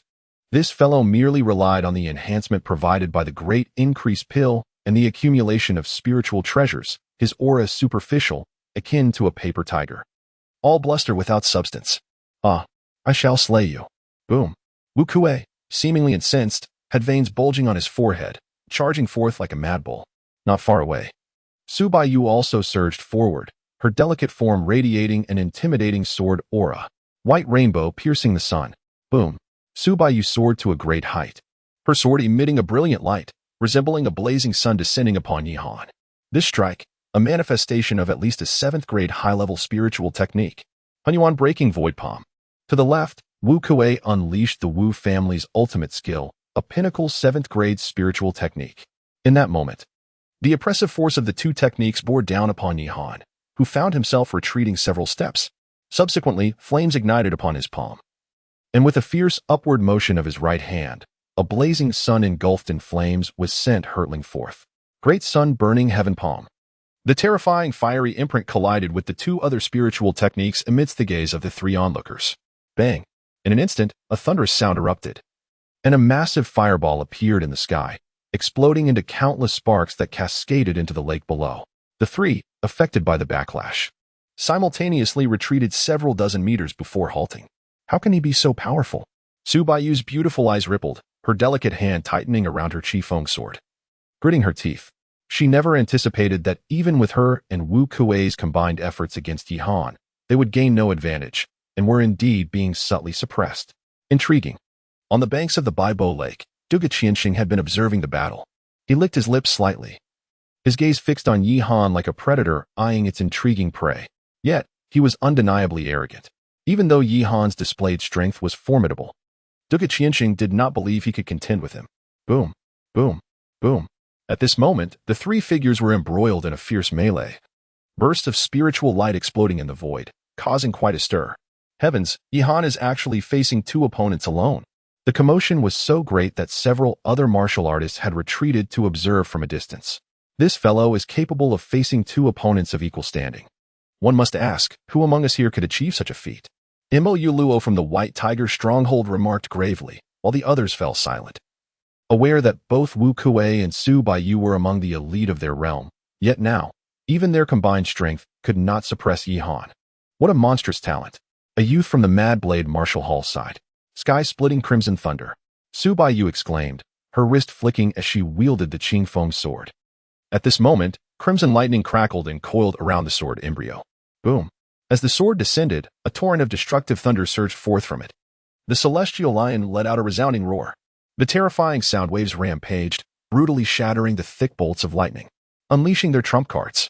At this juncture, Wu Kuei and Su Baiyu stood side by side, exchanging a nod of mutual understanding. The stone python breaks the heavens. A roar echoed, revealing that the brown spiritual energy enveloping Wu Kuei's body transformed into a colossal brown rock python, towering several meters high. This was the Wu family's ultimate technique. Spectators gasped in astonishment, for this spiritual art had ascended to the pinnacle of the 9th tier. Not far away, Su Baiyu's long black hair danced wildly as his sword emitted a brilliant light, as if cleaving through the Milky Way. The Great River Sword Qi. Boom. This incredibly fearsome sword technique also belonged to the 9th tier pinnacle. Chapter 52. Underhanded Tactics. The Great River Sword Qi. With a delicate cry, Su Baiyu unleashed the clear wind sword, radiating a sharp brilliance as it slashed down from a distance. Boom. A cyan sword light was severed, expanding into a vast river of sword energy. The immense sword river soared through the air, threatening to rend the heavens asunder. This expanse of azure sword river contained a force potent enough to effortlessly annihilate those in the mid-stage of the spirit sea realm. To the astonishment of many, Su Baiyu had indeed mastered the Su family's ultimate technique, the Great River Sword Classic. A young man in gray robes gazed in shock. It was said that this sword technique had been lost to the Su family for many years, and that their ancestor had once employed it to slay a peak spirit soul realm beast. It's over. Yihan is finished. He has forced Wu Kuei and Su Baiyu to reveal their most formidable techniques. These two ninth-tier pinnacle spiritual arts are the apex of the Wu and Su families. It remains uncertain whether he alone can withstand such power. All the talented individuals surrounding them gasped at the sight of the python and river, feeling their scalps tingle with trepidation. It appears the four great families still possess significant strength. Dugu Qianxing slightly raised an eyebrow, sensing a palpable air of danger. The lethal moves of Wu Kuei and Su Baiyu posed even a slight threat to him. However, Dugu Qianxing's gaze soon returned to Yihan, a smirk playing on his lips. He was curious to see if this fellow could indeed endure. Yihan, let's see how you break through this. Wu Kuei's hair whipped about as he clenched his fists, laughing maniacally. The giant python swirled around him, its mouth exhaling a dense brown mist, exuding overwhelming power. Kill for me, he bellowed. Boom. In the high heavens, the brown rock python unleashed its gaping maw, infused with a tempestuous spiritual energy, and roared towards Yihan.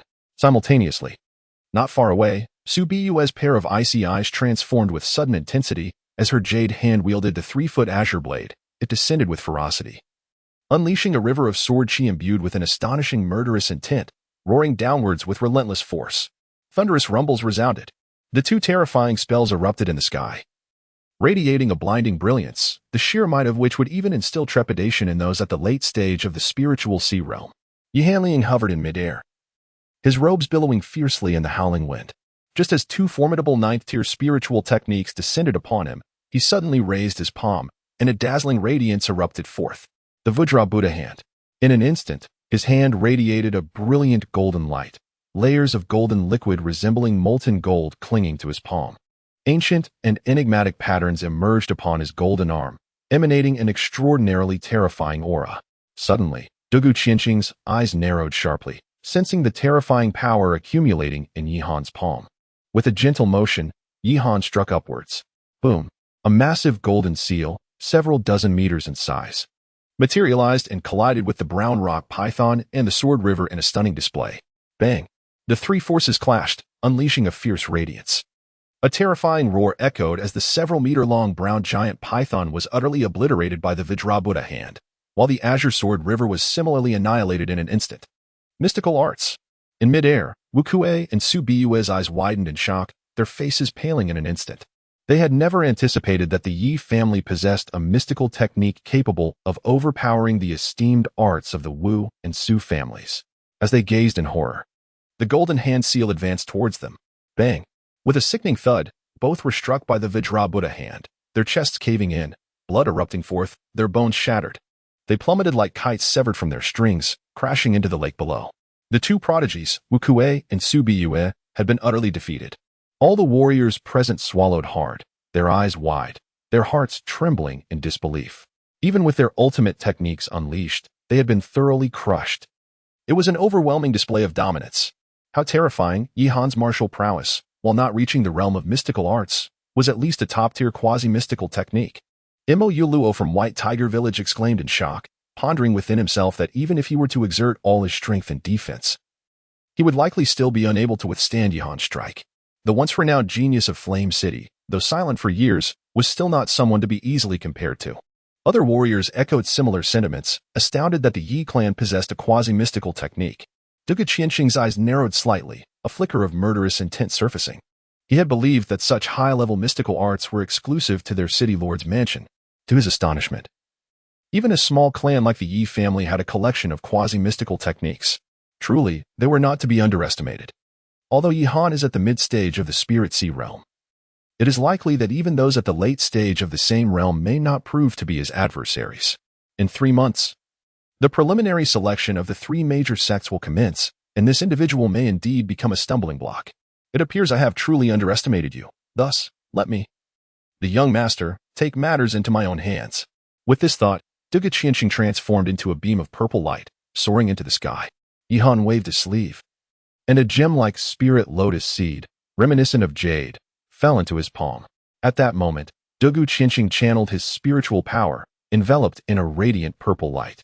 He spread his palm, and in an instant, the spiritual energy of the world seemed to be drawn towards him, converging at an astonishing speed into his hand, transforming in a heartbeat into a magnificent orb of purple spiritual energy. Boom! With a gentle clap of his palm, the orb of purple light surged forth, brimming with ferocious spiritual power. This martial technique was indeed a profound art. Upon witnessing the terrifying fluctuations of the luminous orb, Yi Han resolutely summoned the golden pagoda once more. With a resounding hum, the golden handprint soared through the air, colliding with the violet sphere in a thunderous explosion that unleashed a tempestuous wave of spiritual energy throughout the skies. Under the impact of this formidable force, Yi Han was propelled backward for several dozen zhang. Conversely, although Dugu Qianqing experienced the shock, he remained steadfast, his purple robe billowing dramatically. Interesting, Dugu Qianqing mused. A frown creasing his brow, he had not anticipated that this opponent could withstand his assault. Contemplating this revelation, a glint of icy determination ignited in his gaze. With a deft tap of his toes against the void, he descended like a bolt of purple lightning. In an instant, as if a specter, Dugu Qianqing appeared before Yi Han, his hand, radiant as white jade, erupting with violet brilliance, aimed directly at Yi Han's dantian for a brutal strike. Dragon's absorption technique. Yi Han's aura surged violently as he stepped into the later stages of the spirit sea realm, his palm striking forward with ferocity. With a resounding thud, two palms collided fiercely, arcs of purple and gold lightning flashing in a relentless display, distorting the very fabric of space around them like rippling waves. You truly do not know the meaning of danger. How dare you challenge me with your spirit sea cultivation? Dugu Qianqing mocked, a torrent of immense power emanating from him. Just as he took a deep breath, preparing to retaliate with a mighty strike, suddenly, a soft whoosh emerged as Yi Han unleashed a flicker of glimmering, glass-like flames from his palm. The ethereal flames entwined around his hand, swiftly transforming into a blazing fist. With a hiss, a plume of white smoke erupted at the point of contact. You dare to employ treachery against me? In an instant, Dugu Qianqing's pupils constricted in shock, a searing pain radiating from his palm. The agony contorted his features into a grimace. Chapter 53, The Alchemist Emperor Conference. A sharp, burning sensation spread from his palm, akin to 1,000 needles piercing through his flesh, leaving Dugu Qianqing's visage twisted in torment. He had been too careless. He never anticipated that Yi Han possessed such a hidden trick to ensnare him. Furious, Dugu Qianqing gritted his teeth, instinctively attempting to withdraw his hand. Yet the bizarrely vibrant, glass-like flames clung to him with an unyielding grip. This is bad. His pupils shrank once more as a piercing scream echoed across the surface of the azure wave lake. In an instant, his hand had been scorched by the glass fire, flesh torn and bloodied. What is happening? At that moment, all the talented individuals turned their astonished gazes towards the confrontation between the two. A tremendous force erupted from Dugu Qianqing, revealing the initial stage of the spirit soul realm, accompanied by the faint cry of an ancient golden eagle resonating from within him. The vibrant flames cascaded down his arm as he trembled in terror, unleashing a powerful shockwave. Bang! The two palms separated, the spiritual energy warping the surrounding space, and Yi Han was thrust backward several dozen yards. However, the glass-like flames still clung to Dugu Qianqing's arm, burning fiercely and causing him to grimace in agony, his heart writhing in torment. He struggled to maintain his balance in the air, engulfed in flames, and plummeted into the azure wave lake below. Young lord. A few attendants panicked instantly, unsure of how to respond. Boom, boom, boom. Meanwhile, within the city lord's mansion, it seemed that powerful figures had sensed the commotion and were hastening towards Azure Wave Lake. Waves of formidable auras surged closer, causing the very space around to tremble in response, affirming the extraordinary foundation of the city lord's residence. Yi Han furrowed his brow, suddenly sensing the presence of 4 entities at the spirit realm. It was imperative that he did not linger here any longer. With a swift motion, Yi Han lightly tapped the void with his toes, transforming into a streak of radiant light as he fled towards the outskirts of the city. This individual was indeed ruthless, having even injured the young city lord of the spirit realm. In midair, the gathered prodigies from the White Tiger clan were left utterly astonished, their expressions frozen in disbelief. Offending the city lord's manor, the Yi family is likely to be eradicated from Yen City, Lu Qingshan remarked with a smirk. young city lord. Soon. For elderly figures clad in gray robes descended. The remaining prodigies, sensing the impending danger, hastily departed from the city lord's manor. Not far away. The disheveled Dugu Qianxing was helped to his feet, trembling with rage, his gaze filled with murderous intent. How dare he play such treacherous games with me? Dugu Qianxing's face contorted with fury as he gritted his teeth. One of his arms had nearly been incinerated, now appearing mangled and charred. Send men to annihilate the Yi family, he commanded. Yes. Meanwhile, within Yin City, at the Wu family estate, a thunderous roar filled with wrath erupted from the grand hall. Inside, Wu Kuei lay on the floor, bloodied and barely alive. A man in crimson robes, filled with anguish, bellowed. He was Wu Xiong, the current head of the Wu family. Patriarch, it was Yi Han who did this. A pale-faced disciple reported. The Yi family. Wu Xiong's eyes glowed crimson. His concealed hand clenched tightly. To think that despite all the resources devoted to cultivating Wu Kuei over the years, they were still no match for that young man from the Yi family. His methods were indeed merciless. Wu Kuei's internal organs were shattered, and every bone in his body had been crushed. Without the assistance of high-grade spiritual pills, it was feared that they would be left without hope. A white-browed elder sighed. Quick! Rush to the alchemist guild to procure divine pills, regardless of the cost. Wu Xiong urged urgently. The entire Wu family was engulfed in a tempest of fury. In the grand hall of the Yi family, a sudden commotion arose. What? You have injured the young city lord? All the elders sprang to their feet, their expressions immediately shifting to one of tension and unease. Though the Yi family was powerful, it paled in comparison to the city lord's mansion. Should they incur the wrath of the city lord's mansion, it would surely spell disaster for the entire Yi family. Yi Han stood in the hall. Observing the chaotic state of the Yi family, his brow furrowed in concern. It was not entirely without reason, for it was Dugu Qianxing who had initially sought to take his life. We must swiftly seal off the Yi family, if the city lord's manor truly intends to strike. We can only resort to a desperate struggle to the bitter end, although our Yi family lacks the strength of the city lord's manor. Anyone who wishes to annihilate us must be prepared to pay a price. Yi Bailey firmly grasped the scepter, his gaze resolute. No need for that. At this moment. An aged voice resonated from beyond the grand hall, and soon after, an elderly man clad in a golden robe stepped into the chamber. Elder Yunlong? As Yi Han turned around, he beheld an elderly man wearing a warm smile, accompanied by his disciple. We, the Alchemist Guild, have already resolved your matters. Despite the formidable strength of the city lord's mansion, they still must accord us, the Alchemist Guild, a modicum of respect. Elder Yunlong stroked his beard thoughtfully. Resolved, you say? Yi Bailey and the others exchanged glances, and upon hearing Elder Yunlong's words, they finally let out a sigh of relief. If the Alchemist Guild were to intervene, it would likely quell the anger of the city lord's mansion with a high degree of certainty. After all, the prestige and status of alchemists are unparalleled. Furthermore, the city lord's mansion has frequently sought the alchemist's assistance in procuring elixirs. We are profoundly grateful to you, Elder Yunlong. Yi Han quickly clasped his hands in a gesture of respect.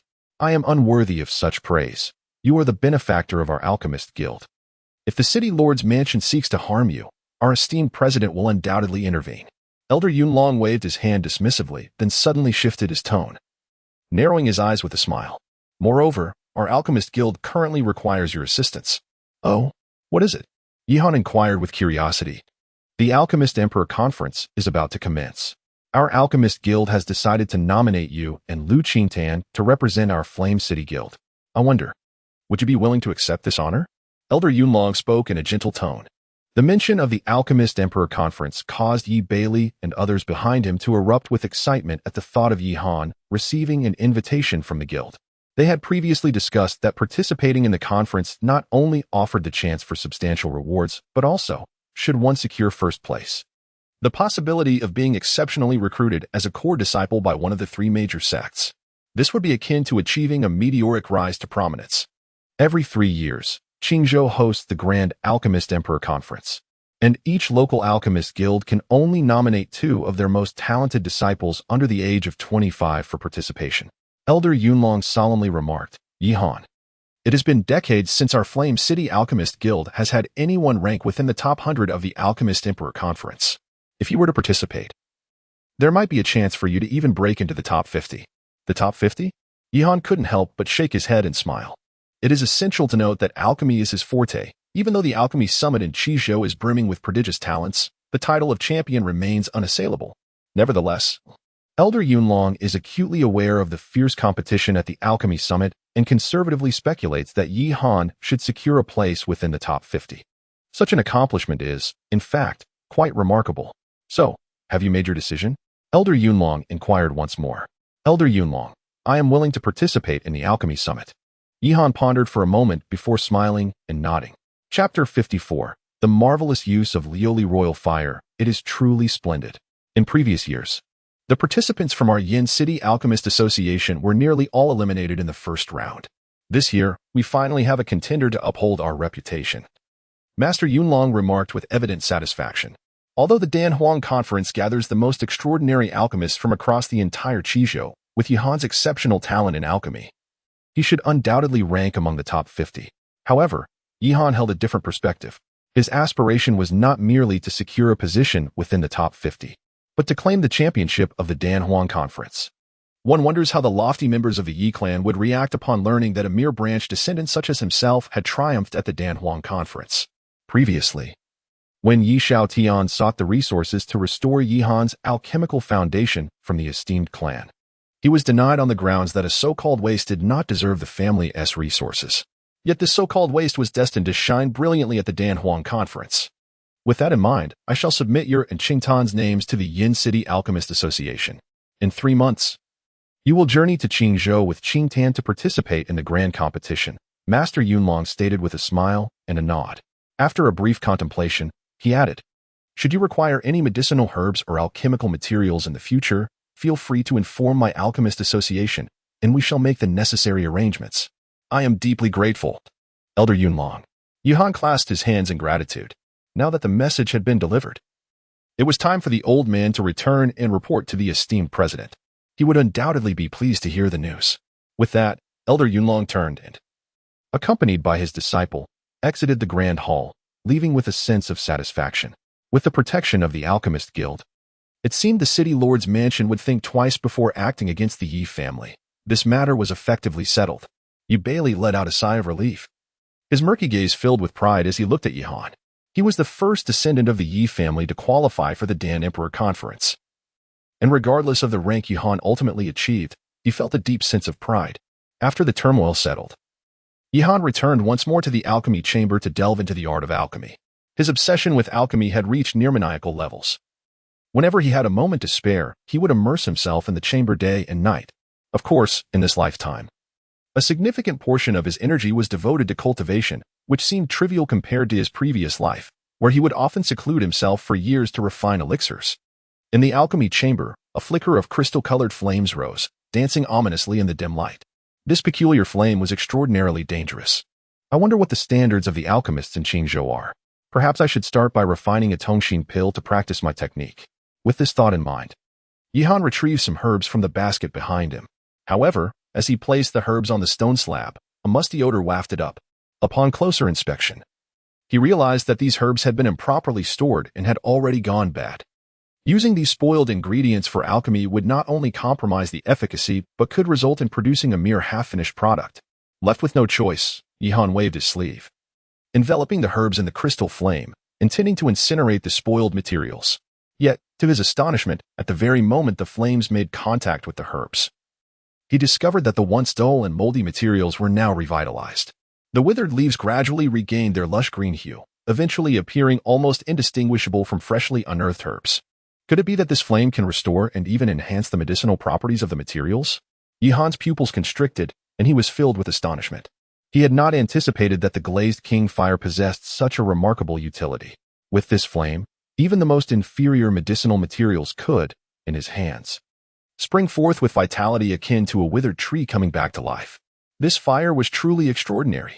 The leaves of the ancient glazed tree already harbored a mystical power capable of healing wounds, and once ignited, they surprisingly emanated a vigor that could revive the essence and efficacy of medicinal herbs.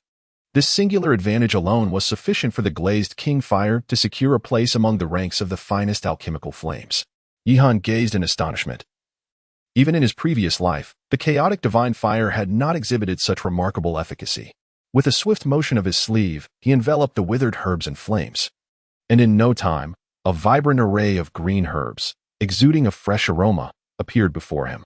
Realizing the remarkable utility of the glazed king fire, Yihan felt a surge of delight within, soon immersing himself in the art of alchemy. In his past existence as a pill saint, coupled with his current embodiment of the celestial Dan body, he encountered virtually no obstacles in refining pills. The challenges that ordinary alchemists faced were effortlessly surmounted by him. Unbeknownst to him, Yihan had been absorbed in the alchemical chamber for several days. During this time, apart from pausing occasionally to engage in cultivation, he had not stepped outside the chamber even once. At last, he opened his palm to reveal a resplendent golden pill, the 5th-rank golden aperture lotus pill. This pill emanated a potent aura of fire attribute. It was crafted using the heavenly sun spirit lotus seed as its core, resulting in a 5th-rank pill whose potency had been enhanced by at least threefold. Yihan intended to utilize this pill to ascend to the latter stage of the spirit sea realm. With this thought in mind, he settled onto the ground and swallowed the elixir. In Qingzhou, within the esteemed Yi family, there existed a secluded courtyard where a young maiden was engaged in alchemy, her focus directed towards a hovering black alchemical furnace. The girl, just over 20 years of age, donned a flowing robe of purple. Her brows resembled delicate green feathers, her long hair cascading down to her waist, and her petite figure was complemented by a flawlessly oval face, exuding an enchanting beauty that could captivate nations. However, this maiden bore an expression devoid of mirth, her gaze as frigid as ice. Suddenly, with an upward motion of her palm, a brilliant white flame erupted, radiating an intense chill that seemed poised to freeze the very air around her. Yet, any daring to approach it would be scorched by its fierce heat. This extraordinary flame was none other than the Guanghan Ice Flame, ranked 39th on the Celestial Continent's pill fire list. As a wisp of white flame lifted the cauldron, the young maiden commenced her alchemical work. Before long, the fire extinguished, and the sound of applause echoed from behind her. A tall and graceful youth emerged, his presence as refined as jade. "What brings you here?" the maiden inquired, her brow arching in surprise. The young man was none other than Yi Lingxiao, the foremost prodigy of the clan, and this maiden was none other than his sister, Yi Lungshuang, a gifted alchemist in her own right. "Your alchemical skills have reached an extraordinary level. At this upcoming Pill Emperor Conference, you are sure to shine brilliantly and contend for the top position," Yi Lingxiao said with a smile. Yi Lingxuang remained non-committal. Her alchemical prowess could easily rank among the top 3 in the entirety of Qizhou. This time, she was once again a favored contender for the championship at the Alchemist Convention. Chapter 55. The Purple Golden Dragon Python and the Ice Flame Fierce Crane. Within the alchemy chamber, a figure sat cross-legged, emanating a faint golden radiance. His physical form shimmered with a luminous aura, while the surrounding spiritual energy surged continuously towards his corporeal being. Yihan was in the process of refining the Golden Aperture Spirit Lotus Pill, a 5th-grade foundational elixir crafted from the seeds of the celestial sun spirit lotus. Upon the pill's ingestion, it rapidly transformed into a torrent of spiritual energy, surging into his limbs and bones like a raging flood. As this potent energy coursed through him, a sensation of fullness enveloped Yihan, causing a faint ache in his meridians. Clearly, he had not anticipated the remarkable efficacy of this elixir. Consequently, he swiftly activated the dragon absorption technique. A resonant dragon's roar emanated from within him, causing the stone chamber to tremble slightly. Subsequently, numerous black vortexes emerged in his dantian, voraciously devouring the medicinal potency as if a whale were engulfing the vast ocean. As this magnificent spiritual force surged forth, the ocean of energy within Yihan's dantian gradually expanded, its golden radiance becoming increasingly brilliant. The entirety of the spiritual sea began to quake. The spiritual energy howled within his meridians, and under such rapid circulation, it threatened to rupture them, resulting in a searing pain. Yihan initially intended to pause, but upon realizing the futility of wasting the medicinal energy, he resolutely focused his mind and propelled the dragon absorption technique to its utmost limit. Under this immense pressure, the technique, which originally comprised merely over 100 vortices of spiritual energy, gradually expanded to encompass more than 300. As time elapsed, the sensation of swollen meridians finally dissipated entirely, and the spiritual sea transformed into a resplendent golden expanse. Suddenly, a powerful surge of energy erupted from Yihan's body, causing the surrounding air to ripple and undulate like waves. At last, success had been achieved. Yihan opened his eyes, sensing the abundant spiritual energy coursing through his body, which made him feel as if every pore was completely unsealed, bestowing upon him a sense of buoyancy and comfort. After several hours of refinement, He had finally reached the latter stages of the spirit sea realm, a mere step away from the spirit soul realm. Yihan slowly rose, stretching his arms to push open the stone door and step out of the alchemy chamber. He had been in seclusion for several days, unaware of how the world outside had fared during that time. Upon leaving the alchemical room, Yihan made his way directly to the courtyard of Yishaotian. In the ancient and rustic courtyard, Yishaotian, after consuming the elixir crafted by Yihan, not only had his damaged Dantian restored, but was also able to rise from his bed and walk slowly on his previously incapacitated legs. "Father, how have you fared?" Upon entering the grand hall, Yihan approached to inquire about Yishaotian's condition.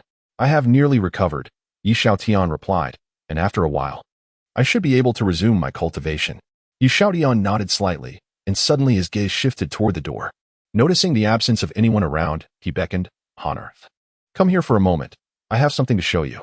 "Father, what is it?" Yihan curiously approached. At that moment, Yishaotian mysteriously retrieved a black iron object from his bosom. Yihan took it and observed it closely.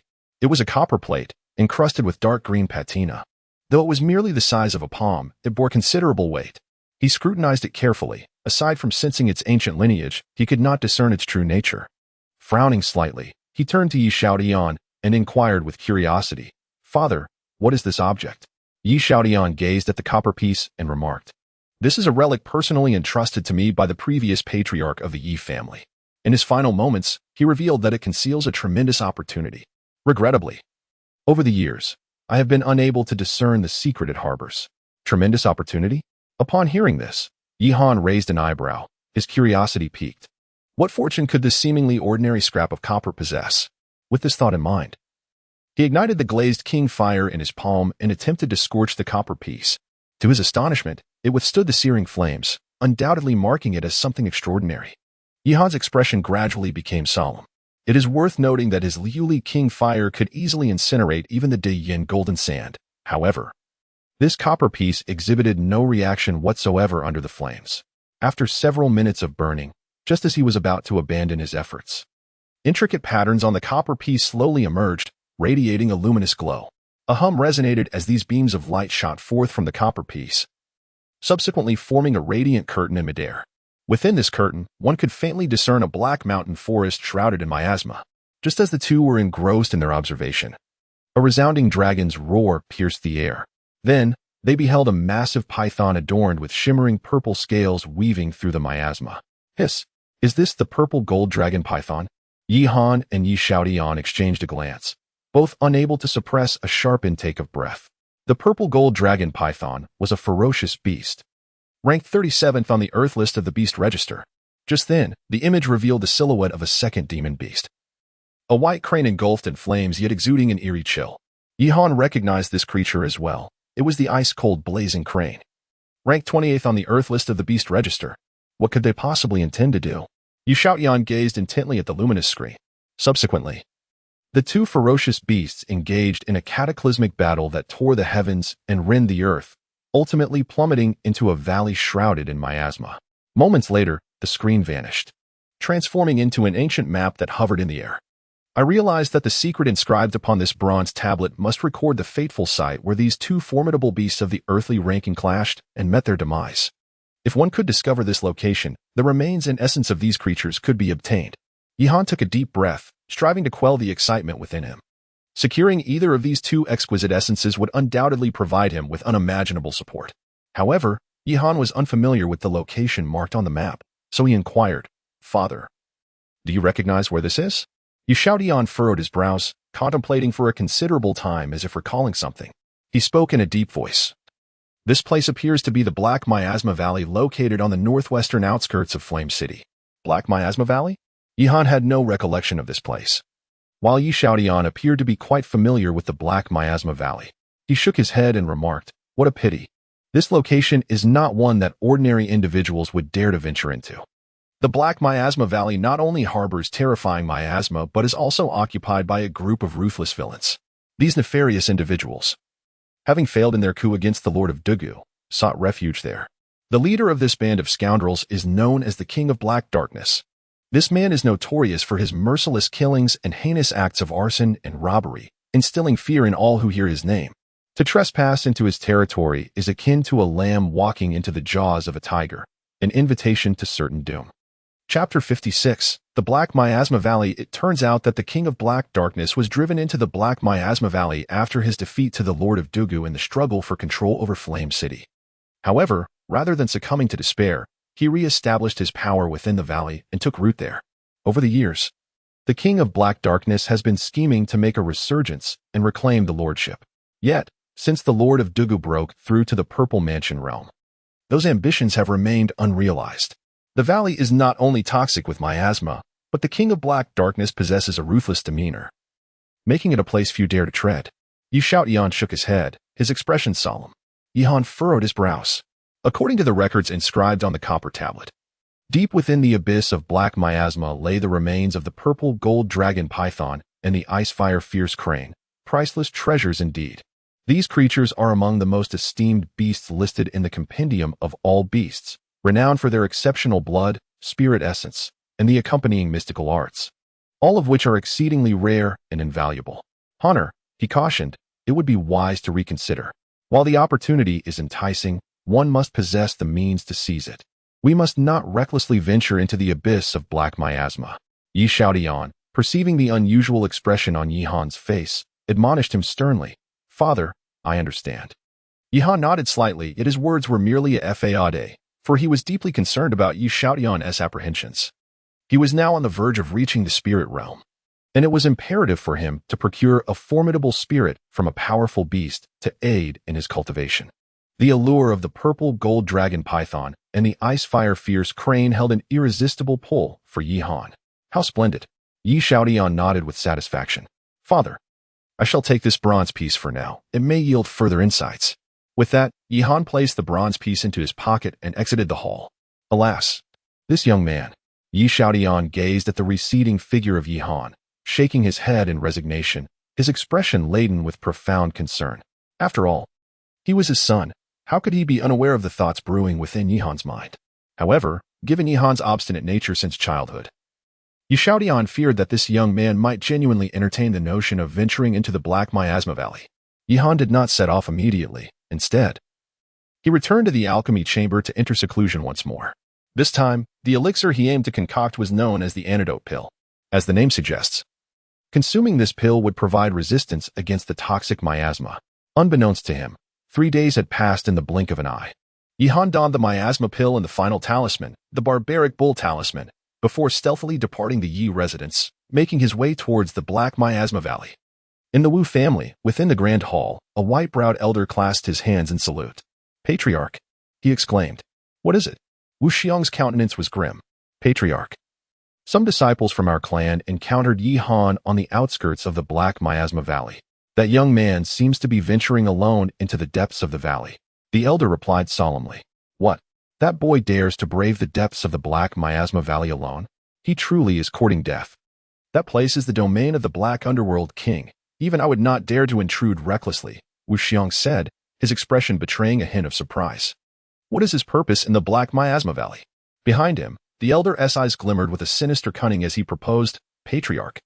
Our Wu family has had some clandestine dealings with the Black Underworld King. Perhaps we could send him some supplies that the king requires and request his assistance in eliminating Yihan. Upon hearing this, Wu Xiong's gaze ignited with a fierce glint, and a peculiar smile began to curve his lips. If we can enlist the Black Underworld King's aid, then Yihan is surely doomed.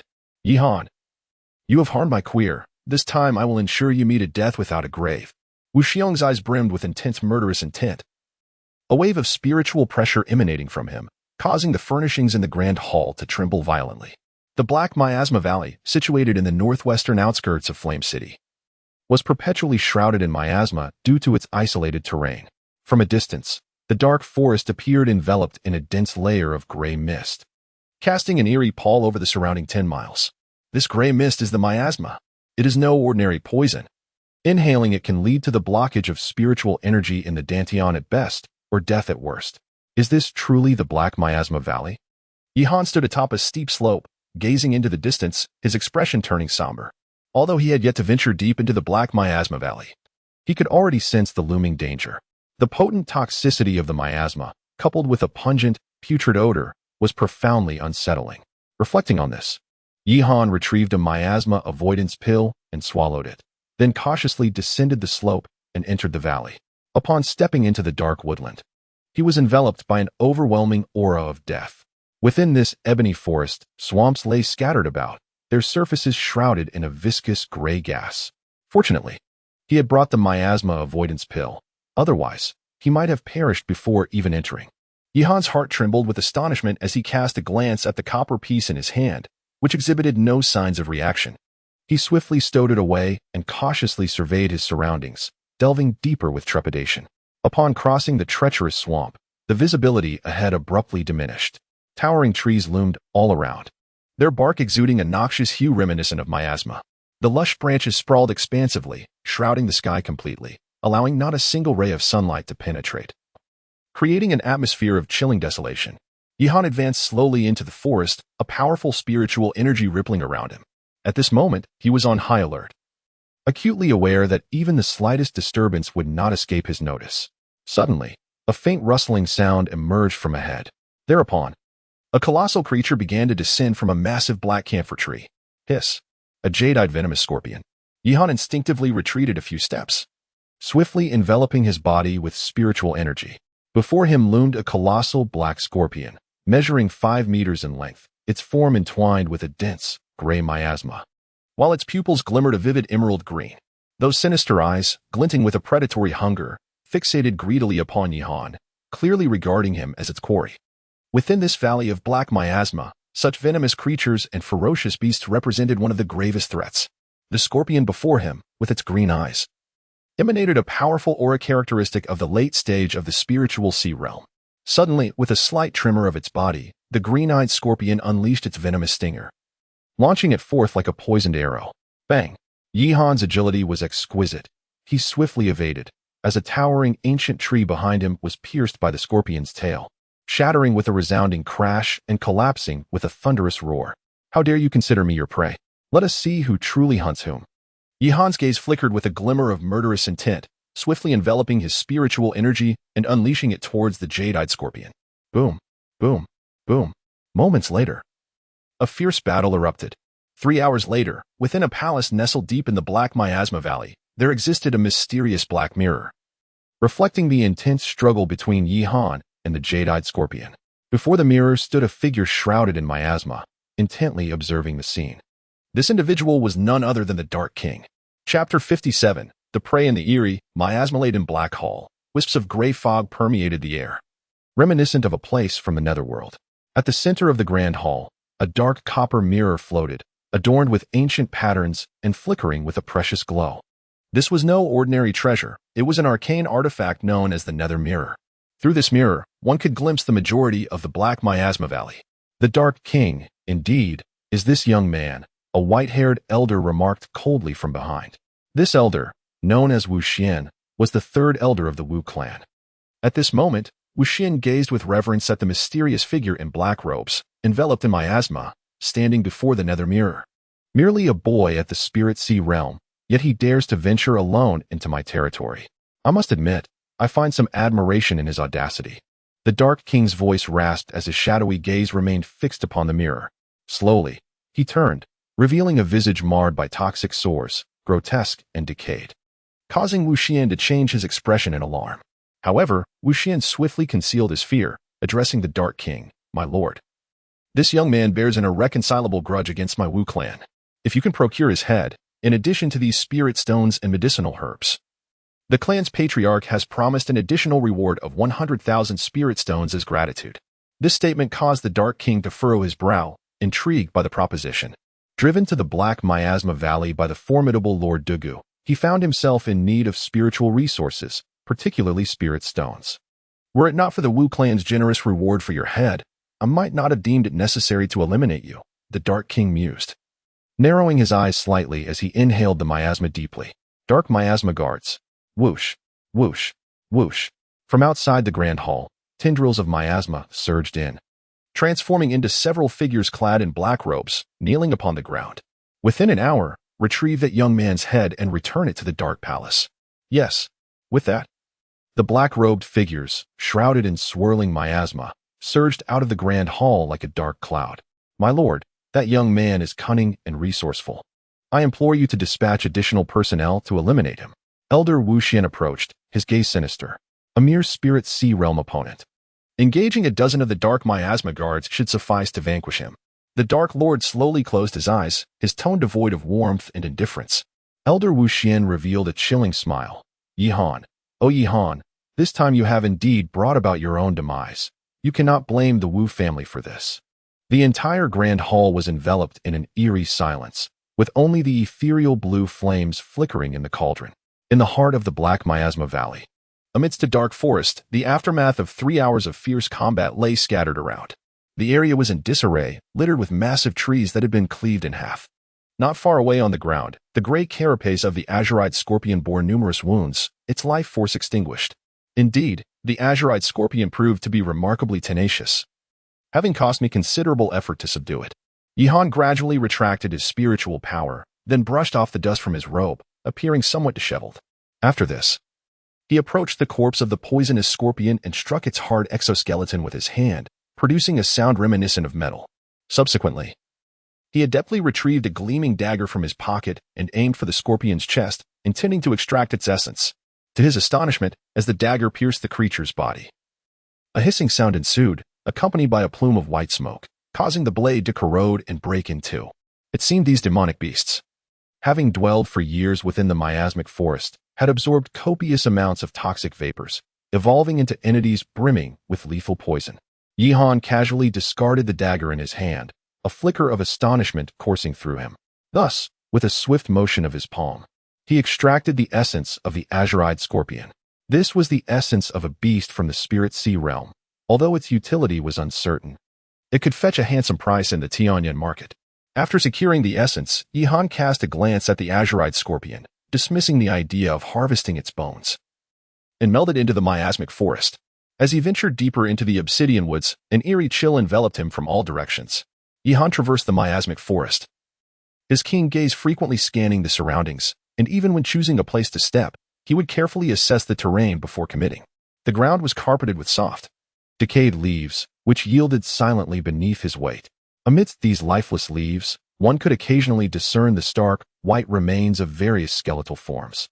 Some of these beastly bones spanned 4 to 5 meters in length, their alabaster hue astonishing, suggesting the formidable strength they once possessed. Confronted with such an abundance of monstrous remains, Yi Han's vigilance heightened, and the turbulent energy within his palm surged. A sudden realization struck him. The miasma in this vicinity had thickened ominously. Abruptly sensing an unsettling shift in the atmosphere, he halted, furrowing his brow. An eerie, gray miasma began to swirl around him, instilling a profound sense of unease. At that moment, within the toxic gray fog, shadowy figures began to materialize. Cackling, a voice echoed. The prey has appeared. A figure clad in black robes lurked within the miasma, its hawkish eyes fixated on Yi Han from the shadows, akin to a predator scrutinizing its quarry. This boy is merely at the late stage of the spirit sea realm. Has the king of the underworld truly deemed it necessary to send us for such a trivial matter? Another spectral figure remarked, a frown etching its features, clearly displeased. Yet, acknowledging the king's command, one could not afford to be negligent. Strike! The miasma erupted violently. Boom, boom, boom. Suddenly, a fierce gust of wind whipped up from behind Yi Han, prompting him to react swiftly. He spun around, his toes digging into the decaying leaves as he forcefully lifted them, causing a flurry of dried foliage to dance in the air. In that instant, he retreated rapidly, as a barrage of miasmic tendrils coalesced into lethal black arrows, hurtling toward him with deadly intent.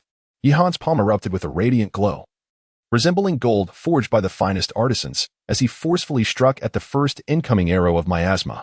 With a resounding thud, the poisoned arrow shattered upon impact, dissipating into a swirling cloud of dark vapors that swiftly vanished. Swiftly, he evaded, his figure gliding backward as a barrage of miasmic arrows rained down upon him like a torrential storm. Yi Han ascended into the air, his silhouette resembling an ethereal shadow that danced through the void, deftly weaving through the multitude of poisoned projectiles that whizzed perilously close, their ominous whispers echoing around him.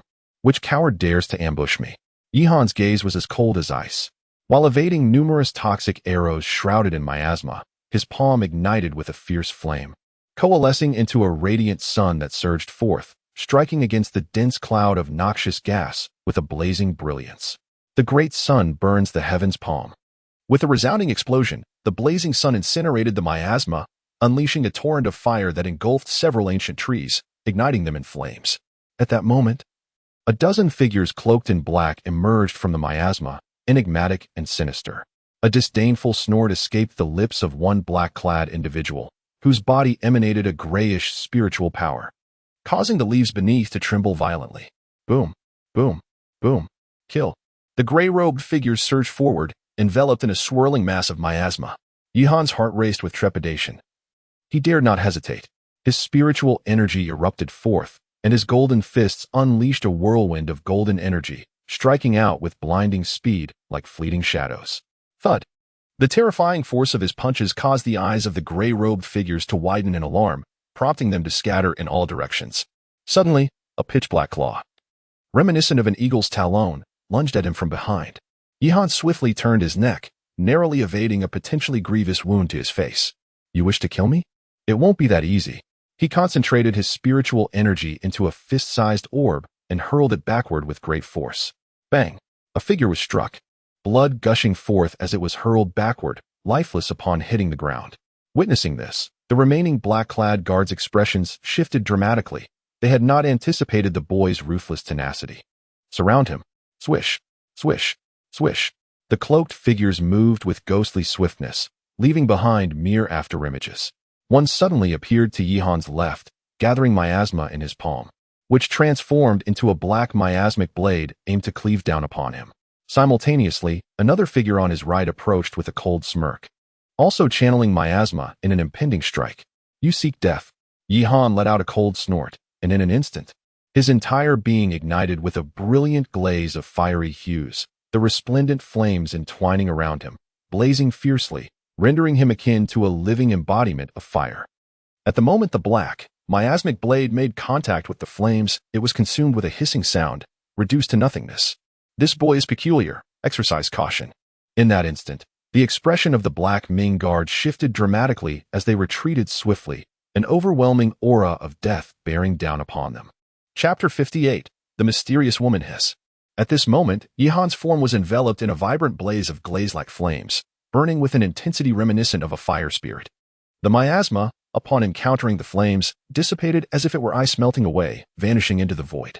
Retreat quickly. The Black Ming guard's countenance paled, and they frantically withdrew, their eyes wide with terror as they gazed upon the glazed fire, as though staring into the eyes of their nemesis.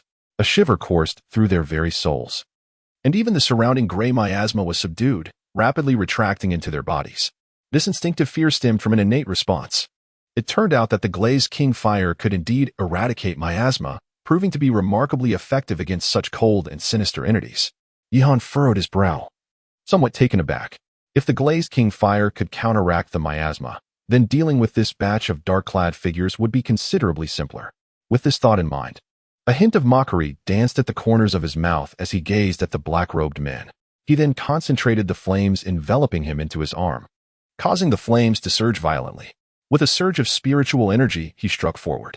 Glazed firearm. Boom. A fiery arm, several yards in size, soared into the air, ablaze with undulating glazed flames, hurtling towards the group of a dozen or so black underworld guards. This is bad. A wave of deathly aura washed over the black underworld guards, leaving their faces ashen and their eyes trembling violently. In a moment of panic, they waved their sleeves, gathering the surrounding miasma before them to form a gray miasma barrier. Bang! Yet, that glazed firearm effortlessly shattered the miasma barrier, advancing toward the group of black-robed figures with relentless force. Bang! In an instant, anguish cries erupted as the black-robed men were engulfed in the glazed fire, their bodies emitting dark miasma as they struggled frantically, ultimately melting into pools of thick, black substance, exuding a foul odor. Yihan lowered his head and recoiled from the foul stench that compelled him to cover his mouth and nose. Could these men in black robes be the minions of the Dark King? Yet, observing their expressions, it seemed they had long been lying in wait. Was someone monitoring him? With this thought, Yihan gradually raised his head, his gaze sweeping the surroundings with heightened vigilance. At this moment, he could vaguely sense the presence of an observer. With a slight pause, he propelled himself forward like a wisp of blue smoke, delving deeper into the miasma-laden forest. Within the black hall, the Dark King's penetrating gaze, sharp as a blade, fixated on the underworld mirror. His voice was icy and chilling. Had he not witnessed it with his own eyes, he would never have believed that a mere late-stage spirit sea cultivator could bring about such devastation to his cadre of over a dozen blackguards. The prowess of these blackguards was formidable enough to contend with a spirit soul realm expert. What a stroke of luck. Yet I refuse to believe you can escape again. Behind him, the previously smug Elder Wu Xian wore a grim expression, his gnarled hand clenching tightly. Blackshaw, the Dark King, glanced at a burly man with a centipede-like scar on his face, emanating an aura of menace. The man clasped his hands and inquired, "My king, what are your orders?" "Engage that brat, but this time, I want him captured alive," the Dark King instructed, his eyes glinting with a peculiar light. "Understood," Blackshaw replied. Bowing slightly, his form enveloped in dark spiritual energy that radiated an overwhelming presence, causing Elder Wu Xian to involuntarily change expression. For Blackshaw's aura had undeniably reached the mid-stage of the spirit-soul realm. Whoosh! A blue silhouette darted through the miasma forest, surrounded by glass-like flames, causing the noxious vapors to recoil as if in fear, parting to form a pathway. The glass fire could counteract the miasma, allowing Yihan to navigate the treacherous black miasma valley with increasing ease. Before long, he alighted in a valley strewn with massive black boulders, while the sky above remained shrouded in obscuring mists, rendering it devoid of light. Yihan leapt gracefully, landing atop a massive black rock. At that moment, he retrieved a copper plate, which astonishingly emanated a faint golden aura. The copper plate had reacted, indicating that the remains of the purple gold dragon python and the icefire gale crane might be located within this nearby valley. Yihan's gaze was subtly infused with surprise, yet it quickly shifted to a more serious demeanor as he surveyed his surroundings. This area must be the very heart of the Black Miasma Valley. No wonder the noxious gas here was exponentially more potent than that outside. Even the miasma elixir within him offered no protection in this treacherous domain. The miasma here was indeed terrifying, but fortunately, the shimmering fire that enveloped Yihan allowed the poisonous vapors to consciously veer away from him. With a swift motion, he vanished into the depths of the miasma valley, disappearing from sight once more. Shortly thereafter, another group arrived at the entrance of the miasma valley. Heavily burdened with apprehension, Heisha gazed into the valley, revealing a hint of trepidation. That valley is fraught with peril. Even the king of the underworld would not dare to tread there. This young man is truly courting death by entering. It became clear that this valley was none other than the forbidden zone of the entire Black Miasma Valley, Death Valley. General Heisha, the king of the underworld, has commanded us to capture that young man alive. What shall we do now? Inquired a figure clad in black, bowing respectfully. We shall wait here for a while. If that young man does not emerge, he will undoubtedly meet his demise, and we shall have no choice but to return and report to the king of the underworld, Heisha replied, furrowing his brow and speaking in a grave tone. As he ventured into Death Valley, the surrounding vision began to blur, for the miasma was so dense that it obscured sight, transforming the once gray gases into a menacing black. With each tendril harboring potent toxins, Yihan felt a surge of unease. Had it not been for the protective embrace of the Yoli King Fire, he doubted that even one in the late stages of the spirit-soul realm could endure in this foreboding place. The vegetation and trees around him exuded a sinister, inky hue, radiating an eerie and enchanting aura. Suddenly, from the depths of the miasma ahead, a flickering emerald glow emerged, pulsating with an otherworldly light. What could that be? Yihan furrowed his brows, cupping a sphere of flame in his palm, illuminating the path ahead with curiosity. In an instant, the miasma receded to the sides. There, upon a massive black boulder, he discerned the faint outline of a figure reclining atop it. As Yihan approached the colossal rock, he was astonished to behold a woman clad in green, her form ensnared by the noxious vapors. Remarkably, she was still alive. Yihan gently probed his fingers near his nostrils, discovering that the woman clad in blue breathed evenly, seemingly shielded by the azure radiance enveloping her. Though her bare feet lay exposed and her complexion bore the dark hues of poison, her exquisite visage still captivated Yihan, causing him to momentarily lose himself in reverie. It was a face of near perfection, as if meticulously crafted by the hands of a divine creator. Well, consider yourself fortunate to have encountered me. Yihan hesitated for a moment, initially reluctant to intervene, yet he ultimately helped the woman to her feet. It was not that he was swayed by her beauty, rather, it was impossible for any man to remain entirely unaffected in the presence of such exquisite femininity. Yihan summoned the glazed king fire, methodically dispelling the noxious miasma that coiled around the azure-clad woman, strand by strand. Billowing clouds of dark vapor erupted from her crown, swiftly vanishing into the ether. At that moment, the delicate light-hued skirt of the woman inadvertently slipped, revealing a faint azure lotus pattern upon her shoulder. As Yihan continued to wield the glazed king fire, relentlessly purging the miasma from the azure-clad lady, her complexion gradually regained vitality and color. A soft azure radiance enveloped her form, accentuating her serpentine physique as she levitated gracefully. With a soft sound, she emitted a gentle moan and opened her eyes. Her light brown irises, imbued with an air of mystery, exuded a chilling aura, captivating all who beheld her with an enchanting allure. Her skin was as smooth as fine jade, her waist delicate, her legs slender, and her visage was flawlessly exquisite, akin to a celestial being descended from the heavens. Such an ethereal presence commanded admiration from afar, beautiful enough to seize one's very soul. Yihan's gaze swept over the woman in the green attire, momentarily filled with astonishment. However, upon glancing down at her disheveled garments, the woman's expression shifted to one of alarm as her eyes fixed upon Yihan. With a swift motion, she leaped into the air, exclaiming, "Shameless scoundrel!" Before Yihan could offer an explanation, she arched her delicate brows, and her fair hand emitted a burst of azure light, resembling a radiant moon, as she aimed to strike directly at Yihan. Caught off guard, Yihan sprang backward with a powerful leap, his feet pressing against a massive boulder. With a resounding crash, the 10-meter stone shattered into fine powder.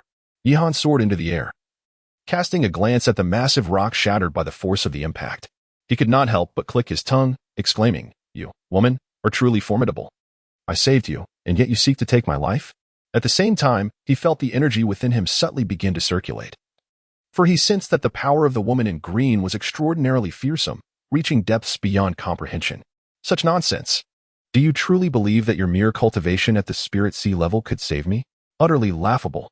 The voice of the woman in green was icy, her beautiful eyes resembling the brilliance of a full moon. Just as she was about to strike again, a sudden internal ailment erupted, causing her energy to wane, and she weakly collapsed onto a black boulder. At that moment, the miasma surrounding them began to coalesce once more, and the woman's expression changed dramatically. As the poisonous mist surged towards her again, a strand of glass-like flame surged upwards, instantly causing the miasma to retreat in haste. What is this flame? The woman in green gazed intently at the colorful fire in Yihan's palm, her heart racing with alarm. Despite his mere spirit sea cultivation, it was evident that this flame was no ordinary fire, instilling within her a sense of danger. "Now do you finally believe?" As the frost descended gently, the woman in the azure attire furrowed her brow, her belief wavering slightly. She softly uttered, "I apologize for my earlier rudeness." Upon speaking, she suddenly realized that the strap on her shoulder had slipped, causing her complexion to pale in alarm. Hastily, she adjusted it and fixed her gaze upon Yihan, demanding, "What did you just see?" Her tone had turned icy in an instant. Yihan pondered that he had not witnessed anything inappropriate and casually replied, "I merely saw the azure lotus resting upon your shoulder." At these words, the woman in azure trembled, her beautiful eyes wide with astonishment. "Is it merely a spiritual pattern?" Yihan curled his lip, feeling that the woman in green was rather perplexing. The woman in green endeavored to compose herself, casting a fierce glare at Yihan, who, of course, was oblivious to the reason behind the forbidden lotus mark. In that moment, she was even tempted to end his life. But the thought that he had saved her quelled her murderous intent. This lotus mark was no ordinary spiritual symbol, it was the clan's sacred emblem, endowed with unique divine power. Should any man catch sight of it at first glance, a reaction would ensue, signifying that he must pledge himself in devotion. Presently, the azure lotus mark upon her back radiated a faint glow. The woman in green shot Yihan a glance, pondering how a mere martial cultivator from the insignificant city of Yin could ever be worthy of becoming her husband. It was truly absurd. As Yihan rose to depart, the woman in the azure attire behind him immediately changed her expression. At present, her cultivation was temporarily unusable. If one were to be trapped in this valley, death would be almost certain. "Wait," the woman in azure said, biting her lip. "What? Do you require my assistance once more? You intend to kill me. Why should I aid you?" Yihan's gaze was laced with sarcasm. "I was indeed presumptuous and rude just now. This profound tier treasure technique shall serve as my apology." The woman in the green attire flicked her fingers, and a green light enveloped the scroll, descending into Yihan's palm. Hiss. A profound tier treasure technique. After Yihan's investigation, his pupils suddenly constricted, and a tumultuous wave surged within his heart. He gazed intently at the woman in the green attire, astonished by her true identity, as she so readily imparted a profound and esoteric treasure technique. Yihan suppressed his astonishment and approached to assist the woman in the azure attire. As his hand made contact with her arm, a sensation of cool silk enveloped him, reminiscent of the finest mutton fat. The azure-clad woman gritted her teeth, feeling somewhat unaccustomed. It was her first encounter with a man's touch.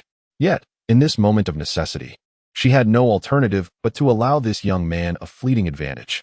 With a graceful sweep of his sleeve, Yihan conjured a blazing orb of glass-like fire that surged forward with a fierce howl, causing the noxious miasma to retreat and form a clear path.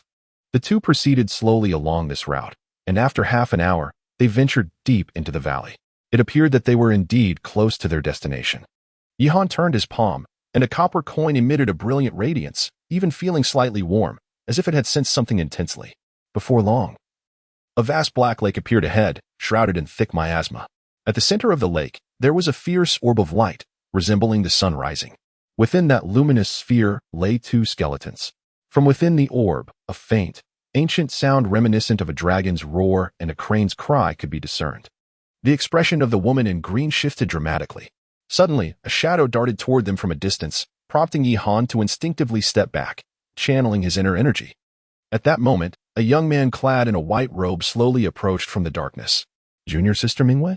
The white-clad youth was momentarily taken aback upon seeing the woman in green, only to be swiftly overtaken by joy.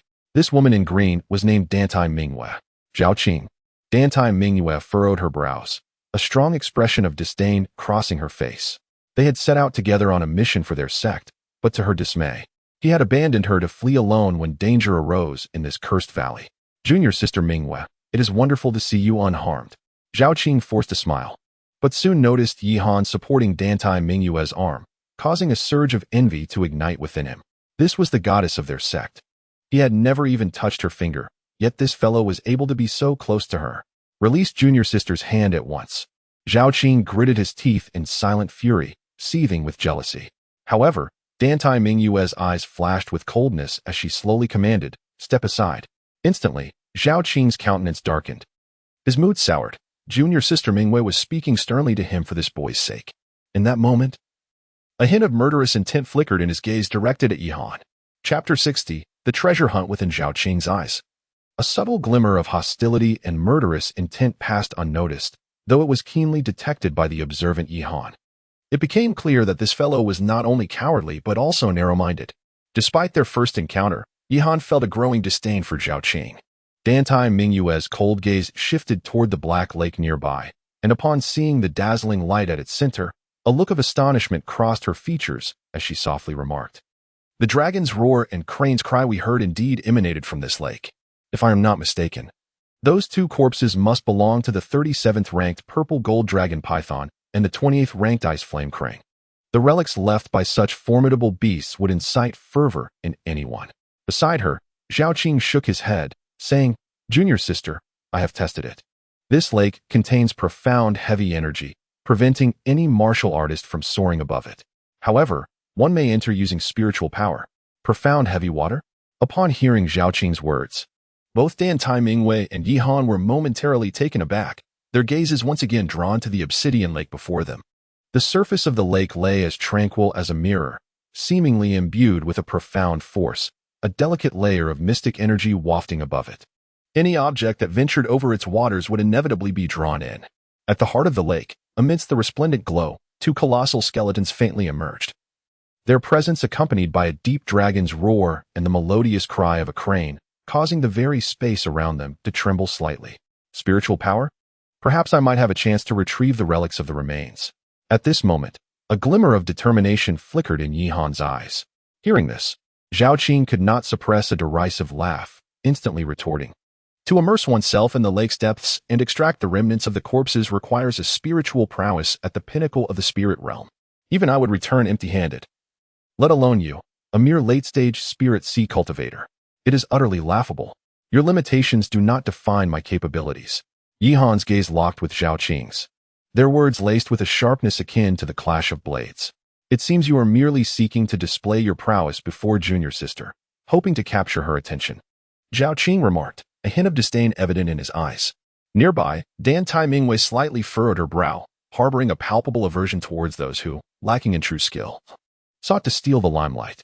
A flicker of distaste for Yi Han began to stir within her, for while her own spiritual essence far surpassed that of ordinary martial artists, she too had only reached the mid-stage of the spirit realm. Yi Han was merely in his late teens, possessing only the cultivation of the spiritual sea realm. Even if he had been training since birth, it was utterly improbable for his soul power to reach the consummate level of the spiritual realm. While Zhao Qing wore a mocking gaze, Yi Han's heart was not devoid of scorn. It is essential to remember that he was an alchemist.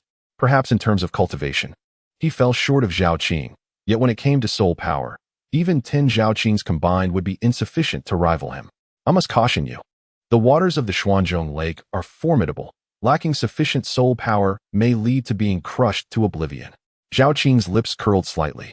Though he spoke in such a manner, he secretly yearned for Yi Han to take the plunge.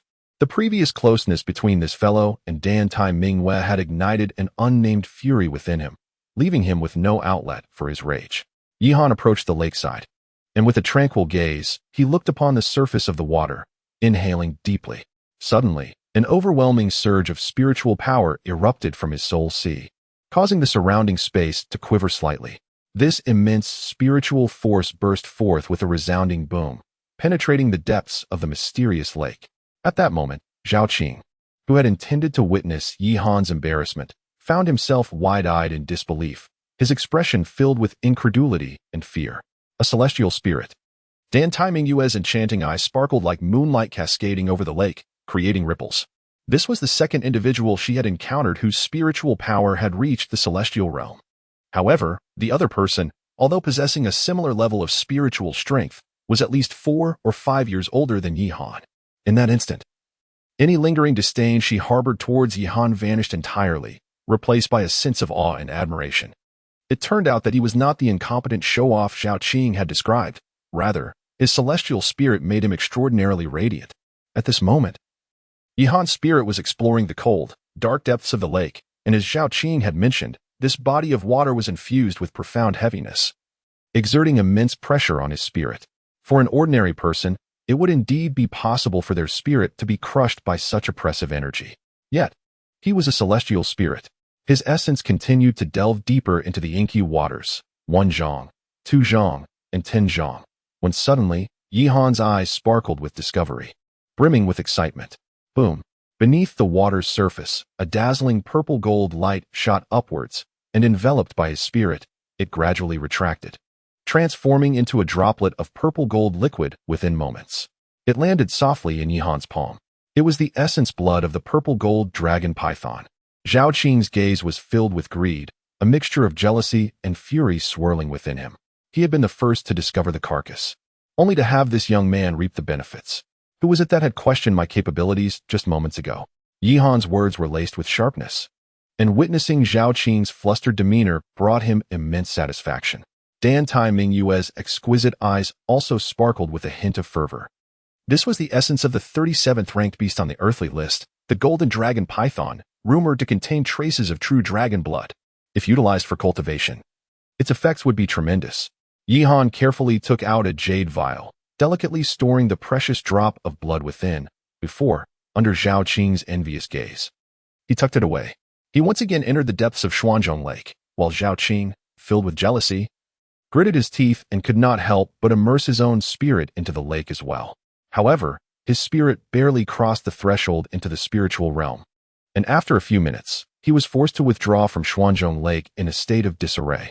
Suddenly, a radiant orb erupted from the lake's surface, transforming into a streak of light that landed in Yi Han's palm, its brilliance flickering incessantly. Buzz! This was the essence of the ice-fire fiery crane. Zhao Qing's eyes burned with envy, and his complexion darkened considerably. This is infuriating. Zhao Qing's expression was incredibly grim.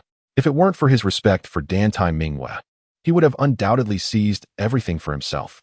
The opportunity had been discovered by him, yet he now watched helplessly as Yi Han claimed it. How could he not feel a surge of resentment? The essence of the ice-fire fiery crane, imbued with the powers of ice and fire, was the very treasure Zhao Qing yearned for most. Yet, it had fallen into the hands of another. Meanwhile, Dan Tai Mingwei showed no sign of anger over Yi Han seizing the treasure. Instead, she scrutinized him closely. She noted that although his cultivation level was somewhat lacking, he possessed numerous commendable traits, far surpassing Zhao Qing by a significant margin. Chapter 61. Refining the blood essence of the dragon python bus. Within Xuanzhong Lake, a dazzling display of red and white light flickered in alternating patterns as the essence of the ice-fire fiery crane began to rise from the surface. With a gentle motion, Yi Han summoned it to his hand. Upon grasping the orb, he felt an extraordinary sensation as extreme cold and heat converged in his palm, leaving him awestruck by the marvel. The ice-fire fiery crane ranked 28th among the beasts recorded in the Great Beasts Codex, known for possessing dual attribute spiritual powers, making it a rare and unique creature in the vast world. Beside him, Dan Tai Mingyue's gaze revealed a hint of desire, clearly captivated by the essence. As Zhao Qing witnessed Yi Han continuously extracting treasures from the lake, he clenched his fists tightly within his sleeves, his nails digging into his flesh. His gaze burning with jealousy that seemed almost tangible. His mentality had completely collapsed. Not only had this fellow plundered treasures right under his nose, but he had also won the affection of his junior sister, igniting a fierce anger within Zhao Qing, who ground his teeth in frustration. Yi Han, how about I exchange a treasure with you for that essence of the ice-fire fiery crane? Dan Tai Mingwei spoke softly. Oh, what treasure? Yi Han furrowed his brow, neither immediately assenting nor outright refusing. If the treasure was indeed worthwhile, an exchange might not be out of the question. But, at that moment, Dan Tai Mingwei retrieved a golden armor from her cosmos pouch. The armor appeared as though it were forged from gold, adorned with intricate and peculiar engravings. Is this a mystical artifact? Yi Han was somewhat taken aback, his curiosity regarding Dan Tai Mingyu's identity deepening. It is worth noting that the entire Yu family possessed not a single mystical artifact, yet this woman effortlessly produced one. This particular artifact, known as the Xian Jin Baojia, was forged from Xian Jin and bore the intricate inscriptions left by a master talismanist. It is an exceptionally powerful treasure, possessing formidable defensive capabilities. Even a full-force strike from a formidable figure in the Purple Mansion realm would struggle to shatter it. Dan Tai Mingyu elaborated, well, let me ponder this a moment longer. The oppressive aura of the Xianzhong Lake exerts a tremendous pressure on the soul. I fear I may only have one last chance to strive for something, to see if there are any other gains to be had. Yi Han pondered, realizing that he possessed only this single essence. Should he succeed in retrieving the essence of the purple gold dragon python from the depths of the lake, he would gladly engage in this exchange. With a resounding boom, he once again submerged his soul into the lake, although this time the search would demand more time. As moments passed, Yi Han's complexion grew increasingly pale. Even as a celestial-level soul, he could not withstand the numerous attempts to procure treasures from the profound lake. Just as his spirit began to wane and he contemplated surrendering, he suddenly sensed a radiant orb of purple gold at the lake's bottom. A roar erupted. The lake's surface exploded with brilliance, and a whirlpool formed at its center, accompanied by a resounding dragon's roar that reverberated throughout the water. It was indeed the essence of the purple gold dragon python. Fortune favored him, yet Zhao Qing was nearly driven to the brink of bloodshed by envy. Miss Dantai, it is a deal. As he grasped the purple orb, Yi Han promptly relinquished the essence of the ice-cold fierce crane, for he found himself more inclined toward the purple gold dragon python essence. Although the ice-cold fierce crane ranked higher, he sensed that the former was more suited to his cultivation. Thank you, he expressed gratefully. Dan Tai Mingwen nodded gently and, with a wave of her hand, presented the mysterious golden armor in return. Yi Han took hold of the mysterious golden armor and could distinctly perceive its extraordinary nature. Moreover, he indeed required a treasure for defense. Yi Han, you have taken all the relics of the demonic beast from the Xianzhong Lake. Is it not a tad excessive? Zhao Qing's gaze was frigid. You are quite amusing. I acquired these treasures through my own capabilities. Why should I be obliged to share any portion with you? There are other treasures within this lake. If you possess the skill, you may retrieve them yourself. Yi Han could not help but let out a cold laugh. Was this fellow so envious that he had lost his mind, daring to covet the dragon python's essence blood? You. Zhao Qing's face turned ashen with rage, a faint azure energy surging through his palm. Zhao Qing, your brazen and unreasonable behavior is utterly disgraceful to our sect. If I report this to our master, you may find yourself devoid of opportunities during our next mission. Dan Tai Mingwei cast a cold, indifferent gaze upon Zhao Qing, her voice piercing through the air like needles. making him feel profoundly uncomfortable.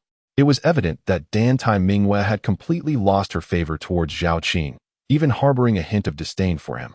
Despite Zhao Qing's intense murderous intent, he could not fully reveal it before Dan Tai Mingwei at that moment, forced to endure in silence.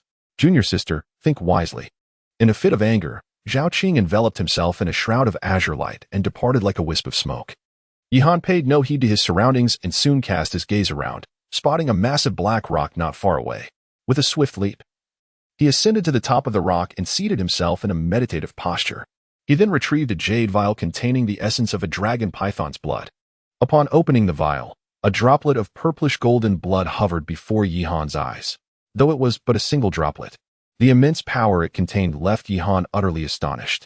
It was said that the purplish golden dragon python possessed a trace of true dragon lineage, and its essence was exceedingly domineering, harboring an energy so vast that it could overwhelm the physical form of one at the spirit sea realm, potentially causing it to burst. Dan Tai Mingwei offered a kind warning. This droplet of essence could only be refined by those at least at the Purple Mansion realm. Thank you for your caution, but your words only ignite my desire to attempt it further. Yihan remained unimpressed. Having mastered the dragon absorption technique, he could effortlessly devour even the most formidable and colossal forces. With that said, Yihan took a deep breath, gently inhaled, and with a swift motion, he consumed a drop of essence blood. Boom! As the essence blood entered his body, a fierce violet radiance erupted from his flesh, and a resounding dragon's roar reverberated within his dantian, causing his form to expand dramatically. Truly, it was overwhelmingly powerful. Yihan's countenance changed dramatically as this essence transformed into an uncontrollable and ferocious force, rampaging within him like an ancient true dragon wreaking havoc. His internal organs and even the meridians were under tremendous strain, causing excruciating pain. In light of your saving my life, I shall extend my assistance this once. Dan Tai Mingwei opened her palm, revealing a green lotus shrouded in chaotic mist. However, just as she prepared to act, a second dragon's roar emanated from Yihan's dantian, and the massive, violent energy seemed to be suppressed, swiftly calming down. It turned out that the dragon absorption technique had unleashed a terrifying suction force, voraciously drawing in the essence of the dragon python's blood. At this moment, a flicker of disbelief appeared in Dan Tai Mingwei's beautiful eyes, creating ripples of surprise. Chapter 62, Battle with the Black Shah. The power contained within the dragon python's essence far exceeded Yihan's expectations. This force was domineering and fierce. Once it entered his body, it surged like an uncontrollable beast, threatening to shatter his physical form. Yet, despite the initial chaos akin to a wild stallion rampaging through him, Yihan was not without means to counter it. Within his dantian, a series of deep dragon roars resonated. Dark whirlpools emerged, exuding a terrifying suction force that consumed and refined the dragon python's essence. No matter how domineering the essence may be, it was relentlessly absorbed and devoured by the dragon absorption technique. Gradually, this violent force was subdued within him, and Yihan's previously grim expression finally began to calm. Seated cross-legged upon the black rock, he gradually assumed the demeanor of a meditative monk, remaining motionless, his body faintly radiating a glow of purple and gold. Dan Tai Mingwei observed him with eyes like a serene moonlit pool, realizing that he was not as simple as she had initially perceived. The fierce power of the dragon python's essence had indeed been mitigated by him. It seems I have underestimated you. A subtle smile graced her lips as the green lotus in her hand dissolved into azure mist, merging into her palm. She had to admit to herself that she had underestimated Yihan from the very beginning. He appeared to be far more complex than he seemed. With this realization, Dan Tai Mingwei found a suitable spot to sit down and began to cultivate her energy. A green lotus pattern emerged on her forehead. Yet two mysterious and powerful forces within her clashed, leaving her in an exceedingly weakened state. The process of refining the dragon python's essence was not brief. Before she knew it, 3 hours had elapsed. Buzz. In the depths of Yihan's dantian, a formidable surge of spiritual power gradually coalesced into a diminutive figure resembling him, crafted from purple gold energy.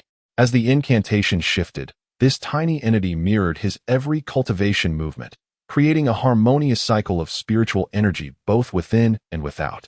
This purple gold figure was none other than the spirit soul. As time progressed, the radiance of this figure solidified, ultimately descending into the dantian like a small statue of a Buddha. At that moment, Yihan's previously golden spiritual energy transformed entirely into a resplendent purple gold hue. Swiftly retracting into his being, he opened his eyes, rising slowly from the rock, and exclaimed in delight, "Is this the power of the spirit soul realm? It surpasses the spirit sea realm by more than a mere fraction." Regrettably, the strength of the dragon python was exceedingly formidable, with 1/3 of its residual power sealed within his dantian. Otherwise, breaking through to the mid-stage of the spirit soul realm might not have been an unattainable feat. Amidst his exhilaration, he suddenly noticed a subtle purple gold sheen beneath his skin. My physical body seems to have grown considerably tougher. It appears that the essence of the dragon python possesses some remarkable effects on my corporeal form. Yihan pinched his skin, finding it seemingly more resilient than before, which left him somewhat astonished. Not far away, Dan Tai Mingwei approached gracefully, her voice icy as she remarked, "The body of the purple gold dragon python is inherently fierce. It is not surprising that your physical strength has been augmented after refining its essence. However, it is said that the process of refining the dragon python's essence also grants one the formidable power of the dragon python's mountain-splitting force. Is that truly the case?" Yihan's eyes suddenly sparkled with brilliance. He then attempted to subtly channel his internal energy, and in an instant, his arm radiated a resplendent violet light, with a swirling mist of purple and gold enveloping his fist. This was the legendary dragon python mountain-piercing fist. With a resounding crash, he struck towards the black rock, a wave of violet energy surging forth, accompanied by a howling wind, as if piercing through paper, instantly penetrating it. The sheer force of his strike shattered it into powder with a thunderous sound. What an extraordinarily domineering punch!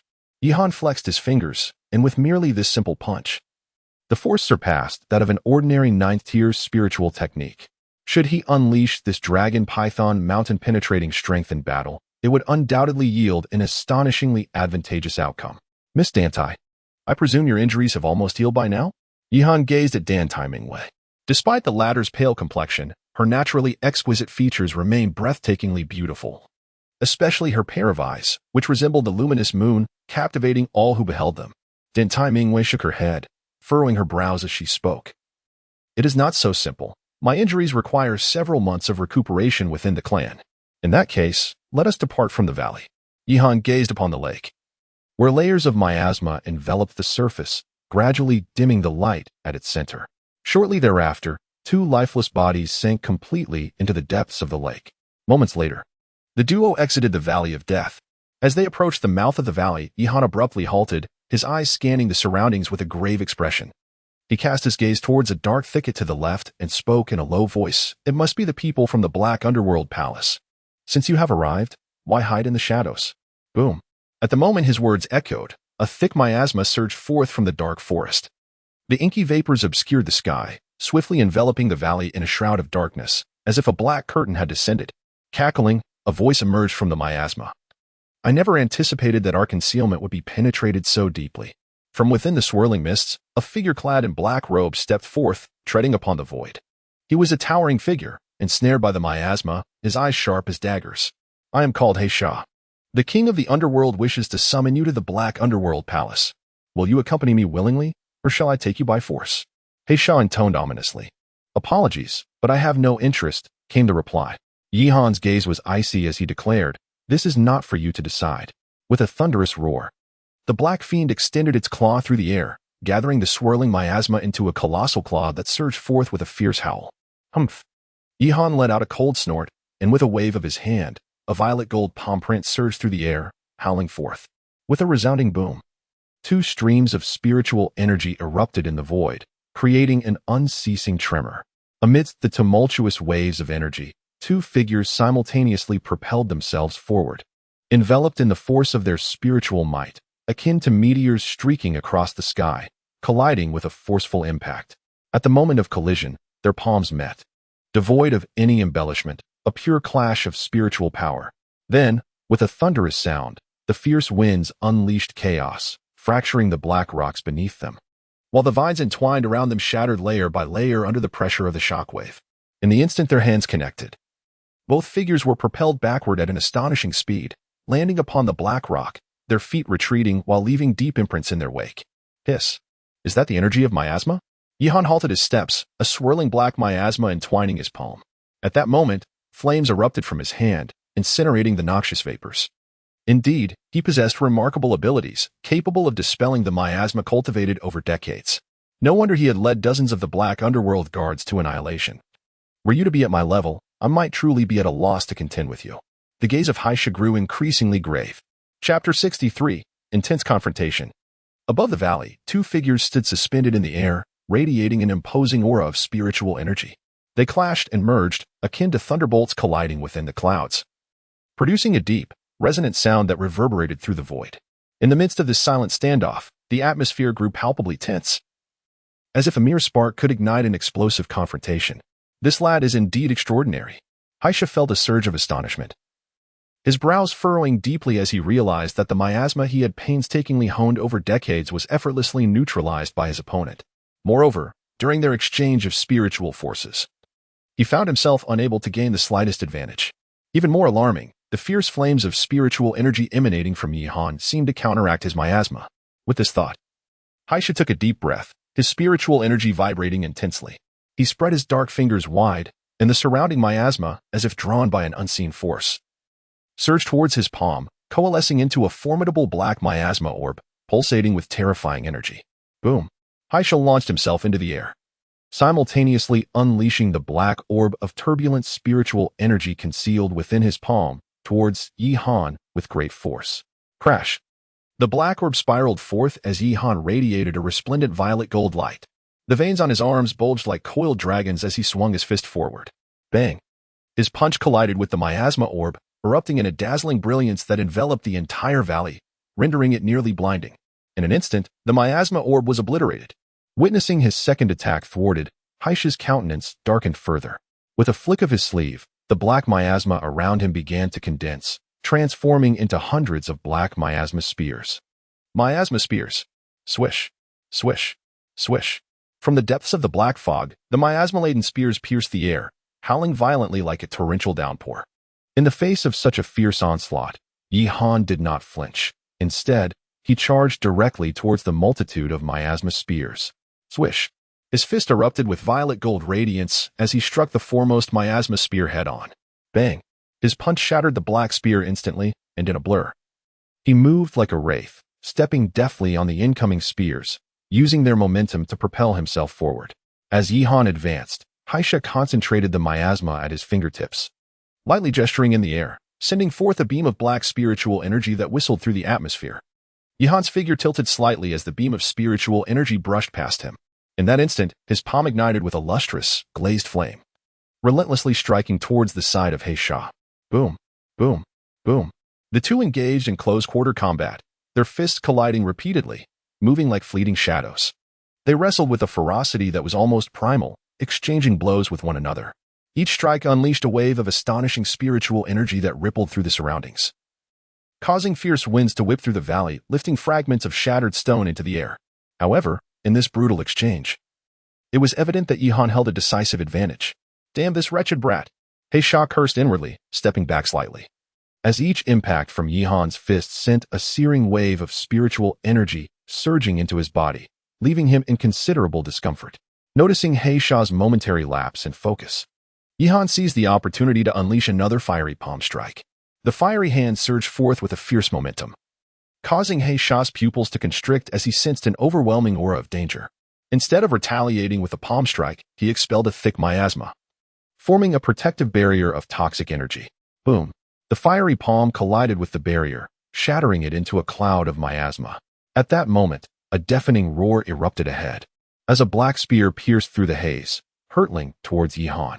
Haisha wielded the black spear, thrusting it forward with incredible speed. Whoosh! Whoosh! Whoosh! The spear moved so rapidly that it became a mere blur, mercilessly assaulting Yihan. Yet, Yihan's reflexes were equally swift as the relentless barrage approached. His head and body swayed left and right to evade. Then, with a sudden motion, he ignited his palm with the glazed king fire, seizing the black spear, which emitted wisps of black smoke as it broke under his grip. Haisha, retreating in a frenzy, gritted his teeth and summoned all his spiritual energy. Underworld Claw. Boom. A terrifying black claw tore through the miasma, resembling a hand reaching forth from the depths of hell, exuding an ominous aura of death as it descended upon Yihan. This underworld claw was a 9th-tier spiritual technique. Buzz. Haisha's ferocious attack compelled Yihan to act with utmost caution.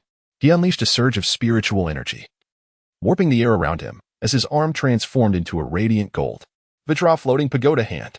The golden handprint erupted with brilliance, standing in stark contrast to the dark, eerie underworld claw, and then, before their gazes, the two forces collided violently. Boom! A colossal sound reverberated throughout the valley, causing the ground to tremble as the energies clashed, shattering towering trees in their wake. Whoosh! Yet, the tempestuous spiritual energy had yet to subside. Heisha launched another assault, his figure darting like a phantom. A gust of wind swept past Yihan, and in an instant, Heisha's silhouette materialized behind him, his palm shrouded in swirling black miasma. Striking fiercely towards Yihan's back. Attempting to ambush me, Yihan had long sensed the impending danger. In an instant, he deftly evaded, vanishing from sight as the strike met only empty air, causing the void to tremble uncontrollably. With a fiery resolve, he unleashed the glazed firearm. High above, Yihan's hand, ablaze with fierce flames, struck down with tremendous force. A resplendent arm of glazed fire surged forth, radiating an ominous energy as it descended upon the Black Shah. This inferno seemed to compress the malevolent energy within Black Shah, dimming its brilliance as if it had encountered its nemesis, weakened to some degree. Unbelievable! A mere nascent spirit realm cultivator has forced me to retreat to such an extent. Black Shah's visage contorted in fury, his eyes gleaming a blood-red hue as he roared, "Netherworld Python!" A fearsome howl erupted, and from Black Shah's form, a dense fog of miasma billowed forth, revealing a colossal black serpent. This was the essence he had cultivated, a ninth-grade spirit, the hellish Netherworld Python. With a thunderous crash, the serpent's massive tail swept like a whip, imbued with immense power, colliding with the fiery arm. The fiery appendage was instantly obliterated. Yet the tail continued its relentless assault towards Yihan. Swift as lightning, he evaded, but the tail, heavy as a mountain, struck down with devastating force, creating a massive pit in the ground, reducing it to rubble. Is this the might of a spirit essence? Yihan was secretly alarmed. The most formidable abilities of a practitioner at the spirit realm did not stem from their spiritual energy, but rather from the power acquired through the cultivation of their essence. Chapter 64. Expelling the miasma, a thunderous roar reverberated through the valley, causing the rocks beneath to tremble violently, even dispersing the surrounding miasma. Amidst the rolling mists, a colossal black python emerged. It was enveloped in an aura of darkness, its gaping maw revealing teeth as sharp as daggers.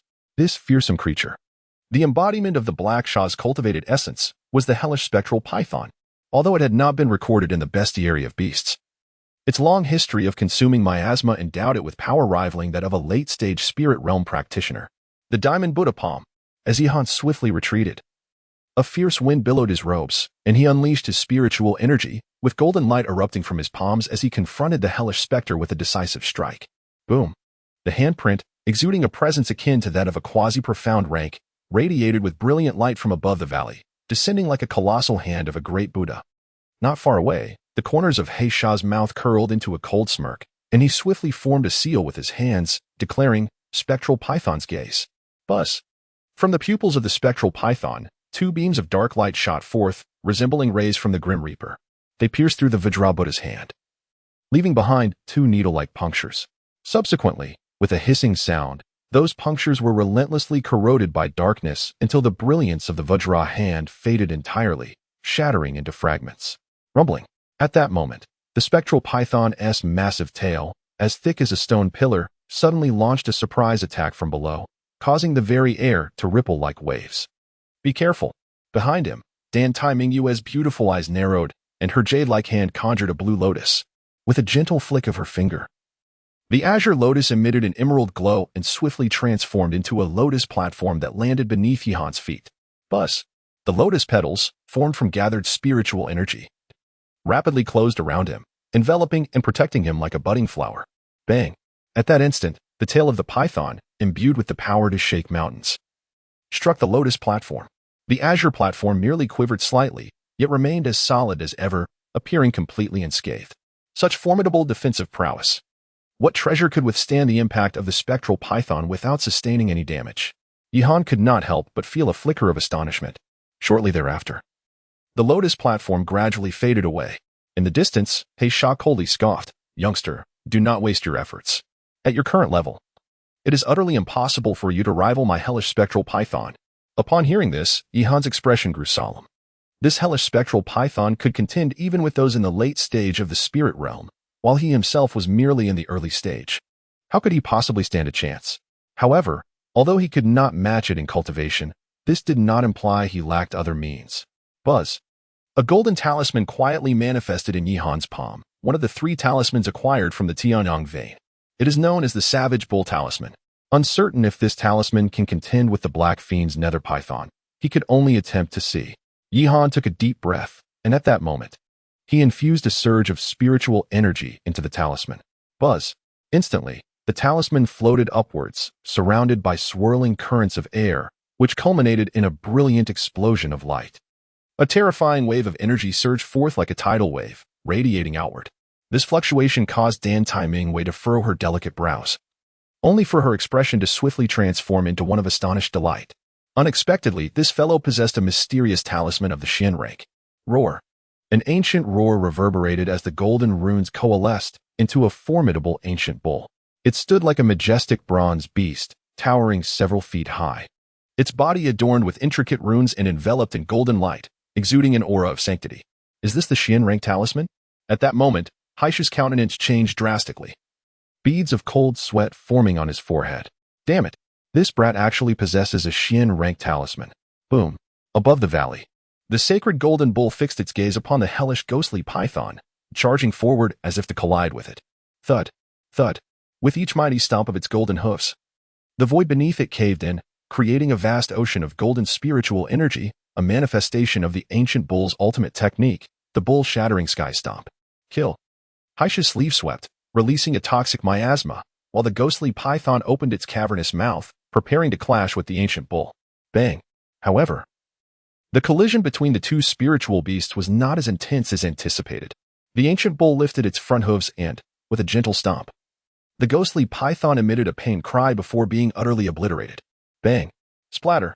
The shattered essence sent Haisha reeling, spewing forth a mouthful of black blood, his face a mask of terror as he plummeted into the valley. King of the underworld, save me. Haisha screamed in sheer panic. Humph. Just as the ancient bull was about to crush Haisha beneath its hooves, a dark, cold snort echoed ominously, followed by a tremendous roar. From the shadows emerged a colossal black claw, adorned with peculiar black patterns, descending with overwhelming force. Bang. That black claw instantly shattered the bull. Whoosh. Subsequently, a deluge of miasma surged to the left, revealing a figure. The king of the underworld. Yihan instinctively took a few steps back. As if confronted by a formidable adversary, his internal spiritual energy rapidly circulating. He sensed the terrifying presence of the Black Underworld King.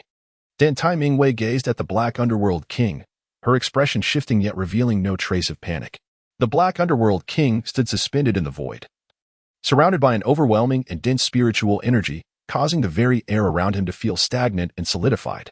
The king of the underworld, exuding a dark and oppressive aura, clasped his hands and remarked, "Incompetence. To be so thoroughly bested by a mere junior in the early stages of the spirit realm." His gaze was sharp, yet when it fell upon Yihan, it bore a hint of admiration. This lad, scarcely 17 or 18 years of age, possessed remarkable strength.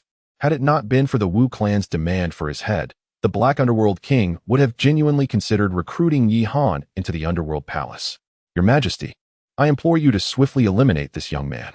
If we can claim his head, the Wu clan shall generously offer an additional 100,000 spirit stones." Elder Wu Xian spoke ominously from behind. The Wu clan. Yihan's gaze instantaneously turned frigid. It became evident why the Dark King relentlessly pursued him, revealing that the Wu family was the malevolent force behind it all, a truly despicable act. "Come with me," commanded the Dark King, raising his hand. Suddenly, Dan Taimingwei stepped forward, her ethereal voice resonating. "Dark King, should you take his life, the miasma within you will remain unsolvable until it completely retaliates against you." Upon hearing this, the Dark King's pupils constricted slightly. This young girl had discerned the profound miasma poisoning his body. He narrowed his eyes and inquired, "What did you just say?" "If I am not mistaken," she continued, "the technique you practice requires the consumption of miasma. While it grants immense power in the short term, the accumulation of miasma within you will ultimately lead to your demise by its retaliation." With that, Dan Taimingwei turned her moon-like, cold eyes towards Yihan and added, "Only the fire seed within him can expel the miasma from your body." "What?" At this moment, the Dark King's expression drastically altered. "Why should I believe you?" he retorted, furrowing his brow coldly. He had practiced the miasma technique, which necessitated the continuous consumption of miasma as a source of spiritual power. Although this technique could rapidly enhance one's strength, it bore a terrifying side effect of backlash. Over the years, the retaliation from the miasma had increasingly tormented him, and the poison had long since infiltrated his very marrow. Even the most potent elixirs proved ineffective.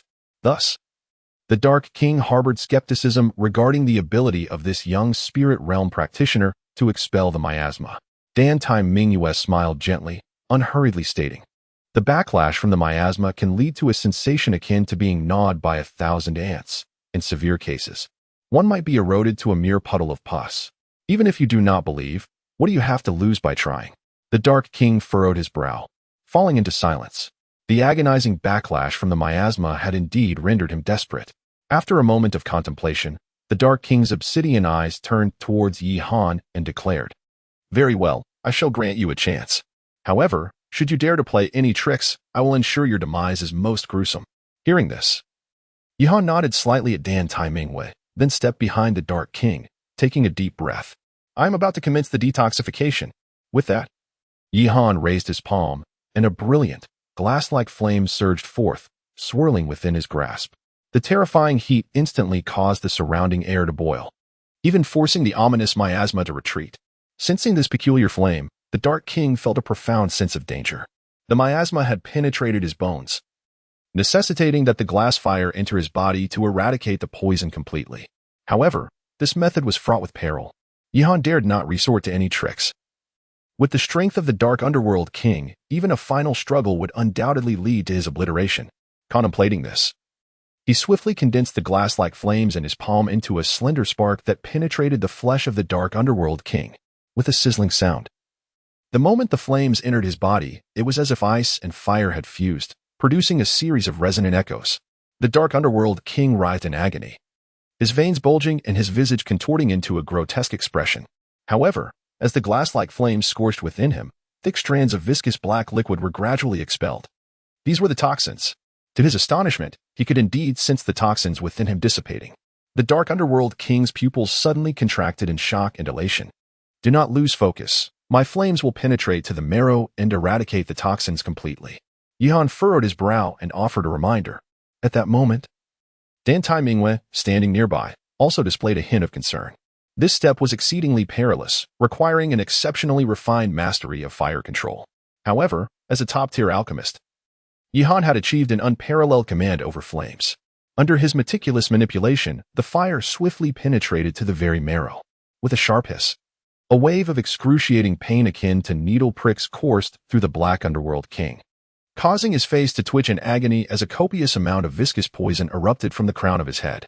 Gradually, Dan Tai Mingyue's expression sharpened with focus, and a trace of astonishment emerged on her exquisite visage. She had not anticipated the intricacy of Yi Han's fire control. This individual was indeed remarkable. As their interaction deepened, Dan Tai Mingyue increasingly sensed that there was much more to him than met the eye. The process of expelling the poison lasted a full 3 hours. After this duration, Yi Han slowly exhaled a breath of turbid air and withdrew the flames. Having nearly eradicated the toxins, the Black Underworld King gradually opened his eyes and swiftly circulated the spiritual energy within his body, feeling as if his meridians had been unblocked. A surge of robust power coursed through him, bringing an unparalleled sense of relief.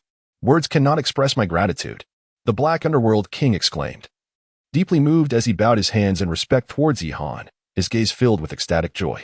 "You are too gracious, my lord." Yi Han ceased his actions, motivated solely by the desire to preserve his own life.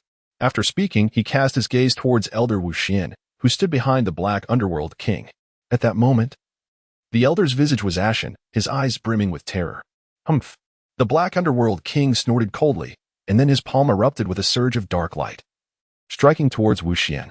The elder's words were cut short as the force of the blow obliterated his corporeal form into a mist of blood.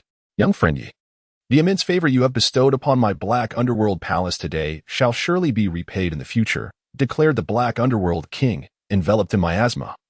As he departed with his retinue, Yi Han, feeling a sense of relief, exhaled softly and exchanged a smile with Dan Tai Mingyue. The two then departed from the Black Miasma Valley and made their way back to the Yi residence.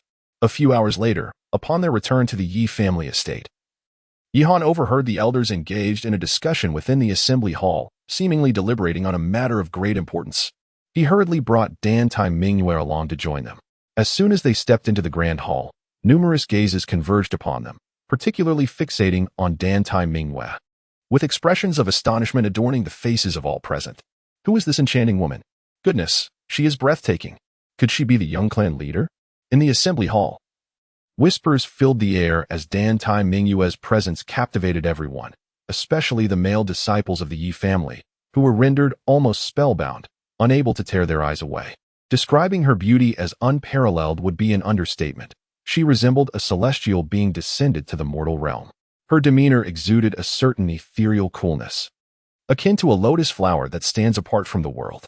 Her long hair, restrained by a simple ribbon, was already stunningly beautiful without any embellishment, evoking a sense of awe. Hana, your timing is impeccable. We have an important matter to discuss with you. Yi Bailey smiled at Yihan and inquired, Elder, what brings you here? Yihan's expression was filled with skepticism. This matter concerns the future of the Yi family and is also the most significant event for the entire Flame City. In half a month, the three major sects will conduct preliminary selections in Flame City. The Grand Elder spoke with fervent enthusiasm. Wow, is it finally about to begin? Will our Yi family secure the soul spot this time? There is certainly a chance, as Yihan's strength is not inferior to that of other prodigies in Flame City. However, the competition this time is likely to be fierce. The disciples below were abuzz with excited discussions. The preliminary selections from the three major sects occur only once every 3 years, and this year, there is but one quota allocated to Flame City. This event is indeed the most crucial affair for the entire region. This time, Yihan, Yilang, Yilong, Yixiafeng, and 13 other disciples will represent our Yi family in the battle for the singular quota in the preliminary selection of the three major sects. The Grand Elder's gaze was fervent. The three major sects, huh? Beside him, Dan Tai Mingyue's beautiful eyes shimmered slightly, for she herself was a disciple sent out to train by the three major sections.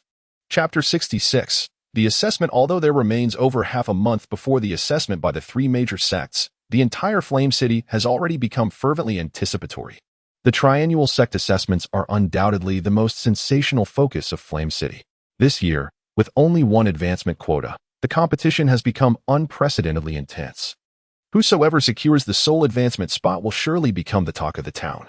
To prepare for this assessment, Yihan returned to the clan and immediately entered seclusion for over half a month.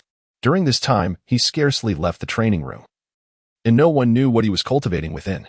However, occasionally, some clan disciples passing by could faintly hear the deep rumblings of dragon roars emanating from within.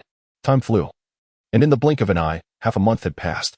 At last, the day of the assessment arrived. In a courtyard, Dan Tai Mingyue sat on a stone bench beneath a willow tree, the dappled sunlight filtering through the branches and casting a glow upon her exquisite face. She wore a light azure dress, reminiscent of a lotus, standing apart from the world. Her eyelashes were gracefully curled, and her light brown eyes, calm and profound, brimmed with spirit.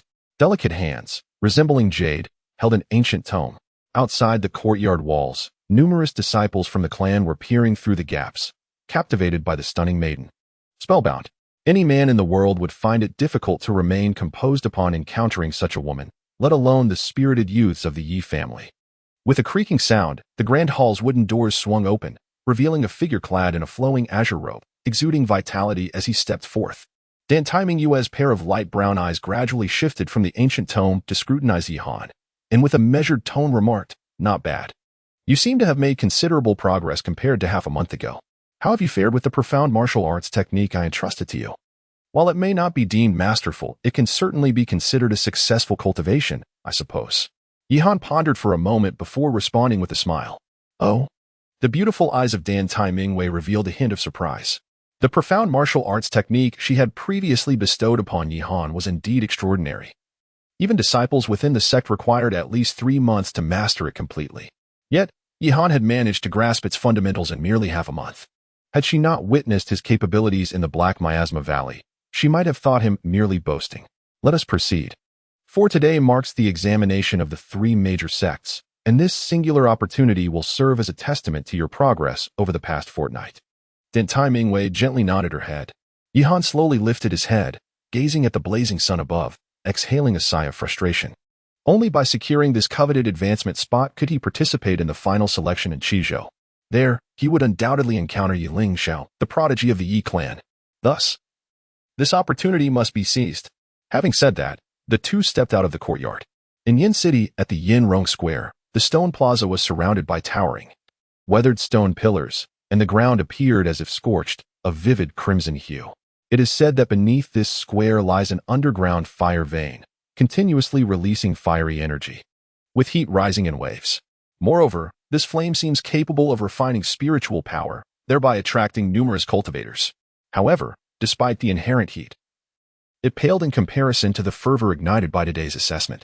Countless warriors gathered in this square, a veritable sea of humanity, a scene unprecedented in its fervency. This year, our Yin City has only one advancement spot. The competition is exceptionally fierce, remarked a burly man with bare arms. Indeed, this is largely due to the fact that our disciples have consistently failed in the first round of the final selection over the past few years, prompting the three major sects to reduce Yin City's spots from 3 to 1. An elderly man sighed, shaking his head. In previous years, there were as many as 3 advancement spots for Yin City. However, as the local talents have underperformed in the final selections, the number has been diminished. Yet, this reduction has paradoxically added greater suspense to this assessment. Who do you think will claim the sole advancement spot? A lean youth, eyes darting around like a monkey, inquired. The only candidate for this coveted spot must be the mysterious young lord of the city. It is rumored that he has already reached the spirit realm, asserted a fiery-haired elder. Not necessarily. It is said that Yi Han of the Yi clan has recently been in the limelight as well, once the foremost prodigy of Yin City, making him a strong contender for the spot. Heh. There's also Mo Yuluo from the White Tiger Village and Wu Kuei from the Wu clan. Each of them is a formidable talent of Yin City. Indeed, it is premature to draw conclusions. We must observe their performances as the event unfolds. The discussions among the various warriors echoed throughout the square, which was teeming with excitement. Nevertheless, the overwhelming majority believed that the enigmatic young lord would ultimately secure the coveted spot, especially considering his father was the city lord, a formidable figure of the Purple Mansion realm. As time flowed on, more and more prodigies congregated at Yin Rong Square, including Mo Yuluo from the White Tiger Village and Wu Kuei, who had previously been grievously injured by Yi Han. However, this time, the Su clan sent forth not Su Biyue, but Su Tianqing. The prodigies of the Yi clan had also arrived. Heavens, who was that woman? Could she also be a prodigy of the Yi clan? A sudden cry pierced the air, instantly drawing the attention of everyone in the square towards the entourage of the Yi family. Dan Tai Mingwe, adorned with a delicate light azure veil, obscured her features. Yet even so, she created quite a stir, compelling all gazes to gravitate toward her. Her innate elegance was such that she would inevitably become the focal point wherever she went.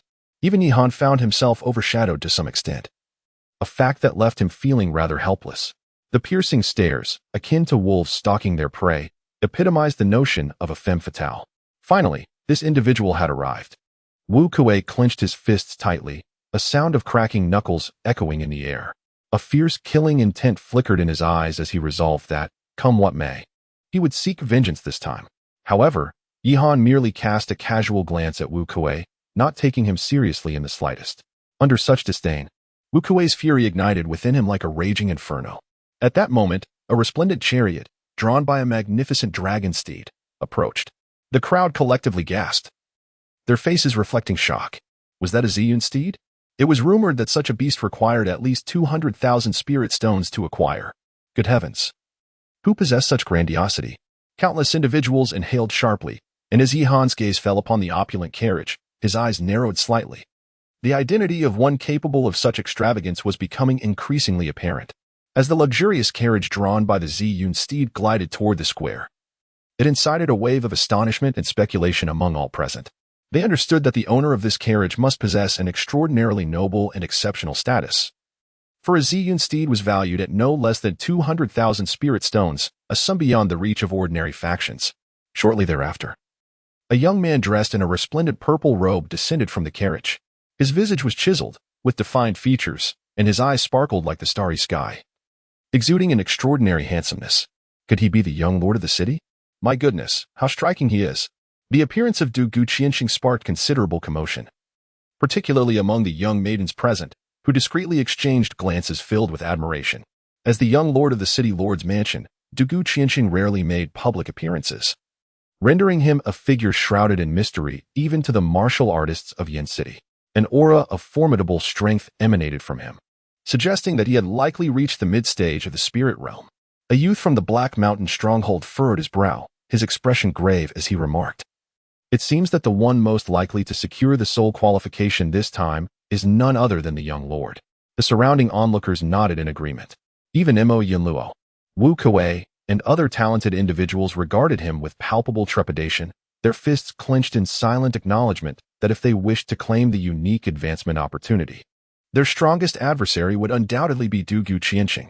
Dugu Qianqing dismounted from the carriage, his gaze swiftly locating Yi Han amidst the crowd. In an instant, their eyes met, and an undercurrent of murderous intent surged between them, prompting passers-by to hastily retreat to either side, clearing a path. Dugu Qianqing approached, his eyes first resting on the graceful Dan Tai Mingyue, where a flicker of astonishment gleamed in their depths, before shifting back to Yi Han, a cold smirk curling at the corners of his lips. "You, a wretched stray, fled from my lord's estate in utter disgrace last time. I never imagined you would dare to show your face again. However, this time, I fear your luck will not be as favorable as before." Upon hearing this, Yi Han was not incensed by his words. Rather, he responded with a faint smile, remarking, "Your hand has yet to be rendered useless." At this statement, a surge of fury erupted within Dugu Qianqing, and a cold glint flickered in his eyes. At this moment, his right palm bore grotesque scars, and a finger had been burnt to the bone. Nevertheless, he quickly forced a smile and retorted, "Do not become too complacent, for provoking my wrath will only ensure a more tragic fate for you on the battle stage later. Surely you do not naively believe that employing a few underhanded tactics last time grants you the right to be compared with me?" Dugu Qianqing's haughty gaze brimmed with disdain. The Yi family, before the city lord's mansion, was as insignificant as an ant. What qualifications did Yi Han possess to be his adversary? One should not speak too boldly, lest they find themselves unable to retract their words and thus suffer embarrassment. Yi Han squinted his eyes, meeting the challenge head-on. A month ago, he was indeed no match for Dugu Qianqing. However, the outcome now remains uncertain. Let us see who will bear the brunt of this confrontation. The slots for advancement and the preliminary selections of the three major sects are certainly beyond your reach. Dugu Qianqing emitted a cold snort and, surrounded by his guards, turned towards another direction. His power is formidable, likely cultivated through an exceptionally potent essence. Beside him, Dan Tai Mingyue discerned Dugu Qianqing's true capabilities at a glance and spoke in a nonchalant tone. "How does he compare to me?" Yi Han raised an eyebrow and inquired with a smile. Dan Tai Mingyue pretended not to hear, yet her silence spoke volumes, revealing her answer. "It appears that this young city lord has a past grievance with Yi Han. It seems there will be some entertainment to witness later. Humph, this fellow truly overestimates himself. How could the Yi family possibly compare to the city lord's mansion?" The crowd, too, sensed the tension from their exchange and relished the unfolding drama. As time progressed, the number of martial artists gathering in the square grew increasingly vast. The expansive square was alive with uproar, a cacophony of voices soaring into the heavens, spreading far and wide, echoing throughout the 10 miles of Flame City. Looking out, one could see a sea of black figures stretching to the horizon. Even the surrounding buildings were adorned with silhouettes. It was evident just how fervent the examination by the three major sects had become in Flame City. Suddenly, a piercing cry resonated from the heavens, and a colossal bird engulfed in flames descended from the sky. The mentors of the three major sects had arrived. Good heavens! Is that a crimson flame eagle? Countless spectators erupted in astonishment, gazing skyward at the fiery avian, upon which stood three imposing figures. They were the elders of the three major sects, responsible for overseeing this examination. Moments later, the crimson flame eagle circled down, landing at the center of the square. Subsequently, the three mentors leaped into the air, their expressions grave as they stood upon the square. To the left was an elder with white hair, slender and short, his demeanor austere and unyielding, exuding an air of coldness. This elder, known as Wan Kuan, hailed from the Star God Palace, one of the three sections. The central mentor was a middle-aged woman with a pleasant smile, clad in palace robes. She was Hong Lian, representing the Yunhai sect. Lastly, a robust middle-aged man with an inscrutable expression, from the Wujiman, named Shin Tu, completed the trio. Truly, the three major sects were impressive. Even their external elders had reached the Purple Mansion realm, and the Crimson Flame Eagle, a treasure of immense value, was merely their beast of burden. The surrounding crowd was taken aback, their gazes towards the three mentors imbued with trepidation. At this moment, Juan Cohen from the Star God Palace stepped forward. His voice solemn as he proclaimed, "Today marks the preliminary selection of our three major sects. However, this year is distinct from previous ones. Not only are the slots fewer, but the examination format has also undergone some changes." He continued, "This year's preliminary selection will adopt a 2-round rating system, with 2 rounds of draws and 2 rounds of duels, wherein we 3 mentors will evaluate the participants based on their performance during these contests." What? The rules have changed this year? Suddenly, discussions erupted below. Silence. A melodious voice resonated, belonging to the enchanting Honglian mentor from the Yunhai sect. Her beautiful eyes swept across the surroundings, and she continued, "The highest rating is 5 stars, indicating the best performers. If an individual can achieve a 5-star rating from all 3 mentors in both rounds, their scores will accumulate, determining the ultimate victor." I see now. It seems that this year's competition is considerably more challenging than in previous years. This adds a layer of suspense. I wonder if anyone from Yinshan can secure 5 stars in both rounds? The onlookers were filled with curiosity. Next, the first step of the preliminary selection commenced, the drawing of lots for the first round of duels. With that, the 3 elders nodded to one another. One of the mentors, Shintu, waved his sleeve, and a multitude of luminous spirit lots descended from the sky, landing gracefully on the plaza, amounting to several hundred. Let us begin. Chapter 68, Absolute Suppression. Let the drawing commence, the Honglian mentor said with a smile. At this moment, a throng of candidates surged toward the center of the plaza to select their spirit lots. They eagerly rubbed their hands together, their eyes darting across the suspended lots. These spirit lots were enveloped in ethereal light, concealing their respective numbers. Only those who drew lots with matching numbers would form a group. Yihan gazed at the array of jade tokens emanating a mystical glow, his expression wavering. He then turned to the side, addressing Dan Tai Mingwei with a smile. "Would you assist me in selecting one? Is such a task truly necessary for me to undertake?" Dan Tai Mingwei replied with a nonchalant tone. "With your exceptional luck, you might just draw an outstanding fortune for me." Yihan revealed a smile imbued with profound significance. Dan Tai Mingwei, choosing not to utter another word, swiftly cast her pure, radiant gaze over the array of spiritual tokens. With a graceful motion of her delicate hand, she lightly tapped one of the tokens, which promptly soared into her palm with a soft whoosh. As the brilliance gradually faded, a black medallion materialized before them, marked on its front with a crimson serial number. "Behold, number 8. Dan Tai Mingwei presented the medallion to Yihan, and the moment it nestled into his grasp, it began to tremble slightly. Yihan's gaze instinctively darted towards a figure not far away. It was Su Tianqing from the Su family. Su Tianqing seemed to sense something as well. He slowly raised his head, and upon noticing that the serial number of the medallion in Yihan's hand matched his own, an unmistakable surge of murderous intent flickered in his eyes. It was indeed him. How infuriating. The young master is grouped with that boy from the Yi family. Surely, they are destined to clash. He will pay for this later.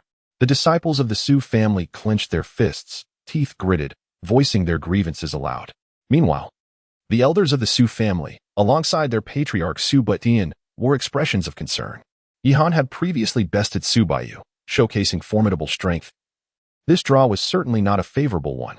What opponents have others drawn? At that moment, Yi Bailey and the other elders of the Yi family approached, inquiring with palpable tension. The young clan leader has drawn token number 8. His opponent is Su Tianqing from the Su family. Yi Qin exclaimed loudly, "Oh, it is actually Su Tianqing. Ha ha ha. This signature is truly a remarkable one." Yi Bailey stroked his beard with satisfaction. Yi Bailey, do not rejoice too soon. The truth of whether it is a fortuitous or unfortunate omen shall only be revealed upon the battlefield. The resonant voice of Su Butian, the head of the Su family, echoed nearby, accompanied by a disdainful snort. At this moment, the disciples of the Yi and Su family stood in a tense standoff, their gazes sharp and fierce. As an unmistakable air of hostility permeated the atmosphere, Su Tianqing clenched his fists, his eyes, fierce as a wolf, fixed malevolently on Yihan, clearly considering him a formidable adversary. However, Yihan maintained an expression of serene composure, revealing no trace of joy or anger. "Elder, it seems my luck has run dry. I have drawn the worst omen," Yi Long remarked with a pale face, glancing at the token in his hand, unable to suppress a bitter smile. His token bore the number 3, the same as that of his most formidable opponent, Duga Qianxing. Disheartened, the others felt a weight in their hearts. Astonished that Yilong's fortune had turned so dire, as he found himself matched against the most challenging contender present. Fear not, simply do your utmost. If it becomes unbearable, surrender outright, came the reassuring words. Yihan consoled, indeed. Yilong took a deep breath and nodded.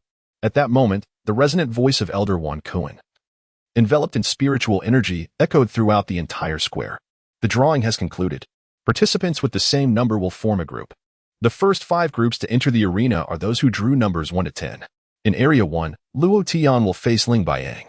In Area 2, Yilong will confront Duga Qianqing. In Area 3 and Area 4 and Area 5, Yihan will compete against Su Tianqing. Contestants, please enter the arena.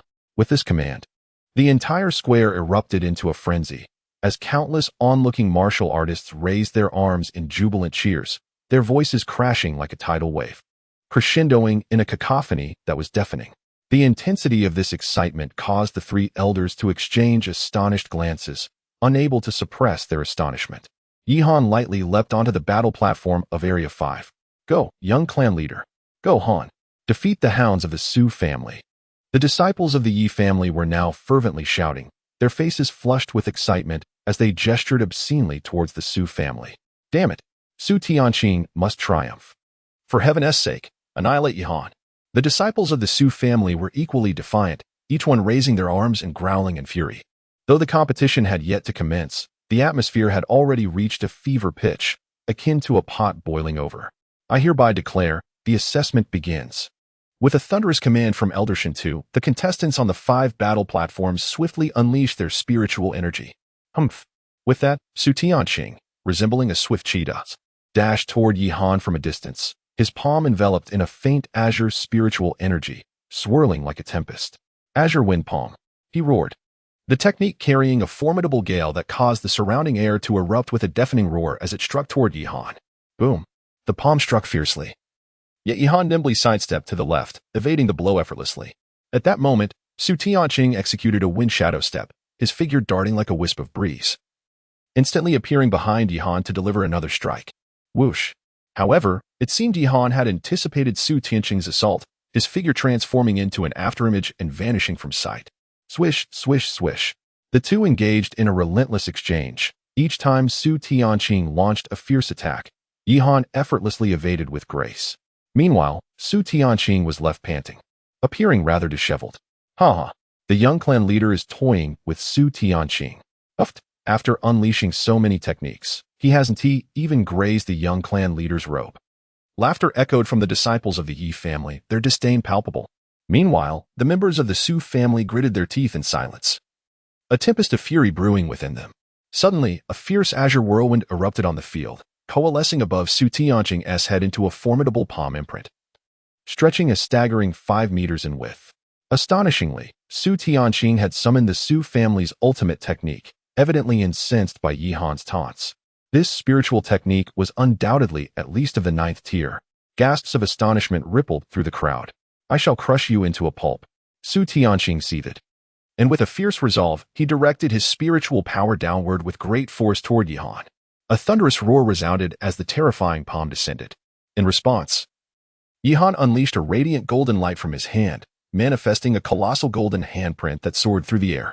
The two immense handprints collided with a resounding crash, producing a deafening sound that sent shockwaves throughout the audience, nearly toppling several martial artists in the stands. To everyone's astonishment, the wind-forged palm imprint shattered instantaneously. With a violent thud, Su Tianqing was sent flying like a broken kite, a spray of crimson blood erupting into the sky. In a single move, Yihan effortlessly defeated the prodigy of the Su family, Su Tianqing. The arena erupted in excitement. Even the 3 elders were left utterly astonished. This victory was nothing short of overwhelming. Chapter 69, The Battle of Kings. No one had anticipated that Yihan would decisively vanquish Su Tianqing with but a single strike, sending him hurtling from the arena. Now, Su Tianqing, pale and bloodied, rose from the ground, his expression contorted in disbelief. Impossible, he roared softly, seemingly crushed by the magnitude of his defeat. He had invested tremendous effort to prepare for this assessment. How could he have failed to withstand even one of Yihan's strikes? Yet, the harsh reality lay stark before him. The 3 elders nodded. Their resonant voices enveloped in spiritual power declared, Battle Platform Number 5, Yihan, victorious. In that moment, a fervent cheer erupted from both inside and outside the arena, soaring to the heavens and reverberating throughout the city. The deafening cries echoed for 10 miles around, a testament to the extraordinary prowess of Yihan. This battle was won with such effortless grace, highlighting the vast chasm between him and Su Tianqing. Truly, he lived up to his reputation as the foremost prodigy of Yin City. One could only wonder how many stars he would earn for this remarkable performance. One would expect nothing less than 5 stars, as a fervent buzz of discussion enveloped the surroundings. In the midst of it all stood Yihan, drawing the gaze of every martial artist present. In that moment, he resembled a radiant moon among a sea of stars, undeniably resplendent. The disciples of the Yi family were jubilant, their faces flushed with excitement. Dan Tai Mingyue gazed quietly at the figure clad in azure, a faint, almost imperceptible smile gracing her lips. In stark contrast to the ecstasy of the Yi family disciples, the members of the Su family were enveloped in despondency, their expressions pale and filled with disappointment. Their initial goal had been to contend for the sole advancement spot. Yet Su Tianqing had faltered in the very first round and was summarily eliminated. Humph. Su Butian's countenance darkened, a cold snort escaping his lips as he wrestled with feelings of jealousy and rage. Indeed, the individual was exemplary in every regard, nearly beyond reproach. A promising talent. Mentor Wan Kuan of the Star God Palace revealed a flicker of surprise in his gaze as he offered his assessment. Although his words were few, they conveyed his admiration for Yihan's performance in that round. What a pity that Su Tianqing, also a gifted genius with commendable potential, had encountered someone even more extraordinary. Mentor Hong Lian continued to wear a cheerful smile. Subsequently, the 3 mentors rose slowly. Mentor Shinda turned to Yihan and stated earnestly, Yihan, your performance in this round was nearly flawless. After deliberation among the 3 of us, we unanimously bestow upon you a 5-star rating. Gasps of disbelief rippled through the crowd. Had the 3 mentors truly awarded this individual a 5-star rating? It seemed that the coveted advancement spot was destined to belong to the Yi family. Yet, not so fast. Perhaps another exceptional prodigy would soon emerge. Surrounding the plaza, various martial artists engaged in astonished discussions. After all, securing a 5-star rating from all 3 mentors was tantamount to grasping the advancement opportunity. Suddenly, a violent burst of lightning erupted from the second battle arena, capturing everyone's attention. Within the dazzling light, Dugu Qianxing was enveloped by arcs of silver lightning, the destructive force of thunder emanating from his form and radiating outward. The bluestone floor trembled and shattered beneath the relentless onslaught of thunder. With a resounding crash, he unleashed a punch, imbued with ferocious lightning power, that struck heavily against Yilong's chest, producing a deafening thud. Yilong suddenly spat out a mouthful of essence blood, tumbling directly off the edge of the battle platform. Is this the superior spiritual vein, the Xianlei body? The 3 elders exclaimed in astonishment. Possessing a superior spiritual vein is undoubtedly a significant advantage during the assessment. Indeed, the Xianlei body has limitless potential for future growth, and even carries a chance of evolving into the heavenly thunder divine body. This candidate is undoubtedly a seed-level contender, remarked Elder Wan Kuan, stroking his beard thoughtfully. I never anticipated that this session from Yin City would yield such an impressive disciple. Why did they perform so poorly in the final selection in previous years? Elder Shintu furrowed his brow in confusion. After a brief discussion among the 3, Mentor Hong Lian turned to Dugu Qianhang and smiled, stating, After our deliberation, we unanimously grant you a 5-star rating. Hiss. Another 3 5-star ratings? It seems there will be quite a spectacle, as both Yihan and Dugu Qianhang have simultaneously achieved 3 5-star ratings. The sole advancement spot will likely be decided between them. As expected, a considerable amount of discussion erupted below. They initially believed that obtaining a 5-star rating would be as challenging as ascending to the heavens, yet here in the first round, 2 candidates have emerged with full 5-star ratings. At that moment, Yihan and Dugu Qianhang's gazes converged once more. Both slightly narrowed their eyes, a chilling aura emanating from their stares, sharp and confrontational. It appears the value of the 5-star ratings in this assessment is not as high as expected. You would do well to pray that you do not draw me in the next round. Otherwise, you shall face a most devastating defeat, Dugu Qianhang remarked coldly, a hint of frost at the corner of his lips. Yihan stood with his hands clasped behind his back, offering a smile that he also extended to you. Boom, boom, boom. Meanwhile, fierce battles continued among the contenders on the other platforms. Luo Tian advanced to the next round, receiving a rating of 3 stars, 3 stars, and 2 stars. Yi Xianfeng also progressed to the next round, with ratings of 2 stars, 2 stars, and 2 stars. The first round of competitions concluded, and apart from Yi Han and Dugu Qianxing, no other contestant managed to achieve a 5-star rating from all 3 mentors. The exceptionally performing Wu Kuei only garnered a rating of 4 stars, 3 stars, and 3 stars. With the first round of assessments finished, the advancing contestants proceeded to draw lots for the second round. After the 3 elders spoke, they once more waved their spiritual tokens, which floated gracefully in the air. The remaining advancing disciples entered the arena to begin selecting their opponents for the second round. With a swift flourish of his sleeve, Yi Hanyu grasped a spiritual talisman that shimmered in his hand. A gentle squeeze unleashed a brilliant explosion of light, revealing a crimson number 1 before his eyes. Simultaneously, the red glow of the talisman transformed into a beam that shot skyward. Nearby, a similar crimson beam ascended. As Dugu Qianxing also unveiled a number 1 from his own talisman. In that instant, both individuals were momentarily taken aback. Their piercing gazes met, sharp as daggers, and a spark of intensity ignited between them, causing the very fabric of space to tremble with violent agitation. The significance of the number 1 was palpable.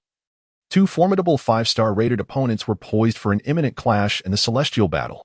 At this moment, an unusual stillness enveloped the arena, devoid of any tumult. It was as though the audience could hear the very rhythm of their own breaths and heartbeats, for the most thrilling duel was about to unfold. Chapter 70. The arcane duel in the entire plaza. One could hear a pin drop. All eyes were fixated on the 2 silent figures locked in confrontation atop the stone platform, their gazes unwavering, each moment laden with anticipation. The atmosphere was charged with tension, the air so thick with silence that it seemed all it would take was a single spark to ignite the impending storm. Suddenly, amidst the palpable tension, Yi Han and Dugu Qianxing unleashed their spiritual energy simultaneously. With a powerful thrust of their legs against the ground, they propelled themselves forward at incredible speed. In an instant, they soared into the air like 2 ferocious bulls, colliding with a resounding crash. The impact unleashed a torrent of violent spiritual shockwaves that radiated outward.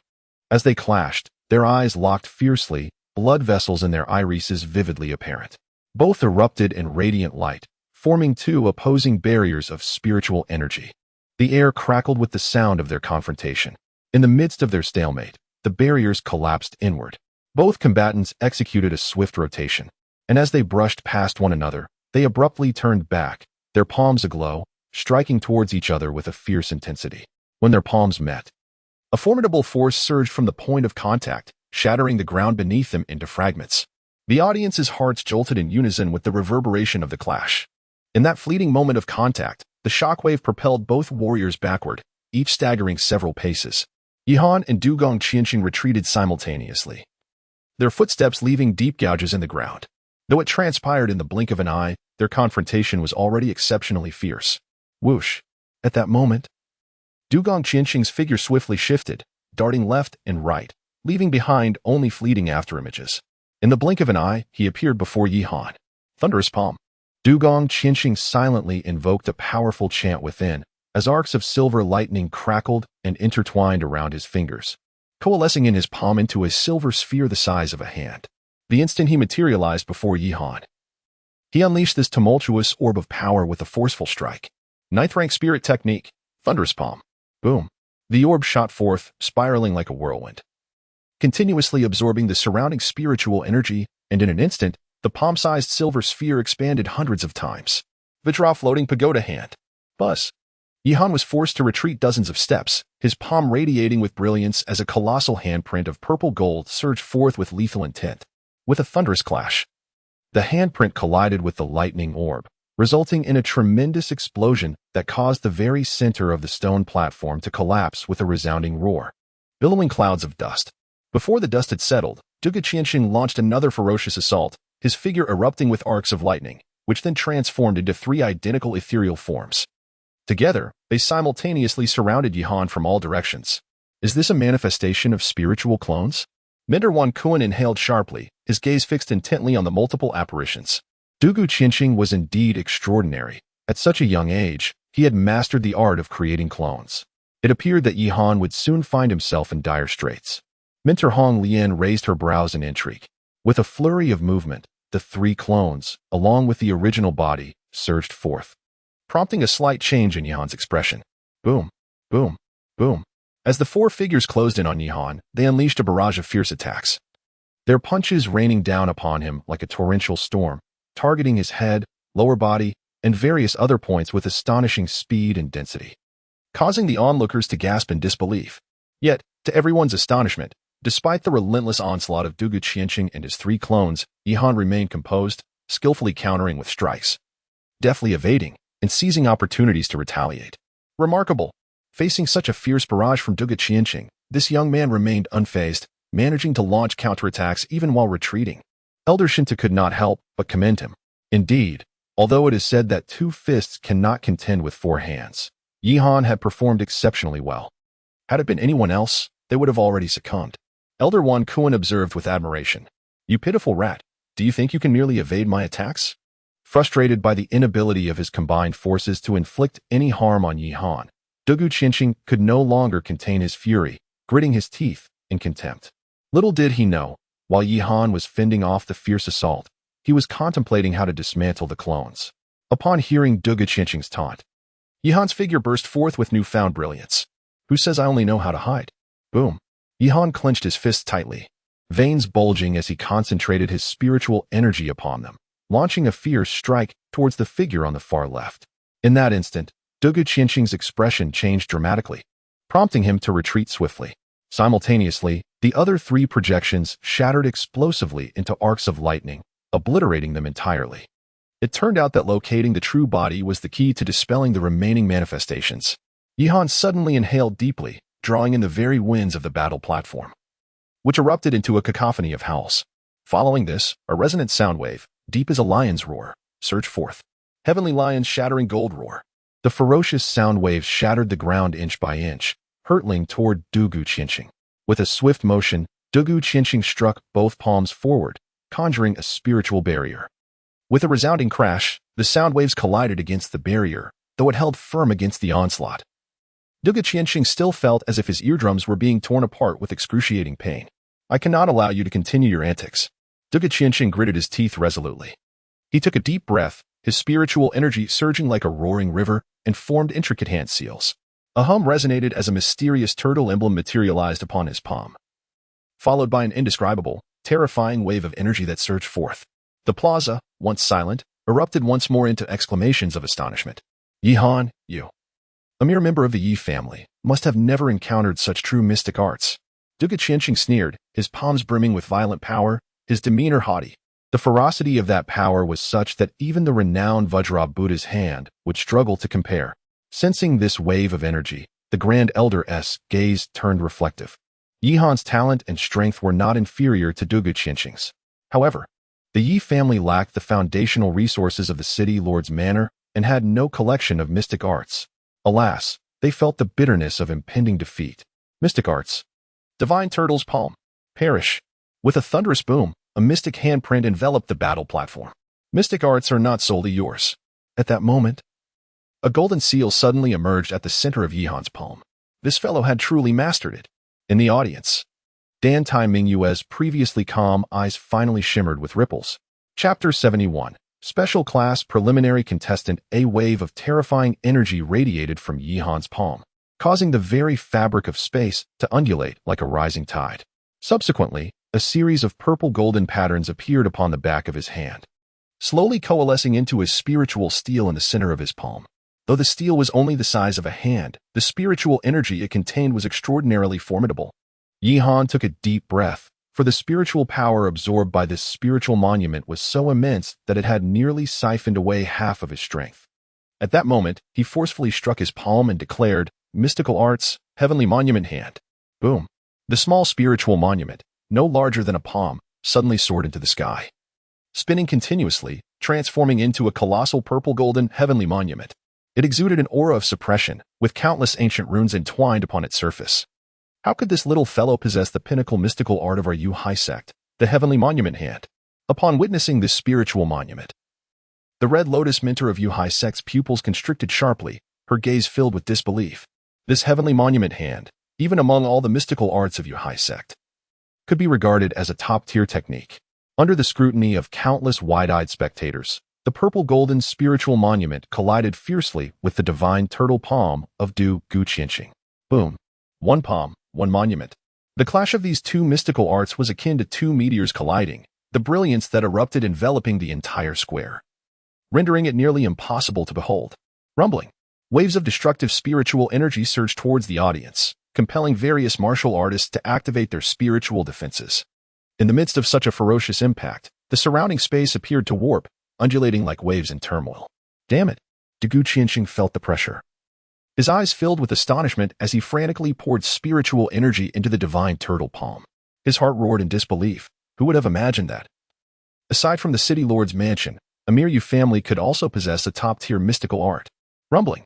The stone monument howled forth, as if it were suppressing all things, gradually crushing the divine turtle palm inch by inch. Before long, with a resounding bang, the divine turtle palm exploded into shards of light. Du Guqianxing spat out a mouthful of fresh blood, staggering backward several steps. Just as he was on the verge of tumbling off the stage, he hastily steadied himself. Meanwhile, the purple-golden heavenly monument seemed to have exhausted its power, rapidly fading away. Wow, how incredible! Yihan was directly clashing with the young city lord, even gaining the upper hand. But let us not rejoice too soon. Du Guqianxing might still possess other hidden cards. Regardless, this year's assessment has truly been spectacular. At this moment, a cacophony of discussions erupted throughout the venue, for everyone present could discern that in the duel of mystical arts, Yihan had the upper hand. This heavenly monument hand was indeed formidable. It was just unfortunate that he had only scratched the surface of its potential. Were he to fully master this mystical art, it is likely that Du Guqianxing would have faced utter defeat. Yihan flexed his fingers, casting a glance at the assembly of the Yi family. Among them, a young maiden clad in a light azure dress maintained a serene demeanor, her lips curving into a gentle smile. This individual possesses quite an allure.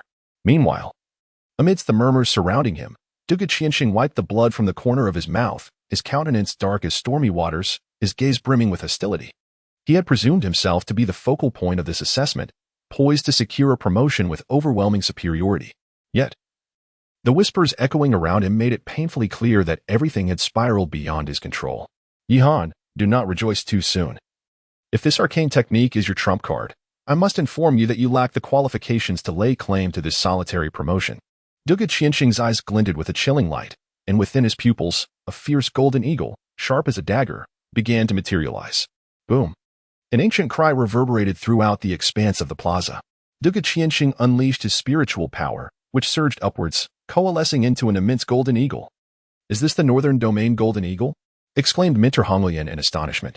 It is truly remarkable. A mere city like Yin has produced such a prodigy.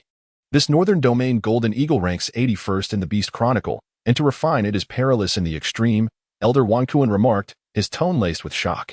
Consequently, if Yihan does not possess an even stronger secret, this assessment may well become devoid of any suspense. Minter Shinta furrowed his brow. They had initially held hope for Yihan, yet the tide of fortune had shifted in the blink of an eye. The Northern Domain Golden Eagle spread its wings, obscuring the sky, and Du Guqianxing's power surged, nearing the pinnacle of the spirit realm. He formed seals with his hands and declared, Golden Eagle Skycleave. Boom. As the Golden Eagle's wings converged, a radiant burst erupted above the plaza, resembling a colossal golden sword suspended in midair, cleaving through the void and descending upon Yihan. However, just as the golden sword was about to strike, roar. Within Yihan's body, an ancient dragon's roar resonated, followed by the emergence of a golden-purple dragon python that surged forth, coiling majestically above his head, casting a regal gaze upon all living beings. This dragon python, reminiscent of both a dragon and a python, bore glistening scales of a resplendent gold and purple hue, and its formidable eyes radiated an awe-inspiring authority that rendered onlookers unable to meet its gaze. Could this essence be the golden-purple dragon python, ranked 37th on the beast record? The three mentors gasped, their astonishment surpassing even the sight of the Northern Domain Golden Eagle. With a disdainful glare, the golden-purple dragon python regarded the Northern Domain Golden Eagle as if it were of no consequence, then let out a thunderous roar, extending its razor-sharp claws with brute force towards the sky.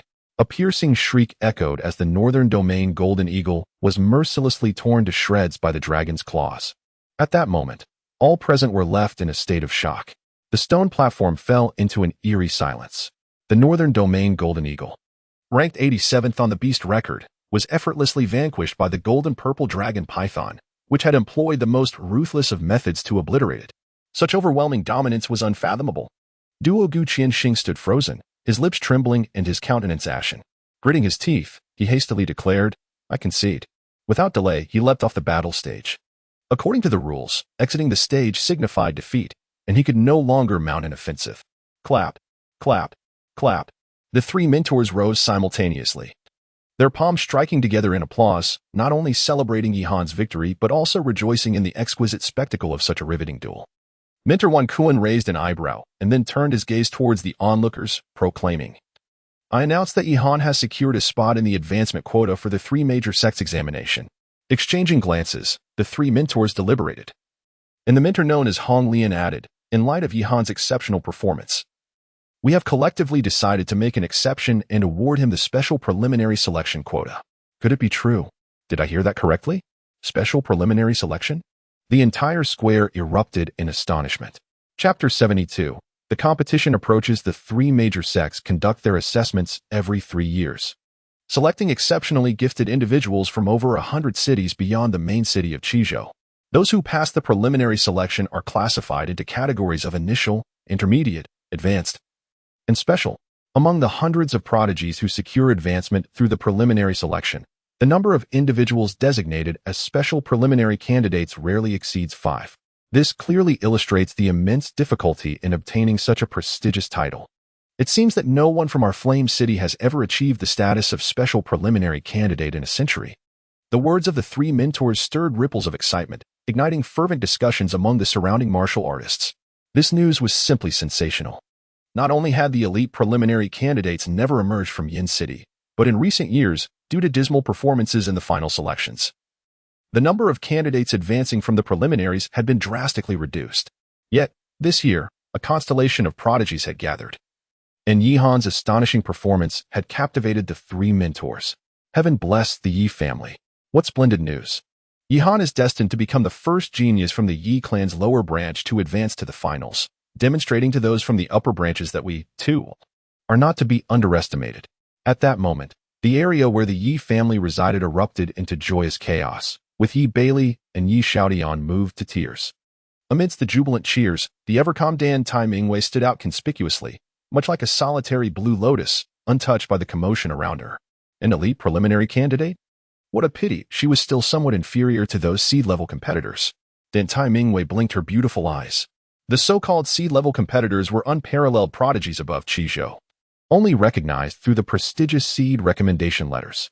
However, she understood that Yihan's talents were on par with those seed-level competitors. Yihan, I hope you will also deliver an awe-inspiring performance in the finals. Yet, with more than half a year until the finals, remember to train diligently, for the opponents in the final selection are exceptionally formidable. After Elder Wan Kuan finished speaking, he handed a purple gold token to Yihan. This was the elite preliminary token.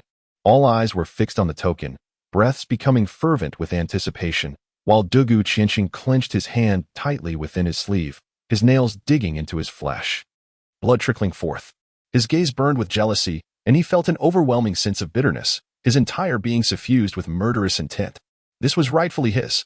Yet, his spotlight had now been overshadowed by Yihan, rendering him dim and inconspicuous.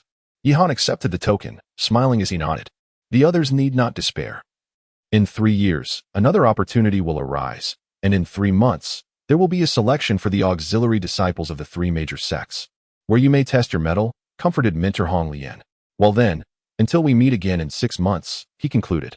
With that, the three mentors ascended upon the fire eagle, which flapped its fiery wings and soared into the sky, soon vanishing as a streak of flame at the horizon. The preliminary selection for the three major sects in Flame City has finally drawn to a close, settling the dust. However, the fervor surrounding the preliminaries has not waned with its conclusion. Rather, it remains a topic of lively discussion throughout Flame City. This year has witnessed an extraordinary gathering of talents, marking one of the most remarkable preliminaries in history. Even more sensational is the fact that Yihan has secured the prestigious special selection token from the three major sects. Such an outcome has elicited both admiration and envy, as well as concern. The Wu and Su families find themselves engulfed in panic should Yihan secure a position in the final selection. The The Yi family will undoubtedly gain the protection of a major sect, and the fate of both their families is all too clear. In the Yi family's residence, the courtyard, two figures gradually emerge. Are they departing so soon? Yihan furrowed his brow, while Dan Tai Mingwei gently nodded her head and then spoke. I have been away from the sect for a month now. It is imperative that I return to report. Upon hearing this, Yihan felt a subtle pang of melancholy within her, and then smiled, inquiring, shall we have the opportunity to meet again? Amidst the vast expanse of clouds and sea, we shall surely reunite. After saying this, she lightly stepped, and a verdant lotus emerged beneath her feet, transforming into a lotus platform that elevated her. Like a streak of azure light, she vanished into the horizon, leaving no trace behind. 3 days later, at the Alchemist Guild, as the Danwang competition approached, the guild had specially invited Yihan to impart her knowledge of alchemy before heading to Qizhou. At the Alchemy Square, high upon a stone platform, Yihan stood side by side with Lu Qingtan, both facing their respective alchemical furnaces, gazing downwards. Surrounding them, hundreds of disciples from the Alchemist Guild looked up at the two with admiration, especially the young maidens, whose glances subtly lingered upon Yihan. How handsome! I truly envy senior sister Qingtan for being so close to him, able to concoct elixirs together and participate in the Danwang competition, lamented one girl. I've heard that Yihan is not only extraordinarily skilled in alchemy, but also secured a spot in this year's elite preliminary selection from the 3 major sects. Another girl in a pink dress admired. He's simply too exceptional. Alas, we seem to have missed our chance, sighed several female disciples. This alchemical seminar attracted not only all the disciples, but even elders like Elder Yunlong and Elder Zhuge, who came to learn. The discussions below left Yihan somewhat astonished, especially under the fervent gazes of the female disciples, which felt almost predatory. Beside her, Lu Qingtan stood quietly, casting a furtive glance at Yihan and involuntarily sighed. At this moment, she felt a twinge of insecurity within her. Initially, when they first met in Tiananmen Square, she held a rather unfavorable impression of him. However, now, she found herself quietly developing a flicker of affection for Yihan. Yet, such sentiments could only remain hidden in her heart. Before long, Yihan commenced the alchemical process. With an exquisite mastery of flame control, an ethereal command of spirit, and esoteric techniques of elixir crafting, he garnered thunderous applause from below. Soon, wafts of fragrant elixirs began to drift through the halls of the Alchemist Guild. Over the course of 3 days, Yihan imparted various alchemical techniques and experiences to the guild. Most of these methods were foundational, but even so, they proved immensely beneficial to the disciples. Once the seminar concluded, Yihan received a notification from the guild president that he and Lu Qingtan were to embark for Qingzhou together. The grand event of Danwang competition, one of the largest gatherings in Qizhou, was finally about to commence. The elders of the Alchemist Guild were filled with both anticipation and concern, pondering what ranks Yihan and Lu Qingtan would achieve in this forthcoming competition. Chapter 73. Qizhou City. The vast expanse of the Eight Desolations ancient domain stretches endlessly, akin to a vast chessboard divided into countless territories. In a corner of the northwestern region of this domain lies an ancient and bountiful city, Qizhou City. As the date of the Emperor Dan competition draws near, the city has gradually become a cauldron of excitement. Countless martial artists surge into Qizhou City, eager to witness one of the grandest events, the Emperor Dan competition, organized by the Dan Alliance. The Emperor Dan competition is a prestigious event held once every 3 years in Qingzhou. Each iteration attracts exceptional young alchemists, all under the age of 25, from within Qingzhou's borders. Every participant is a prodigy in the art of alchemy, making the competition extraordinarily fierce. Securing the championship is akin to scaling the heavens. To emerge victorious in this fierce contest not only brings abundant rewards, but may also lead to exceptional admission into the 3 major sects. Thus, nearly all competitors are driven by the singular goal of claiming the championship. At this moment, above the seemingly limitless expanse of the city, luminous spirit vessels glide gracefully toward Qizhou City. On one such vessel, a man and a woman stand at the bow, gazing down in awe at the ancient city below. After 3 days and nights of travel, Yihan and Lu Qingtan have finally entered the vicinity of Qingzhou City. Wow, is this Qingzhou City? It truly is magnificent. In comparison, our Yin city feels like a mere speck, so utterly diminutive. On the spirit vessel, Lu Qingtan gazes down upon the undulating ancient architecture, seemingly captivated by its grandeur. It is evident that this is her first visit to such an expansive city as Qizhou. Yihan stood with his hands clasped behind his back, his expression serene. having originated from the illustrious Shengdan city, which far surpassed Qingzhou in splendor. He was not particularly astonished. Besides the two of them, an elder clad in coarse garments was at the helm of the spiritual vessel. The elder stroked his beard and in a hoarse voice inquired, "Young ones, I presume you are here to participate in this year's Danhuang conference?" "Indeed. We are disciples of the Alchemist Guild from Yin City, here to compete in Qizhou City," Lu Qing replied with a slight nod. The helmsman, upon hearing this, promptly praised. "That is indeed impressive.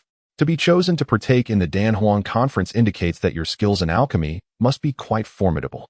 However, securing the championship may prove to be an arduous task." Intrigued, Yihan asked, "Elder, might I inquire about the remarkable alchemical talents within Qizhou City?" While he held considerable confidence in his own alchemical abilities, he wished to ascertain the caliber of his competitors. The elder, with a tone of nostalgia, remarked, "This year's Danhuang conference is touted as the most fiercely contested in history. Within Qizhou, there are at least 5 formidable contenders for the championship. For instance, there is Gu Xin from the Gu family, who at merely 12 years of age has already attained the rank of a 5th-grade alchemist, marking him as a seed-level contestant. Goodness, a 5th-grade alchemist at 12? Lu Qingtan's beautiful eyes widened in astonishment. She had thought that Yihan's achievement of becoming a 4th-grade alchemist at his age was remarkable. But it seemed this year's conference boasted even more prodigious competitors. The white-haired elder coughed lightly and continued, "In addition to the Gu family's prodigy, there is also Shen Nong Jiluo, revered as a disciple of the esteemed Shen Nong, the god of alchemy, showcasing extraordinary potential. Moreover, there is Yuling Shuang from the Yi family, who is equally a seed-level contestant. It appears that the competition is indeed quite intense." Yihan nodded slightly. The seed contestants participating in this year's Dan Emperor Conference were indeed remarkable. Not only was there a 12-year-old 5th-tier alchemist, but also the disciple of the venerable Dan Emperor Shenong, not to mention the other undisclosed prodigies. With such a plethora of top-tier alchemists, the Dan Emperor Conference was bound to be a fierce battleground. However, despite the exceptional talents of his opponents, Yihan remained utterly unfazed. No matter how monstrous the adversaries he encountered in this year's Dan Emperor Conference, he was determined to emerge victorious. Before long, the spirit vessel descended slowly towards a plaza below. The elder remarked, "We have arrived, young ones. I wish you both great success in this year's Dan Emperor Conference." Lu Qingtan and Yihan nodded in acknowledgement, then handed the spirit stones to the elder before disembarking from the vessel. As they stepped off the spirit vessel, they were taken aback by the unprecedented fervor of Qizhou City. The plaza was a sea of people, with a bustling crowd that appeared to number in the hundreds of thousands. Many among them were also contestants arriving from various regions to participate in the Dan Emperor Conference. "Ah, look, that is an alchemist badge." At that moment, Lu Qing and SK seemed to have caught sight of something among the throng, and she quickly grasped Yihan's arm, her expression alight with excitement. Yihan followed the direction she pointed and beheld a young lad adorned with a silver badge featuring 3 stars upon his chest. The youth, clad in white, strode past them with an air of confidence, the silver emblem glimmering brilliantly under the sun's rays. The onlookers regarded the badge with reverence. For only those who had successfully passed the alchemist qualification examination of the Dan League were bestowed such an honor.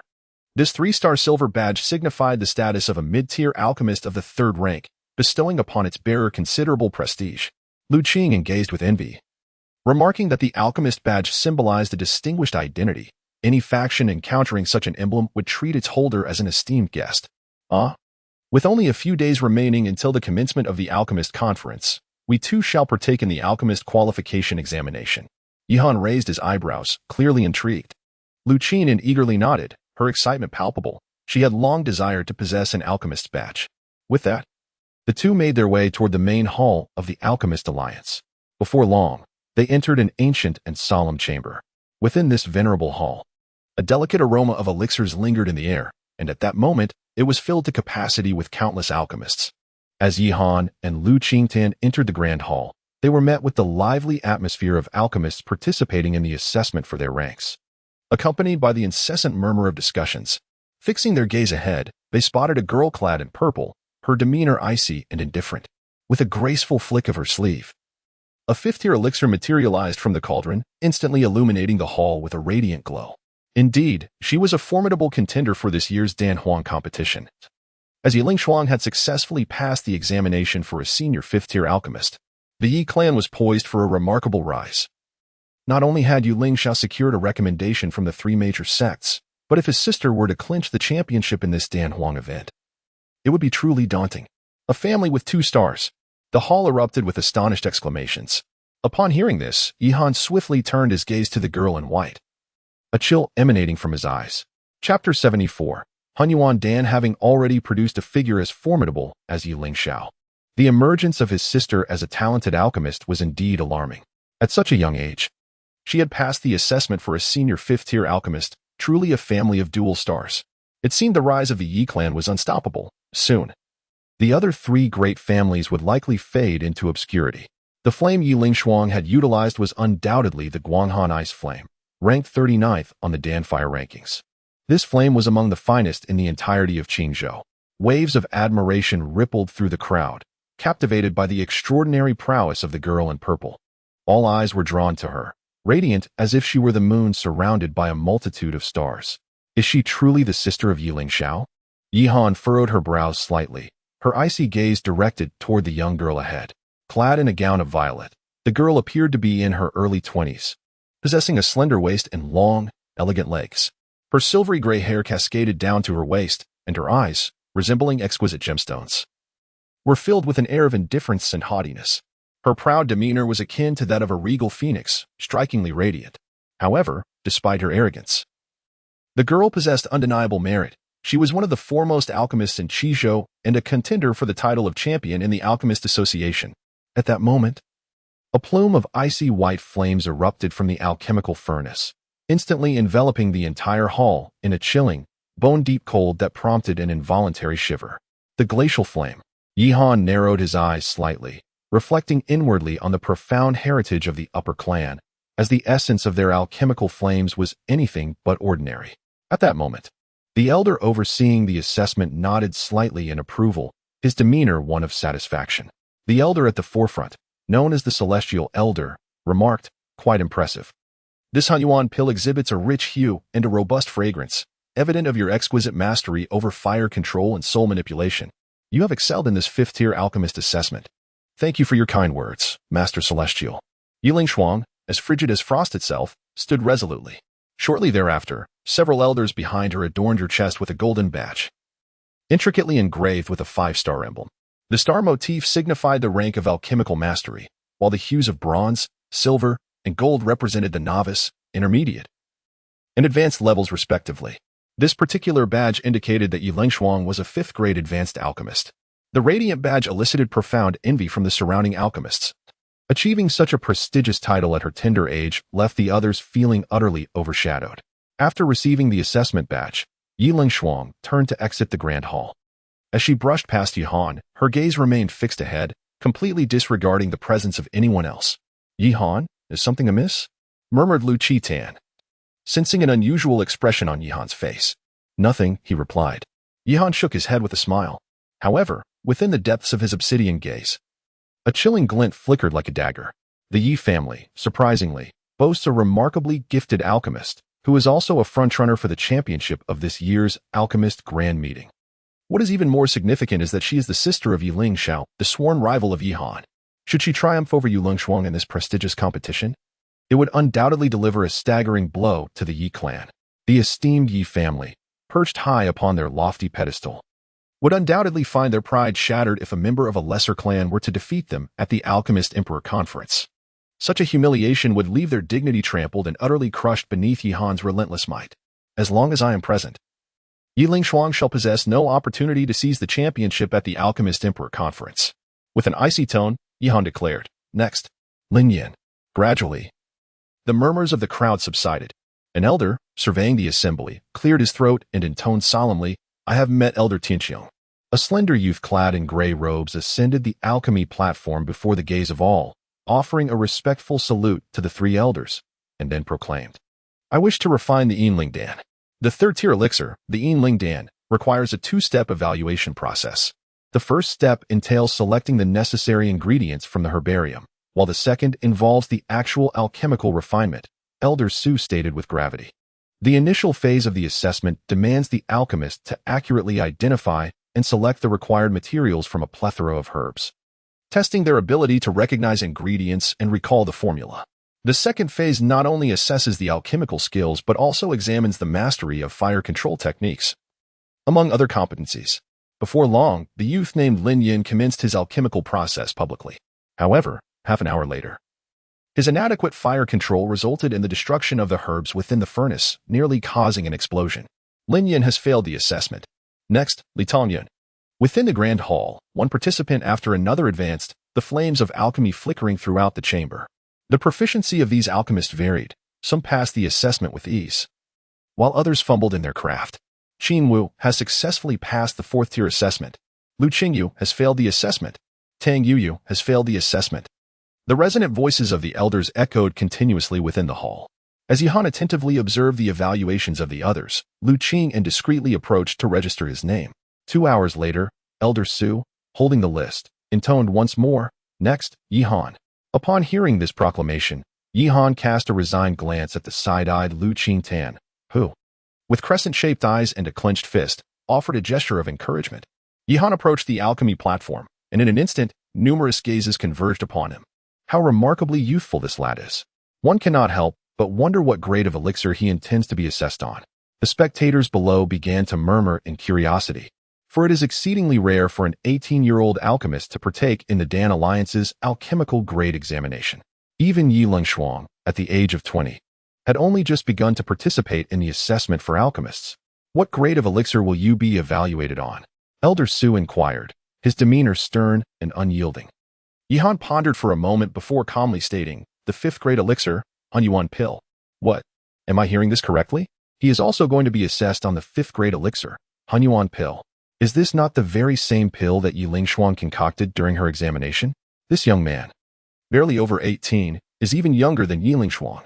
If he were indeed a 5th-grade alchemist, his renown would have already spread throughout Qizhou. Why have I not heard of him until now? Unsurprisingly, Yihan's words ignited a storm of astonishment within the grand hall, causing numerous alchemists to gasp in disbelief and shake their heads in skepticism. Nearby, 3 esteemed examiners, Elder Tiankong, Elder Su, and Elder Li, exchanged glances, their brows furrowed in doubt. It was evident that they found it implausible for this youth to possess the ability to forge a 5th-grade elixir like the Hunyuan pill. If that were the case, his talent in alchemy would surpass even that of Yi Lingshuang, and he would surely have gained significant acclaim in Qizhou. In truth, they had never even heard of Yihan's name before. "Are you certain you are not jesting?" Elder Su remarked with a stern expression. Yihan solemnly nodded.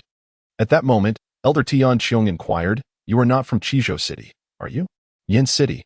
Yihan simply uttered 2 words. "Flame City."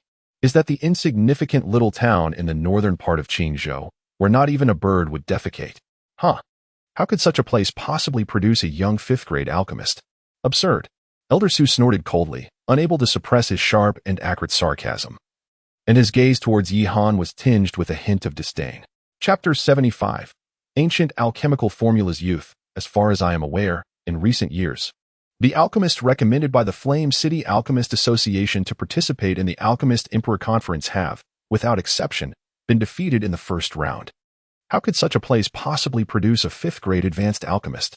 Elder Su's face darkened, and upon learning that Yihan hailed from such a small locale, the contempt in his eyes was nearly unmasked. Behind him, Elders Tianqiong and Li, while not as dismissive as Elder Su, also furrowed their brows, their gazes filled with skepticism. An 18-year-old 5th-grade advanced alchemist, let alone from the desolate Flame City, would be a prodigy rarely seen even in the entirety of Qizhou, stirring great excitement. It seems rather unbecoming for Elder Su to mock others based on their origins. Though Flame City may be a remote little place, it is indeed prosperous and affluent. It is unlikely to be as wretched as you suggest. Yihan let out a cold laugh, standing in stark opposition. Upon hearing these words, Elder Su's expression turned ashen, and he shook his head, saying, "In that case, let us commence the test. I merely wish to prevent you from squandering those precious 5th-grade medicinal materials, and thus offered my kind reminder, yet I did not anticipate your arrogance." Yihan disregarded Elder Su and made his way towards the medicinal herb area, meticulously selecting the ingredients. Upon the wooden shelves, an array of glowing herbs was displayed, amounting to thousands, permeating the air with a subtle fragrance. The initial step of the assessment required the alchemists to discern and select the appropriate herbs from this vast collection based on the elixir they intended to refine. Although this task appeared straightforward, it was, in fact, a test of the alchemist's ability to identify medicinal materials.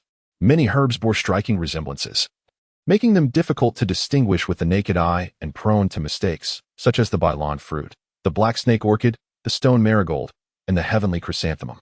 However, for Yihan, his extensive experience allowed him to select the herbs with mere glances.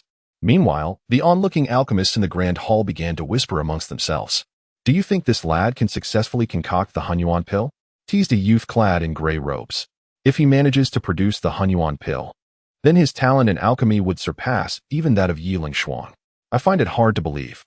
How could a fifth-tier alchemist emerge from a place as desolate as Yin City?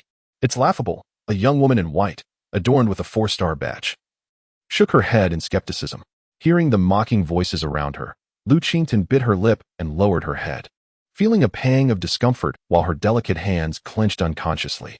Despite the exceptional nature of the 5th-tier elixir, she remained steadfast in her belief in Yihan. After a considerable time, Yihan presented over 200 selected herbs on the stone table, then stood calmly to the side with his hands clasped behind him. Elders Su, Li, and Tianqing approached, casting a hurried glance over the array of herbs. Elder Su scoffed. "Humph. You can't even remember the ingredients for the Hunyuan pill and still dare to take the test? Among your selections, the blood python mushroom, water cloud fruit, and 6 other herbs are superfluous." At once, the first round of assessment was deemed a failure, and the hall erupted in laughter. Indeed, this boy is merely a pretender, unable to recall the formula. Elder Su's words incited a chorus of ridicule. Yet, at that moment, Elder Tianxion's expression shifted to one of surprise as he remarked solemnly, "Wait. Although this young man's selection includes 8 extraneous herbs, it indeed corresponds to the formula for the Hunyuan pill. There is no mistake." The laughter abruptly ceased, replaced by a wave of confusion. Even Elder Su appeared puzzled. Observing the crowd's bewilderment, Elder Tianxiong stroked his beard and explained. "The herbs he has chosen are from the ancient formula for the Hunyuan pill, a recipe from centuries past. However, the difficulty of crafting it using the ancient method is so great that it has long since been improved upon." Understanding dawned upon the assembly as they finally grasped the situation. Yihan furrowed his brow, for he was unaware that the elixir formula had been modified. The ancient method of concocting the Hunyuan pill was several times more challenging than the contemporary approach, yet it produced superior quality. However, even if the elder were to attempt it, it was highly improbable that he could succeed.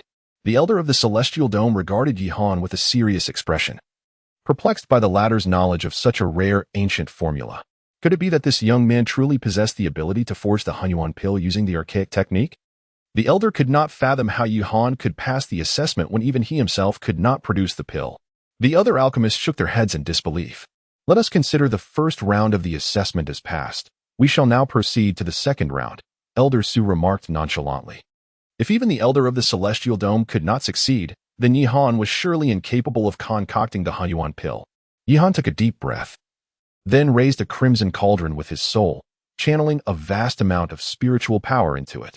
Following this, with a soft pop from his palm, a resplendent, glass-like flame burst forth, writhing like a serpent of fire. What kind of flame is this? Upon its emergence, all alchemists sensed their internal flame of alchemy retreating in fear, as if a formidable adversary had appeared. Even the 3 elders furrowed their brows, their expressions filled with profound confusion. The glass-like flame was something the elder had never encountered before. It was quite intriguing. The elder of the heavens nodded slightly. With a whoosh, the flame enveloped the herbs, slowly sending them into the cauldron. Yihan swiftly employed a gentle fire to refine the medicinal liquid, while simultaneously forming intricate seals with his hands. The entire extraction process unfolded with effortless grace, akin to flowing clouds and flowing water, showcasing an extraordinary mastery of fire and spirit. Heavens, what exquisite fire control! This technique is simply transcendent.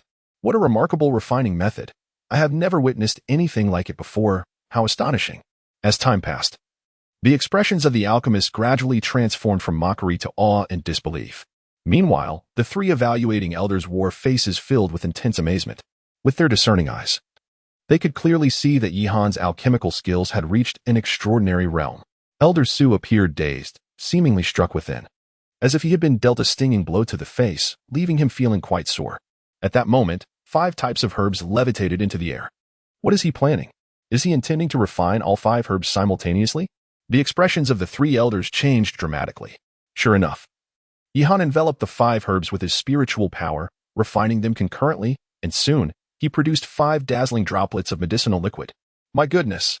He is indeed refining 5 types of herbs at the same time, and he has done so without any impurities. What an exceptional level of soul control and fire mastery it takes to achieve this. Chapter 76. The pill fires steel with a hiss. A strand of glass-like flames surged upward, radiating an intense heat as it extracted the essence from the precious herbs. In an instant, the entire hall was filled with a rich fragrance of medicinal aroma. The surrounding alchemists and the 3 evaluating elders all quietly admired Yihan's alchemical prowess. The dismissive expressions they once wore had vanished, replaced by profound astonishment and disbelief. For Yihan demonstrated alchemical skills far beyond what one would expect at his age, resembling instead the mastery of a seasoned alchemist who had refined their craft for centuries. The level of his expertise left the 3 elders utterly captivated. At this moment, Elder Su gazed in a daze, his expression awash with astonishment. Even during Yi Hanchuang's prior assessment, he had not displayed such a lack of composure. The Yinsha Ginseng, Phoenix Fire Spirit Fruit, Millennium Ice Skin Flower, and Xianbing Grass were now at the final stage of refinement. With a mere wave of his hand, Yihan summoned 10 types of medicinal herbs, half of which were fire attributes and the other half ice attributes, properties that stood in stark contrast to one another. What could he possibly be attempting? Surely he does not intend to refine all 10 herbs simultaneously? At that moment, the gathered alchemists, who had been quietly observing, erupted into a flurry of activity. Generally, the concurrent refinement of multiple herbs demands an immense expenditure of spiritual energy, and extracting them often results in impurities. Thus, unless one's alchemical skills have reached an extraordinary level, it is uncommon to attempt the simultaneous extraction of various herbs. His approach is recklessly bold. While his alchemical prowess is indeed remarkable, undertaking the extraction of 10 herbs with opposing properties risks a catastrophic explosion during their eventual fusion. Elder Tianqing sighed deeply, perplexed as to why Yihan, with such exceptional alchemical skills, would act so rashly. This precisely explains why the ancient method of concocting the Hunyuan pill is so arduous. It is fraught with ingredients that possess mutually exclusive properties. Therefore, when faced with a pill of such complexity, the most prudent strategy is to refine each ingredient step by step and then gradually meld them together. Yet, it was evident that Yihan felt no need for such caution. Finally, 10 crystalline, pure elixirs, devoid of impurities, enveloped by spiritual essence, were introduced into the alchemical furnace, where they swiftly began to merge. Suddenly, a surge of opposing energy erupted within the furnace, causing it to shake violently. Would it explode? A wave of apprehension coursed through everyone's hearts, and Elder Tianqiong let out a sigh, feeling a profound sense of regret. Had it not been for Yihan's recklessness, the likelihood of success would have been considerable. Abruptly, a torrent of spiritual energy surged into the furnace, akin to an invisible hand that continuously soothed the volatile forces of the conflicting elixirs within. Gradually, the violently trembling furnace astonishingly began to calm. Upon witnessing this scene, the 3 assessment elders collectively gasped, exchanging glances filled with disbelief. Yihan astonishingly managed to completely pacify the 2 tumultuous forces using his soul power. To achieve such a feat, mastery of soul power must reach the level of a grandmaster. Remarkable, truly remarkable. Elder Tianqiong repeatedly praised him, unable to believe that Yihan hailed from the humble Flame City. Such an alchemical proficiency is entirely uncharacteristic of an 18-year-old alchemist. At last, 3 hours had elapsed. Yihan clasped his hands, forming a complex seal, which he then infused into the alchemical furnace. After a brief moment, the spinning furnace gently descended onto the stone platform. A hush fell over the crowd. Had he succeeded? Lost in their previous reverie, it was only now that they awakened, as if from a dream. Esteemed elders, please take a look. A resounding clang echoed.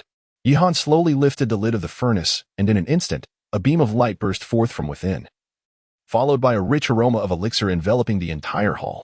Before him, a thumb-sized brown pill gently rose into the air, captivating the attention of the 3 assessment elders who approached, their faces alight with indescribable admiration. Congratulations, you have passed the assessment. Elder Tianqiong declared directly. Yihan, this Hunyuan pill of yours, with its robust fragrance and the faint emergence of pill patterns, is perfectly round and plump, saturated with spiritual energy. It is indeed a top-quality elixir, Elder Su remarked, his prior oversight now a source of regret. He had truly passed the examination for a 5th-grade advanced alchemist. which implied the emergence of yet another contender for the title of Pill Emperor. Heavens! This year's Pill Emperor competition is bound to be extraordinarily fierce. I wonder who will ultimately seize the championess position. Murmurs of speculation rippled through the crowd below. The three elders, their gazes filled with appreciation, solemnly presented Yihan with a golden badge emblazoned with 5 stars. Nodding in acknowledgement, Yihan accepted it and made his way towards the throng of onlookers. Congratulations! Lu Qin beamed, her smile radiant, her excitement palpable as if she herself had received the badge. Just then, the voices of the 3 assessment elders rang out once more. Next, Lu Qin, it is your turn. Give it your all. Yihan smiled and nodded at Lu Qin. Taking a deep breath, Lu Qin stepped before the alchemy platform, declaring, I wish to assess my skills at the junior 3rd grade level. The 3 elders nodded in agreement. Lu Qin had previously been stuck at the 2nd grade alchemist bottleneck. But after receiving guidance from Yihan, she felt as if a door had been opened, and her alchemical skills progressed rapidly. After 4 hours of evaluation, Lu Qin successfully passed the assessment. It seems that this year's alchemist tournament will indeed be a fierce contest.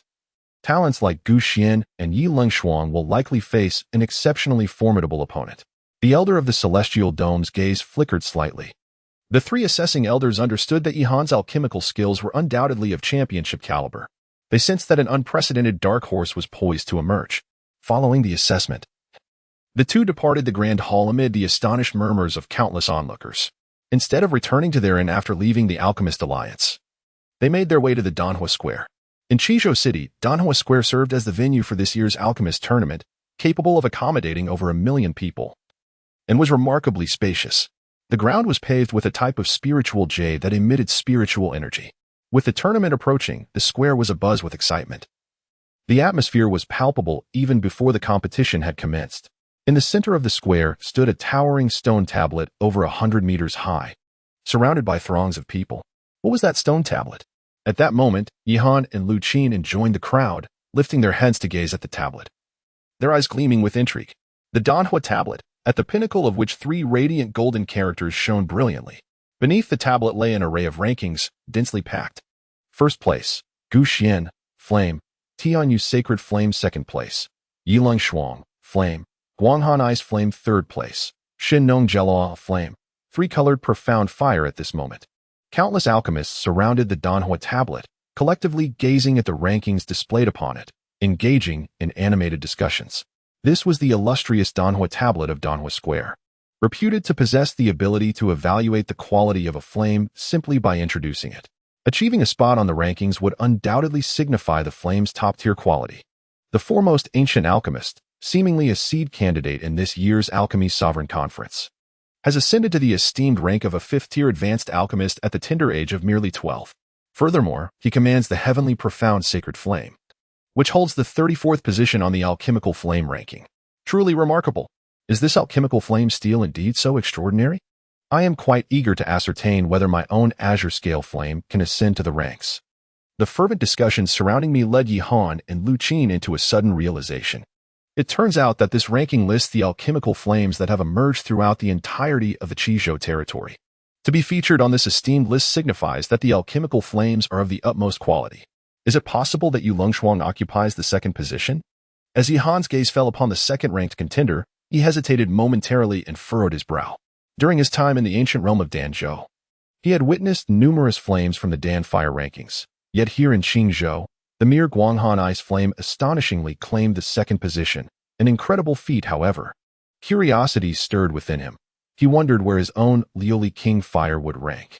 At this moment, as time progressed, more and more alchemists gathered around the Dan Fire steel, with some seemingly unable to contain their eagerness to test the flame's rankings. He chuckled softly, since everyone is so modest. Allow me to take the initiative and see just how valuable this ranking truly is. At that moment, a jovial voice echoed, and the crowd swiftly parted to create a path. A young man clad in white, surrounded by several attendants, approached the Dan Fire steel. He wielded a folding fan in his hand, his appearance strikingly handsome and refined, exuding an air of confidence. Adorning his chest was a golden 3-star badge, glimmering in the sunlight. Wow, a 3rd-tier advanced alchemist. The sight of this badge stirred quite a commotion among the onlookers. Clearly, a 3rd-tier advanced alchemist would be among the top contenders even in the Dan Emperor Assembly. This young man was named Ning Xianfeng, a representative chosen from Tianjin City to participate in the Dan Emperor Assembly. With a flick of his slender fingers, a deep violet flame erupted forth. Roar.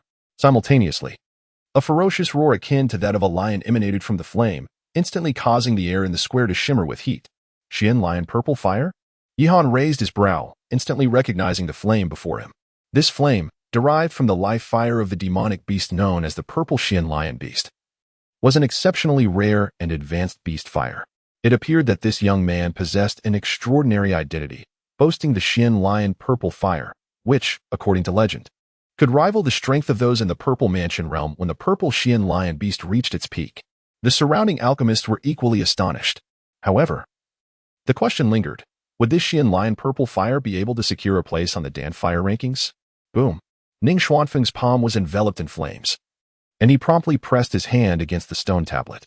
Buzz. In an instant, the stone tablet burst forth with brilliance, and words began to materialize. Name, Xian Lion Purple Fire ranking, 1200 status. Did not make it into the top 100 what? Only 1200. At that moment, the surroundings erupted in a flurry of discussions akin to a pot boiling over. How could this be? Ning Xiefeng was initially taken aback, but his expression quickly darkened. His Xian Lion Purple Fire, being a high-level beast fire, had inexplicably ranked beyond the 1,000 mark. It seemed that ascending the Dan Fire rankings was indeed as challenging as climbing to the heavens, even for a flame of the caliber of the Xian Lion Purple Fire. Countless alchemists wore solemn expressions. Suddenly, a girl clad in azure garments gracefully descended before the Dan Fire tablet, capturing the curious gazes of the onlookers once again. This young maiden, veiled and slender as a willow, hailed from Xianling City and was a participant in this Dan Emperor conference. With a gentle motion, the girl revealed her palm, and a flicker of red flame erupted forth, blooming like a crimson lotus, exuding an intense heat. Wow, is this the Red Lotus Spirit Fire? This flame was extraordinary, said to have been formed after 1,000 years of the red lotus burning its seeds for centuries. Capable of enduring for hundreds of years, truly miraculous. Would it be able to make the rankings? With a flick of her finger, the azure-clad maiden sent a strand of red flame shooting into the Dan Fire tablet, where it vanished in an instant. Buzz. The stone tablet trembled once more. Name, Red Lotus Spirit Fire ranking, 485 status, did not make it into the top 100. What a surprise. The Red Lotus Spirit Fire also failed to enter the top 100 of the Dan Fire tablet.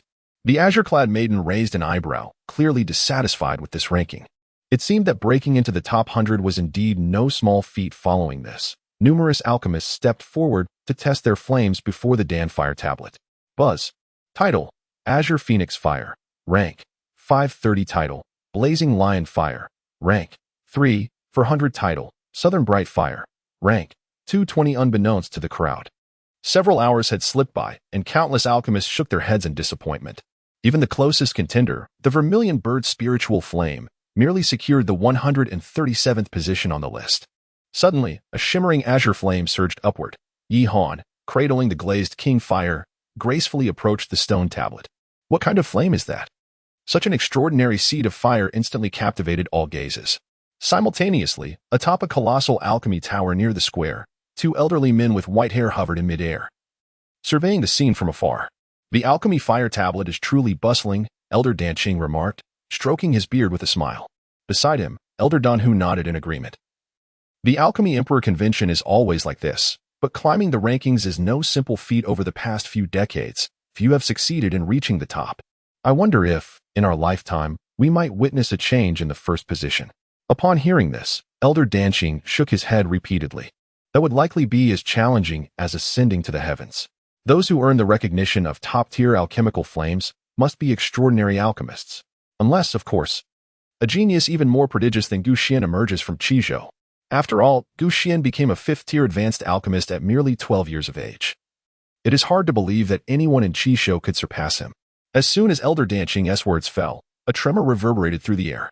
Both men abruptly lifted their gazes, their pupils constricting in astonishment. Boom.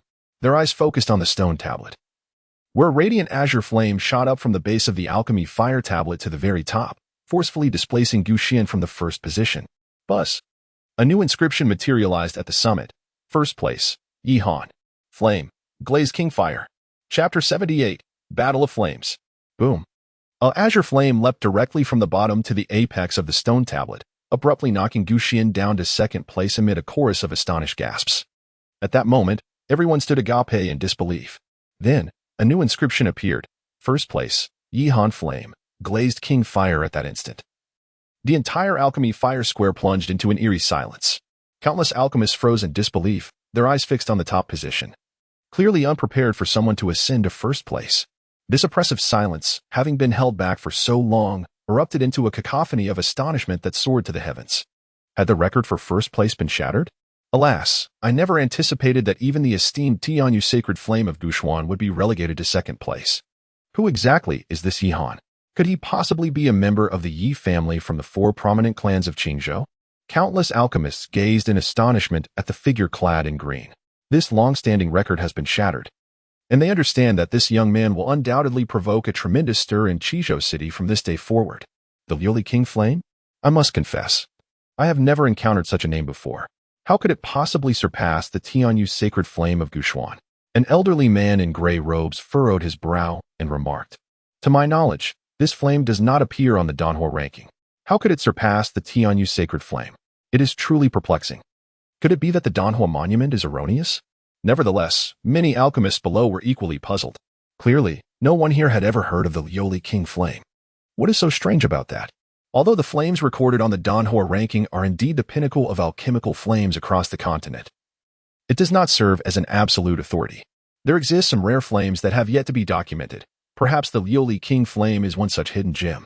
A white-haired elder spoke in a solemn tone. Upon hearing this, the others nodded in agreement. The Liuli King Flame ranking first on the Danhua monument has not disappointed me. Yihan raised his gaze calmly towards the top of the rankings, exhibiting no overt surprise. After all, this flame was a divine fire forged from the ancient Liuli tree. A celestial blaze that, while not recorded on the Dan fire ranking, was by no means inferior to any other. As for the top-ranked Tianyu sacred flame and the second-ranked Guanghan ice flame, they likely lack the merit to be compared with his Liuli King fire. Unperturbed by the fervent discussions surrounding him, Yihan intended to withdraw the flame and turn to leave. However, at that moment, a voice suddenly emerged from the crowd behind him, calling out, "Wait." Then, a young man with silver-gray hair stepped forward with determined strides. It was Song Lan. The crowd quickly retreated a few steps, encircling the two in a tight circle. Curious and disdainful glances fell upon Song Lan, tinged with a hint of loathing. This scoundrel has appeared again. He is the one who stole senior brother Wu Yu's turtle spirit fire. A woman clad in dark attire bit her lip, her beautiful eyes glinting with hostility as she glared at Song Lan. Yihan turned his head to see Song Lan wearing a devilishly charming smile. His gaze greedily fixed on the glazed king fire held in Yihan's palm. At the same time, a swirling mass of black flames danced within Song Lan's grasp. Yihan focused intently on this dark flame and faintly sensed a subtle force of devouring emanating from it. "What is the matter?" Yihan, with a tone neither warm nor cold, inquired. "It's nothing of great importance, merely that I observed your flame ascending to the pinnacle of the rankings, which piqued my interest. Therefore, I wish to engage in a contest of flames with you. What say you? Are you bold enough to accept?" A smile lingered at the corners of Song Lan's lips. This Song Lan was indeed arrogant and overbearing, relying on the formidable soul-devouring fire in his possession. Over the past few days, he had successively devoured the flames of several alchemists who had come to participate in the Danwang conference. A young man muttered quietly, casting a glance at Song Lan filled with indignation. Alas, this fellow's master is an elder of the Alchemist Alliance. Who would dare provoke him? The others refrained from speaking loudly, harboring resentment towards Song Lan while feeling powerless to express it. Upon overhearing these murmurs, Yihan could not help but furrow his brow. It turned out that the flame in this fellow's possession was an exceptionally rare soul-devouring fire. It possessed the ability to consume, evolving continuously by devouring other flames. Over the years, Song Lan had relied on his contest of fire to absorb other alchemical flames, rising from beyond the 1,000th position on the Dan fire steel to now rank 10th. "I have no interest." Yihan coldly and indifferently refused. "Oh, that is not for you to decide." Song Lan's eyes narrowed slightly. Those who emerged from the Danhua steel were all extraordinary individuals, and he naturally dared not consume them. Now, having encountered a seemingly weak opponent who possessed such formidable Danhua, how could he let this opportunity slip away? Thus, Song Lan cast a fleeting glance at several of his subordinates behind him and nodded. In an instant, for mid-stage spirit realm experts swiftly surged forward. directly obstructing Yihan's path. Song Lan's arrogance was truly overwhelming. The other alchemists were equally incensed. This individual was notorious throughout Qizhou City. Yet his master was an elder of the Alchemist Alliance, rendering him untouchable. Make your move. Yihan raised his palm, and with a swift motion, the glazed king fire surged several meters into the air, emanating an overwhelming heat that caused the spiritual energy within the crowd to boil, prompting them to retreat in haste. Since this individual was so oblivious, it seemed necessary to impart a lesson. Indeed, it was a premier fire for alchemy. Song Lan's gaze ignited with a fervent glimmer. An insatiable greed barely concealed. He eagerly licked his lips, a sinister smile curling at the corners of his mouth. Should he manage to devour this glazed king fire, his soul-devouring fire would undoubtedly undergo another transformation, surpassing all others. Excellent. With a flick of his sleeve, Song Lan conjured a pitch-black flame that soared into the heavens, instantly morphing into a colossal black fire tiger. Roar. The black fire tiger, measuring over 10 meters, let out a roar that reverberated through the void. Its body ablaze with fierce flames. Its tiger eyes glinted with a murderous intent, exuding a chilling and menacing aura. The so-called fire duel involved alchemists transforming their alchemical flames into beastly forms to compete. In this process, not only could they determine whose flame was superior, but they could also assess the alchemist's mastery of fire control. Boom. Yihan waved his sleeve, and the azure flames surged skyward, transforming into a colossal fire eagle. With a thunderous roar, the azure-hued fire eagle and the black fire tiger, under their master's control, collided like two meteors ablaze with flames, provoking astonished gazes all around. The impact unleashed a terrifying heatwave that swept outward, distorting even the fabric of space itself. At that moment, a triumphant smile crept onto Song Lan's face as he gestured with his hands, proclaiming, "Devour it." The black fire tiger roared, its cavernous mouth opening to unleash a dreadful suction force. The echoes of its roar mingled with flames, creating waves of fire that surged toward the spectators in the square. Its maw gaped wide, resembling an unfathomable abyss, exuding an overwhelming power of consumption. With another clash, the two fiery beasts collided once more, producing a series of thunderous booms in the void. Each fierce engagement provided Song Lan the opportunity to launch surprise attacks, viciously biting into the azure flames and consuming their very essence. A stream of azure flames was swallowed by the soul-devouring fire tiger, and its aura surged dramatically. This creature was on the verge of victory. How domineering! It had previously employed such despicable tactics to brazenly devour my ancient ethereal fire. Witnessing the azure flames being voraciously consumed by the soul-devouring fire tiger, the surrounding alchemists seethed with indignation, their gazes filled with fury directed at Song Lan. Yet, Song Lan wore a smug grin, glancing provocatively at Yihan, tauntingly declaring, "Your azure flames are faltering." In response, Yihan stood calmly with his arms crossed, seemingly unfazed by the devouring of his flames, observing the fierce contest between the two fire beasts with a serene expression. After all, the grand spectacle was yet to unfold. With resounding clashes, the two massive fire beasts collided in the sky above the square, akin to famished tigers pouncing on their prey.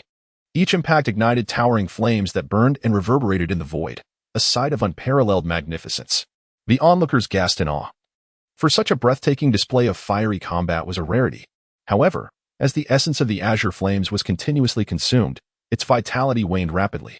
Finally, the soul-devouring fire tiger opened its gaping maw and, with a fierce gulp, completely devoured the azure king fire.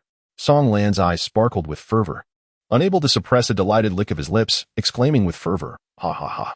With the devouring of this azure king fire, from this day forth, my soul-devouring fire shall be the mightiest alchemical flame in Qingzhou." At that moment, Yihan wore a faint, cold smile, gradually lifting his head to gaze intently at the spirit-devouring fire tiger. In a deep voice, he remarked, "You seem to rejoice prematurely. My glazed fire king is not a mere flame of your insignificance that can be consumed." With a resounding crash, the devoured glazed fire king began to churn violently within the spirit-devouring fire tiger, transforming from a brilliant hue into an ominous black. This darkened glazed fire was even more domineering and ferocious, exuding an overwhelming force.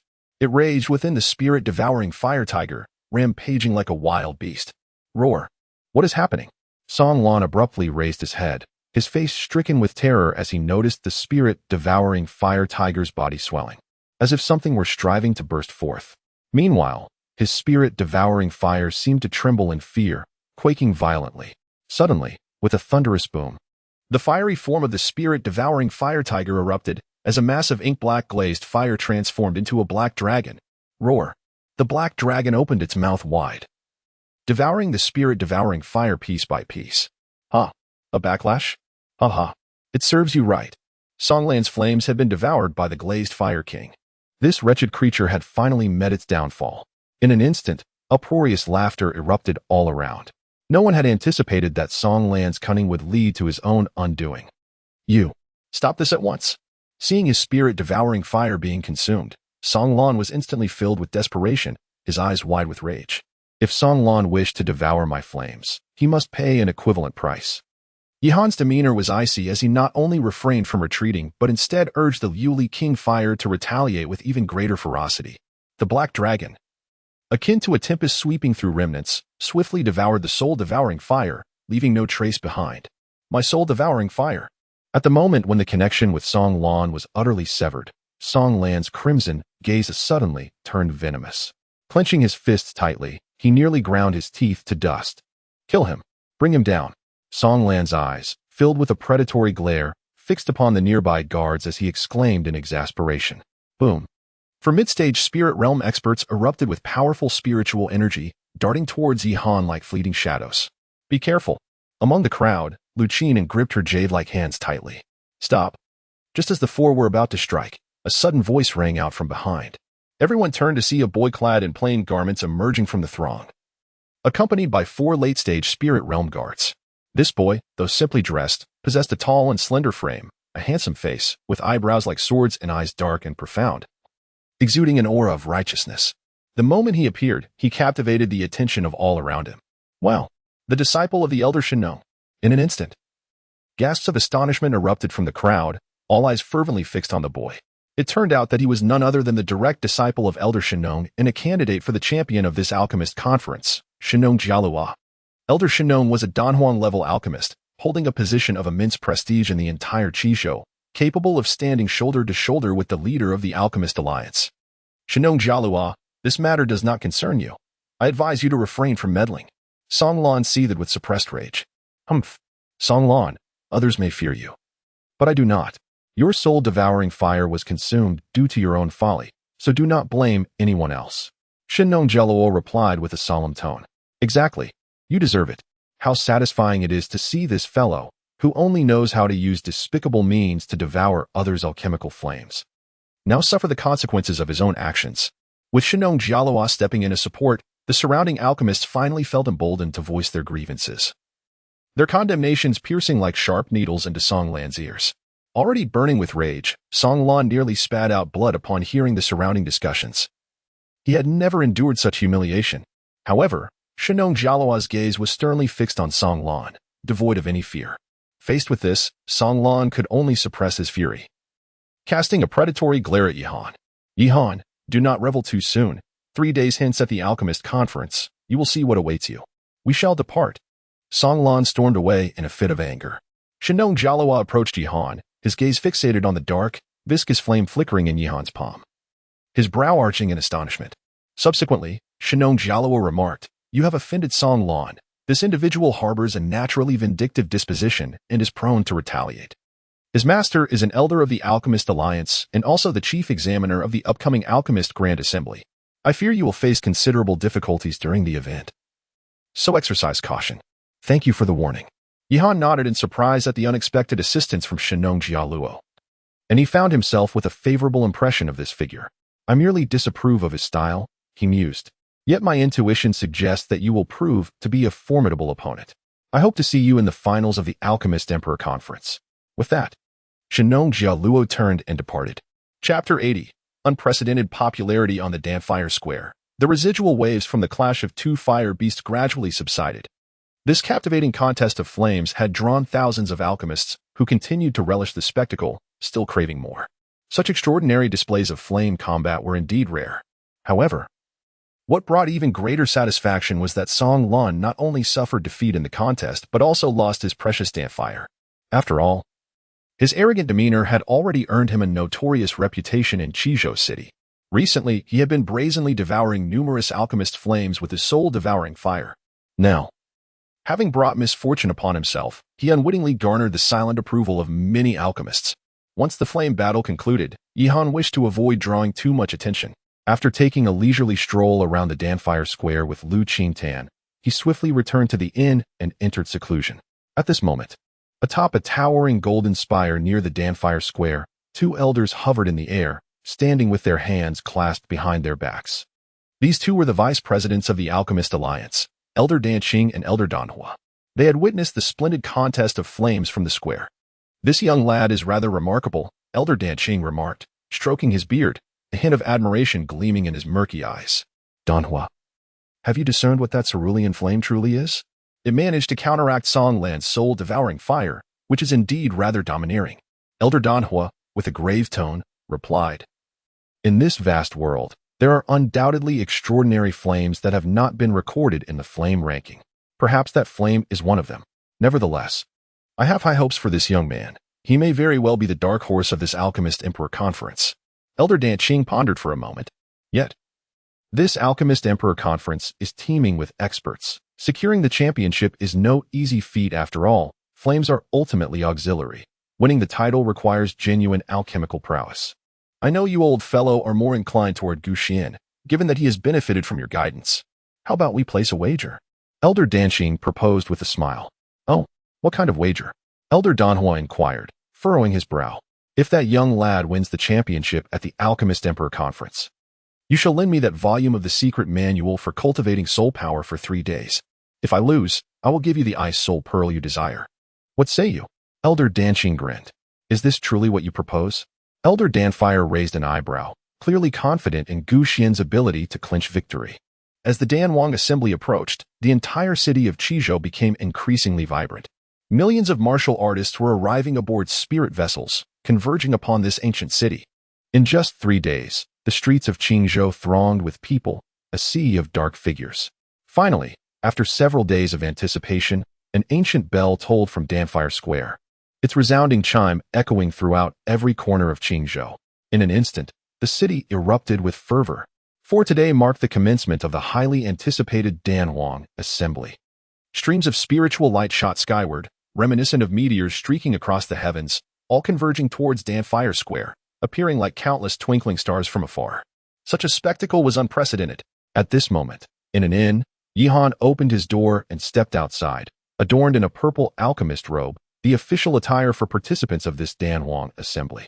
Opposite him, Lu Qingtan gracefully emerged, her curvaceous figure accentuated by the alchemical symbols, radiating an extraordinary charm. Under Yihan's gaze, a faint blush crept onto Lu Qingtan's cheeks, prompting her to clear her throat intentionally before softly asking, "So, how are you? Ready?" "Not bad. And yourself?" Yihan nodded and said, "I lack confidence. I have heard that this year's Alchemy Emperor Conference is filled with formidable talents, and I fear I may be eliminated in the first round." Lu Qingtan furrowed her brow, visibly anxious. "Stay encouraged. In the past few days, I have imparted to you several alchemical techniques. If you can master them, securing a place among the top 100 or even the top 50 in the Alchemy Emperor Conference should not pose a significant challenge." Yihan consoled with a smile. "Well, I shall do my utmost." Lu Qingtan gently nodded, taking a deep breath and clenching her delicate hands. "Let us set forth." The two proceeded towards the square. In Qizhou City, at Danhua Square, the fervor of the day was unprecedented. Although this vast square could accommodate 1,000,000 souls, it still felt remarkably congested. As far as the eye could see, a throng of people surged within the square, stretching into the horizon. Even atop the surrounding pavilions, they were filled to capacity with eager spectators. To gain close access to the Danwang Conference, one required an entry permit. In just a few days, this precious permit had skyrocketed to a staggering price of 100,000 spirit stones. Yet, even at such a cost, procuring one remained a formidable challenge. This clearly illustrated the immense popularity of the prestigious Danwang Conference in Qizhou. Before long, Yihan and Lu Qingtan arrived at the square, dressed in their purple alchemy robes. Their appearance sparked lively discussions among the multitude of onlookers. Is there really such a crowd? Yihan cast a sweeping glance across the square. Unable to suppress a click of his tongue, the throngs of people moved like a dark swarm of ants. Lu Qingtan, too, felt a pang of astonishment as the gazes of those around her converged upon her, inducing an uncomfortable sense of being the center of attention. She pondered the nature of this year's Dan Emperor competition questions, rumored to differ annually. Last year's initial round seemingly assessed the art of flame control among alchemists, suggesting that this year's challenges would be even more riveting. It was said that this year's competition would be particularly fierce, with not only Gu Xian of the Gu family and Yi Lingshuang of the Yi family, but also disciples of the revered Shinnong among the competitors.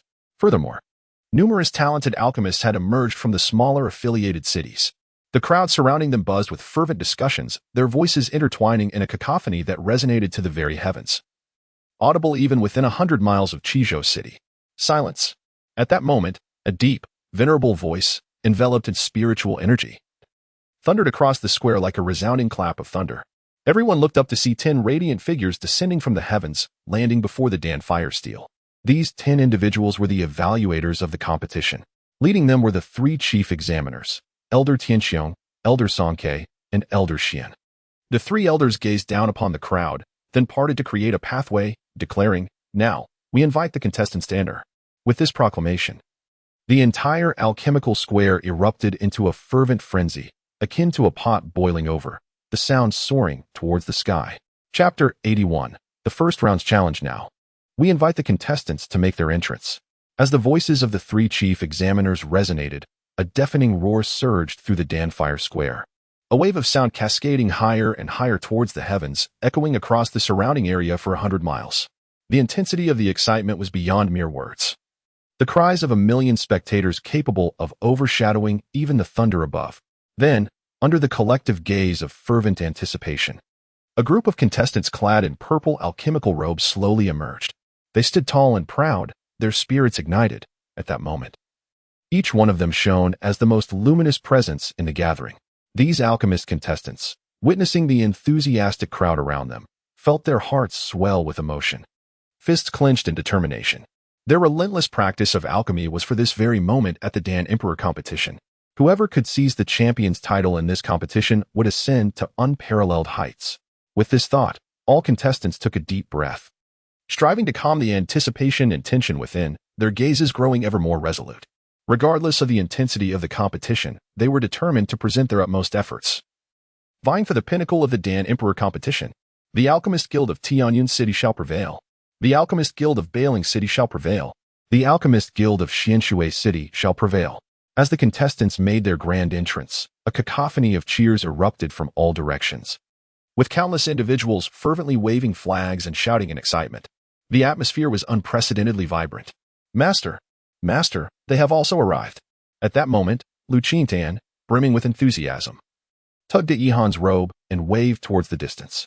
Yihan gazed into the distance and beheld Master Zhuge, accompanied by several disciples, fervently raising the banner of the Flame City Alchemist Guild from one of the spectator stands, their voices lost amidst the overwhelming cacophony surrounding them. It appeared that our cheering squad from Flame City was somewhat lacking in vigor. However, it matters not, for we shall let our achievements speak for themselves soon enough.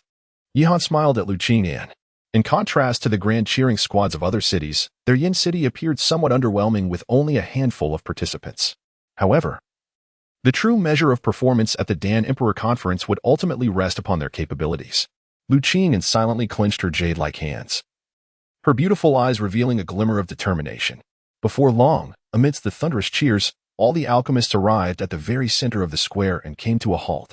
Could it be? Is that the renowned alchemy prodigy Gu Xian from the Gu family? I had heard tales of his illustrious name long before, but seeing him in person is astonishing. He is indeed only 12 years old. At such a tender age, he has already ascended to the rank of a 5th-tier advanced alchemist. This year, he stands a strong chance of claiming the title at the Dan Emperor Conference. Truly, he is a prodigy in alchemy, possessing an extraordinary talent that is nothing short of terrifying. At this moment, the gazes of the crowd suddenly converged upon the smallest figure in the center, a young boy clad in a splendid robe. Although his appearance was youthful, his face bore an unusual maturity, marked by a serious demeanor.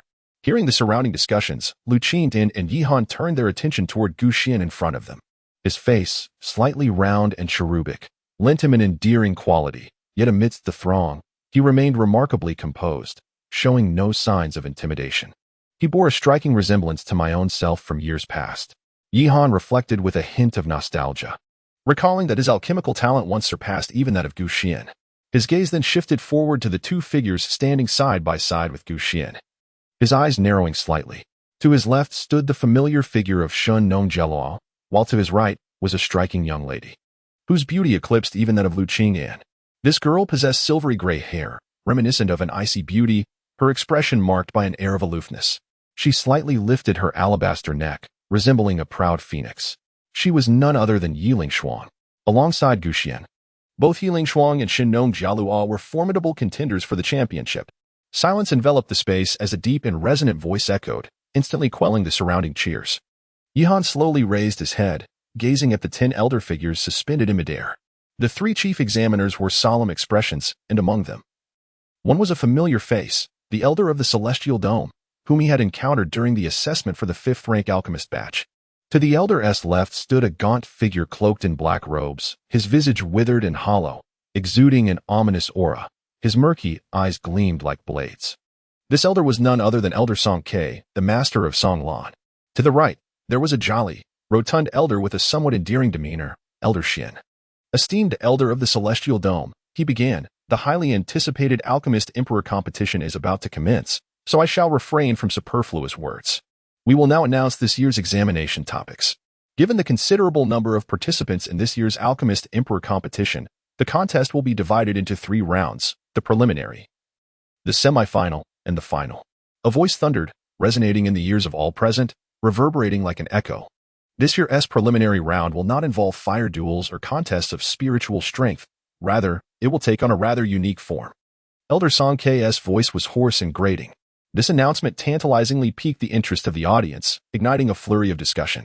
In previous years, the preliminary rounds had featured fire duels, soul grinding, the restoration of elixirs, and the guessing of formulas, with a myriad of examination methods. Yet this year, a completely new competition was unveiled. Do you see those 3 enormous banners behind me? They represent the examination topics for this year's 3 stages. We shall now reveal the topic for the preliminary round. Elder Xian stated, nodding toward the disciples holding the 3 immense boards behind him. With a rustle, several disciples let one of the golden boards cascade down from above, revealing a colossal banner stretching over 10 meters, which now stood before the gathering. Instantly, all eyes converged upon it. Herb material competition. Yihan and a group of alchemists lifted their heads, revealing 4 characters inscribed on the banner. Meanwhile, in the audience, fervent discussions erupted among countless spectators. Some believed this year's preliminary round was rather simple, while others contended it might not be as easy as anticipated. This year's preliminary examination involved a competition of medicinal herbs, testing the alchemist's ability to discern various herbs. All participants were required to enter the Valley of 10,000 Herbs through a teleportation array within 5 time intervals, seeking out the designated medicinal ingredients. The first 200 contestants to complete their tasks within this time frame would advance to the second round. The Elder of the Heavens spoke with a grave tone. However, it is worth noting that the Valley of 10,000 Herbs is rife with ferocious beasts, posing considerable danger, so all contestants must exercise utmost caution, Elder Xian advised. Now, those whose names are called should come forward to receive their tokens. By infusing their spiritual power, the task will be revealed. Chapter 82, The Valley of 10,000 Herbs. The first round of assessment, which involves locating medicinal herbs within the stipulated time, seems to present a diminished challenge compared to previous years. Not so. This year's initial round is, in fact, more demanding than in the past, as it entails not just locating the herbs, but also a profound understanding of their characteristics and growth traits. Only with a deep comprehension of the herb's growth properties can one hope to complete the task within the given time. As such, at the Danfire Square, millions of spectators engaged in a cacophony of voices, merging into a torrent of sound. In the center of the square, a group of alchemists donned in purple robes anxiously awaited the forthcoming draw. They were acutely aware that the first round's difficulty was indeed substantial. Without a sufficient understanding of the herb's growth characteristics and properties, one would be akin to a headless chicken, utterly incapable of fulfilling the task. For instance, silverleaf grass typically thrives on damp cliffs. Thus, an experienced alchemist would find it relatively easy to locate. Next, participants whose names were called approached to claim their tokens. The difficulty levels of the tasks inscribed on the tokens varied, categorized into ordinary, moderate, and high difficulty. The nature of the assigned task depended solely on chance. After Elder of the Heavens spoke, he retrieved a golden scroll and scanned it, announcing, Li Songxing from Qingshan City, Su He from Luoyang City. The named contestants stepped forward in succession to receive their respective tokens. Once in possession of their tokens, they eagerly infused their spiritual power into them to unveil the medicinal tasks they were to pursue. Upon reviewing their assignments, the expressions of these contestants varied. Some wore broad smiles, clearly pleased with their fortune. Some individuals wore expressions of gloom, seemingly plagued by misfortune. Shortly thereafter, Lu Qinan and Yi Han approached to receive their respective tokens. Lu Qinan, intrigued, infused a wisp of her essence into the golden token in her hand.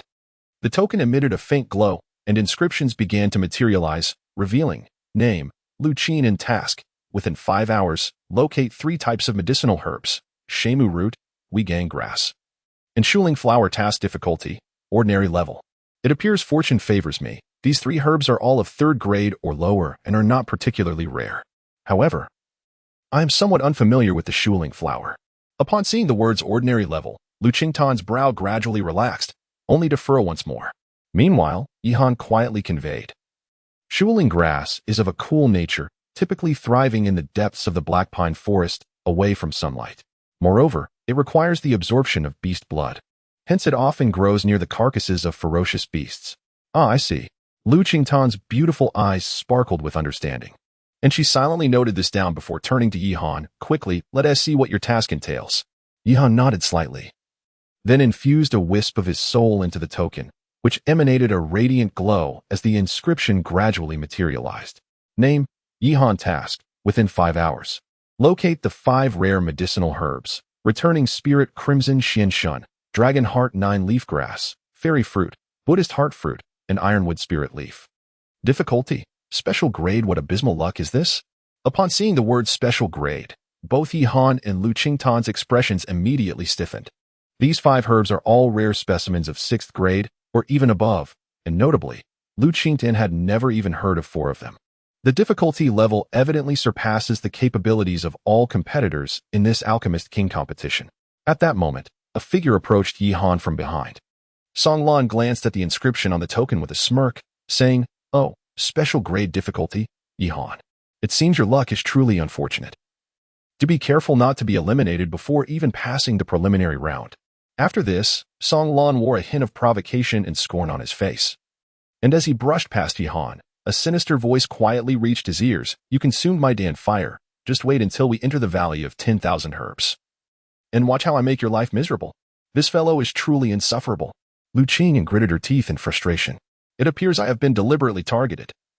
This token must have been tampered with by the chief examiner, leading me to draw the special grade assessment." Yi Han's expression darkened, and he cast a frigid gaze towards Elder Song Ke, who stood with his hands clasped behind his back. This old man, as the chief examiner, had resorted to underhanded tactics to settle personal scores, intending to eliminate him in the first round of the competition. What to do? Lu Qing furrowed her brows. If Yi Han were to be eliminated in the first round, it would undoubtedly be a significant blow to the Alchemist Guild of Flame City.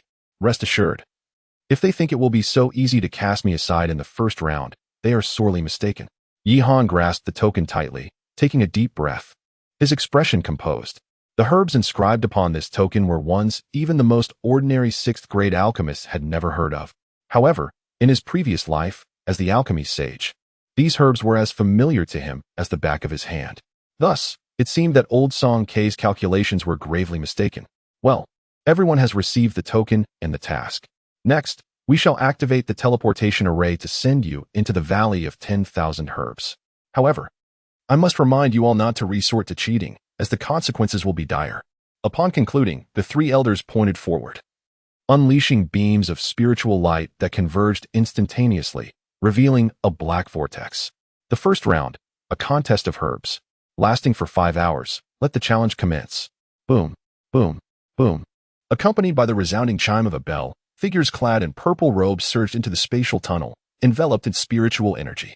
Let us proceed. Amidst the thunderous cheers surrounding them, Yi Han exchanged a glance with Lu Qingtan, inhaled deeply, and stepped into the black vortex. After a brief moment, deep within an ancient mountain range, the spiritual energy here was so dense it seemed almost tangible, shrouded by layers of ethereal mist. Between the mountains, flashes of various colored lights emitted from countless herbs taking root everywhere. Rare herbs, typically scarce in the outside world, were now abundant. Boom, boom, boom. Suddenly, golden beams of light descended from the heavens, striking the valley, and as the pillars shattered into fragments of light, figures with dazed expressions began to hover in midair. Is this truly the Valley of 10,000 Herbs? Yihan regained his senses, casting a sweeping glance below, unable to suppress his astonishment. It appeared that the Pill Alliance indeed possessed a certain depth of heritage. With merely a whiff, he discerned the fragrance of thousands of precious herbs. This expanse of mountains was a veritable cradle of natural beauty, as if the very essence of the heavens and earth converged in this locale. Within these mountains, the medicinal herbs thrived splendidly. Yihan withdrew his gaze and exchanged glances with the dozen or so alchemists surrounding him, realizing that this group had indeed been transported to this location. However, Lu Qingtan was not among them. Chapter 83. The Beauty Scheme. It seems that the foundation of the Dan Alliance is truly formidable. The Wanyao Valley is a place of exceptional beauty, imbued with rich spiritual energy. The medicinal herbs flourishing here undoubtedly possess superior quality. Yihan was astonished by the Dan Alliance's possession of the magnificent Myriad Medicine Valley. Yet he soon cast a glance around, furrowing his brow. He realized that he could not find Lu Qingtan, indicating that the spatial spirit formation had transported each individual to different locations. Not far away, a group of over a dozen alchemists clad in purple robes rubbed their eyes. Gradually regaining their composure, they exchanged wary glances, instinctively retreating a few steps. Within the Myriad Medicine Mountain range, all alchemists were rivals, without maintaining a safe distance. It was inevitable that some ruthless individuals might take covert action against their peers. After all, at previous alchemist emperors' conferences, instances of underhanded tactics had been all too common. Next, their gazes swept the surroundings, astonishment rapidly dawning in their eyes. Is this truly the Myriad Medicine Mountain range? The alchemists were filled with fervor, as the earth beneath them shimmered like a soaring dragon, almost carpeted with various precious herbs that glimmered enticingly. For alchemists, this place was undoubtedly akin to paradise. In a flash, these alchemists, unable to contain their excitement, enveloped themselves in spiritual energy, transforming into streaks of radiant light as they surged downward, vanishing into the ethereal mist. Observing their descent into the valley, Yihan did not rush to follow. Instead, he retrieved a token from his palm, once more examining the 5 medicinal tasks inscribed upon it. Dragon Heart, 9-leaf mushroom, fairy fruit. Upon seeing these 5 herbs, Yihan could not help but rub his forehead, feeling a wave of frustration wash over him. The growing characteristics of these herbs were exceedingly unique and rare, making it an arduous task to locate them within a mere 5 hours. This old fellow truly intends to put me through the ringer. Yihan muttered with a displeased expression, clearly aware that the 5 medicinal herbs had been meticulously arranged for him by Quebec. Even an ordinary 6th-grade alchemist would likely find themselves at a loss upon encountering them. However, fortuitously, his knowledge surpassed that of the average alchemist, making it not impossible to locate the 5 herbs within 5 hours. With this thought in mind, Yihan took a deep breath, his gaze fixated on the last herb. The ironwood spirit leaf.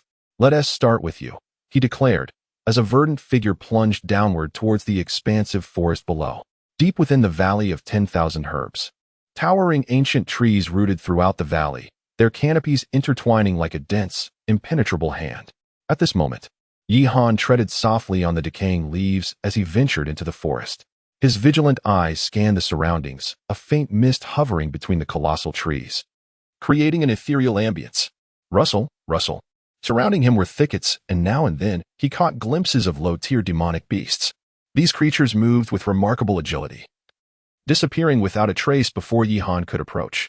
Amidst the gentle mist, numerous alchemists were also in search of herbs. Is that a dragon's saliva fruit? Suddenly, a voice of astonishment rang out not far to Yihan's left. Following the sound, he turned to see 5 alchemists gazing fervently at an ancient green vine. This vine, as green as jade, entwined around a massive tree, radiating a luminous aura. On the vine hung 2 fruits resembling dragons, releasing an enticing fragrance that permeated the forest. Boom. In the next moment, the 5 alchemists simultaneously channeled their spiritual energy, forcefully stomping down on the soft, decayed leaves, launching themselves forward. Humph. The dragon's saliva fruit is mine. A youth clad in gray robes, swift as a phantom, was the first to arrive before the jade vine. However, as he reached out, he failed to notice a pair of eyes opening beneath the leaves below the vine. Roar. A thunderous roar erupted, shaking the air like a rolling wave. From beneath the leaves emerged a massive mouth, and Yihan's pupils constricted. It was a decayed leaf python. Thud! A shrill scream echoed as the gray-robed youth, having just grasped the fruit, was suddenly torn apart, his arm ripped away by the python. Blood splattered onto the vine, and his face turned ashen as he quickly retreated. A look of horror etched upon his features. A decayed leaf python? Meanwhile, the remaining 4 alchemists swiftly retreated, their gazes filled with wariness. The gray-robed youth gritted his teeth and transformed into a streak of light, fleeing rapidly. Witnessing his escape, the others displayed expressions of conflict, torn between their trepidation and their desire for the dragon's saliva fruit. However, the 4 individuals harbored their own ulterior motives, each hesitating to make the first move, resulting in a stalemate. Suddenly, a streak of violet-golden spiritual energy surged from the distance, crashing with a resounding impact against the body of the withered leaf python. The beast let out a roar as it was violently thrust against an ancient tree, leaves cascading to the ground. In an instant, Yihan's figure darted forward like a cheetah, appearing before the withered leaf python. His palm erupted with a radiant golden light, striking the void. The Vidra floating pagoda technique. The golden handprint advanced, and amidst the astonished gazes, it unleashed a tremendous force that obliterated the python's head with a thunderous bang. Behind him, the 4 alchemists, witnessing Yihan's swift and decisive defeat of the formidable python in mere moments, could not help but swallow hard, utterly astonished. Such a ferocious creature had been effortlessly dispatched by this enigmatic youth in the blink of an eye. Yihan approached the emerald-green vine and picked up the fruit stained with blood from the ground, gently wiping it with his sleeve before placing it into his pocket.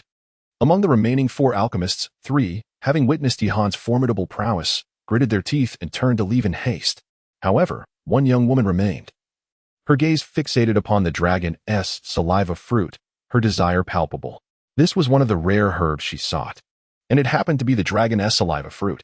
Truly impressive, young sir, she said, gliding toward him with an alluring demeanor. Her large, sparkling eyes seemed to ensnare the very soul, radiating an innate charm that was hard to resist. With a smile that was both sweet and inviting, she continued, however, we discovered this dragon's saliva fruit first. Since you have already taken one, why not gift me the remaining one? If I can obtain this precious fruit, I would be willing to agree to any condition you propose. As she spoke, she delicately slipped off her shoulder garment, revealing a sliver of her pristine skin. To acquire this coveted dragon's saliva fruit, she was prepared to sacrifice a bit of her modesty. A seductive smile graced her lips, yet internally, she harbored a cold amusement. Under such enchantment, would these foolish men not be completely at her mercy? Little did she know, Yihan merely cast her a fleeting glance, his eyes betraying a hint of disdain. Get lost, he commanded. The young woman clenched her silver teeth, hastily pulling her robe back over her form, her face flushed with embarrassment and indignation.